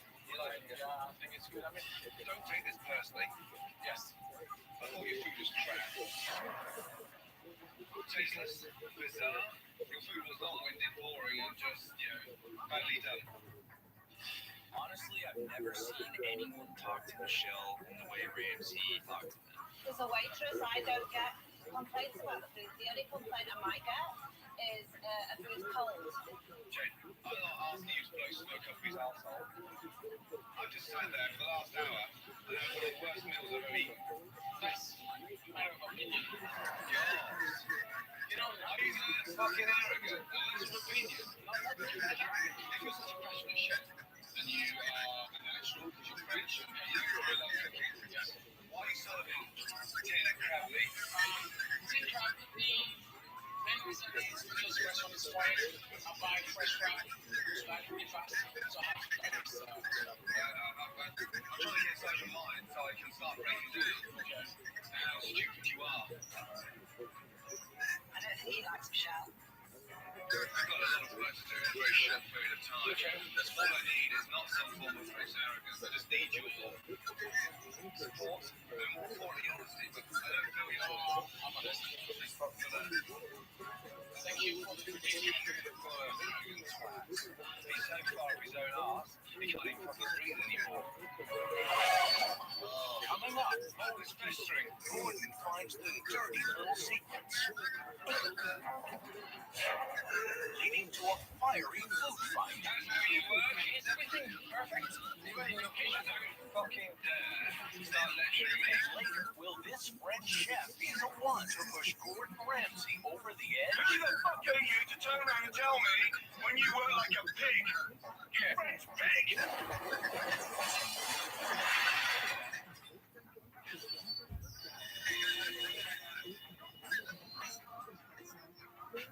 Day 2. After being disappointed with the food, Gordon now inspects the kitchen.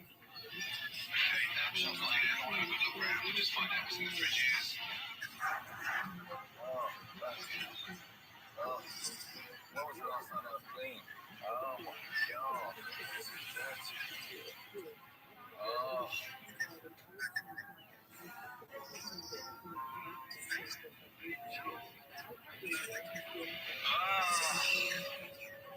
Fuck. My goodness me. Mold everywhere. The food's been in this fridge for so long, even the fridge has now started to get moldy. Look, just here. There's like mold caked on. This thing has been cleaned for years. Look, it's real mold. It's been in the mold even the fucking 4 days. So potentially dangerous in terms of poisoning someone. This place can't stay open. The place is disgusting. Maggots. Maggots. Oh, God.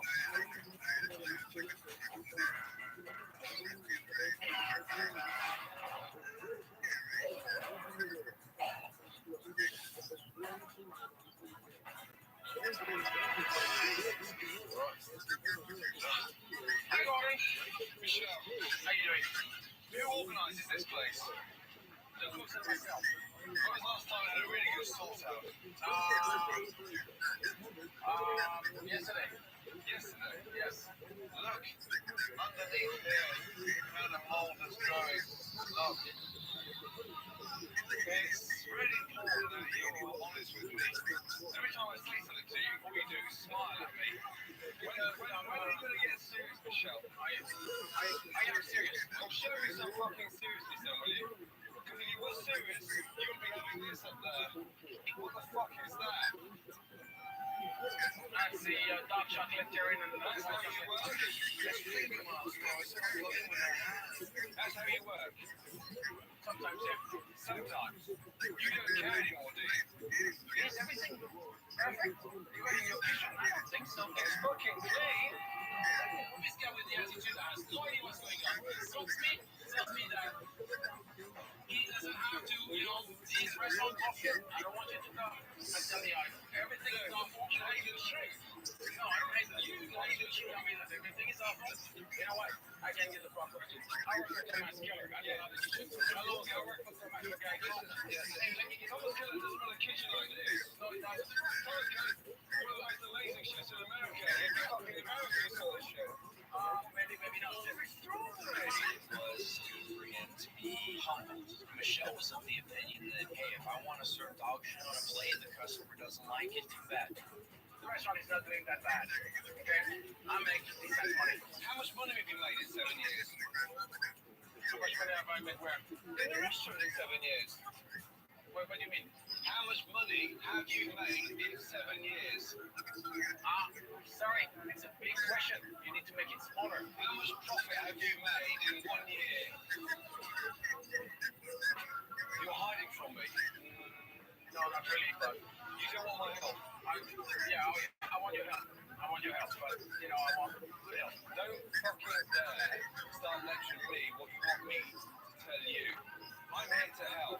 The quicker you understand that, the better for all of us. Right now, every time I tell you something, it's a man that's just fucking ignoring everything I say. I bet some fucks in my time when you take the piss.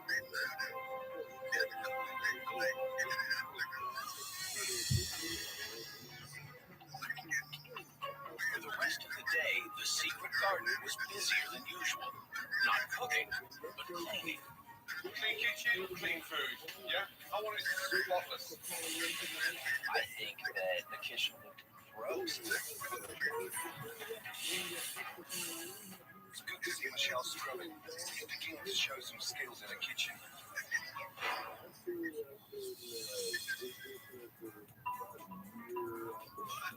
Now that the cleanliness of the kitchen is up to Gordon's standards, it's time for him to check out a full dinner service. Well, maybe not a full dinner service. The feeling when you walk in and there's nothing, it's kind of like a slap in the face. Customers. I don't understand outside, but customers nonetheless. What the hell kind of puny appetizer is that? What is that, Michelle? This is a Gabby. Strawberries aren't even right there. We've been doing it for a while before love it.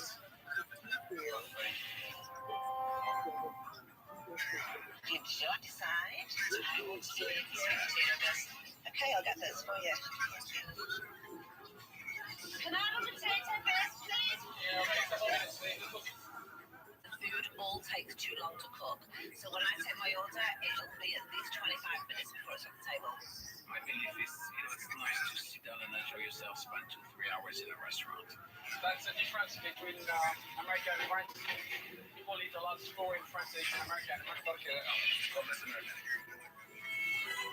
As customers continue to wait, Gordon's discovered Michelle's overcomplicated dishes are taking too long to prepare.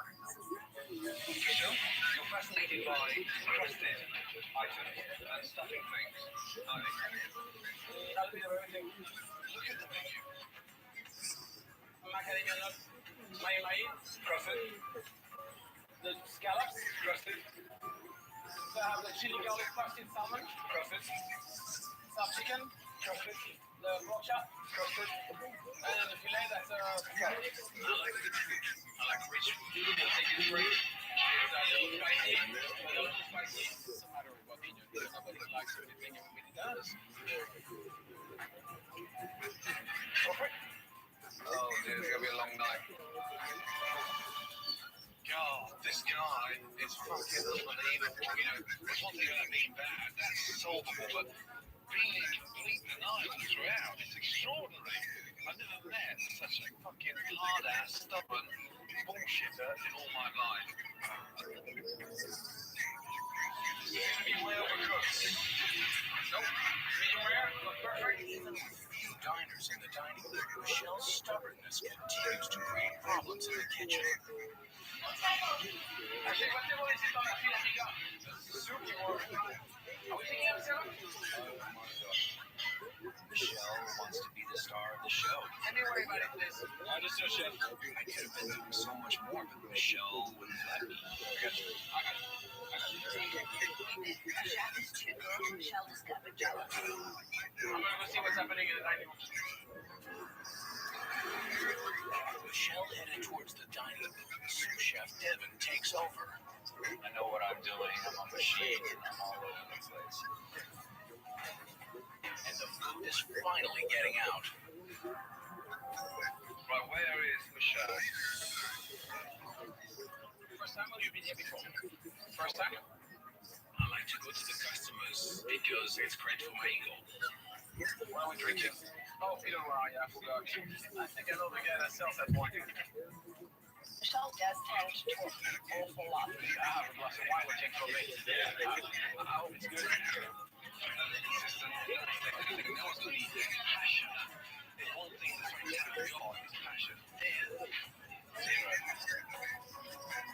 After observing dinner service, Gordon has come to a conclusion. Okay, so let me tell you what I have seen and witnessed all day. I've seen a man that I think is far more in love with himself than he is with his restaurant. Tomorrow, we start working together. No arguing, clear understanding, chef to chef, and I want to see some passion. Do you understand the word passion? Because I haven't seen any of it. You don't see that. I don't give a shit about people like you, only about myself. This is all broken. You can do much better. This is all broken. Coming up, chaos in the kitchen has Gordon seeing red. I don't have it. It is, quite frankly, the most disorganized restaurant. Oh, sure, that's embarrassing. Who the fuck are you to turn around and tell me when you work like a pig? Yeah, pig! And is the secret garden doomed to be a secret forever?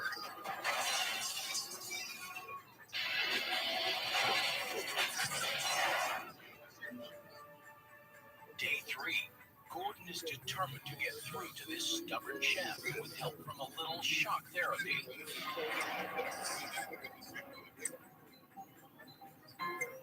Okay, new day, and I'm determined that this guy is going to finally start listening to what I'm trying to say. So this morning, I've shut the place down, I've brought it up, I'm going to make him understand that if he doesn't start changing and listening to what I'm trying to say, that's what the end result.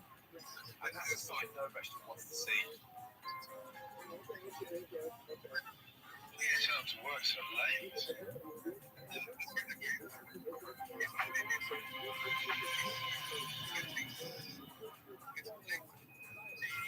What's going on? I'm not closing down. This bullshit. Morning. This is not funny. I'm pissed. Good.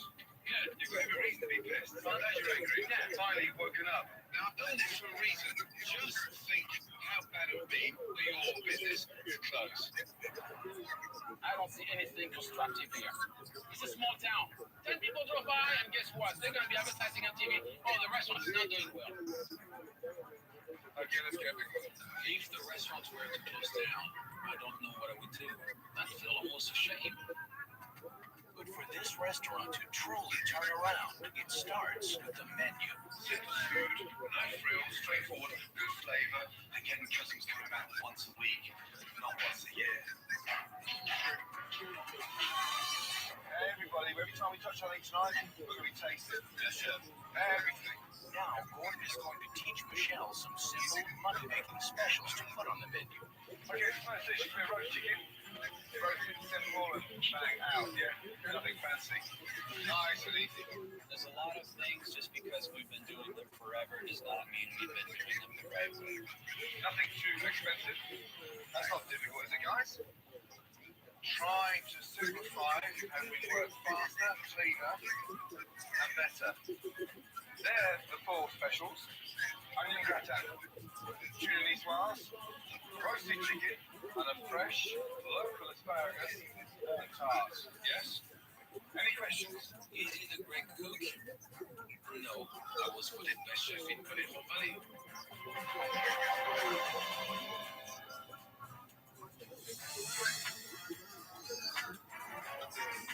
Saturday night is the one night that the Secret Garden is busy and a perfect test Gordon's new specials. I've got some fantastic specials to tell you about. A warm asparagus tart.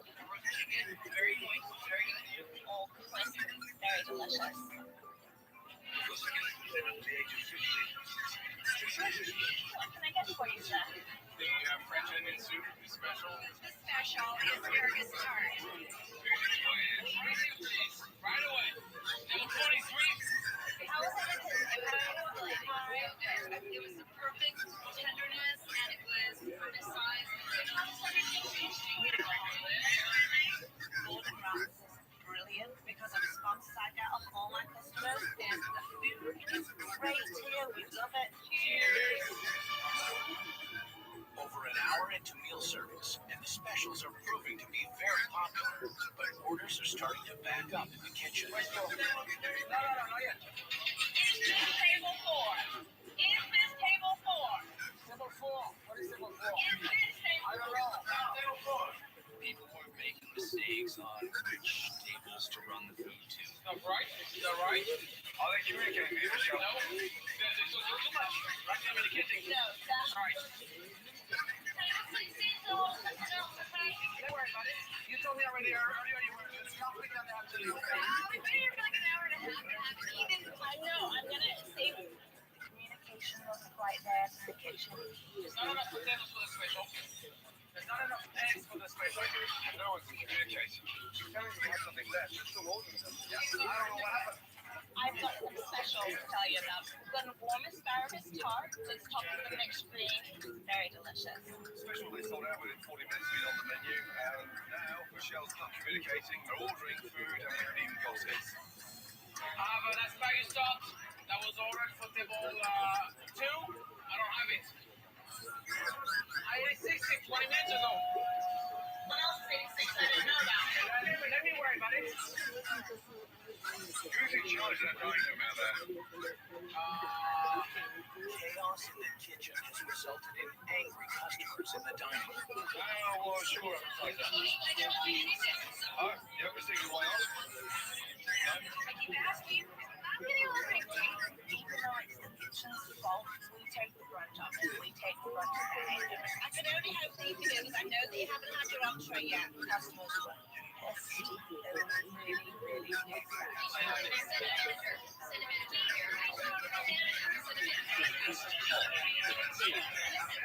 All I can do at this point is give you food. I can't do anything else. Table 4 standing and their faces can't run. And now, instead of turning a profit with their new specials, they're giving food away. You know what? You're gonna have all my 5 minutes. It was just chaos. Everybody panicked. I'm getting frustrated. You want to push me in the kitchen? I will scream at everybody. So wait 5 minutes. When I lose my temper, it's time for you to run. I can take one shot. You want to do it? Let me worry about it. You know what? Serve the food. I don't care. Serve that. The Michelle is just like glaring at me all damn day. And I didn't deserve it. Jane, you know what? Save your words. Don't have any more? It's a bit demoralizing that he's like that. As soon as it's ready. Okay? Don't get out. Go in the dining room, take care of the customers. It is, quite frankly, the most disorganized restaurant in America tonight. Sit down. Jane, let's go. Let's go. Let's go. Come here. You have no guts. Where's Jane? Jane's not okay. It all got blown up in her face today. Just been a little bit overwhelmed. Getting their asses handed to them. It's tough. Hey, girl, you know, I'm gonna plan a manager. To me, this is the lowest day of this restaurant's life.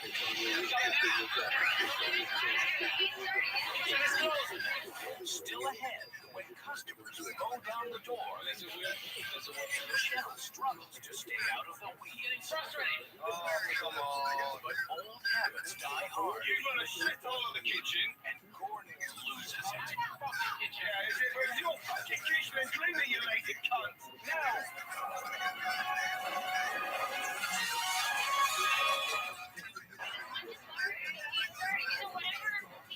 Jane's not okay. No. Where's Jane? To me, this is the lowest day of this restaurant's life. Kitchen is closed. Come on. Out. Even though Gordon's new specials got them off to a good start, the dinner service ended in disaster, and Michelle and his staff were exposed. I observed tonight, and I was watching everything. Waiters were picking up food that didn't belong to them, taking orders with specials on them that we no longer had. Communication, Michelle, was zero. I think everybody can communicate properly over here. There was no control, Michelle. This is all bullshit. Okay, my restaurant is doing better than this asshole. Do you think this is a fucking game? Let me tell you. Now, my thing is, Shut up! Enough of tonight. I want to move on. We will make this a success.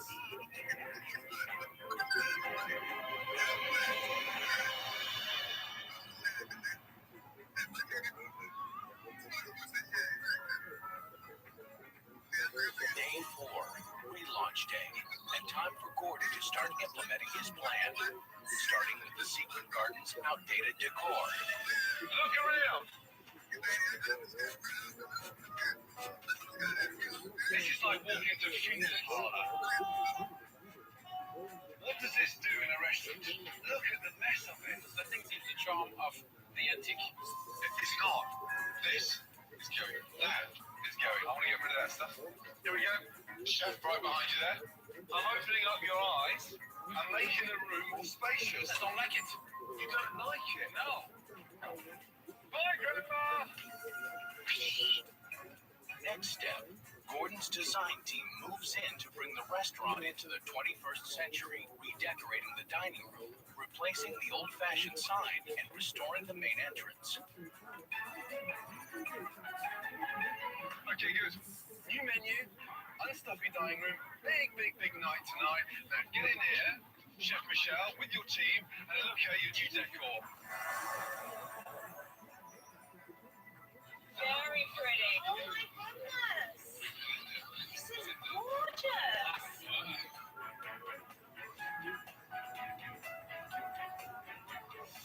The room is bigger. We've got depth and we've got clarity. There's no clutter. Beautiful. Michelle, first impressions? Completely different. It's not the Secret Garden anymore. It's a totally different restaurant. Do you think the dining room looks younger? Yes, it does. Are you worried about that?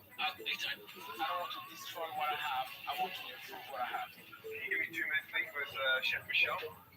the few customers that we have, I think they're gonna come here, they're gonna go, no, this is different. I like it. Instead of helping my business, you might hurt my business. Give me a chance. Give me fucking chance. I'm not too crazy about the changes, but let's see what he can do, what he can bring to the restaurant. Only a few hours to the relaunch of the restaurant, Gordon unveils the most important part of his plan, the menu. We'll go through it together. Yeah. For tonight's dinner service, gone are the crusted dishes, stuffed dishes, and the garlic shrimp and strawberry salad. And in their place are... I've done the filet mignon, the tuna niçoise, the local beef salad, the pan-roasted chicken breast, and then the double cut pork chop. Any questions on the menu? That's brilliant. That's a brilliant idea. I was concerned with that menu because, I'm used to my old menu, and I'm sure people are going to ask for it. For tonight's grand reopening, Gordon has invited local celebrities and dignitaries and one very influential guest. Big, nice. Yes. Tonight is the beginning of a new chapter in Secret Gardens. Yes. Tonight is the night. We set the standards tonight. Yes. If we do get busy, we do not panic. Now, there's a food critic in tonight. Knowing that there was a food critic, I was nervous. This is not going to be Michelle. This is different. What are they going to say? How are they going to like it? You don't know. Good luck, everybody.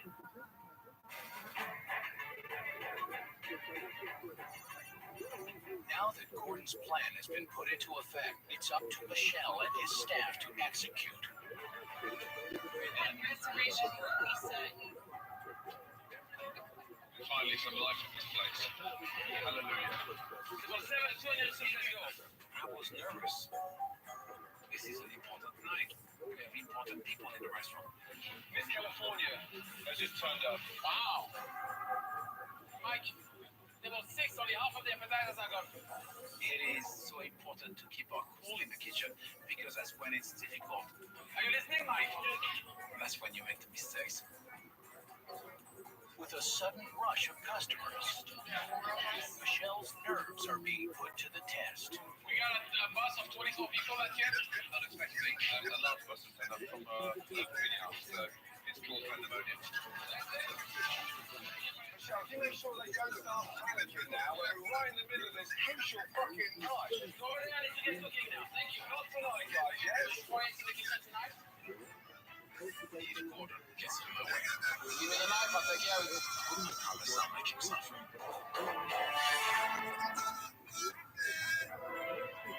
It's relaunch night at the Secret Garden, and the onslaught of new customers is putting Michelle and his team to the test. Come right here, please. Right away. This is an important night. We have food critics. We have important people in the restaurant. Big and full of talk. Unexpectedly, a large bus has turned up from local greenhouse. It's called pandemonium. A bus of 24 people that came. It's craziness. It's happening. 7, onion soup ordering. Onion soup ordering. Michelle has cleared his first hurdle, and the rush of customers has been taken care of. But the Secret Garden faces another challenge. Jane, have you spotted the food critic yet? Any idea who she is, no? Yeah, she's actually on a table of 5 now. She's joined 4 other people. Is that table 10? Yes. That is the one we give the biggest shot of. Honorary chef, Bring it here. that's for the food critic table. Okay, in 1 minute.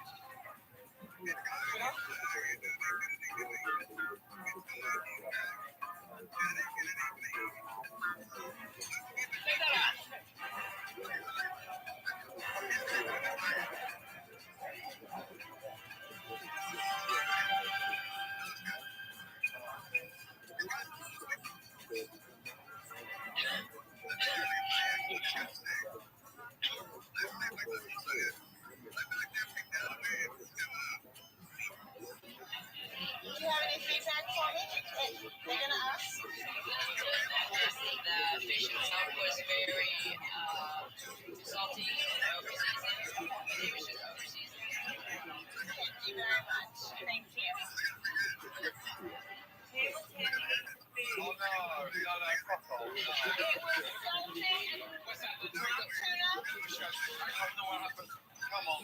When some of the food came back, the tuna was a bit salty. I was sweating and shivering. No, but you guys offered them something else. I did. They don't want anything else.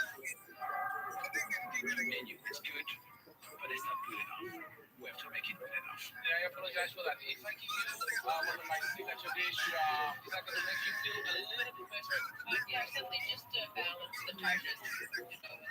Thank you very much. Thank you for giving me a little chance. You know, I'll get more used to the menu. It's a brand new menu for me also. Not an excuse, but it's always a little harder. So, thank you. Thanks. I'm pissed. Come on, that's his food. He's the one sending it out. Rabbi, order the wheel. Take it away. Order. Your menu is not better than mine. After over-seasoning the tuna, Michelle is abandoning the new menu. He's now preparing to send his stuffed fillet of beef, and Gordon is not happy. Hey, come on, please. Yeah, no, I can see on your face that I'm not going to start here and let you send shit. Not tonight, no way. Getting frustrated. Oh, come on. Mr. Big Chef, you shouldn't be in the kitchen. Guy's not a chef. With the restaurant on the verge of success, Chef Michelle is insisting on reverting back to his old ways, and Gordon has reached his breaking point. Thank you very much. I think it's great. You don't care anymore, do you? Get straight to the fucking answer. No, I'm not getting no bullshit. I'm killing your hiding. Fucking answer. Okay? All right? Okay. All right, good. Your menu is not better than mine. You know? You're a monkey. My food is being voted best chef in Retro Iconic. What? Yeah. Hold on. Let me finish. Don't push the finger. Fucking hands up there. Listen to me. You run a shithole of the kitchen. Fuck yourself. No. Okay? No. Fuck off. Who the fuck are you to turn around and tell me when you work like a pig? You rich pig. Yeah. You know what? Yeah, big is full of shit. Open your eyes and look round. Big man. You're not happy? I'm fucking happy. You can get out. Go on. You can get out. Fuck yourself. You can get out. All right? Fucking kitchen. Yeah, it's your fucking kitchen and clean it, you lazy cunt. Now.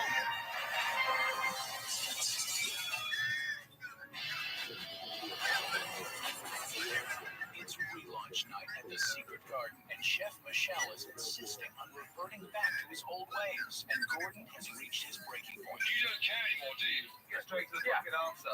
No, I'm not getting no bullshit. I'm killing your hiding. Fucking answer. Okay? All right? Okay. All right, good. Your menu is not better than mine. You run a shithole of the kitchen. Yeah. It's big. You can get out. Go on. You can get out. Fuck yourself. You can get out. All right? Fucking kitchen. Yeah, it's your fucking kitchen and clean it, you lazy cunt. Now.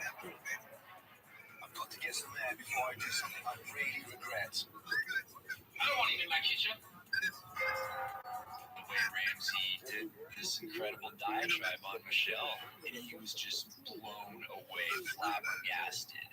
An extraordinary day today, but I've never seen anything quite as shocking as that. And that guy clearly doesn't care about his customers' food or his dining room. He just cares about himself. One selfish, tragic locker. Where's the train station? I seriously thought about walking away, but there were other people relying on me. I had to finish the job. After cooling off, Gordon decides to return to prevent the old menu dish from leaving the kitchen. I don't want to look at you in a month's time and say, got screwy slam, food critic. I just want everything to be fucking over and effort. I agree. And you want that to be as well, yes? Yes. Make me table, yes? Yes. Jay, can we get rid of that food, please, finally, yeah? For the fifth time. Good.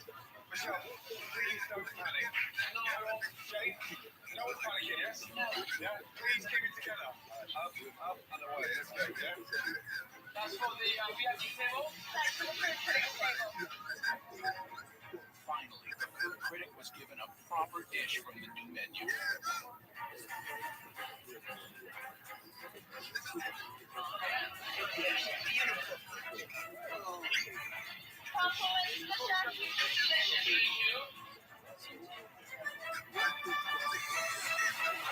Even though the food critic was happy with the dish from the new menu, Michelle was still not convinced. You're gonna go out there too? Go to every table. When I go to the customers, they're my real critics. Let's see what people think about Gordon's new menu. Oh, it's fantastic. Was everything you like? You can say dining room? Yeah. When I asked the customers, they said the love was exquisite. Now, I'm wondering what I did wrong. All the sweet people in the left. And everyone loves it. Everyone not an angry face. Okay, well, don't make me sure that. Not the angry face, I want to make sure that the left and the everything was But I asked the But if Michelle needed a little more convincing, the answer was in the cash register. You know, for 60 customers, we did $50 per person. So we did a little bit more than $3,000 of revenue. This is great. It was great to have the business. After an evening of ups and downs, the relaunch was a success. But there is still one question left unanswered. Did Gordon truly get through to Michelle? It is difficult to do changes, and maybe not for everybody, but for me. I'm like so wrong. Are you just saying that? No, I mean it. The customers love the changes. I like the way the food came out. It was clean, and we made a profit. I think it's exciting. I know how stubborn you are, and it's not the first time in my career I've come across someone as stubborn as you. However, tonight was much better than the other night. And when you first got on the ladder, now you've got to keep on climbing. When I'm wrong, I'm wrong. Well done. Now that you know, don't stop. I won't. With Gordon's help, the secret garden was functioning as a restaurant should, and as the week progressed, changes clearly began to take hold. If we all spend half an hour cleaning, this kitchen becomes spotless. Michelle is committed to kitchen hygiene. He also promoted Jane to manager. I think she needs the keys to the restaurant with the manager title. Let me take it to the restaurant. Now I'm the manager. I am the bitch of the place. Gordon's plan was a success, and now the secret garden is no longer a kitchen nightmare. And more importantly, customers are leaving happy. I'm feeling the love. You really do have something special. Please do not screw it up. The restaurant has improved immensely. Ramsey succeeded. Dude, manager. If we can't be successful now, then we're all idiots. Well done. It was very sad to see Gordon leave. It really helped us. I think we are at the beginning of a very, very successful year. No regrets. No promise. Promise. Still hate me? Yes. Good. It was a very stressful few days, but I think we all survived. I think it's all for the better. The secret is out. Michelle finally learned the cardinal rule in the restaurant. You serve your customers, not yourself. Next time on Kitchen Nightmares, Gordon journeys to a fine dining restaurant that's anything but fine. The chef is fresh from the hood and doesn't take criticism from anybody, not even Gordon. Not one person complained about it tonight. What? The owner has run out of money, and the busboy has sticky fingers. Too often. This could be Gordon's biggest challenge yet. Next time on Kitchen Nightmares.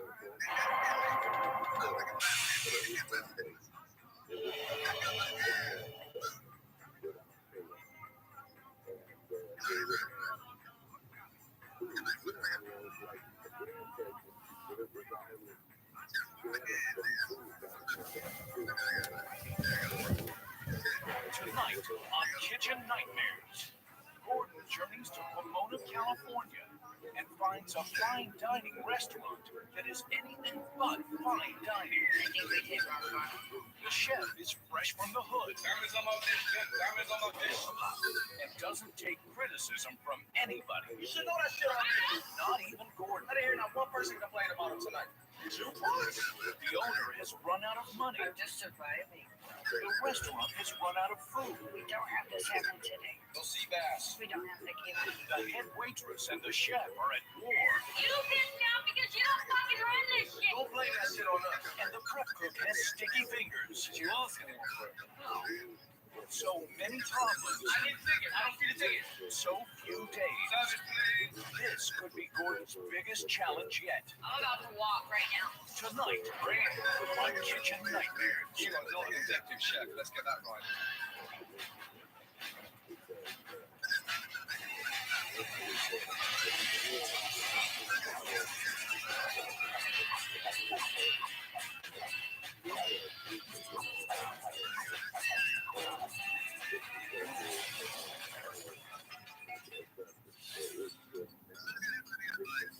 Pomona, California, a small middle-class town populated by aspiring artists, college students, and car enthusiasts.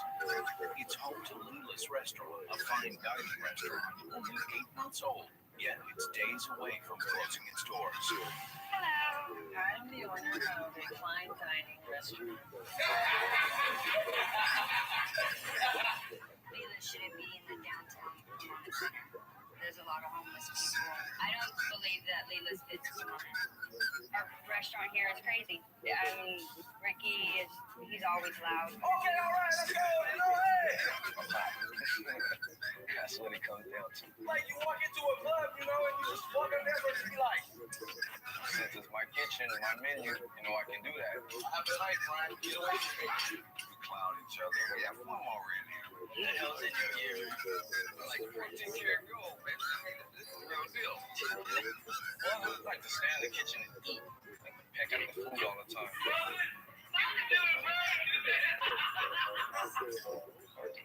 Like what you get for family? Hey, I need my fucking order now.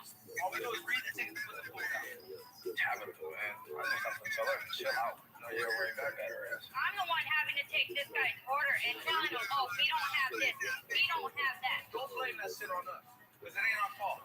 Ricky, I can't stand him. You don't fucking know how to say shit. That's what this restaurant's run, baby. The problem with Tabitha is how she talks to you. Motherfucker that orders the shit. Shut up already. Everybody can hear Ricky and Tabitha yell when they yell at each other. Shit, fuck you, we don't got shit now. I think they're overwhelmed in here. It's really embarrassing because your guests are like, what is going on back there? Like, I just wanted a salad. It was slow, and then just getting slower and slower and slower. Definitely losing money right now. I took all my retirement money, everything I had saved, everything, and decided to open this restaurant. I have nothing left. I think we've hit rock bottom. I mean, we're like really going down here. I just wanted to see if you had somewhere to live with the rent. I owe Mr. $60,000. How much? I owe $64,000 credit. I'm stressing like how I'm gonna pay my bills and my rent and what I'm gonna do because I don't want to leave her, but I have bills I have to pay. Can't sleep at night. Only because it's going through my mind. How can I fix it? I don't know what to do.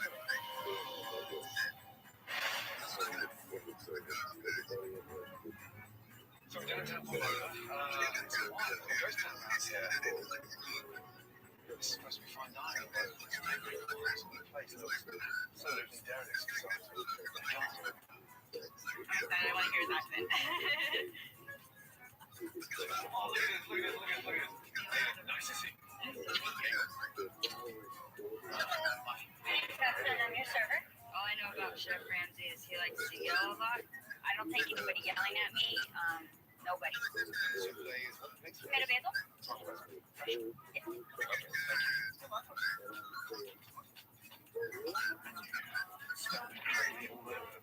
Are you ready to order? Ship us. Chives? Guys, got chive. Okay. Let's go with a small bowl of the tomato basil. Okay. Now, I'd like to see the nachos. We actually don't have the shrimp nachos today. We have a chicken. No shrimp. So, no shrimp whatsoever. Okay. Sun. We don't have the salmon today. We have chicken. I'm not sure.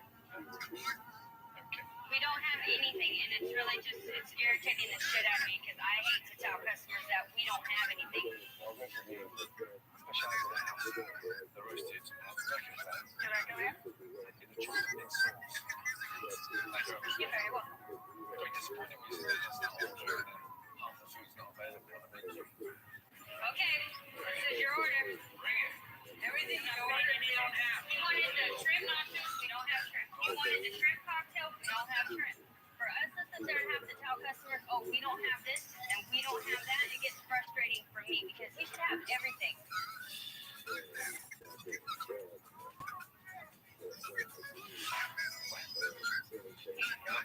I'm not nervous. I don't want to. Why do you be nervous for? You know, he's a man just like I am.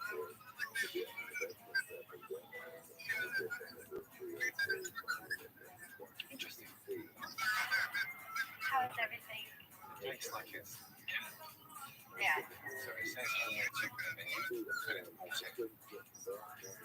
How the chef makes not the same food. Probably. I thought this was fine dining. So did I. I'll wait for the next course. Chicken nachos? Oh, well, that was good. Well, excellent. Who's that chef? What? Our executive chef, Ricky. Look at these diamonds on that. Diamonds on my fish. Diamonds on my fish. Diamonds on my fish. Diamonds on my fish. You got an executive chef in the house? Yeah. And he buys in, processed food. Diamonds on my fish. Diamonds on my fish. We got diamonds on the fish. I'm good at my job. I love my recipe. I let my work speak for itself.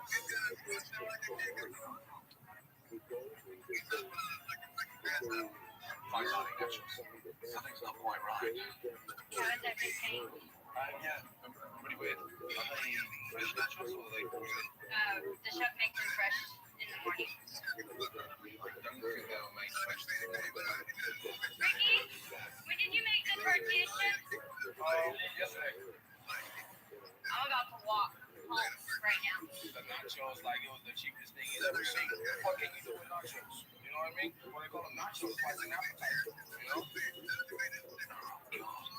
The rack of lamb with the chocolate mint sauce. There's fresh mint, chocolate syrup. I like it. I got to be really creative with it. Yeah, that looks good. Yo, is that great? Okay. Where's the lid? No, not that. Where's the lid? My nose bigger than my lunch.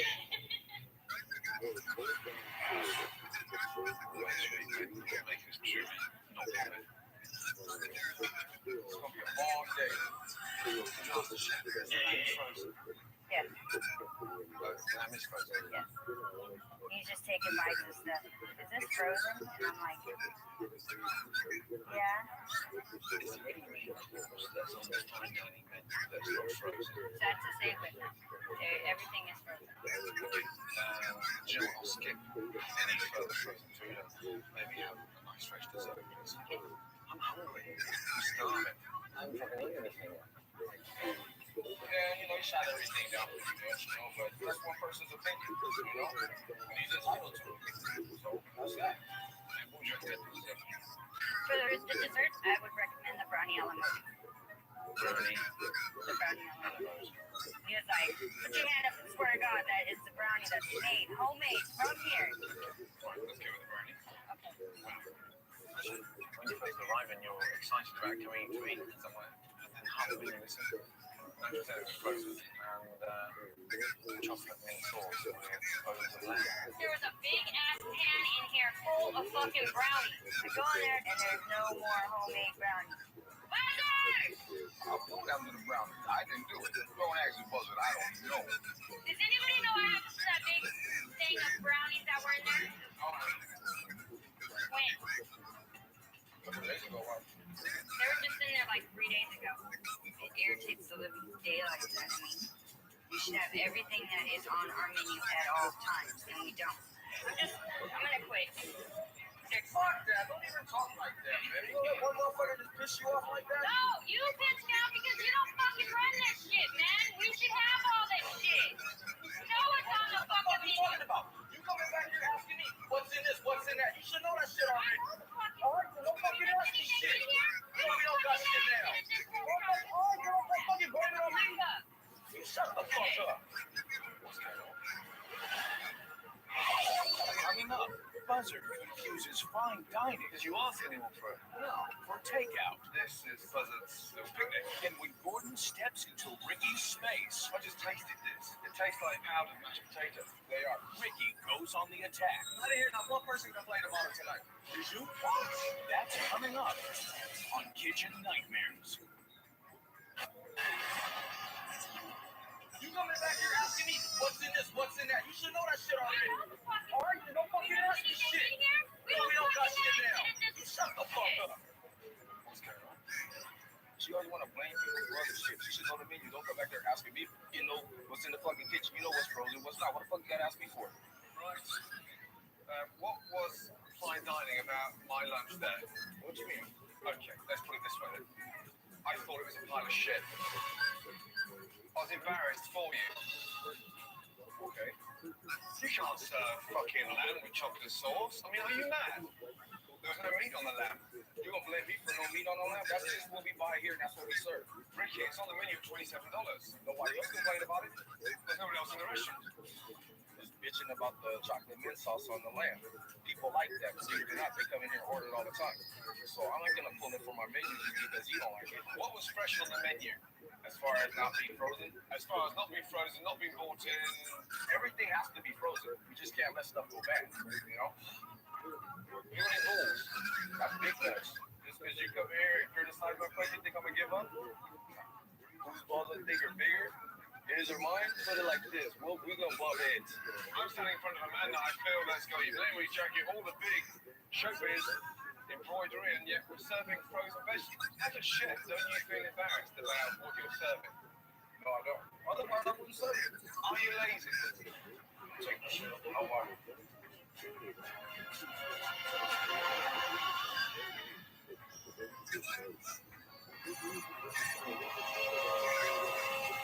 After yesterday's fiasco at lunch, day 2 begins with Gordon inspecting Executive Chef Ricky's kitchen. You know, the fridge is not even cold. This is not a refrigeration unit. This is almost like an oven. All the meat is virtually rotting, dried, congealed blood at the bottom there. The smell is just vile. What is that? Yeah. The smell. Jeez. Right. I'm slowly but surely discovering my lunch. The bought in tomato basil soup that's finished with chili flakes. There's nothing freshly made in this fridge. Fuck it now. It fucking stinks. The lack of cleanliness represents a lack of discipline, and Gordon knows he needs to send a strong message to the staff. Gotta clean. Ricky, I want the fridge all scrubbed, the floor done. Yeah, bucket's behind you. Yeah, Tabitha, take care of the dining room. Gordon had us clean the dining room and sweep like 3 times, mop, do all the windows, everything. With a concern that fine dining might not be right for this part of Pomona, while the staff cleans, Gordon hits the streets to check out the neighborhood. How are you? Good, you're good. What's the vibe like here in Pomona? It's young, vibrant, diverse. Leela's, the rest of Leela's. Have you been there? I have not been there. What kind of food you eat? What about fine dining? Usually not too fancy. No, you fancy that for your own. Yeah. And where would you guys eat? There's like some pretty good Mexican restaurants, but like besides that, there's really anywhere that's like in our price range. With a better sense of what will work in this community, Gordon heads back to Lula's to check on the staff's assignment. Nice. Fantastic. Oh, wow. Yes, clean. While Gordon is now happy with the cleanliness of the restaurant, he is still not comfortable with the relaxed atmosphere. That's not what your sister told me last night. This is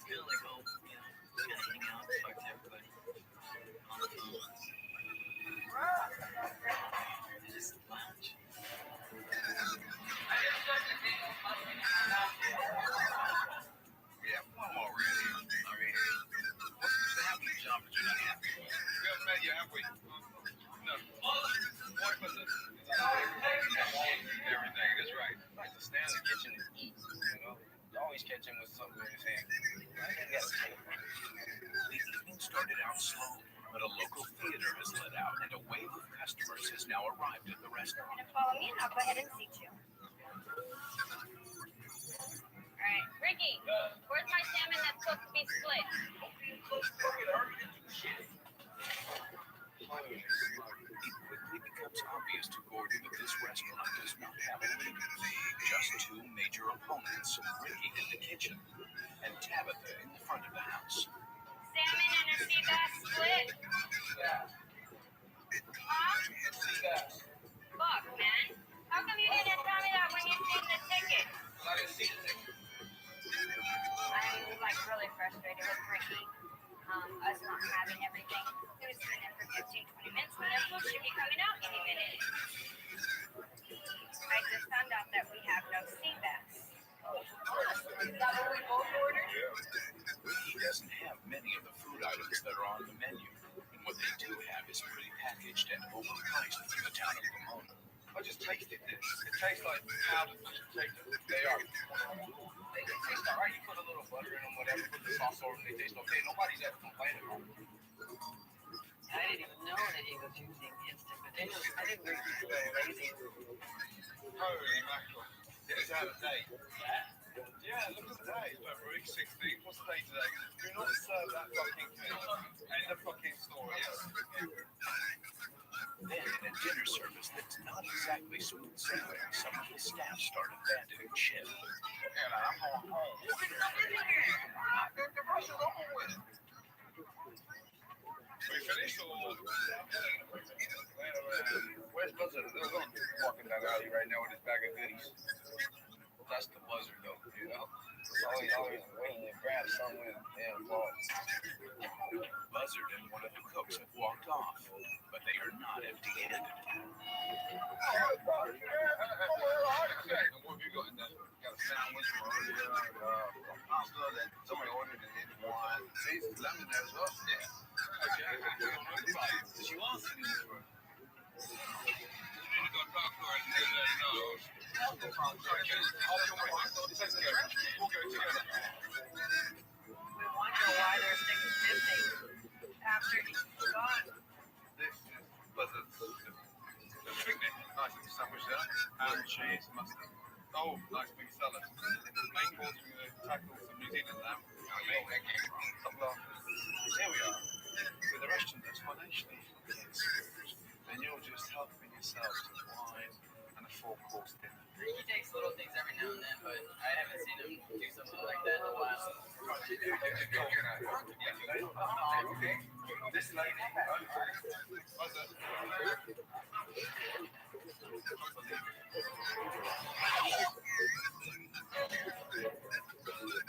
Gordon caught Buzzard taking food and wine from the restaurant, and Gordon is not happy. This lady, We were thinking that he was doing that, but I haven't caught him in the act. And today, well, there it is. Christ almighty, guys. What are we doing here? Just our basics is being together as a team. I can't take responsibility for the whole restaurant failing. It's, this is a team effort here. Why did you become chef? Because I have a passion for it. That's why. A passion for what? Boom! You're making powdered mashed potato. You talk about the mashed potato. I didn't hear not one person complain about it tonight. Did you? What? Did you? When Ricky and Gordon were going at it, I really wanted to just tell Ricky to shut up. Where's your respect? What do you mean where's my respect? For your professionalism.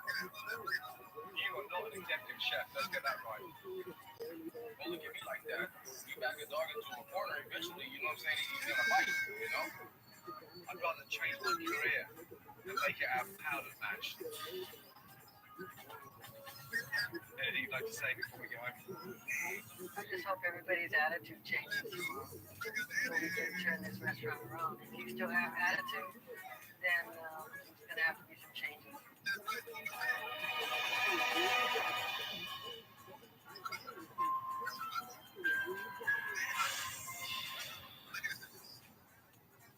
It's day 3, and Gordon's about to put his plan into action.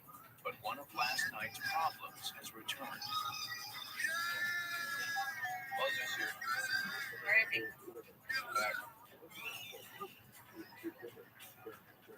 I hate to have to fire anybody. I think we get to the point where, you know, if I can't get them to change what they're doing or whatever, then I have to get rid of them. Can I see your eyes? Take your glasses off. Because anything that's inside this restaurant belongs to Lena. Yeah? Yeah, understood. Nothing gets taken off this premises. If it was up to me, I'd fire Buzzer's ass. Well, you lost something to steal from me, and I just have one discipline. Anyone steals from me, it's out in the story. Because the message you send, they don't see you doing it, they'll do it. Anyway, Lena, you're the one who's going to make the decision. It's your question. Yeah. So, you know, I'm sorry, but this is going to be it. All right? This is it. Buzzer ain't gonna be back here. He ain't gonna be buzzing around here. And he's truly a buzzard. Now that Buzzard has been let go, Gordon turns his attention back to the chefs. Look here, Ricky. Let's go. Okay,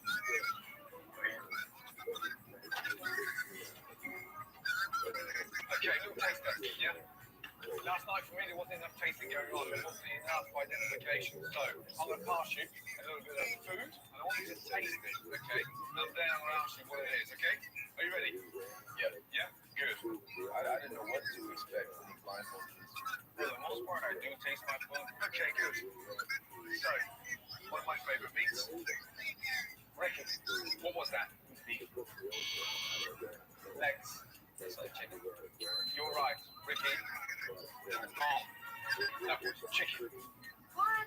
You mistake chicken for beef. That just blew me out of the water. Ricky, what was that? That was pork. Legs. What was that? It's like New York. Yeah, legs. It's New York strip. Jesus. We already knew that Lex was going to get more because Ricky doesn't taste his food. Did you brush your teeth this morning? Holy mackerel. Right, blindfolds off. I expected you to get all of these right, and you didn't. Out of both of you, who is the better cook? I'm the better cook. I'm looking at it. We certainly proved it on the taste test. Thank you. Definitely. Ricky, happy with that? No, not necessarily.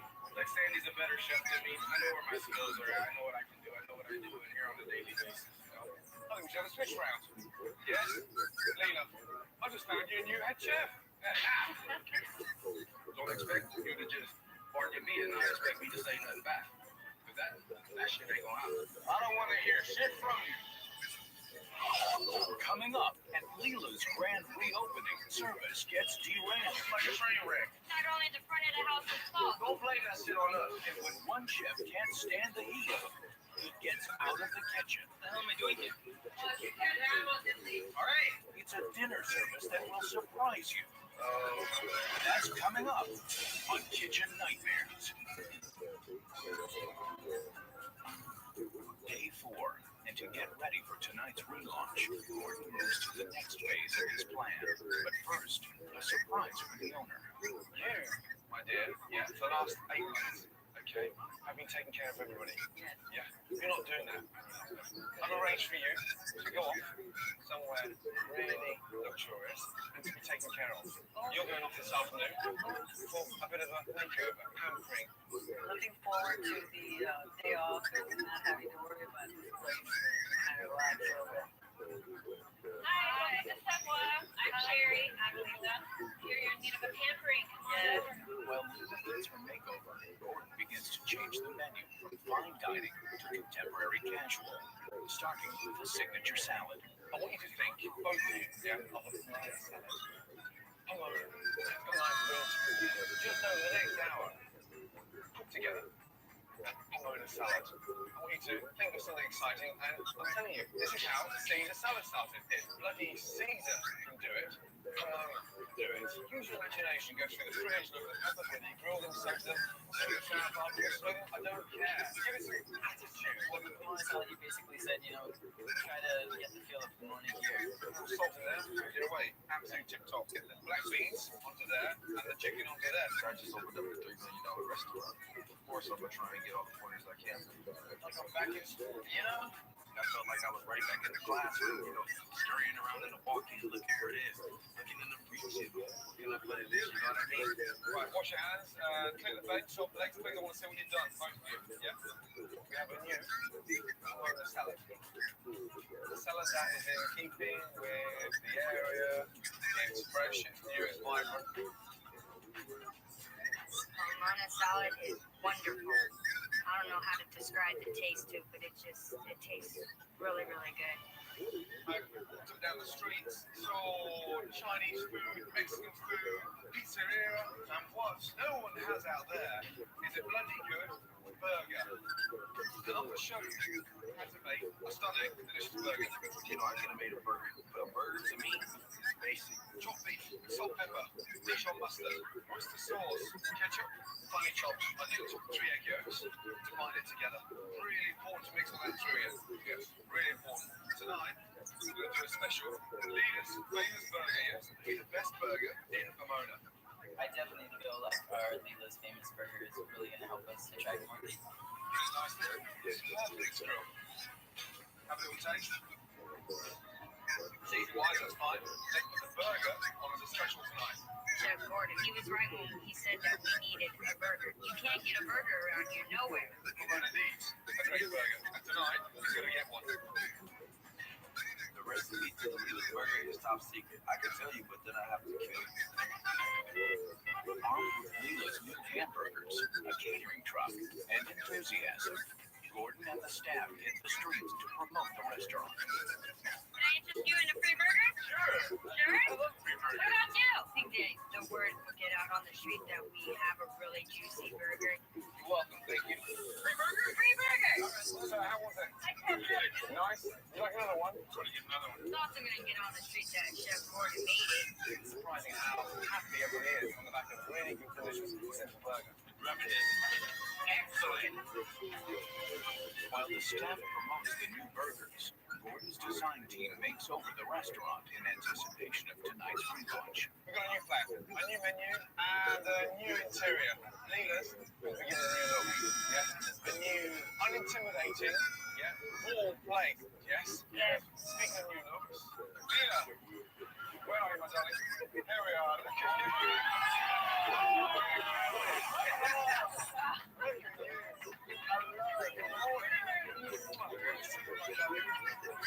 When I see Leela come around the corner, it made me cry because she looks so much happier. How do you feel, my darling? Yeah, because you look great. Yes. You don't look like a lady who's carrying the world on her shoulder. Oh my God, you look so different. I said, yes, you have a new boss. Are you ready to see the new hotspot in downtown Pomona? Yes? Okay, you ready? On the count of 3. 1, 2, 3, go.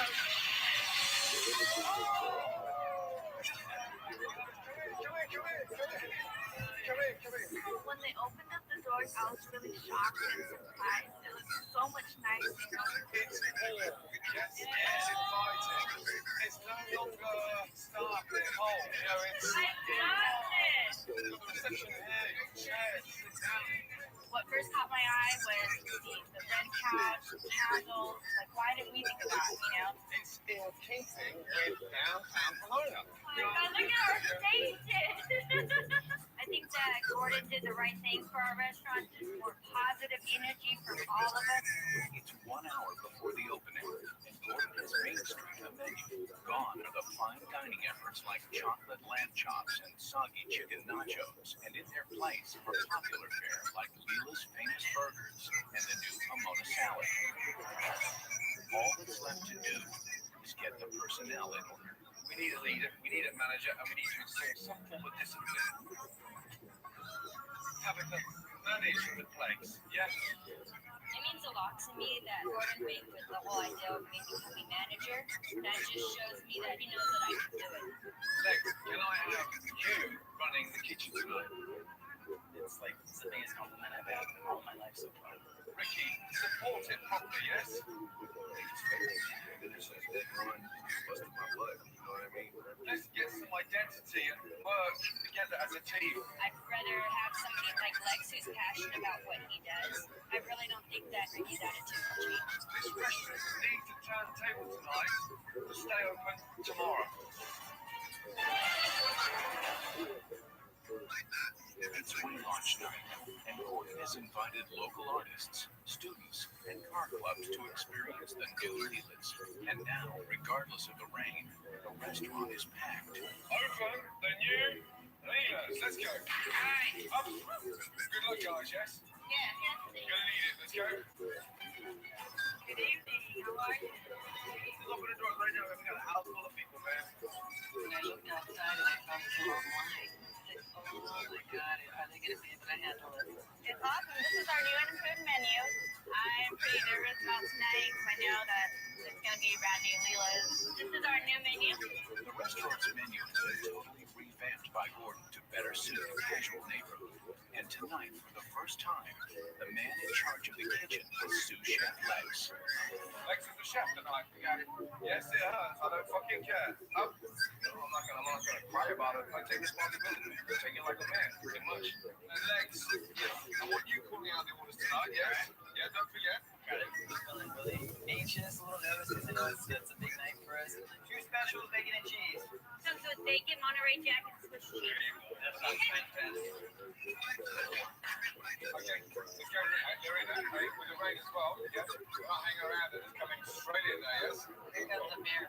And to further endear this restaurant to the community, Gordon has arranged for the mayor of Pomona to be here tonight. I want you to come in and sit down. We have a special table for you. Thank you. What table's next, I got? Give me that lady up with the red. Okay, right. Are we ready to order? Ricky, don't fuck up outside on the phone. Keep it going, yes? Hey, Lex. You know, we don't want to mess up. What are you eating now? Every time I look at you, you're always eating. This is work now, yes? I want everyone to get to work mode, yes? Yeah? And for yourself? Right, yeah, fine. The evening has started off well, customers responding favorably to the new casual menu. Listen, Lex, first table, absolute critical.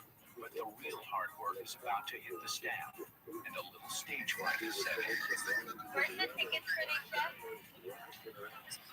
Lex, where's the ticket gone? It's Martin Bell. It's already been taken.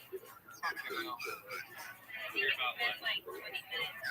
They call the show 30 minutes into service, and Leela's is off to a rocky start. What's the first ticket out, eh? No food has left the kitchen, and this grand reopening is off course. Hey guys, we're falling behind. Got to move up a little bit, yeah? Yeah.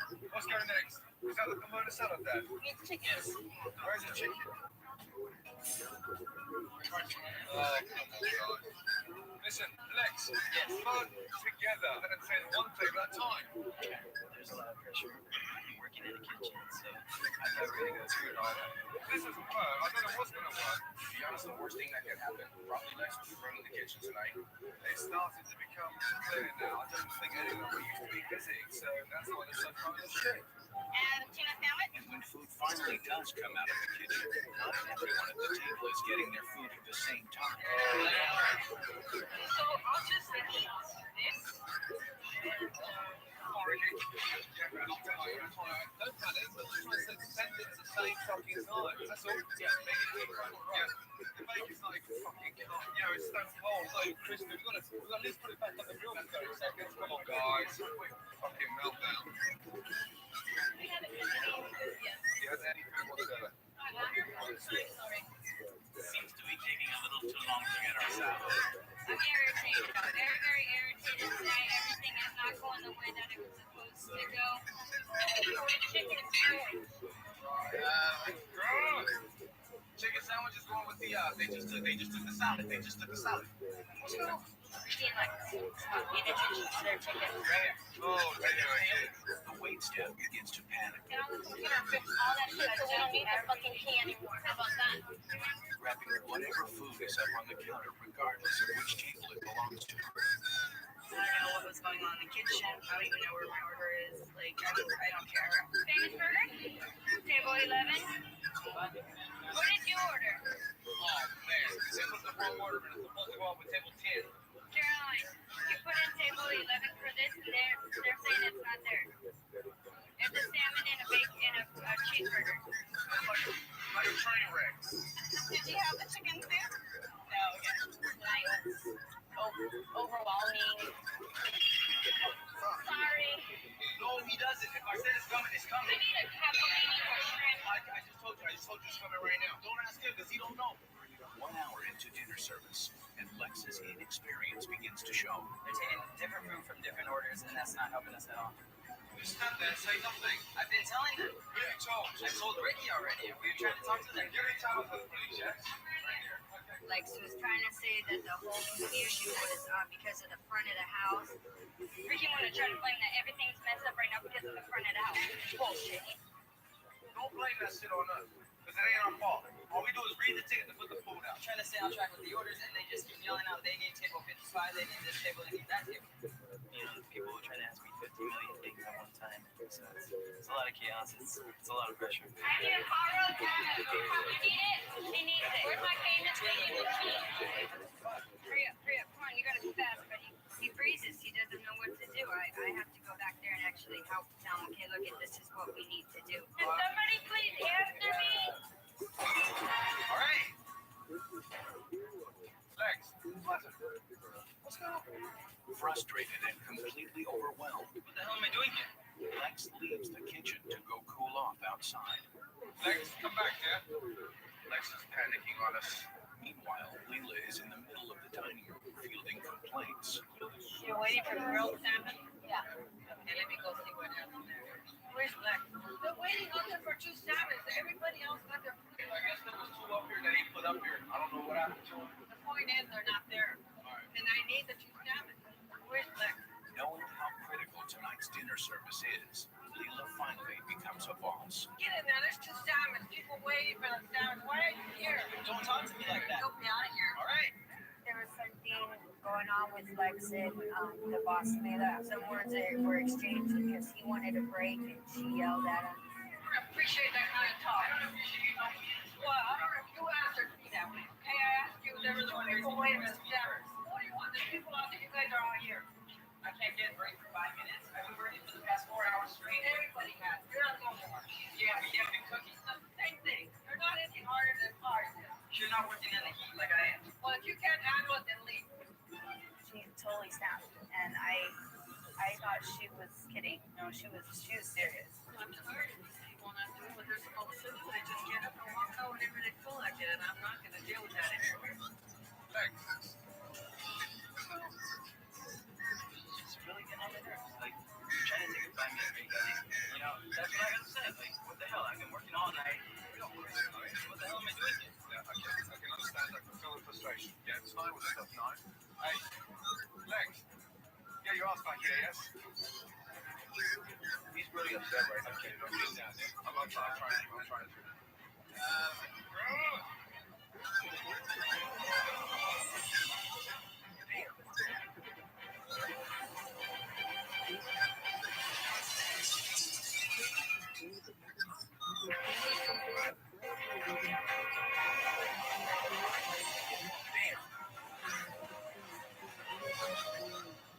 With Lex out of the kitchen, all the pressure is on Ricky to get Leela's back under control. Where's my cream at? Where's my cream? Ricky, yes, sir. Keep it going, yes? Yes, sir. If this slows down now, we're all screwed. Yeah, gotcha. I can still do it. When it's time, it's crunch time, just kick it out. Table 55 is for the mayor. How long for that table? CVIP. 5 minutes on that. 5 minutes, please. Oh, hell. All this shit. Can I get the ticket when you drop my order, please? Sure can. Many people are still waiting for food, including the mayor of Pomona, and the pressure in the kitchen is at its peak. This burger, where's it at? Is that for table 1? Is that the ticket for table 1? Fucking busy right now. So we're just, pretty much all gonna have to step our game up. We got veg in the pot right there. Give me the pot rolls. Let's move it. Thank you. Give me 2 chicken soup and get this ticket up out of here. Bam. With Ricky back in control, food is flying out of the kitchen. After like your pot roll. Shit, Okay, yeah. Some people complain, they're like, when are we gonna get our food? And when they got there, oh, we don't mind the wait. Right, that's the best table finished. Yes. Hallelujah. Best burger I've ever had. Customers are thrilled with the food. And the mayor is proud to have this restaurant in Pomona. Pomona salad, I think we'll declare that officially the meal for any Pomona day. $700. You have to pay the fucking electricity bill. $1,000. Fucking thank you. Keep going. How's everything? Perfect. Great. The menu is great. I mean, people, they really like the food. After taking a little time to cool off, Lex returns to Lilo's, not as head chef, but as Ricky's number 2. Burger, right here. Hey, dude, come on, Rick, we can do this, Rick. Right here. Me and you, Rick. Lex took off. He came back. Cover your ass. You know it. And we did make a great turnaround. Got chicken ready? All right, cool. We got these two right here. Here, Tom, give me a Pomona salad and give me a pop roll. I was proud to see him really stepping into the team. He definitely acted as the mentor. Looks like it's a whole new beginning building for the restaurant. 2 seconds. After a dramatic comeback, Gordon was truly impressed with Ricky. We could also rock the stars. Yeah? And within 24 hours of being in this restaurant, I thought you were going to fucking bolt. Seriously, I thought you were going to throw in the towel. I just wanted to say, you did well tonight. Thank you, sir. You put it in there first, but that was just, ego, pride, pretty much, you know what I'm saying? Arrogance on my part. I just want to say, tonight, you carried me wrong, and I thought you did a fucking good job. And in amongst all the commotion in the dining room, you really held it together. You were solid, you were straight, and you didn't blow it. And I just wanted to say, fucking well done. It means a lot. Seriously, back. Feels good to be back. For him to pull me aside, look at me man to man and say, you did a great job. That made me feel really good. But now that you've opened the door, don't fucking close it.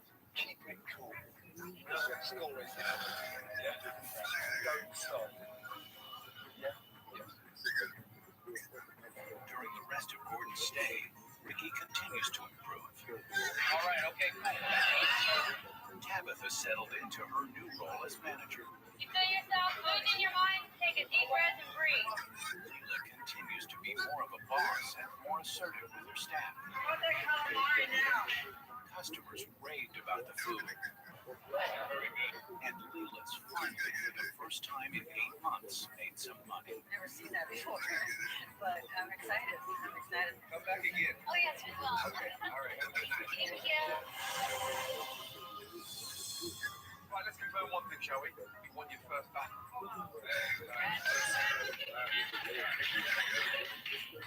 Chef Gordon is an amazing dude. You fought to keep your jobs. It proved the point. Thank God he came, helped us, turned it around. The look of the restaurant is making everything like way better. Buzz. Nice, loud buzz. Changes that he made here, they're great.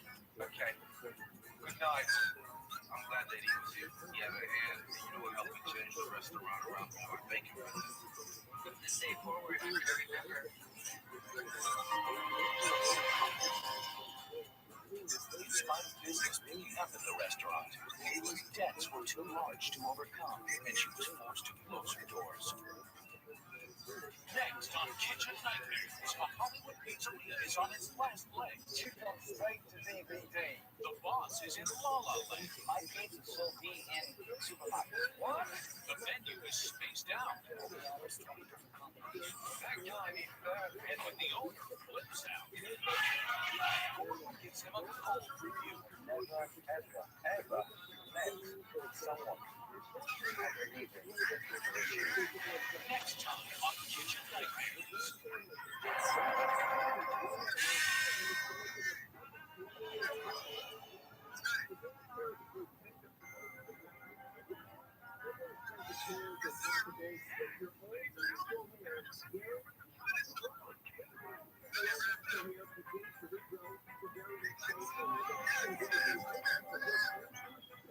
Tonight on Kitchen Nightmares, Gordon goes to Los Angeles and discovers a pizzeria on its last legs. In movie terms, you've gone straight to DVD.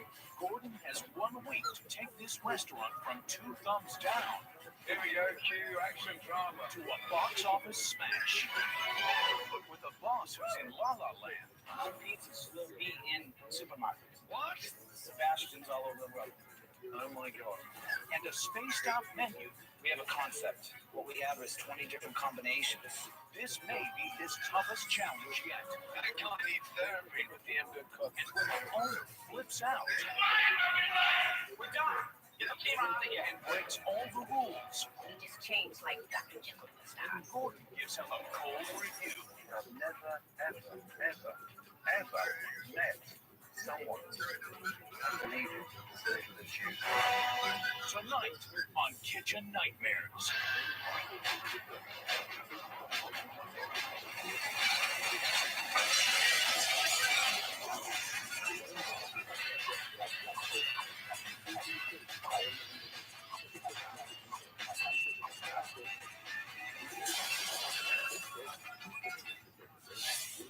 Burbank, California, home to major Hollywood studios whose employees enjoy dining and making deals at the local restaurants.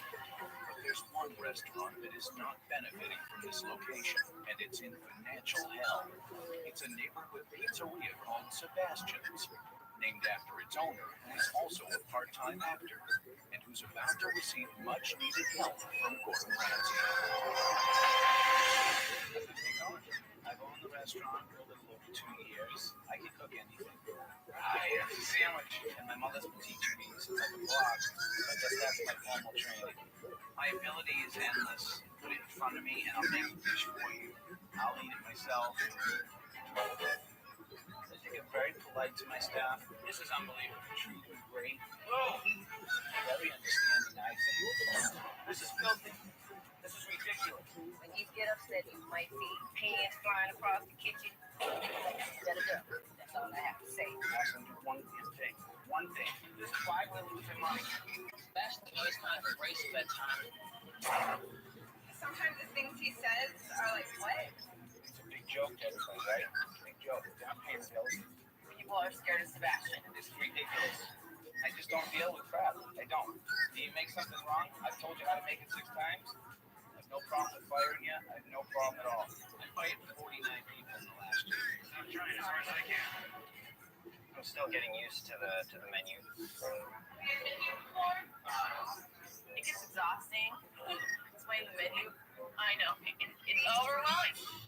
I've created a unique menu that nobody else has. We have 23 gourmet flavor combinations. 21 gourmet flavor combinations. 20 gourmet flavor combinations. Wait. Pick a flavor combination, and then you have to beef, chicken, cordon mushroom, or steak. Shrimp. Can I start over? So the meat is in the combinations. If I saw it, I can do it. I mean, because... No, it's chicken. Let me start over. Let me look at it real quick. That's your segment. The majority of the servers are actors. We all know it's really expensive to live in LA, so we need to make money, but Sebastian doesn't do a good job at running Sebastian's. Something going over there? I'd say 90% of the time, yeah. Oh, Daddy! Hey, Mama! Hey! My wife initially invested probably about $300,000. I'm very fortunate she does make good money. A check. Yeah.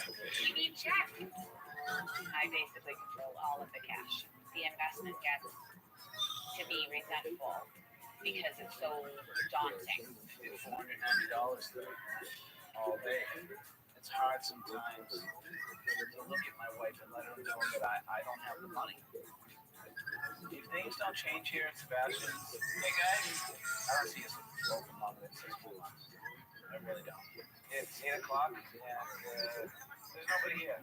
So where are we gonna go? Let's go. Right out of here. It would be very safe for this place closed because I love this place.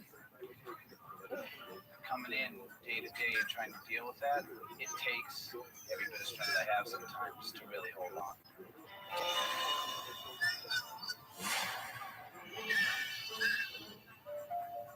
Live music was fine at breakfast, plasma TVs. Sebastian finally found that his hair right amongst all these studios, and on the front out there, very tacky.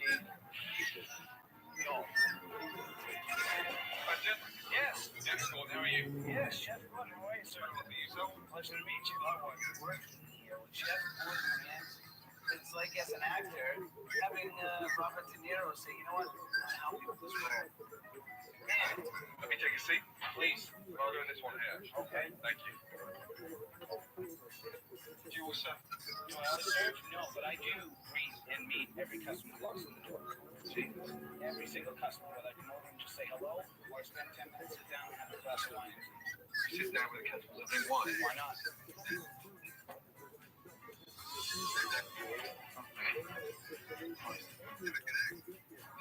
Photographs on the menu. Pictures. Are these real? These photographs? Yes, they are, sir. I took those myself.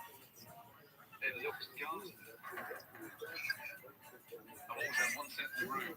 Yes, so when you come across the menu with photographs, get the fuck out of there. Our menu concept is very unusual and unique. I love the variety. Would you like a walkthrough of our main concept of the menu? Concept? We have a concept. Please.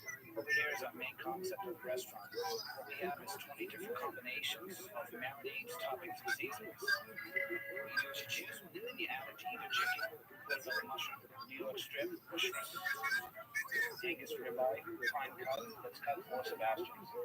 You can have one of these combinations with an entree, with chips and gravy on the side if you like. It's one of our side salads. Looks like his hands, guys. Available at any point in time. We have a half-pound Angus prime burger. I have actually 20 more. Yes, sir. I know I have to cook next menu for my entire life. Probably not. Okay, I'm going to start with some calamari. Calamari? Yes. They're fresh? Yes, it is. Unfortunately, calamari. Chef Gordon questioned the quality of the calamari. My calamari is fresh. And then for my entree, I'd like to have a New York strip. Okay. You make me a little fresh pizza. What type of pizza would you like? Outside? Yeah. Thank you. Oh, so you have a small dough, please?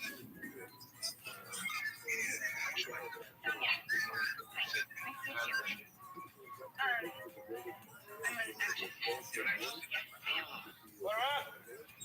You play with fashion. Okay. And the calamari. They are Truman.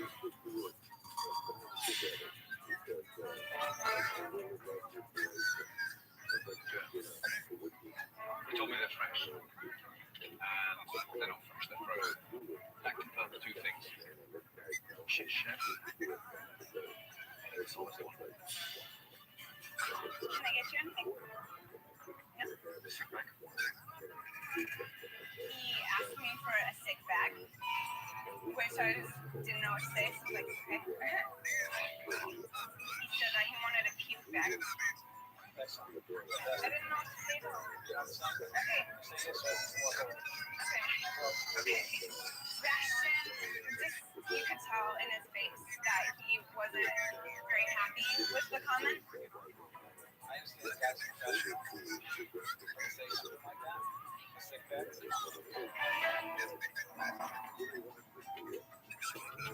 This is the house specialty. Yes.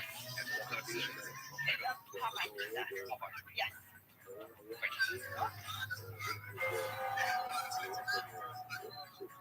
Hey. Hey. So I got the chef here, Chef Gordon Ramsay. Oh, yeah? Yeah, he's in the dining room meeting. Oh, really? Yeah. He thinks my food is terrible. Your food is terrible? The waitress asked him to get you anything else. He said, yeah, sick bag. Okay. Yeah. And he gave his opinion. Oh. It's from Oh. yeah. With two wood burning ovens there. makes the day to be in a position to do a stunning pizza. But the base is soggy. Surely to Christ, they're making fresh pizza dough here.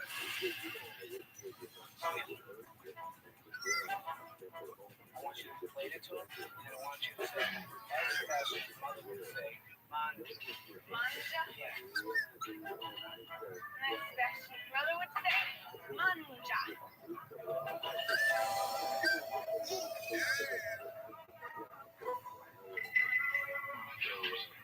Very difficult to launch it without. Sorry, I should have brought you a cleaner. Relax. Okay. It looks like a can of dog food. One of the embarrassment to New York strips there.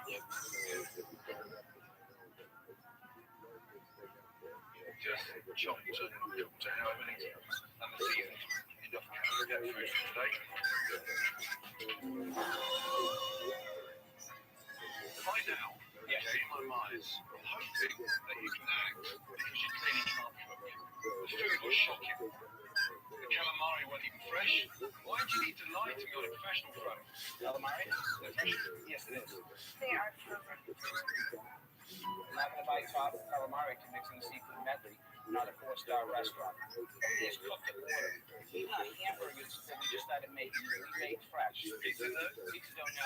That comes in flash frozen for us. I thought pizza was your specialty. I thought that's what this place was famed for. No, sir. Our menu, that concept that baffles you, that's what we're famous for.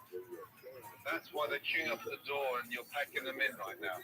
I don't know why my business. You're telling me now that those 20 combinations is something that's blown your customers away. Unbelievable. Yeah, blowing them the other end of the fucking world. I was basically kicked in the face. To me, that shows ignorance and a lack of respect. I truly have no respect for the man. And his awards, they mean nothing to me at this point. Okay, my pizzas soon will be in supermarkets. What? I would love to franchise this and have the Sebastians all over the world. Oh my God. Just think how that sounds. Sebastians all over the world. That makes me excited. You haven't got fucking one right so far. How the fuck can you think about two? I need some fresh air. The guy's gone.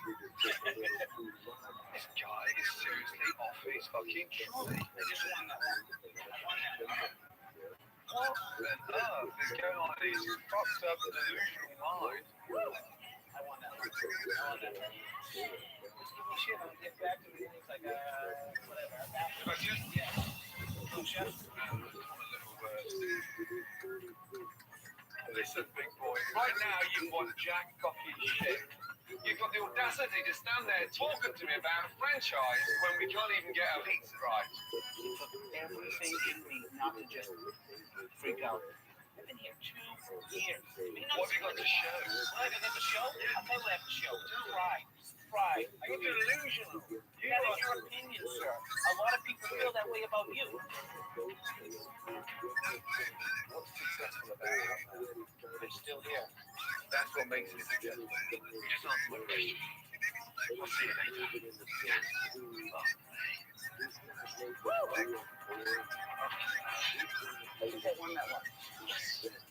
Coming up, Gordon finds that when it comes to cooking, frozen.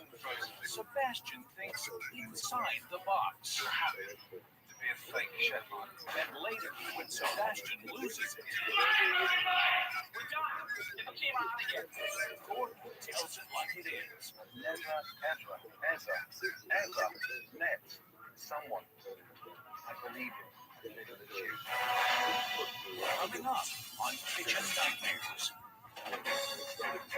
After a lunch that was not only disappointing but confusing, Gordon returns to observe a dinner service. What's up, dear? Hi. Good to see you. I'm gonna come on there and be with you guys. Yes, we had a lot of directors, producers, industry people coming in. Yeah, man. Holy shit. I'm like, how do I know this guy? The majority of the servers are actors, rappers, models. Take I'm a model myself. I've gone to a couple gigs off working at Sebastian. How you doing, brother? See, Sebastian's is a young who's who of Hollywood, but for these young actors, their biggest performance happens nightly when they have to sell Sebastian's overcomplicated menu. Okay, the mixed menu to you is a little bit different. There's 20 gourmet flavor combinations. You decide if you want chicken, portobello mushroom, carrot, soup. It can take up to like 20 minutes because there's so many different combinations and so many different options you have on their menu.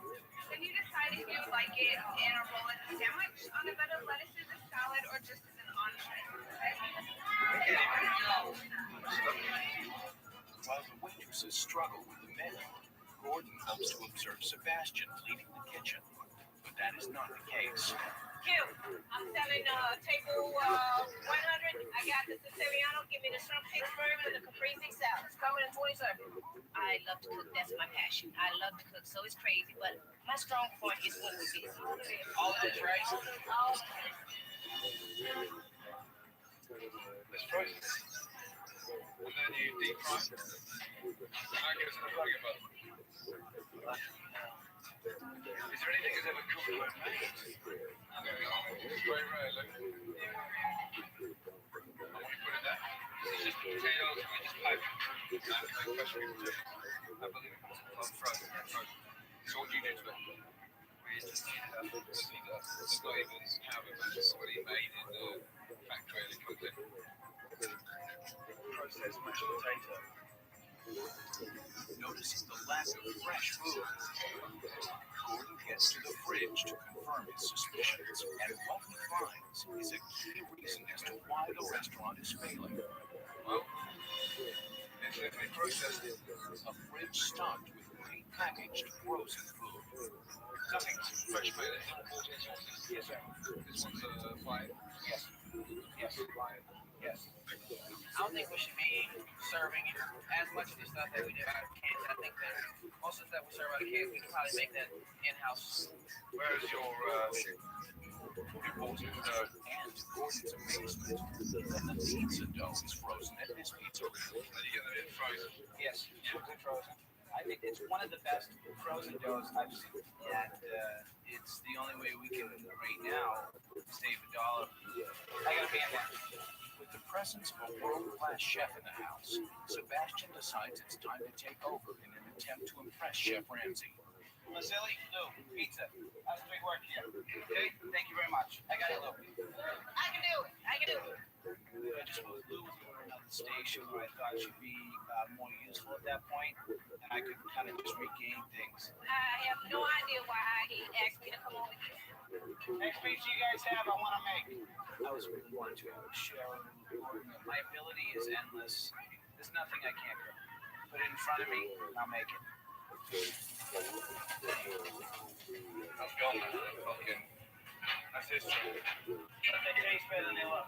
And to make matters worse, this pizzeria's most important cooking device is not the pizza ovens, but a microwave. What up? Now, Sebastian's carelessness is affecting the customers.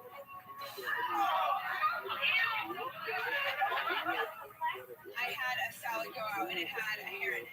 Is it yours? It's not my hair because it's my dad. No, I don't want to see you eat it.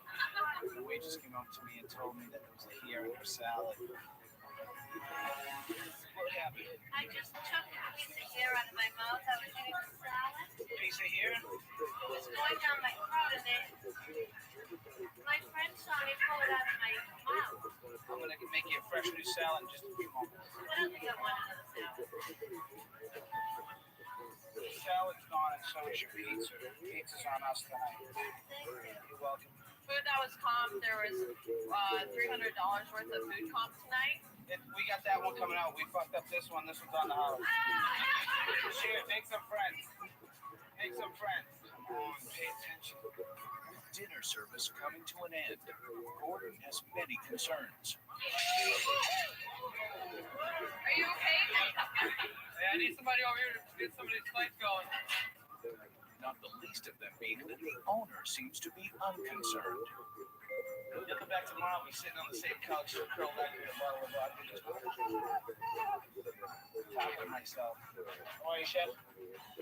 Fine, thank you. And you? I'm doing okay. Chilling out with your buddies? Yes, I am. He didn't think that was professional. Did you need me, Chef? I need 2 minutes with you on your own. Okay. When we get inside and work, you guys gonna hang out for a little bit? I was kind of upset at Chef Gordon at that point. I felt like he was being a little unreasonable. Let's just have a little taste together.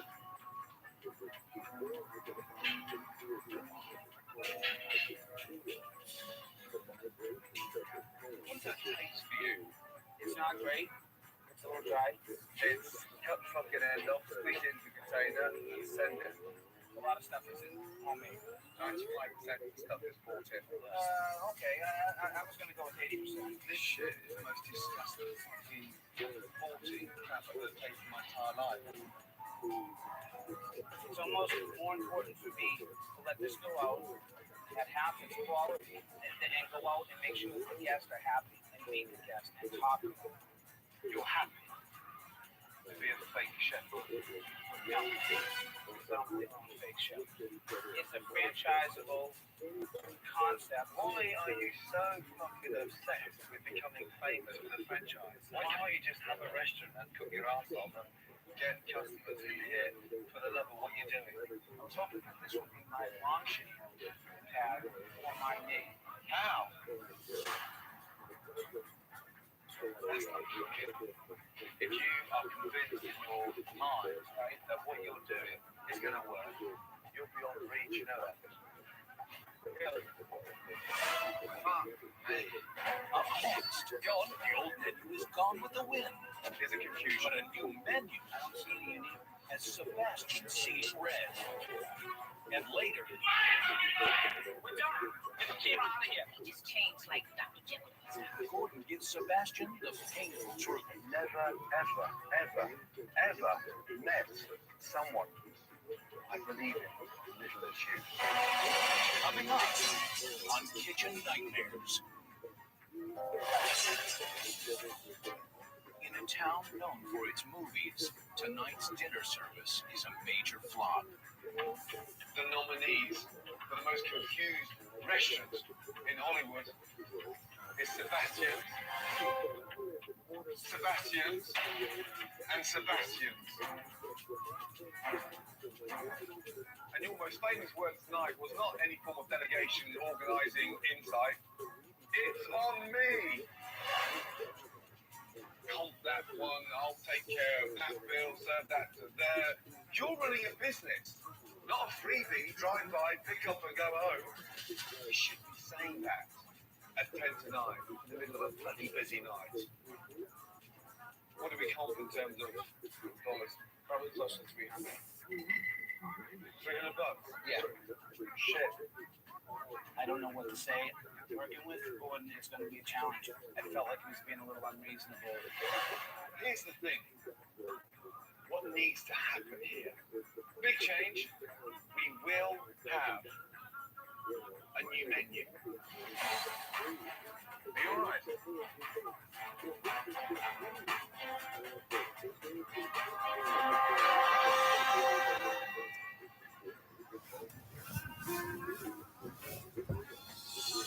It's day 2, and after yesterday's eye-opening observations, it's time for Gordon to get through to this stubborn chef. With pre-packaged and frozen food turning customers off, Gordon gets the staff headed in a new direction to take advantage of the pizza ovens, which up until now have been used just for show and not for cooking. Sebastian, yes, needs to become known for one thing and one thing only. Fresh pizzas. What are those two things there? Pizza ovens. This place has become so popular for homemade, fresh, wood-burning pizza. I'm not making money, man. It's quite expensive to really start using fresh dough again. Guys, come here. Have you ever tossed a pizza dough? No. All of you, yeah, are now going to become great tossers. I've got 2 tosses. Here, now. Gentlemen, come in, please. Come and say hello. Gordon brought in a couple of guys to show us how to be pizza tossers and everything. It is just like going to bed at Hunters and watching them chop your food and cook it right at the table. I think this looks wonderful in front of customers. If I was sat here, my family watching you do this, now, yeah, I want you to become the perfect tosser. Luke, here we go, yes. Cute. Let's go, guys. All of us, yeah? I'm up for a challenge and want to try something new. Go, Luke.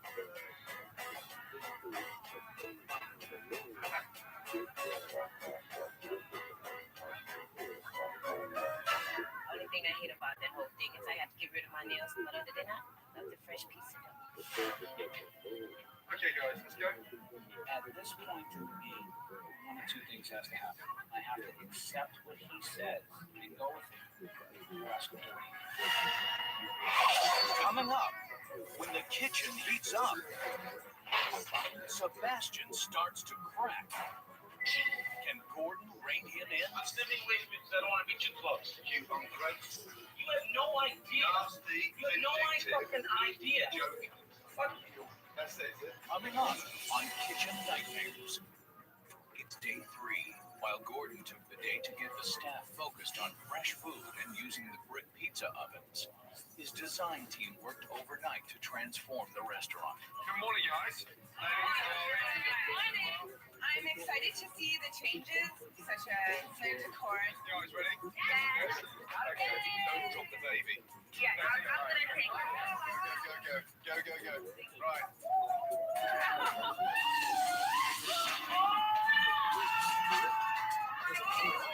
First when I walked in this space, it was ridiculous. It feels new and fresh, yes?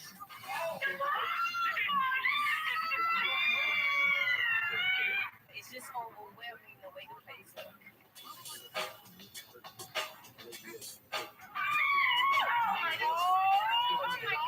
New couches, new linen, little bar there to serve your cocktails from. This is great. This is so gorgeous.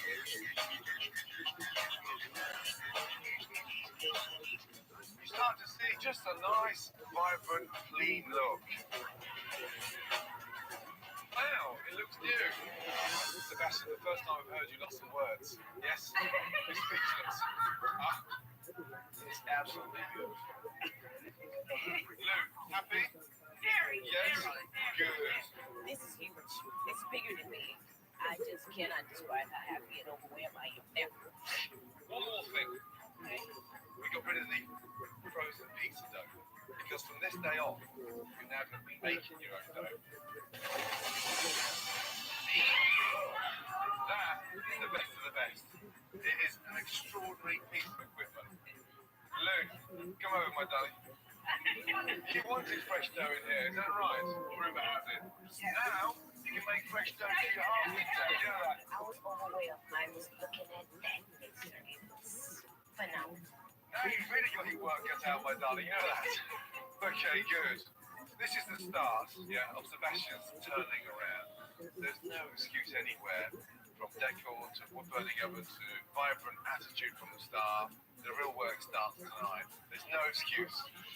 Although Sebastian craves success, he has been resistant to change, and now he's about to face his biggest fear. First thing we'll do is play to our strengths, okay?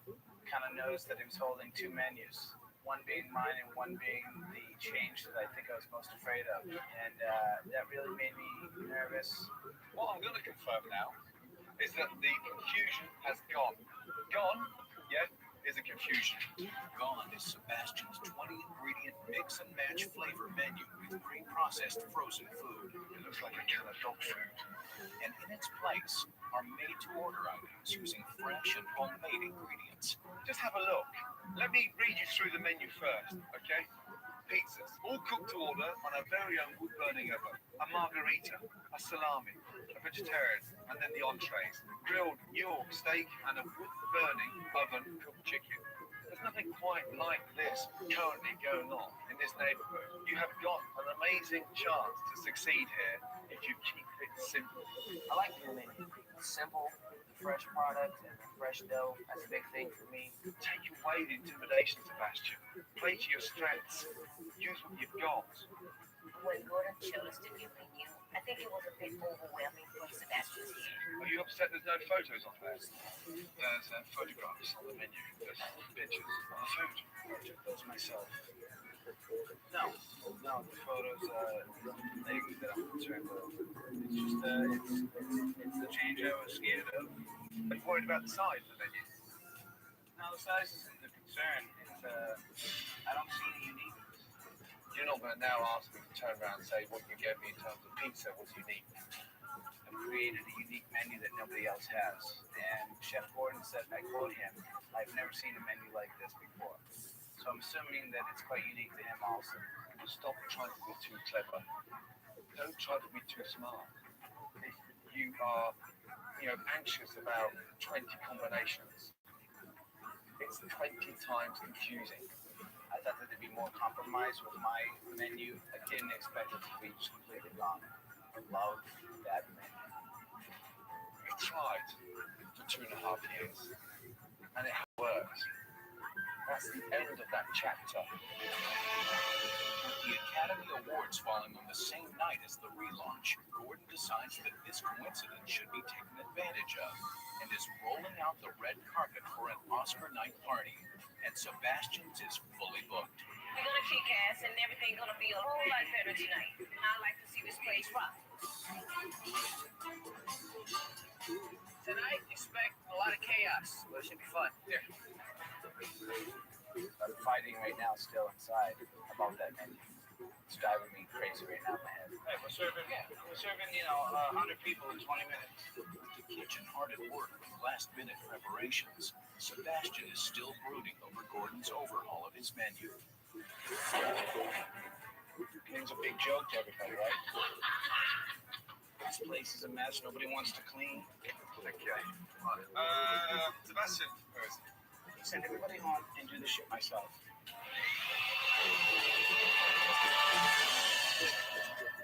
Where's Sebastian?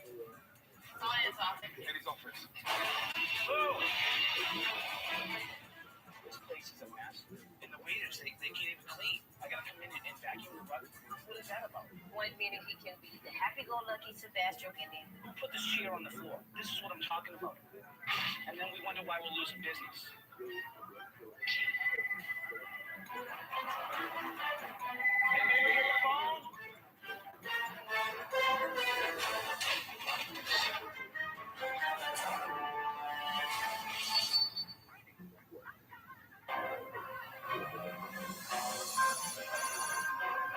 It's Oscar night, and more importantly, relaunch night at Sebastian's. I'm very excited, and we're just gonna have so much fun with the new everything. Wherever you want, privacy. I'm really excited to prove to Chef Gordon that we can actually do something right.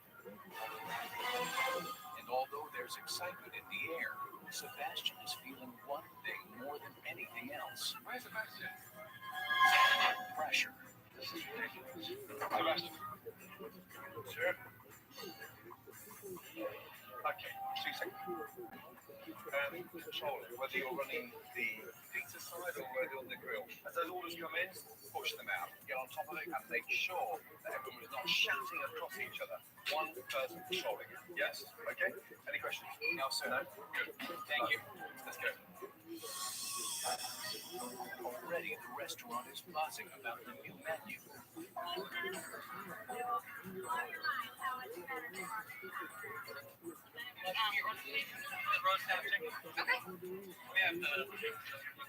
You're gonna try the shrimp thinking you're gonna love it. So far, everybody really likes the new menu. It's really nice.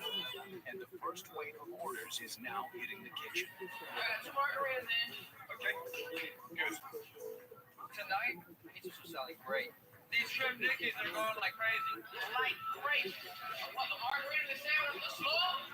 Sell it. An hour into service, and the new simplified menu is enabling the kitchen to run smoothly, and the orders are getting out in good time. This has got ricotta cheese, mozzarella cheese, and spinach. So good. You have ingredients in mind. All the dough is all homemade. Enjoy. Hope you like it. And Gordon's new made-to-order entrees are impressing the customers. The night is going very well. A lot of people are enjoying the new food because they think it's really fresh. Much better. But instead of being happy, Sebastian is still disturbed over the menu change. That's good. Hey, look at that. Yeah, and big frozen mashed potatoes. No comparison.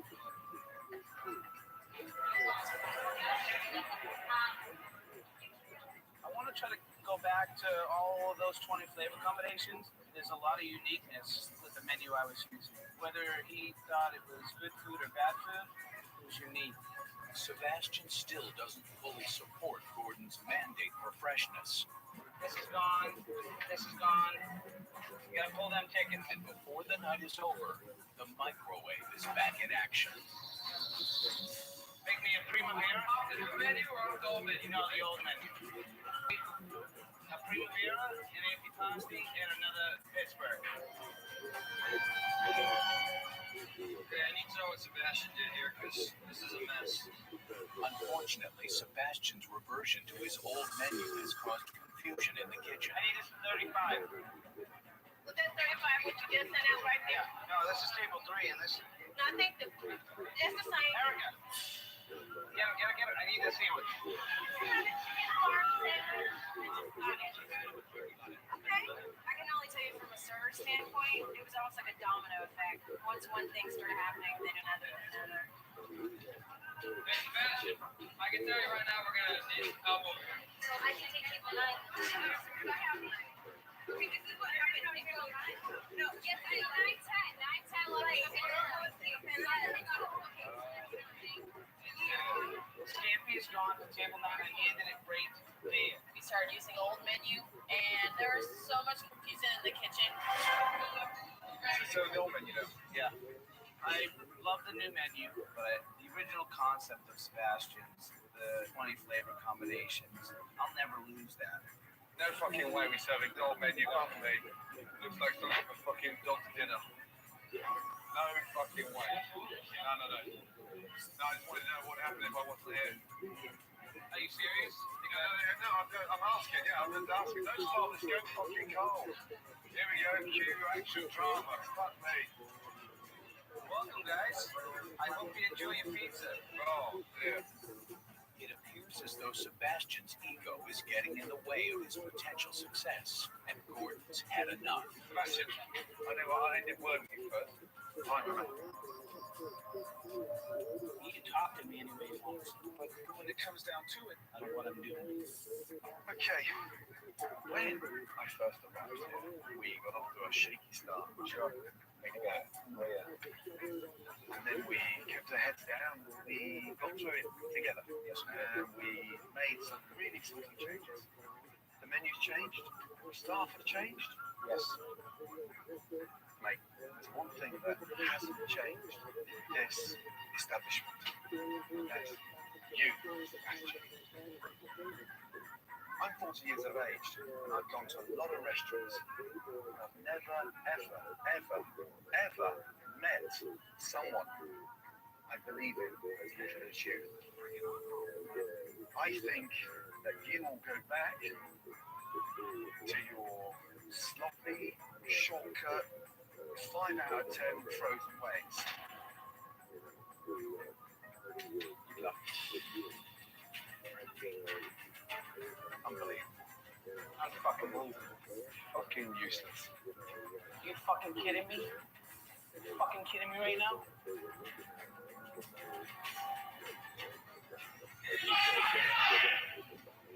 Oh my god.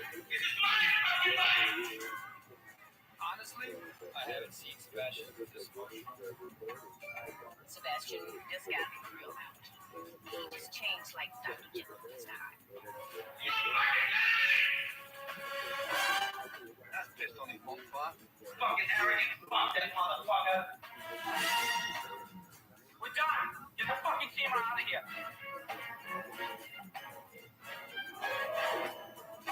Chef Gordon! Chef Gordon, where the fuck are you? into my restaurant? Yes. I'm just so fucking disappointed.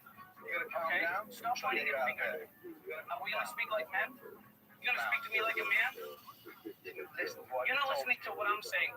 Did you just hear what I just told you? I'm stepping away from you because I don't want to be too close. You ungrateful. You have no idea.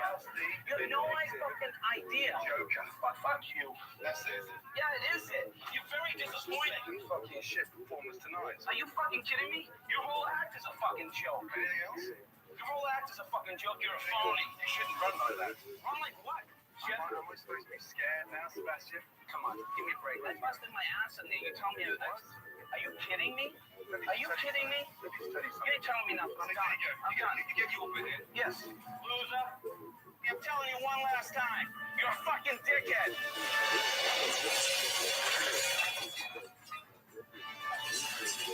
Loser.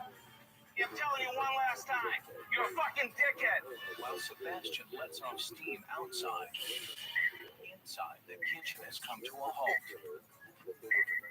Gordon has put an enormous amount of effort into Sebastian's. He has also been impressed by the staff's willingness to change. They don't love me, don't they? Huh? Are they going out now? Wow. It's hard to hear it. What you've done is a failure. Come on, guys. Salad and chicken away, yeah? Roast vegetables, let's go. It's true, some of the stuff he says. Maybe I was a little twisted with my ideas and my goals. If you look at the numbers, then I guess it looks like I'm failing. Okay, ready? Happy? Little slice of lemon. Knife, please. Slap reality, and I know he's right. It's not easy to accept. But I guess before you grow, you gotta accept it. Get them nice, yeah? It's my family, my kids. Makes you want to work harder. Let's go. What's next? Do you talk to me, big boy? Straight with you. Good. I don't have the degree. They go to school. I know I've got talent. I'm a damn good cook. I'm not giving up. I'll get there. I'll get there.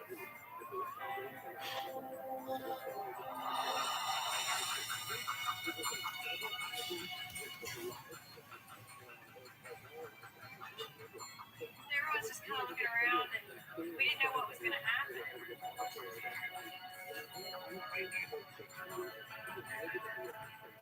I was speechless. I couldn't even tell you how worried I was because I'm supposed to be this big bad guy, right? I could feel him watching me. I felt like he was saying, what are you going to do about your kitchen? It's falling apart. I'm like, you're right. I gotta fix this. How are we looking? We're back on top now. 40 years we are, yeah? Down top, yeah? Yeah, not confused, no? Good. Sebastian just came in and he was ready to go. Yeah, a large crostini. Perfect. Once things started going smoothly, Sebastian seems to be a lot more optimistic. Get a little excited in here, Sebastian. I appreciate the enthusiasm. In fact, I've got a 1 in a million opportunity here. I'd be a fool not to accept it. Emily, send it up. Let's go. Team is on. Yes. Terry level. Let's go. Order up. I need us out on the slide. With Sebastian back in the saddle, the staff rallies together and turns the kitchen around. Service has stepped up, food is going out on time, and most importantly, the customers are happy.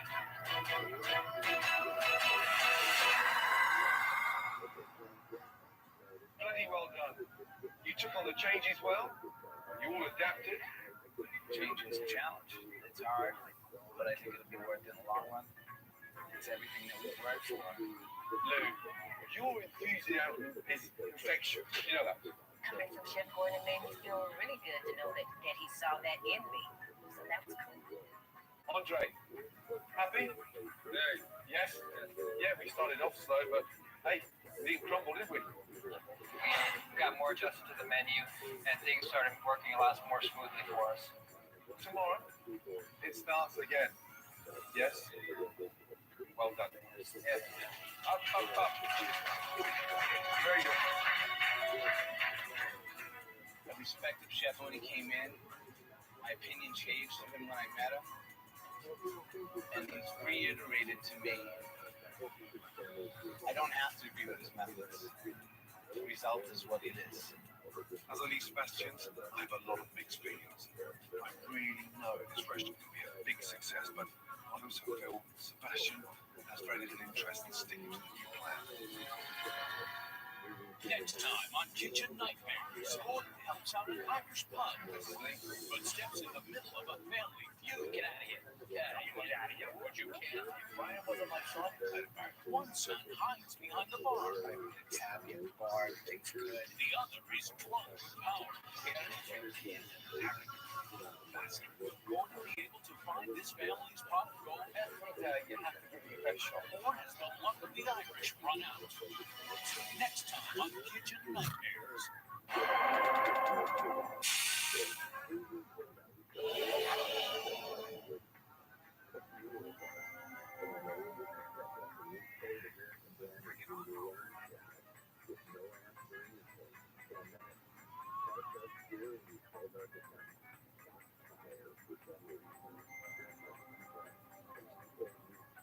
Tonight on Kitchen Nightmares, Gordon heads to the Hamptons for some traditional Irish fare. Spring rolls with mustard?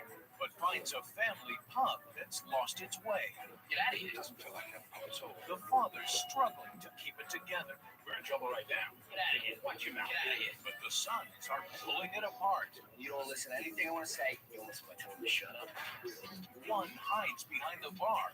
I do my job. Everything's happy at the bar. Everything's good. The other is drunk with power. Get out of here. Get out of here. And the food they serve Sleep. has sent the locals packing. We have to work. We really dig deep to get these locals back on our side. Chef Ramsey's not the best cook in the world. He thinks he knows everything, whether he does or not. If Brian wasn't my son, I'd fire him. Yeah, I did you. Get out of here. With only 1 week to turn it around, You can move faster. Yeah, let's go. will Gordon be able to find this family's pot of gold? Every day you have to give it your best shot. Or has the luck of the Irish run out? I don't see how this is going to work. We're screwed. That's coming up on Kitchen Nightmares.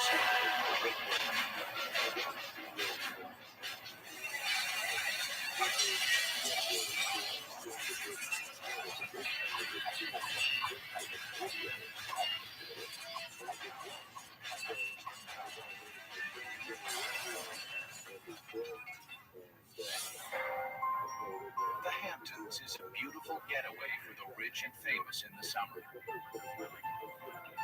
But in the winter, it's a quaint village inhabited by a tight-knit community. Among the many eateries here is Finn McCool's, a family restaurant, which is unfortunately dying. Gordon Ramsay is here to breathe new life into it. I know it's winter, but God, you'd think there'd be somebody around there. This place is desolate. There's hardly anybody around. Oh, come on! There he goes. I'm the owner of Finn McCool's family restaurant and Irish pub. I was a police officer. I worked for the Southampton Town Police Department. I was there over 20 years. When I retired, I was retired for 12 hours, 8 of which I slept. And then we opened up Finn McCool's family restaurant. We are a family, and that's what we're all about. That's who we wanted to cater to. Both of my sons work here full time. Jason, he's bar manager. Everything's happy at the bar. Everything's good. My problems are more my brother. He'll have to kick your in if you miss winning. Get out of here. I would definitely not recommend working with him. No, it's a pain in the ass. You're an ass. I swear to Christ. I'm very good at what I do. I don't know if my dad and my brother could survive without me being in the kitchen. Go away. Hey, go away. He is an arrogant little bastard. I developed the name Chef Shortcut for him because he just cuts corners. Deep fried bacon, and they come out like pig's tails. It's like chewing a bacon ball. It's absurd. I'm in charge of the food, and I have my name behind it. I know what can work and what won't work. He can be pretty cocky at times. You're so full of crap. There are times where he's very disrespectful. All right, look at me. No. I won't look at you to the point where I can't believe the things that he says. What do you need it for? Throw it at you. Brian and Jason butt heads a lot. It comes pretty close to blows. So I'll tell him to stay the fuck out of the kitchen. Jason, tries to talk to him. Brian's all his ears close down. No, you don't know what you're talking about. Whatever. Girl, this isn't nursery school. I don't really give a shit about the feelings. It would be great to have somebody of Chef Ramsay's caliber come in and show Brian that he's not right. I don't need help from you. Before, I would just leave the kitchen and let him go on his way, but the business, it's floundering. There's no way of anybody knowing that it was a restaurant. We put signs in the windows and things of that nature, but we still haven't got the sign out front. We just don't have any money. Buddy is in debt, somewhere in the hundreds of thousands. My father's invested everything he has in this business. His whole life as a cop and retirement and pension and this and that. It's gone. I absolutely worry about Buddy's health. I worry a lot about his health. It's not my goal. I don't want to go down with it. I don't understand why he thinks he can get away. It doesn't work. It scares me to think how much, not only does he lose, how much everybody loses. We need this for our families. I'm worried. Every night going to bed, I should be able to pay this mortgage. I tried and just barely scraped by and make it happen. I can't describe to you how stressful that is. I can't.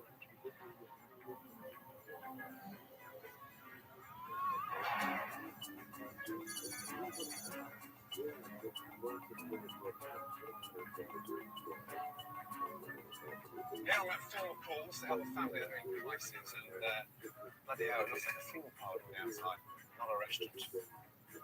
Hello.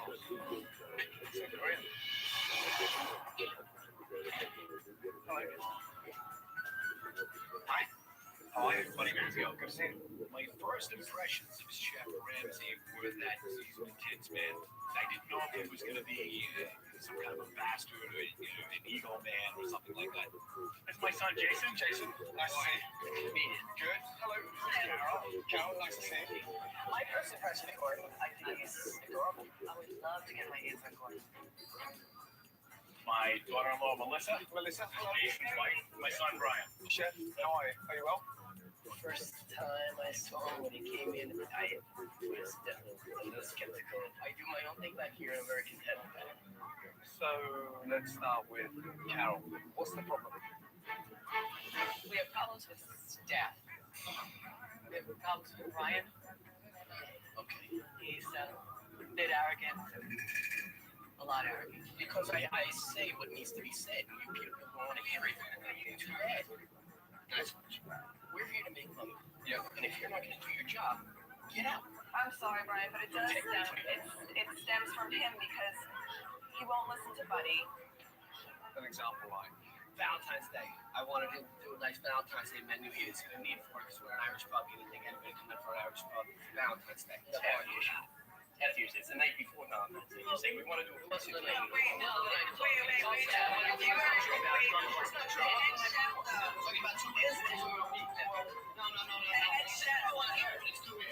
But it's your responsibility to have come up with it weeks before because you are the head chef. We don't advertise. Come on. Right now, I'm hungry. I want to taste the food. Let's meet after show. I was pretty nervous. I wonder what he's going to see. I wonder if we're going to get really blasted. There's a lunch menu. Thank you. And to serve Chef Ramsay. Like, this is so cool. Clams, are they fresh clams? Honestly, it's frozen. I'll start with the thin sprinkle. Good choice. Thank you. I'll go for a salad as well, please. Tomatoes on the shepherd's pie, please. Thank you. Okay. Thank you, Melissa. You're welcome. I want to see you and Ramsay chug. Yeah. Oh, smoke. Tuck him into bed. Good night. I'm a very confident person. I've been in the kitchen for a long time. I'm almost positive to get a good review. When you get family business right, it goes on for generations. And here, it doesn't feel like a family run business at all? Homes are full of atmosphere and fun. Between new curtains that you're busy grinding. Weird. Here you are. Spring rolls with Pullman mustard.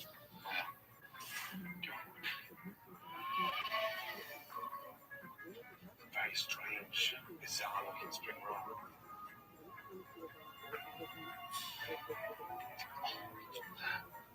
Are they popular on the menu? People really like them. No doubt half the customers are drunk. This is a tough half hour of my life. Not a big hit. You like it? No. Brian's in the kitchen, like wondering. I'm just like, no. You kidding me? He really thought that I was gonna walk back there and be like, he loved it. You know, he wants you to come work for him. Come on. Try that one. Let me get you some clean silverware. Thank you. What's your stuff, please? On top is a balsamic reduction. He likes to use that a lot. He likes it? Yes, he does. On everything, he puts a little drizzle. Thank you. Always the sign of a very insecure chef when he macerates everything in balsamic vinegar. Look at me. Horrible. Doesn't taste salmon at all. All through? Does my shepherd's pie have any balsamic vinegar? No. Good. Lovely. I don't even think he likes the water. He said, will my shepherd's pie have any balsamic vinegar on it? I said, I can assure you it will not. Do I? Do I dare? I don't like to come off conceited or cocky. I'm very good at what I do. I know the back of the house very well. I've done everything that's out there. Let's try that one.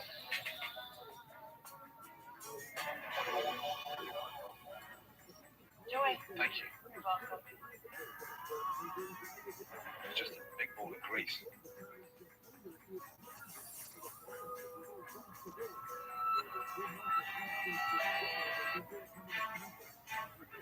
Just very, very greasy.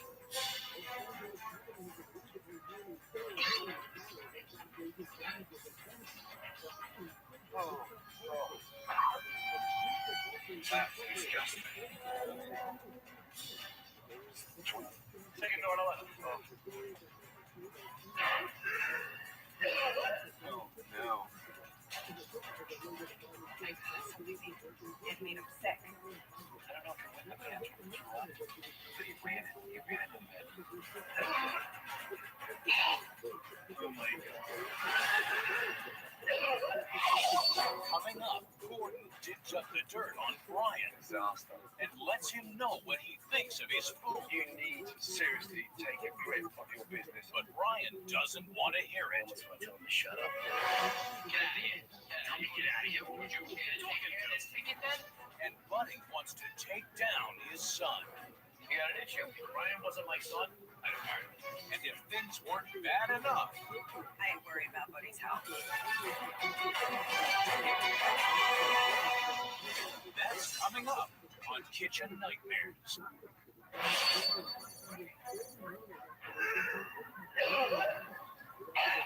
After suffering through the best Finn McCool's has to offer, it's time for Gordon to have a little chat with the chef. Clearly we've got issues. When a chef can't make a fucking shepherd pie, it worries me. The shepherd pie was taught to me by somebody who learned it from somebody who went to Ireland. You know, it's an American Irish pie. Tastes like cold mixture. And then the salmon.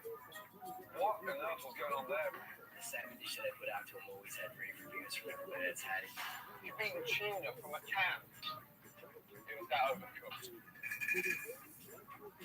Was that you at your best? It was me doing what I do is I cook for you and imagine the way that I would have cooked for somebody that would come in tomorrow night to do.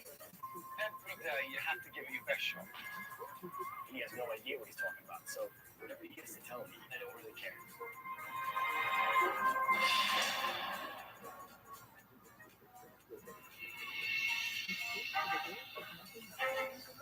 For a restaurant to survive in the Hamptons, it not only needs the vacation business in the summer, but a loyal local following all year round. especially in the winter. And like the fire department, what better place to actually find out what this biblical is really about? Morning, guys. How are you? So, how are you? Good to see you. Are you well? I'm Rick Schultz. I'm Rick. Nice to see you. Very well indeed, thank you. Welcome to the neighborhood. Yeah, very happy to be here. Tell me about film, of course. A lot of fried food. Really? Yeah. Fried food? Maybe a little too much on the fried. What I'd like you to do, if you could come back and come and have dinner there, as my guest. These guys here are the fingers on the pulse in the community, and you've got to look after the locals. What better locals to keep on your side than the firemen? You piss them off, you piss the whole town off.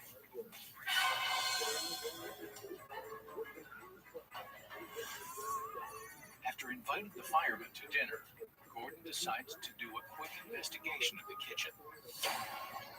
This shelf falls off and somebody actually wiped it down. You eat that? Candles checks. This is lethal. What is that? So God knows how old was the shepherd's pie that I had lunchtime. Please tell me, people do not eat that.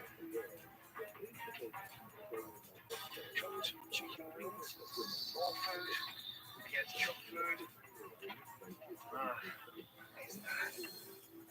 Oh, for God's sake. Kitchen nightmare. This is a kitchen disaster. There is one clean thing in here.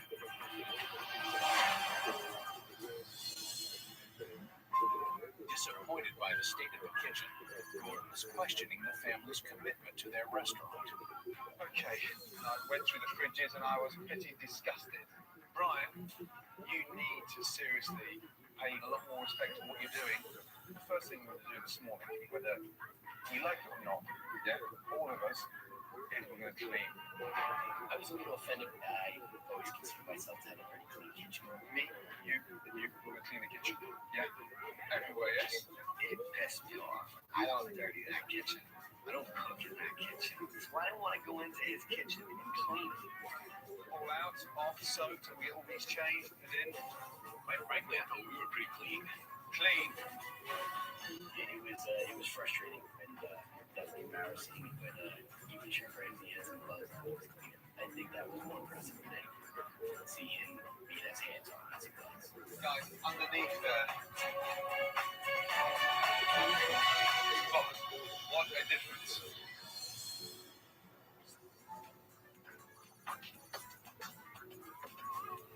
The kitchen has been cleaned just in time for dinner.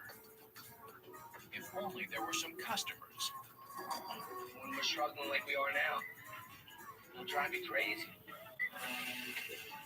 Why don't more locals come? Maybe they've come here and had a bad experience and didn't want to come back.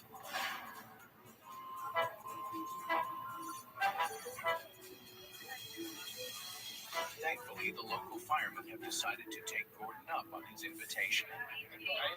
Good to see you. Good to see you. It's now crucial that Chef Brian take advantage of this opportunity to impress the local firemen. I'm going to try the hot corned beef sandwich. I'll have the sandwich. Quarter in. What's that? Nachos. Nachos. Okay. When was the last time we got fresh vegetables in the house? Last summer. Last summer. No, I'm just cringe when I see them, that's all. I developed the name Chef Shortcut for him because he just cuts corners. What are they, Brian? Big clam casserole. Did you buy the clams frozen? You can't get fresh clams? Yes, I do. I have a big problem with Gordon hanging over me, watching every step. When I'm doing something, leave me alone, let me do it.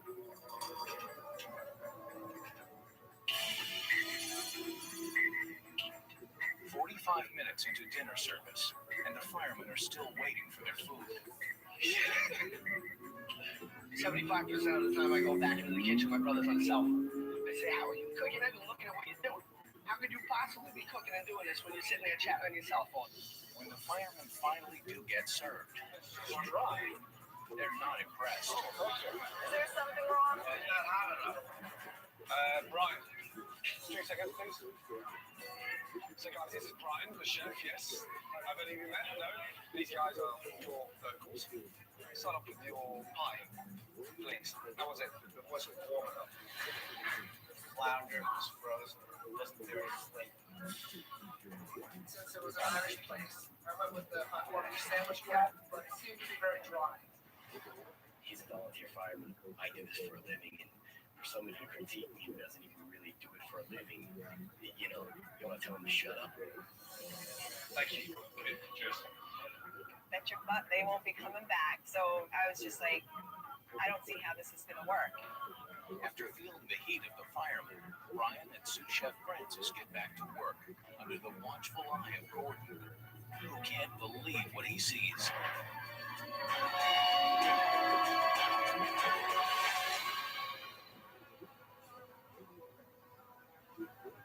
Francis. Okay, he's dead as a fucking bat. Darkness. He took off the floor, put it in the fryer, and then back in the sauce. Yeah, well, the fryer is gonna take anything off the floor for me. Typically, it felt like a floor. Put it back in the fryer, Right in the fryer. and that cleans it. Clean. Sterilize it. Sterilized it. Yeah, well, Fuck, mate. Sterilized it. that way, drop the wing on the floor, pick up, stuff it back in the fryer again. I'm trying to keep everything consistent, but some things get messed up every now and then.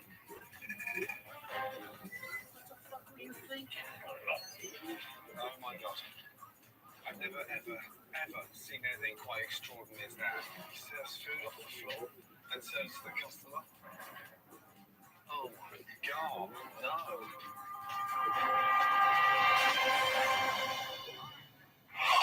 Still to come. If Brian wasn't my son, I'd have fired him. Get out of A here. family feud sends Brian over the edge. Would you care to take it then? Get out of here. Coming up on Kitchen Nightmares. It's day 3, and knowing full well that Finn McCool's is the lifeblood of the Mazzio family, Gordon is about to find out how desperate the business really is. If there's no significant improvement, how long could you afford to stay? We're in trouble right now, and we're probably, I would say, $5,000 a week, $4,000 a week under what we need to survive. Under. Yeah. So 20 grand a month. Yeah. Just recently took a little personal loan from a friend, and I pay him back, you know, that kind of thing, just to get us through this dreadful period here. You know, I don't sleep well owing people money.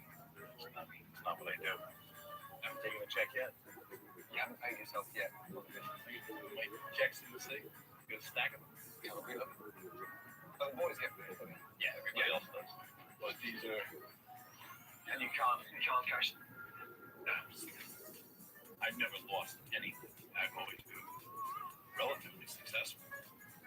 But he's basically put everything into this place. By this place not doing as good as he dreamed is just breaking him. Difficult having 2 sons in the business. Do they know the situation you're in? I think Jason understands more. Brian's out on an island a little bit. If Brian wasn't my son, I'd have fired him. But if this doesn't work and it does close, what will the boys do? This is what, you know, our entire family lives their lives. I can feel it. You know, my sons eat dinner because of him. You know, their houses are warm because of him. And to think that we would close would be catastrophic.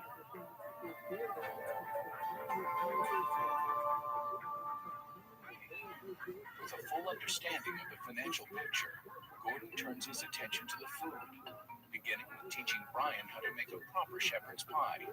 Right, give me the large tray that we put in the fridge set. We'll put the potatoes on there. Put it in the oven for 4 or 5 minutes. To have them come to your place and show you what you should be doing the right way. Some cheese on there, grill it, and then get it to taste it, okay? Yeah? To be honest with you, it made me laugh a little. Drain off that fat. That's what I got upset with you on the other day. Add that into the mince, into the bowl. To think that we are fortunate enough to be schooled by a man like Chef Ramsay, well, you'd be the fool not to jump on this. Let's get on the dining room, shall we? Okay. So I just want you to have a little taste of Finn McCall's shepherd's pie, yes? Rich, ground beef.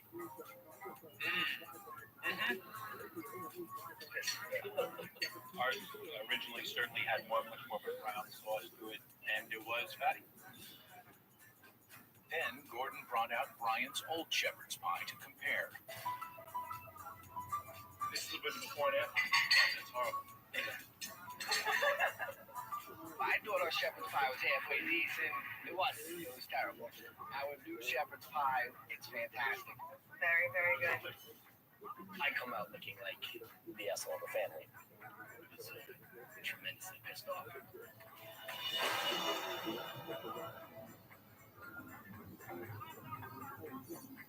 After being humiliated, Brian goes to the bar. Hey, guys, good to see you guys. Thanks for coming out.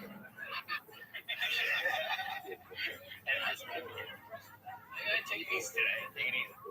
People see Brian as taking advantage of me all his life. If he wasn't my son, I'd have fired his ass out of here. These buddies are outside. I don't expect you to be running back and forth every time. Seriously. Okay. I'm serious. All right. I'm not kidding. I said all right. Enough. I lost. Get out of here. Do my job. Get back here and do your job. Chill out. Nobody wants to get yelled at if they're not doing their job properly. I'm not going to stick around for it. Why are you standing right there? They definitely, once again, felt like a little kid getting yelled at. I'm fucking standing right here. I'm doing what I gotta do. Watch your mouth. Get out of here. Do what you can. Take care of this ticket then. I didn't want to be here anymore. I wanted to be in the kitchen. I wasn't here. Get out of here. I'm done working here. That was horrible. He's stubborn as a mule. You know, he's just absolutely stubborn. He just disappeared.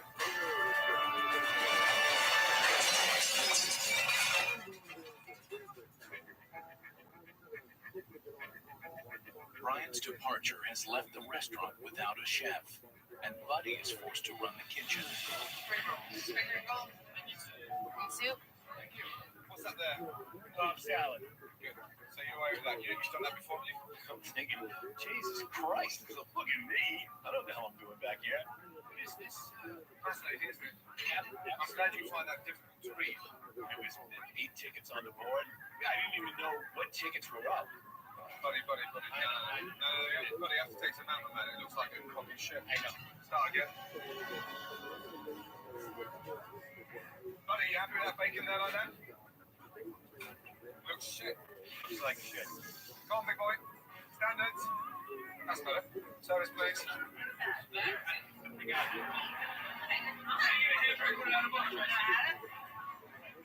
to the bun. Sorry? Top to the bun. Top to the bun. We only said half an hour. There wasn't a bun on that. Let's put it on straight away. We'll argue after. Buddy, veggies, please. Fries. Is that other shepherd's pie for sale coming to them? For fuck's sake. Buddy can't even find a fucking doily, let alone cook a flounder, sweating, dripping. Now, smashing plates. His own plates. No wonder Brian's a cranky bitch.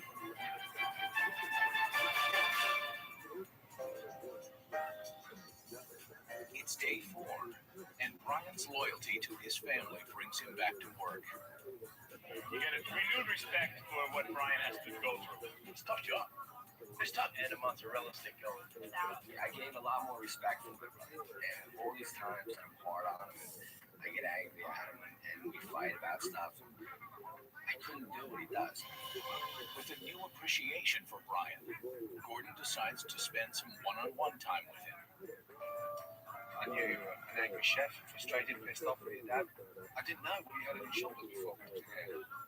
There's parts of me that feel for you in a way that I started to understand what's on your shoulders. When you get pissed and frustrated, who do you talk to? Who do you open up to? Right to my little one. Have you thought about quitting and setting up elsewhere? Yeah. I can't tell you how important your role is enough. I've probably faded out a bit in stepping up my game to where it used to be. So I might have lost some of the passion, which is sad to say that because I didn't think that, but that was kind of opened my eyes a little bit about that. You've got to handle it a different way. In a way that you become the responsible one.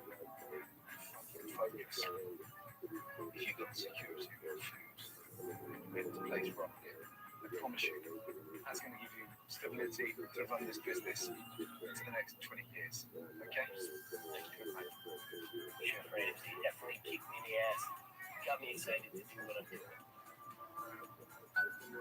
While Gordon has been dealing with the family's issues, his design team has been sprucing up the restaurant in anticipation of the relaunch.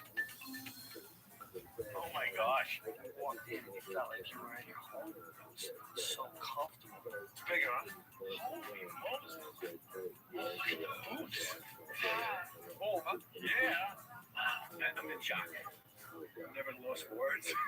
Now this is overwhelming. For Buddy, this was his big dream. It's very cool seeing that just look on his face when we walked in there. Happy. We've been given a gift. Now it's our job to make this work, and we certainly will. This is so exciting. Chef Ramsay asked us to hang outside for a little bit. Something you've always wanted. Never had. Welcome. The Fimble Calls, yes? Lovely. Wow. Established 2006 family restaurants. Isn't that beautiful? That's gorgeous. Huh? That's a beautiful sign right there. You can see that from 100 meters, right? I didn't know he would go to that extent and really go that extra mile for us. Can't miss this. It's tough to put into words how much that means to me and the rest of my family. Buddy, happy with the color? Holy Moses. Look at it. It was very emotional. We were all getting teary-eyed, and 4 of us were just in awe. At least we can drive by now. You know what it is. Yeah, man. Thankful as an owner of a restaurant. I'm also thankful as a dad. Although Finn McCool's has a new sign and a new look, it's the food that brings in the customers. The first thing I did was got rid of 2/3 of the menu because A, yeah, the majority was frozen, B, it wasn't fresh. What's the point of putting it on there? Whatever comes out of here has my name on it. And I don't want to mess this up. You've got to move with the seasons. Get rid of the dark, heavy sauces and lighten up a little bit. Gordon's new menu of contemporary pub food includes McGinnis pub burger and Gordon's own family recipe for shepherd's pie. and then the Fireman's chicken. Chef Ramsay dumped the fried foods. They're gone. And to give the restaurant a new energy and to take some pressure off Brian in the kitchen, Gordon has introduced tableside service. Tonight we're going to be roasting a chicken. Roast it in the kitchen, and we cut it tableside. Don't be nervous about it. I can see it on your face already. Yeah, don't. It creates a buzz in the dining room, and it creates a bit of excitement. Ready? Behind the kitchen, let's go. Listen, we've been through a lot this last week. It's been amazing. You know, we've learned a lot. We've seen a lot of things that we've done wrong. We've taught a lot of things on how to do things right. We can come out of the blocks today and people can leave here saying, "Oh my God, what a place! This is huge. This is a grand opening. Smile, make people feel, have fun. Let's kick this in the ass, make this happen. That's all. All right? Anybody have any issues? 5 minutes. 5 minutes. Go for the phones. Go for the phones. Hurry up. The news of Gordon Ramsay's new menu has spread through the town, and the restaurant is fully booked for relaunch. All right, come on in. Gordon also persuaded the firemen to give Finn McCool's another chance. Don't look so nervous. Just smile. Even when it's going wrong, smile, okay? This table right here. Five in a high chair. This is their one big last chance at getting this thing right. Welcome to Finn McCool. My name is Melissa, and I'll be your waitress tonight. This is our big chance. The whole community is coming here. Well, big one or regular? I'm built with a type. I can't wait for this. This is what you live for. How many can we bring? Brian, can I please put a ticket in? I'm thinking, all right, well, I gotta have this, I gotta have this. And then I didn't have time to think of what I gotta have anymore because the tickets started coming. We opened up the floodgates. What's all this spoon doing up here? Where's this going?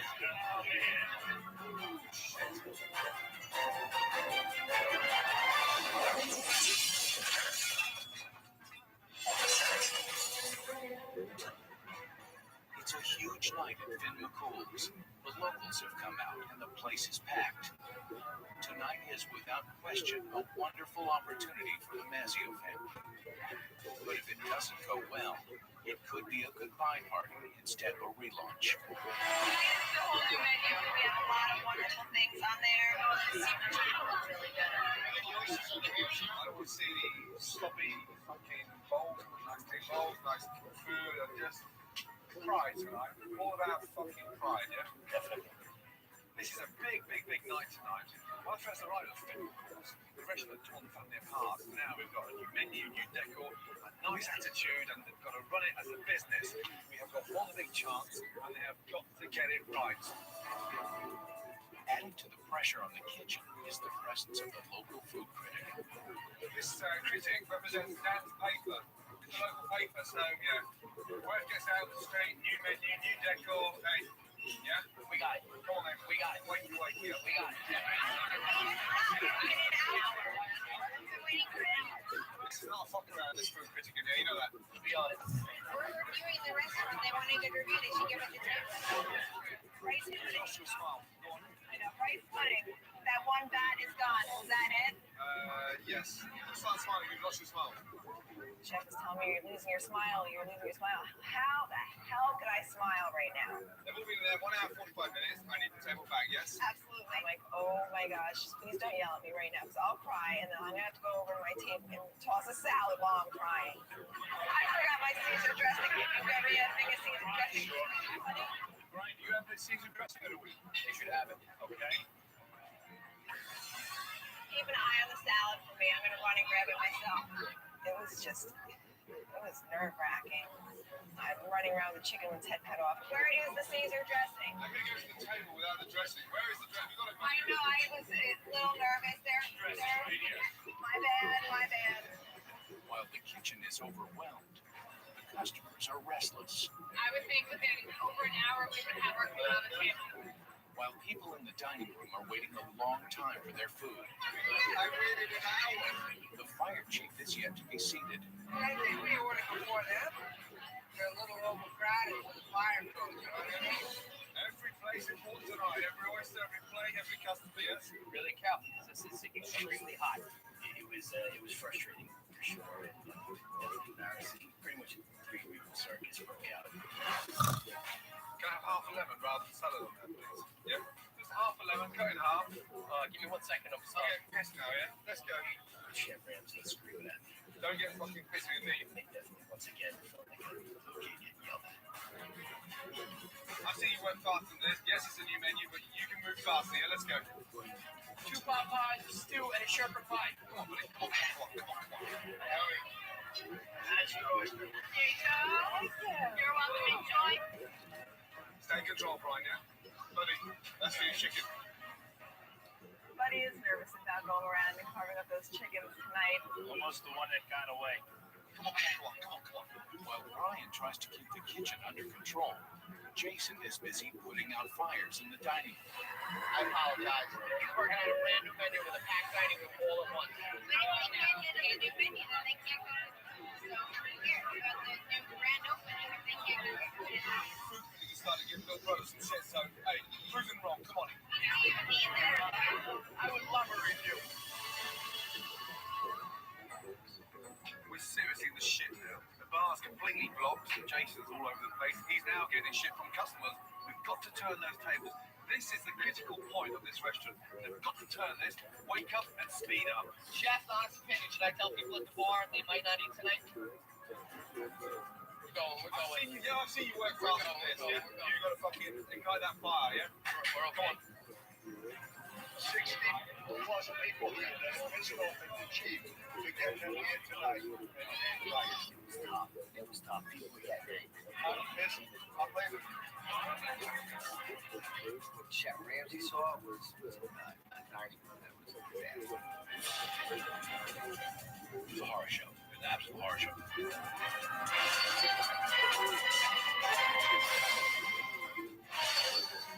Right, we've got to step up now, man. Chef, honest opinion, should I tell people at the bar they might not eat tonight? Our restaurant was overwhelmed. With the dining room in disarray and the kitchen in chaos, Gordon steps in. Come in. You've got to take control of the kitchen now. Let's look at it this way. We have to work really dig deep to get these loaves back on our side. So don't disintegrate. And if you get to speed with what's going on here, this whole thing's going to start gelling a lot quicker. I got a little disheartened at first how it was turning out, but Chef Ramsay wanted me to be able to show them. Give it some fire. Let's go. The family begins to get it together, and the food is once again leaving the kitchen. But they face another critical test. The food critic. I highly recommend the chicken or the shepherd's pie tonight. Okay? If I choose between the potato and bacon or the mulligatawny, what would I choose? Mulligatawny. All right. Let's get breakfast stew, shepherd's pie. Right, I have that order in now. Perfect. Every customer's your critic, but this one is a food critic, yeah? I'm sorry about the delay. The shepherd's pie is excellent. Any problems, just throw a glass at someone. And no worries. What do I take this? Because I have to take this too. I can take this too. Okay. Be very careful. Not to touch that. And I brought little side dishes for everybody.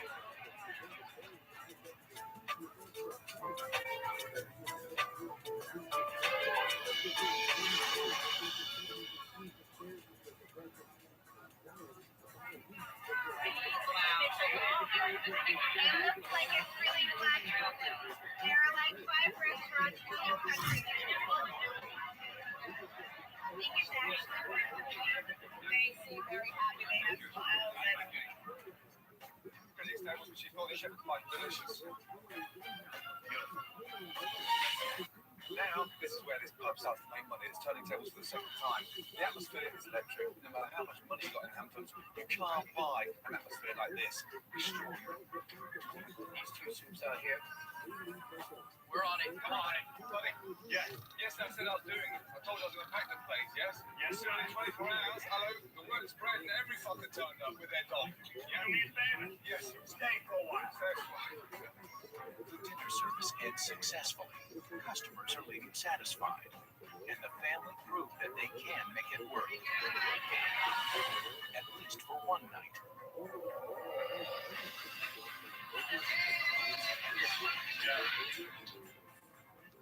14 years of working in decent places, crappy places, and just trying to get everything I can to have somebody like that show you.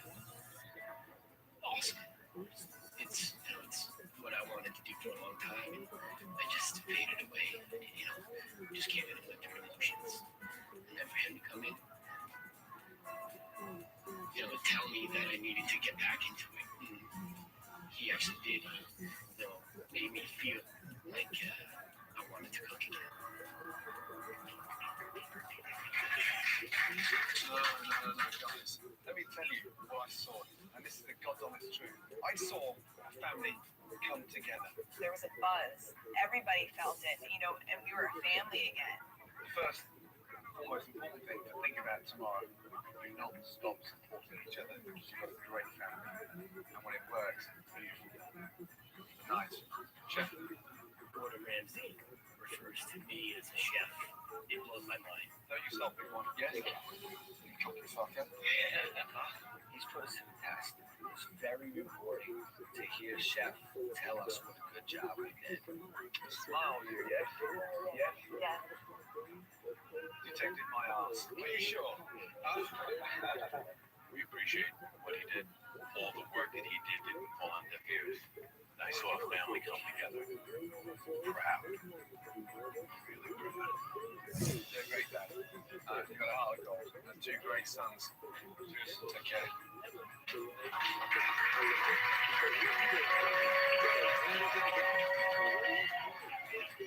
Sometimes these can be a right pain in the ass. I have to say, this one wasn't a choice because this family now are united and they deserve to be successful. 2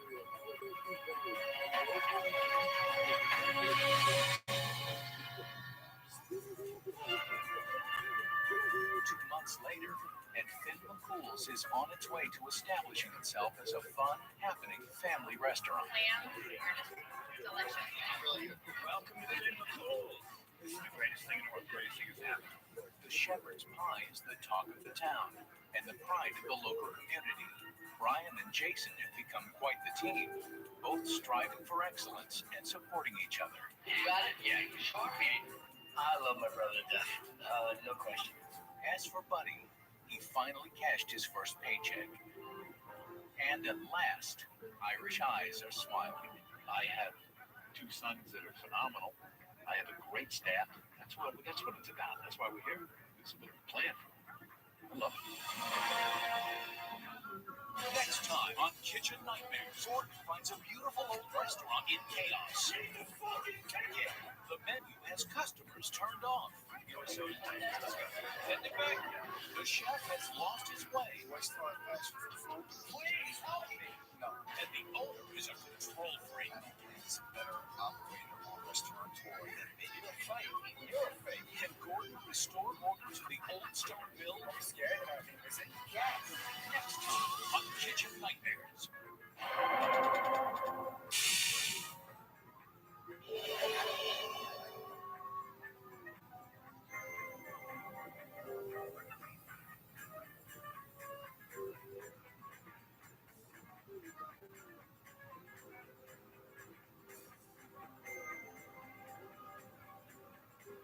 Tonight on Kitchen Nightmares, Gordon rides into Tuckahoe, New York, and finds a handyman with a dream that's become a nightmare. It's the last fucking table! But that doesn't mean the owner is lacking confidence. I don't believe he's a better operator or restaurateur than me. Read the fucking ticket! The rather odd menu has turned customers on. I could come out of a baby's diaper.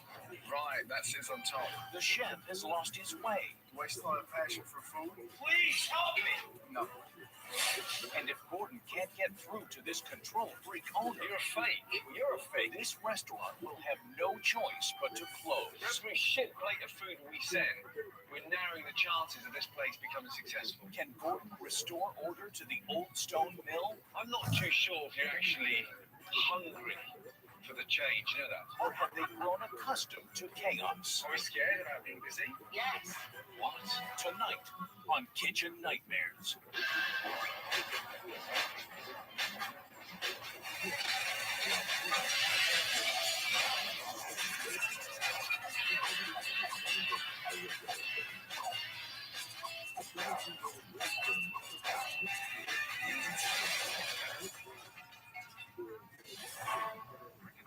Tuckahoe, New York, a wealthy old commuter town 45 minutes north of Manhattan, and home to the Old Stone Mill restaurant and bar.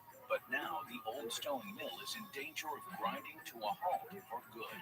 Okay, 6 years ago, I took this place and I began my quest to convert this old mill into a restaurant. And here we are, open 4 years now. Then we took a risk. There's no investors here. You know, we built it out. I did everything in here myself. Is this the right spot? All the woodwork, the carpentry, the plumbing. The only thing I really didn't get involved in was the electrical work. Okay, I don't believe there's a better operator or restaurateur than me. But no one's coming in or trying to come in. Embarrassed that I can't go out with the sides that I need for a table. When my boss Steen eats an panty ash, he just come in and screamed at me. Come on, man. Read the fucking tickets. It's horrible. It's absolutely horrible. What the fuck? Do I still have passion for food? No. And it shows. There were days I just couldn't think of eating before. I eat my food and my family eats my food. And I think it's good. We don't have a very young crowd. There is a assisted living facility right behind us, and we do have a lot of the blue heads come in. That's the customer base. Service, please. We do have a problem with the service because it is very hard to get people to work here. Can I get someone here to clean the safe? Missing the dish here, missing the knife, piece of glass on the table.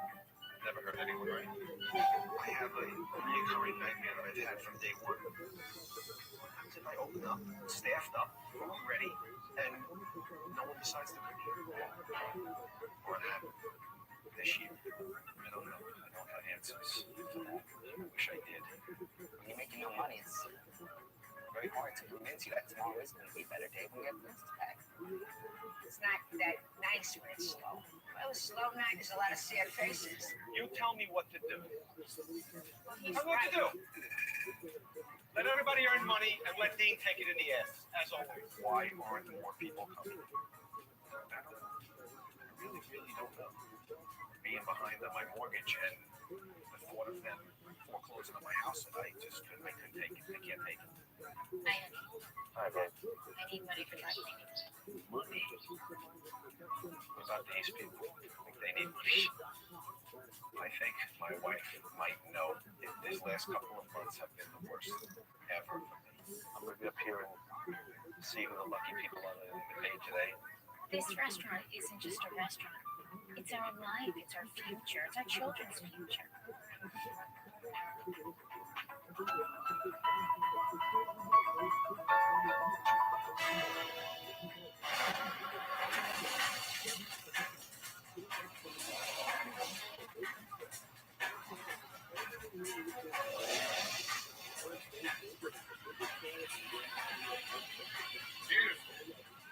Thank you.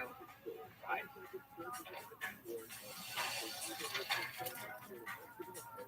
Already himself. Almost drove by this place. What a beautiful building. What scares me is why no one's eating here. I'm about to find out. Morning. How are you? I'm Dean Lorenzo. Nice to see you. Nice to see you. Good to see you too. Thanks for coming by. No matter what you say, the guy's a winner. His Michelin stars are like World Series rings. He's got them. Tom, how are you? This is the barman, yes? This is the chief cook and bottle washer here. Okay, fantastic. You know, I know his credentials. I know how good he is. Stop. Oh, okay. I think we could help the restaurant. But how much, though, I don't know. Jeannie, this is Gordon Ramsay. When he approached me and put out his hand, said hello to me, well, first of all, I like blonde men, so he was adorable. Jean, nice to see you. I felt a very warm feeling. So glamorous. Wouldn't be a plus in my life. This is our menu. Several history on one side and our menu on the other. Thank you. You got it. So I'd like to know the cupcakes that are made with fresh cupcake. I'll start off with cupcake. I'd like to see shrimp, please, and I'll have the chopped salad, please. Thank you. And then for main course, risotto. And then I'll go for the terpe. I'll have the Michael, do things your way. I am very nervous. He's going to come in here. I'm going to cook for him, and he's going to say, yeah. Are you chewing gum? Yes. You are. Is that normal? This one. Ready? Apart from being slow, the waiters think it's normal to chew gum. Hey? Come on, let's go. Send it out. We have somebody of this caliber come in. I don't know what his ego, I don't know what his inside. Cool. Thank you.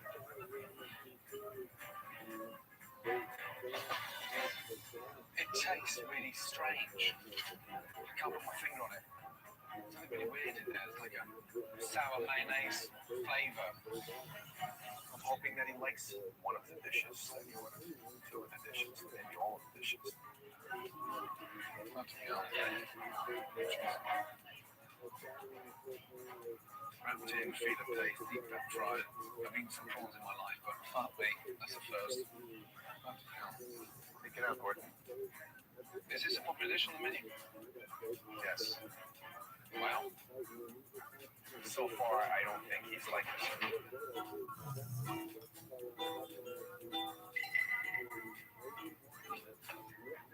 What is that? Chop salad. Chop salad, sorry, excuse me. Look at that. What's that squashed into? Looks like it's been squashed into an ice cream cone. Okay, that's it there. Right, that sits on top. Was the chef a mechanic? No. Aside from its appearance, people actually enjoy it. You know, this is my house. He was in my house. I mean, this is embarrassing. Okay.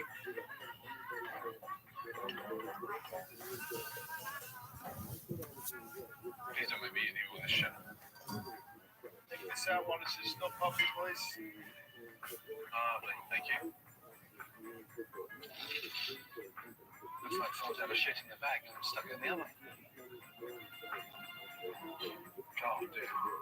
Disappointment was written all over his face. Doesn't like any of it so far. Gross. Pretty gross. Basically told me everything was serving as shit. What you expect him to say? Everything was great. Every single dish he had sucked. You know, I can't help but get defensive. Risotto. The chef likes all this little mash, lamb lettuce. Sadly, it's hot and disgusting. The rice just purees in your mouth. It like sort of sticks to the roof of your mouth. Well, a restaurant can't even cook a simple mushroom risotto. It's a big worry. Gordon didn't like the food. Didn't seem like anything. So nobody's feeling too good right now.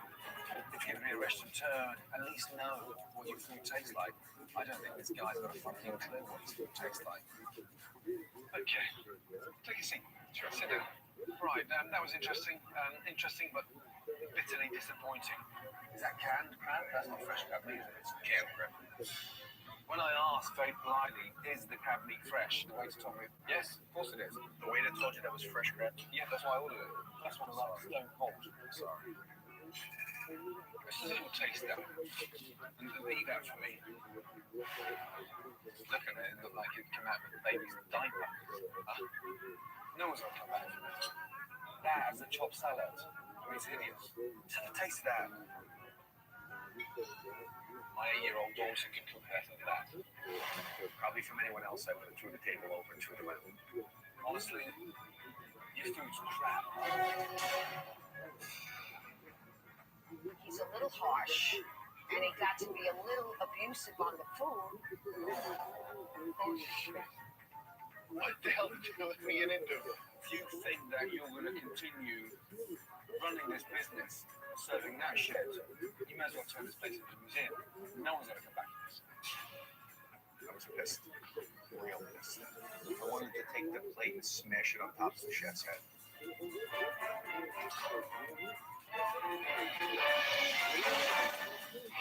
Coming up, Gordon bursts Dean's bubble. I'm not too sure if you're actually hungry for the change. And this odor boils over. What I get paid to do, to stand here next to people and give them a good fucking experience. And later, Michael snaps. It's been an hour and I got nothing. This is the copy. You gotta have the other half. This comes from the salad printer. That's coming up on Kitchen Nightmares. In order to fully understand all the issues of the Old Stone Mill, it's time to get tight-lipped Dean to open up. These questions may not be comfortable, but unless I understand the full scenario, then I can't get this place back online. One thing I'd like to know is the financial situation. Are you aware of the current financial situation, brother? He kind of keeps me in the dark a little bit. I don't want to worry. No reason for hard to share his anxiety and lyrics that I have. Probably unnecessary. I try not to bring it up. It's always easier just to kind of not think about what's going on here, and that's probably one of the reasons why I don't come down very often to the restaurant, because What you don't know can't hurt you. I just choose not to deal with it right now. I'll let him do it. If the house gets taken away and you lose that, then everybody's worried. I mean, the bottom line is you're losing money. Correct. Every week. If we had to close tonight, just switch everything off. All we owe $500,000. $500,000. It wouldn't be good for our marriage, I don't think, if he would risk, everything that we possibly had in the world. Got money tied up in the home, mortgage-wise. A mortgage, a second mortgage, and home equity line. So that's backed up big time. How do you manage in terms of getting through month to month in terms of mortgage payments, suppliers, salaries, your salary? What do you want me to say? It's I'm in hell right now. Please don't get upset. I know. No, it's crucial for me to understand exactly where we are. No, I know. I've got to be really frank and honest. It's why you're here.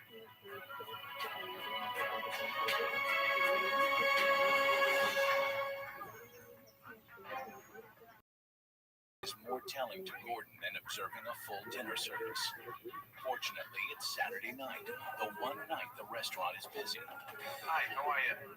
Well, enjoy your dinner. Hi, folks, how are you? I know you'll be happy with that. Can't go wrong. Tonight, I'm on the edge because now the fear of failure is setting in.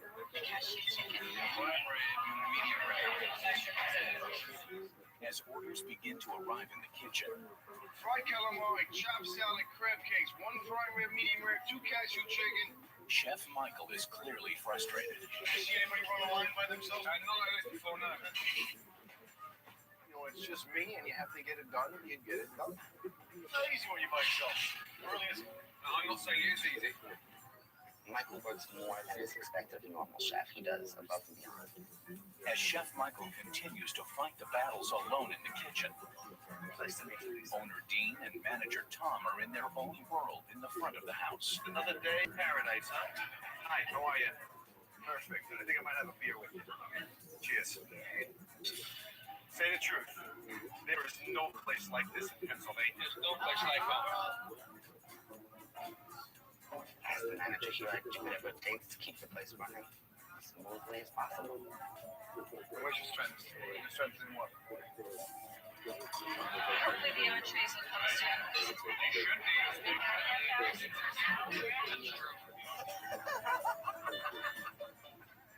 An hour into dinner service, and the overly embellished dishes finally emerge from the kitchen.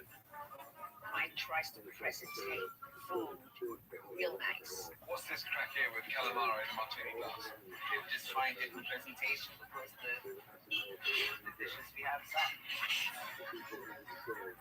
Suck? I can't believe you'd be so fucking polite.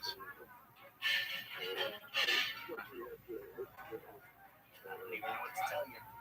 And neither Gordon or the customers are impressed. Do you find this too much garlic?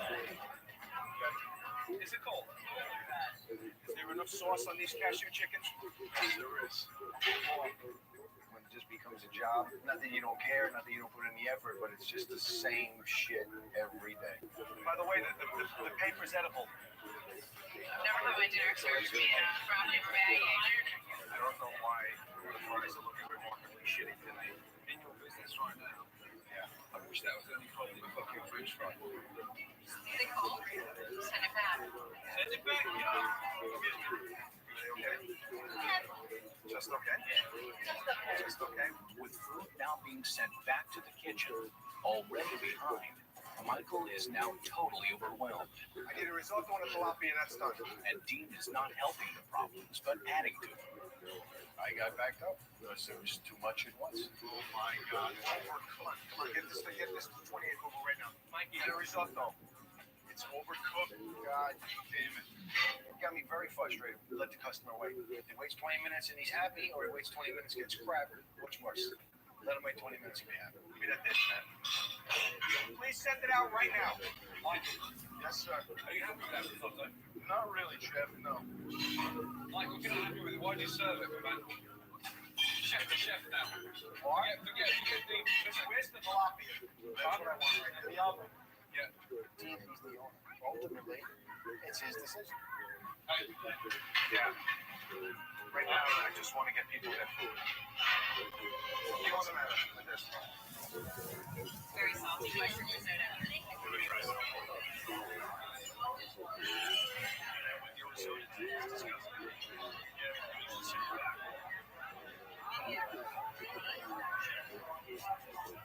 Does it make you feel better if we rush into the table? No. I'm trying to ask the chef about some sort of standard, and you're just like, get the fucking shit out of here. The lady asked me 3 times for food. I'm amazed, you know, more than anything. I don't know what you want me to say to you. Your restaurant is on the arse. That's but it's done. It's done, Gordon. It's done. I love the facade you put across it. You know, it's not a facade. Yes, it is. No, it's not. Actually, we were just going to ask you about the risotto. I don't really like the taste of it. Thank you, risotto. What they say? This is like your favorite dish. Risotto.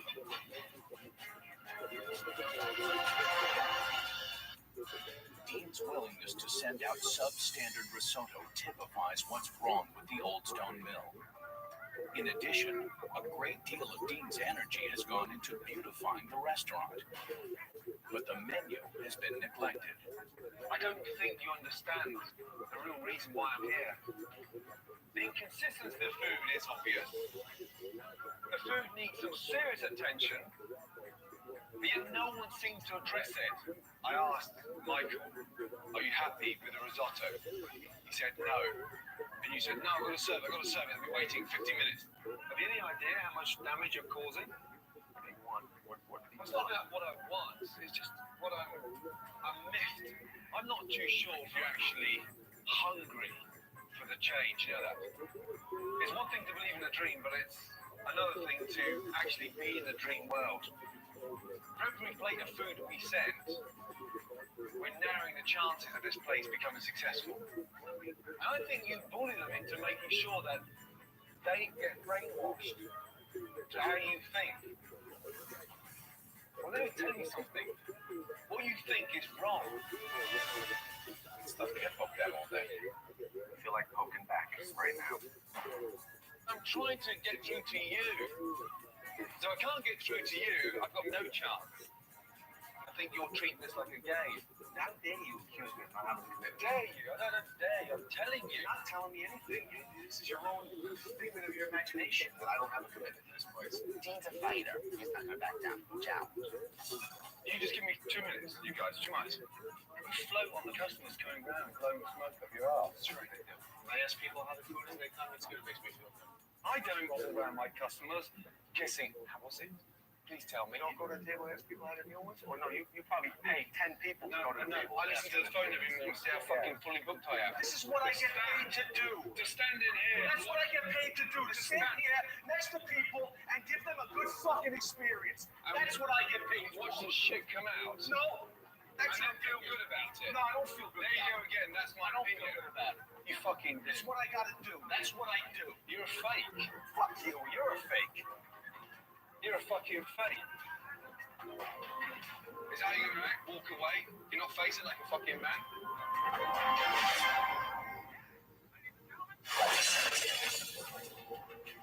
It's what I gotta do. That's what I do. You're a fake. Fuck you. You're a fake.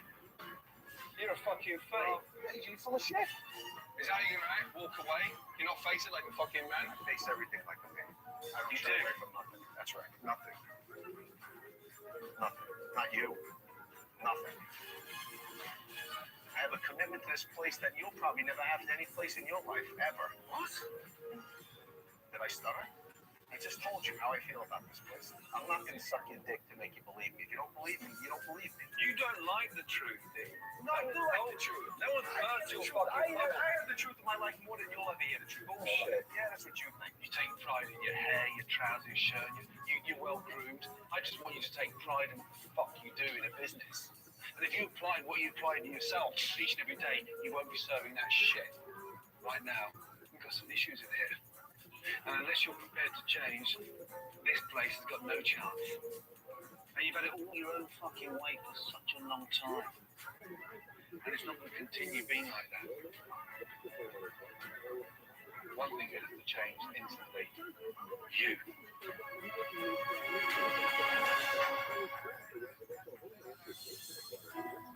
Ironically, it's Dean's fear of failure that is preventing him from making the necessary changes for success. But before Gordon can put his plan for change into action, he decides to explore the local competition. Italian, Chinese restaurants, next door to pizzeria, American bistro. How weird, another Italian. Restaurants everywhere. Another Italian. My God.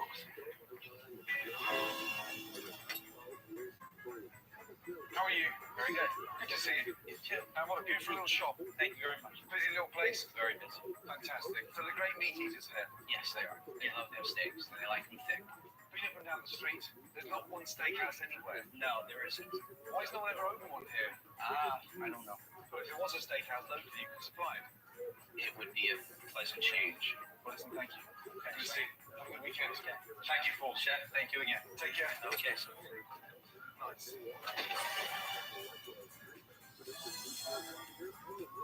Now armed with local knowledge, Gordon knows that to turn this restaurant around, he must get the chef back on track. This restaurant needs to be known for something. First big change. Prime rib, on the bone. This is a special to get this place in the right direction, to make your life easier, to make service quicker. I am very nervous. It's not every day that you get to cook with a world-class chef. You know how to slice it from there, don't you? Down and all. Yeah, exactly. Go ahead with that beef in, yeah? I'm excited to learn those new dishes. And then after time, just put my own spin on them. And hope he doesn't come back and throw me under the bus. The idea behind a chopped salad is having that little bit of crunch there, yeah? Romaine, shredded, a few chives, a little bit of bacon in there, half dressed so it stays nice and crunchy. A little seasoning on the avocado, your tomato, chopped egg, a few chives.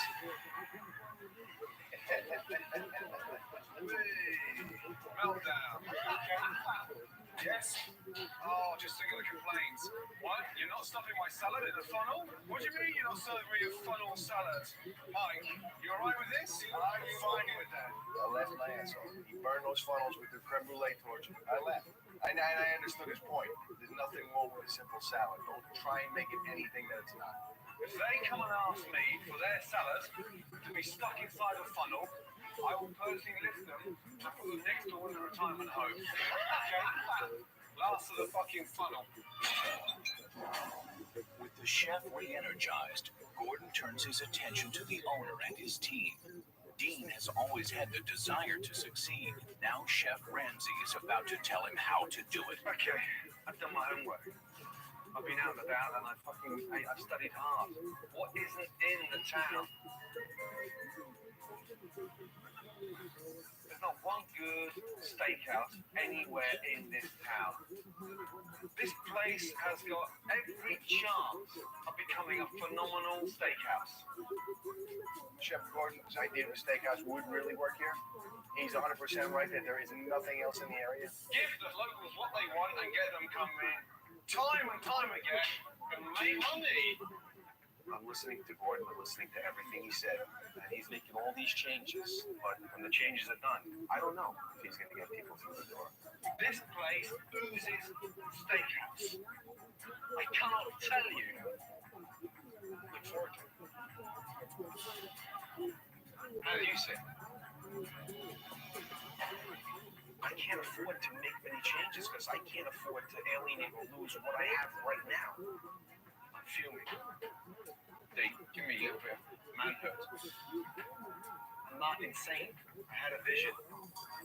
You cooked a simple prime rib. That was your resurrection of the place was a simple prime rib. Hey, I was 12, successful restaurant, highly profitable, and you, my man, missed out on the fucking trick. When you change concepts, when you change direction so radically, I think that's a sign of weakness. Tomorrow, we're changing the menu. We're going to relaunch the restaurants. You've got some serious thinking to do. Good night.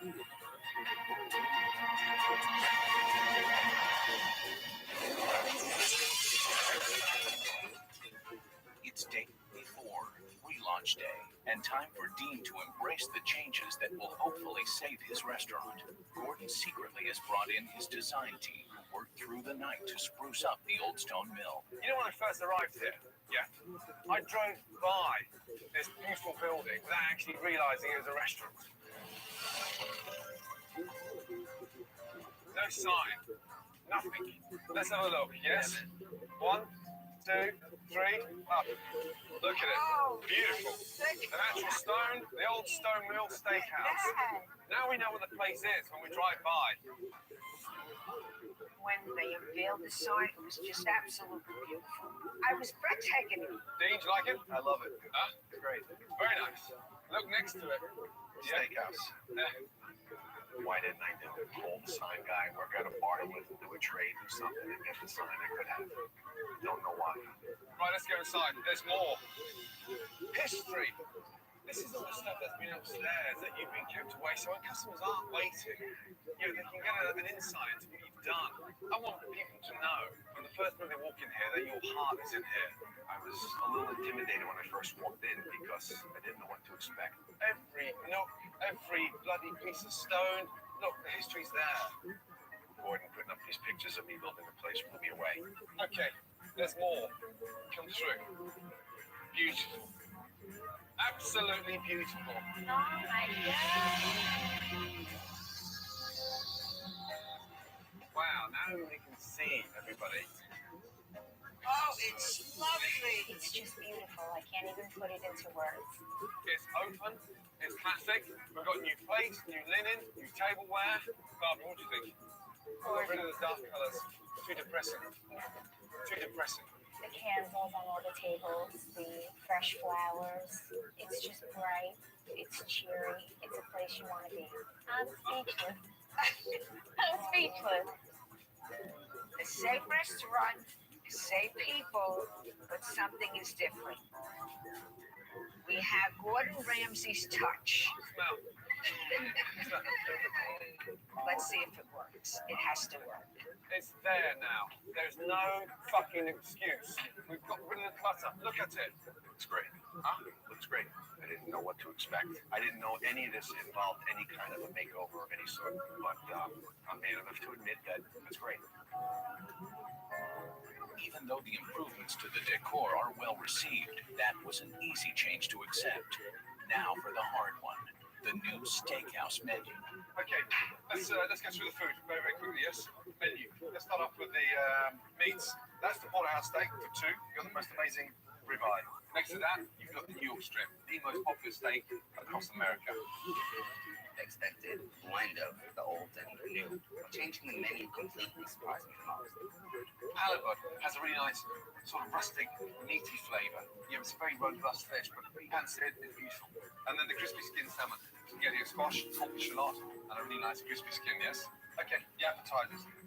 Steamed mussels, nice big bowl, and then the cream corn. Every steakhouse across the States has got cream corn in there. And then my favourite, the Old Stone Mill chopped salad. Sadly, no funnel. This is going to be a challenge, but it's very exciting to have it already.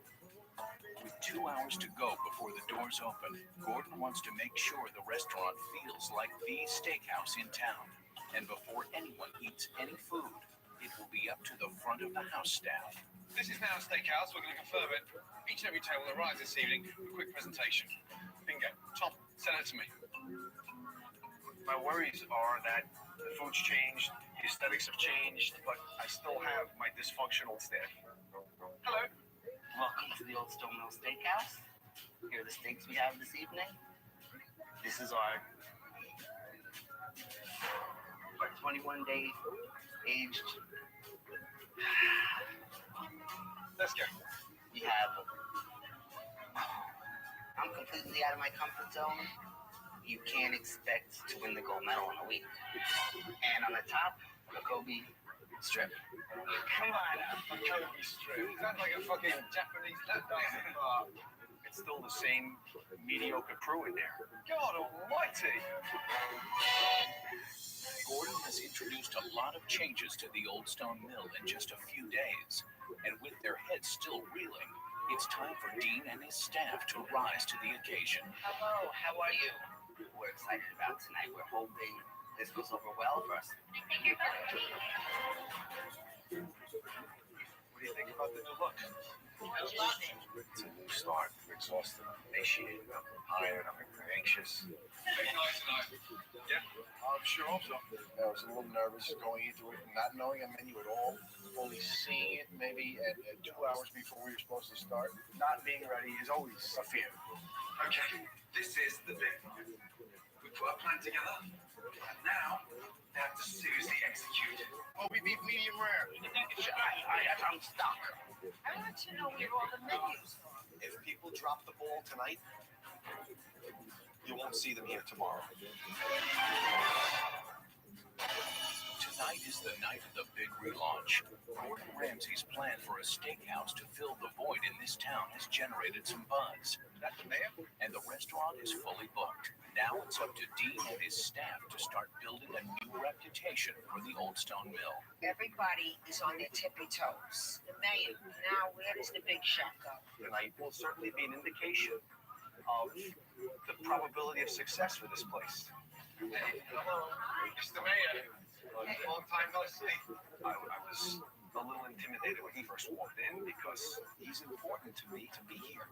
When this place is full and the mayor's here, if you're not ready, I don't care how good you are. Come on. It's not going to work. With the customers and special guests taking their seats, the servers are busy making their rounds with the new menu. Kobe, medium low. And it's obvious the pressure of the relaunch is already getting to Tom. New York strip. No, I'm sorry, the New York strip, the ribeye, and our Kobe beef special.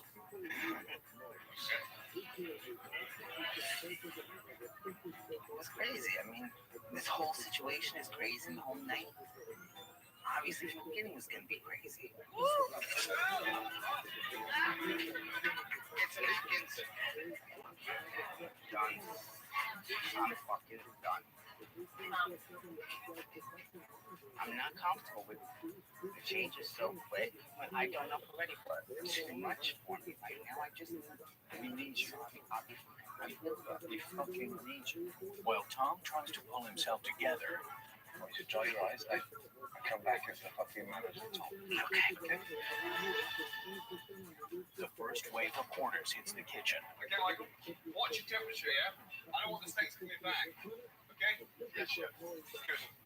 8. What do you think we think? Whenever 8 comes in, there was plenty of pressure. A couple of times I lost my composure. Let's go. Let's go. Jeannie, the customer's not cattle. And when Tom does return, he begins to feel the heat once again. The smell. I'm just down here, isn't it? Yes. Besides, I'm not kidding. I'm concerned about Tom. He's sweating like a pig. I'll try. Yeah, too much. Don't be worried.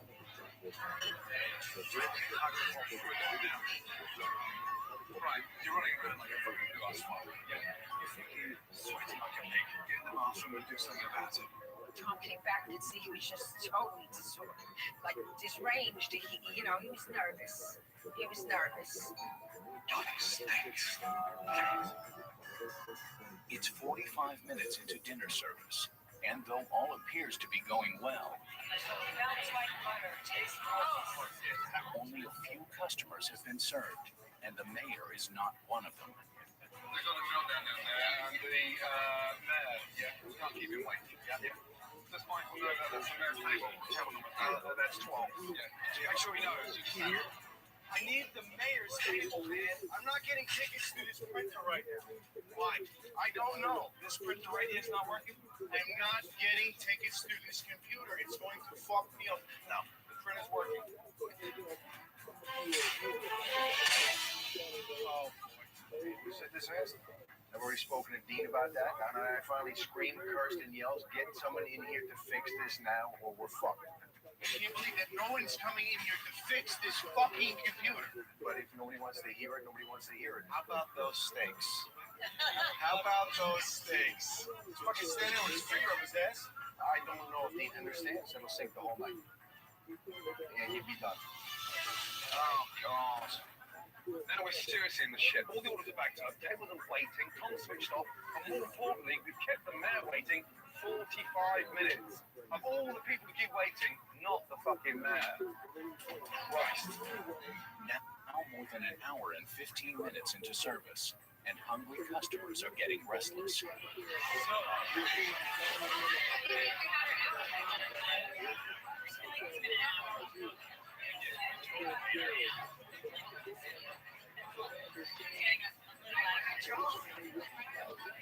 Michael. What I need is the fucking man now. Someone has to fix this computer because I'm not getting tickets. Unbelievable. Get me fucking Dean, yeah? Please. Straight away, yes. Dean, we have to go in the kitchen. I need the mayor's table. I don't know. It's a fucking hour. It's not easy getting kicked in the nuts every day and being told that you suck. I'm fucking embarrassed, man. Where I told you this. I don't have tickets for this. Why aren't I getting tickets for this? Please help me. I don't have the ticket is what I'm sorry, fucking this is the copy. You gotta have the other half. This is not my ticket. This comes from the salad printer. It's been an hour and I got nothing.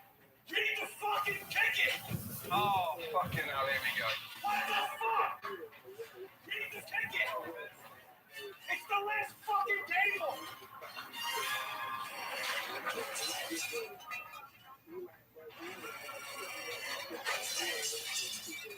I need the mayor's table, man. This is not my ticket. This comes from the salad printer. It's been an hour and I got nothing. Read the fucking ticket! Oh, fucking hell, here we go. What the fuck? Read the ticket! It's the last fucking table! Oh, for the love of fucking Christ. Judy, 2 seconds, yeah. Don't worry about the fucking coffee. Mike, just come round for 2 seconds, please, yes? With dinner service on the brink of disaster, Gordon lays it on the line for Dean and his staff. Let's regroup a little bit, yeah? Let me just tell you the situation. Service is gone. We're all over the place. Let's get this thing back online. We've got to make decisions. Especially this critical moment. This is where we need you now to fight back. This is going to make or break this place. I was really pissed off.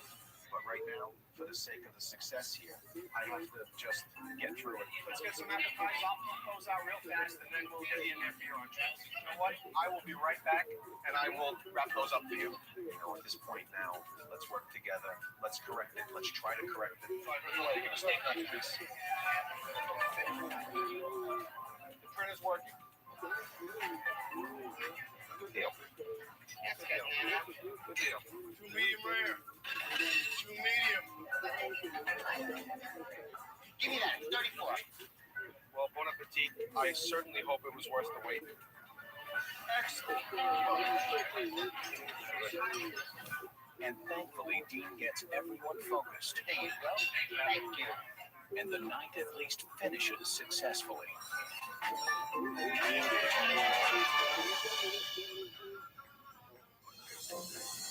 The next day, Gordon wants to make sure that Dean's fear of failure would no longer stand in the way of his potential success. What really pisses you off the most? What is it? I know this place could be a raving success. And I'm not being blind, and I'm not in the fucking dream world. The fascinating thing about you, Dean, is that you're scared of failure. Walk a mile in my shoes, and then we'll talk. I failed before in business. When I opened a restaurant in my hometown thinking I was a dog bollocks. And it made me the person I am today. Having both success and failure. Don't be scared. You can't keep on sidestepping problems. I really believe that he's doing it for my career now. I really believe it. Perhaps deep down I knew that I needed to change. I can't overlook things anymore. You can't tiptoe over it. This is your business. You're right.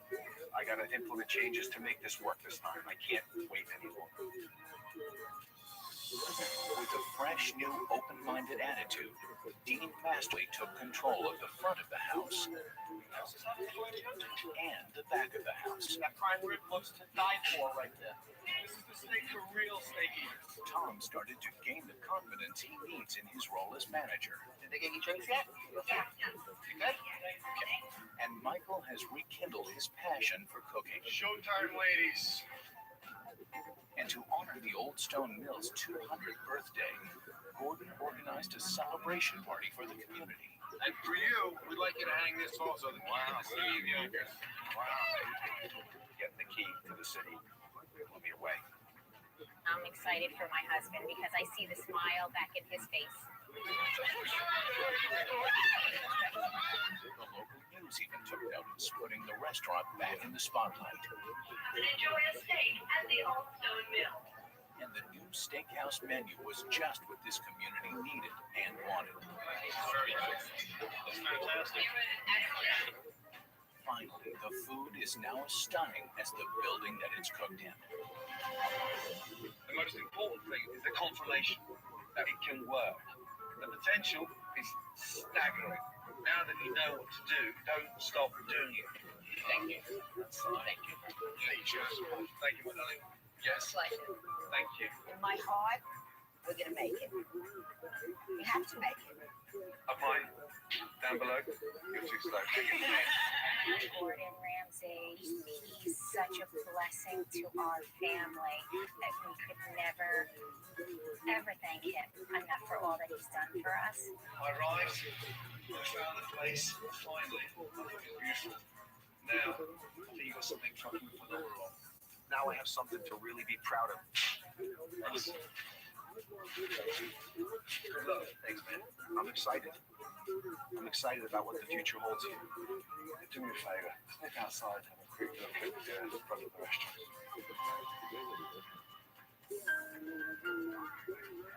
Oh, shit. How do they do it? Where is it shooting from? Wow. I've wanted to sign up there for forever. I'm just overwhelmed. That is so cool.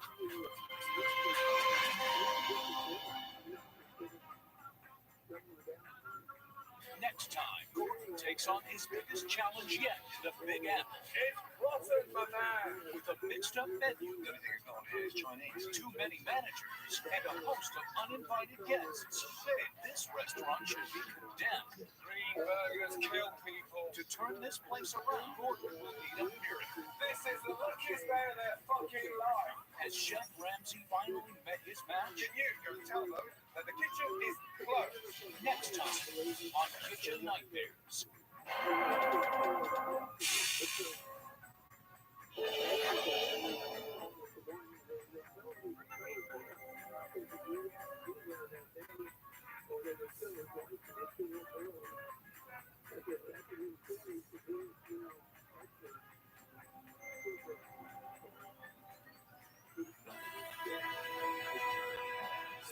New York City, home to thousands of restaurants, the most competitive city in the world. But there's one restaurant that needs my help more than any other, and it's right down there.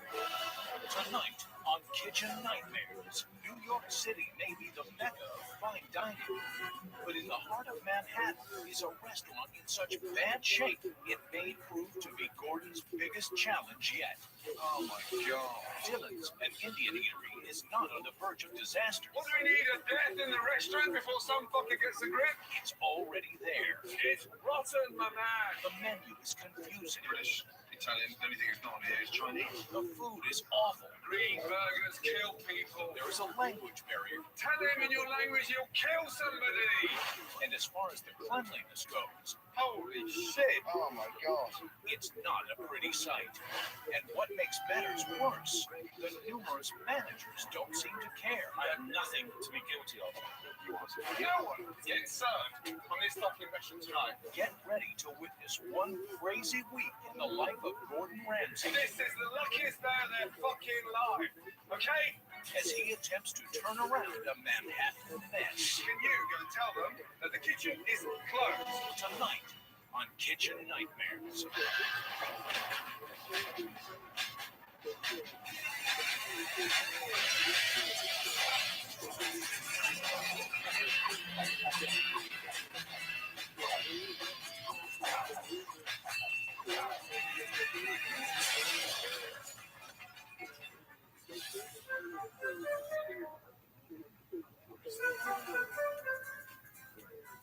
Teresa, how are you?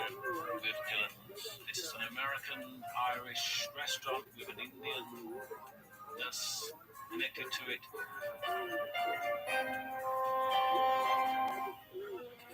It's hard for me to believe that Dylan's has lasted this long. And you had 8 people leave on you. Yes. You kind of lurch between catastrophe and disaster. My wife and my family, we started this restaurant with new life, but the restaurant is not doing that well. Dylan speaking, how can I help you? I hired Martin to take care of this business. I had an objective. The idea was to capture the best of all worlds. Who are you choosing from? We have beef buna. Which menu? Lamb chops, shepherd's pie. The wheels of the future. Hamburgers. The banners will be everywhere. I think people are a bit confused as to like what kind of restaurant this is. I don't know what each manager does specifically. I'm the general manager. I'm the operations manager. And I'm a team manager. Nobody really knew Kama was a manager. He doesn't do anything yet. I don't like to work here because everything's so messed up. I think in an ideal world, Martin would be an ongoing character in a reality TV series. My responsibilities include an awful lot of things. I make sure that everything runs. If something's broken, I fix it. I make sure that there's toilet paper to wipe your butt with. Frequently, I will have to cook something because the cooks who make the Indian food don't know how to make American food. If we get customers in here, I will walk up to tables, serve them their food, and they'll be swatting flies away. Okay, it's disgusting. The kitchen's not clean. The pump must be eradicated now. I think it has. Where's the fly? For the last 6 months, we are losing like $20,000 a month. I cannot continue losing money like this. I don't want to continue with this nightmare. I will do anything and everything what Gordon Ramsay asked me to do to make this place a successful. Ironically, Gordon's successful New York restaurant is only 2 blocks away from this kitchen nightmare. Dylan's, the canopy all taped out. And what the fuck is that sign there? It's like a scoreboard. Wally, hello. Gordon Ramsay. Martin, general manager. This is Dylan. Dylan's Indian restaurant. Indian restaurant, yes. Doesn't sound like an Indian, does it? Dylan's. No. Dylan's, no. When I first met Gordon, I assumed he'd be a very intimidating guy. That's exactly what he was. Mohammed is not all over the place. Mohammed, how are you? Fine, thank you. Hello. Jenna. Jenna, nice to see you. Gordon definitely has a presence about him. I don't know whether or not I should be terrified or just relaxed and go with everything. This is operations manager. General manager, operations manager. Yes. One rocky table. Trust you to pick the worst table in the house. Let's sit this table, shall we? Yeah. Okay, good.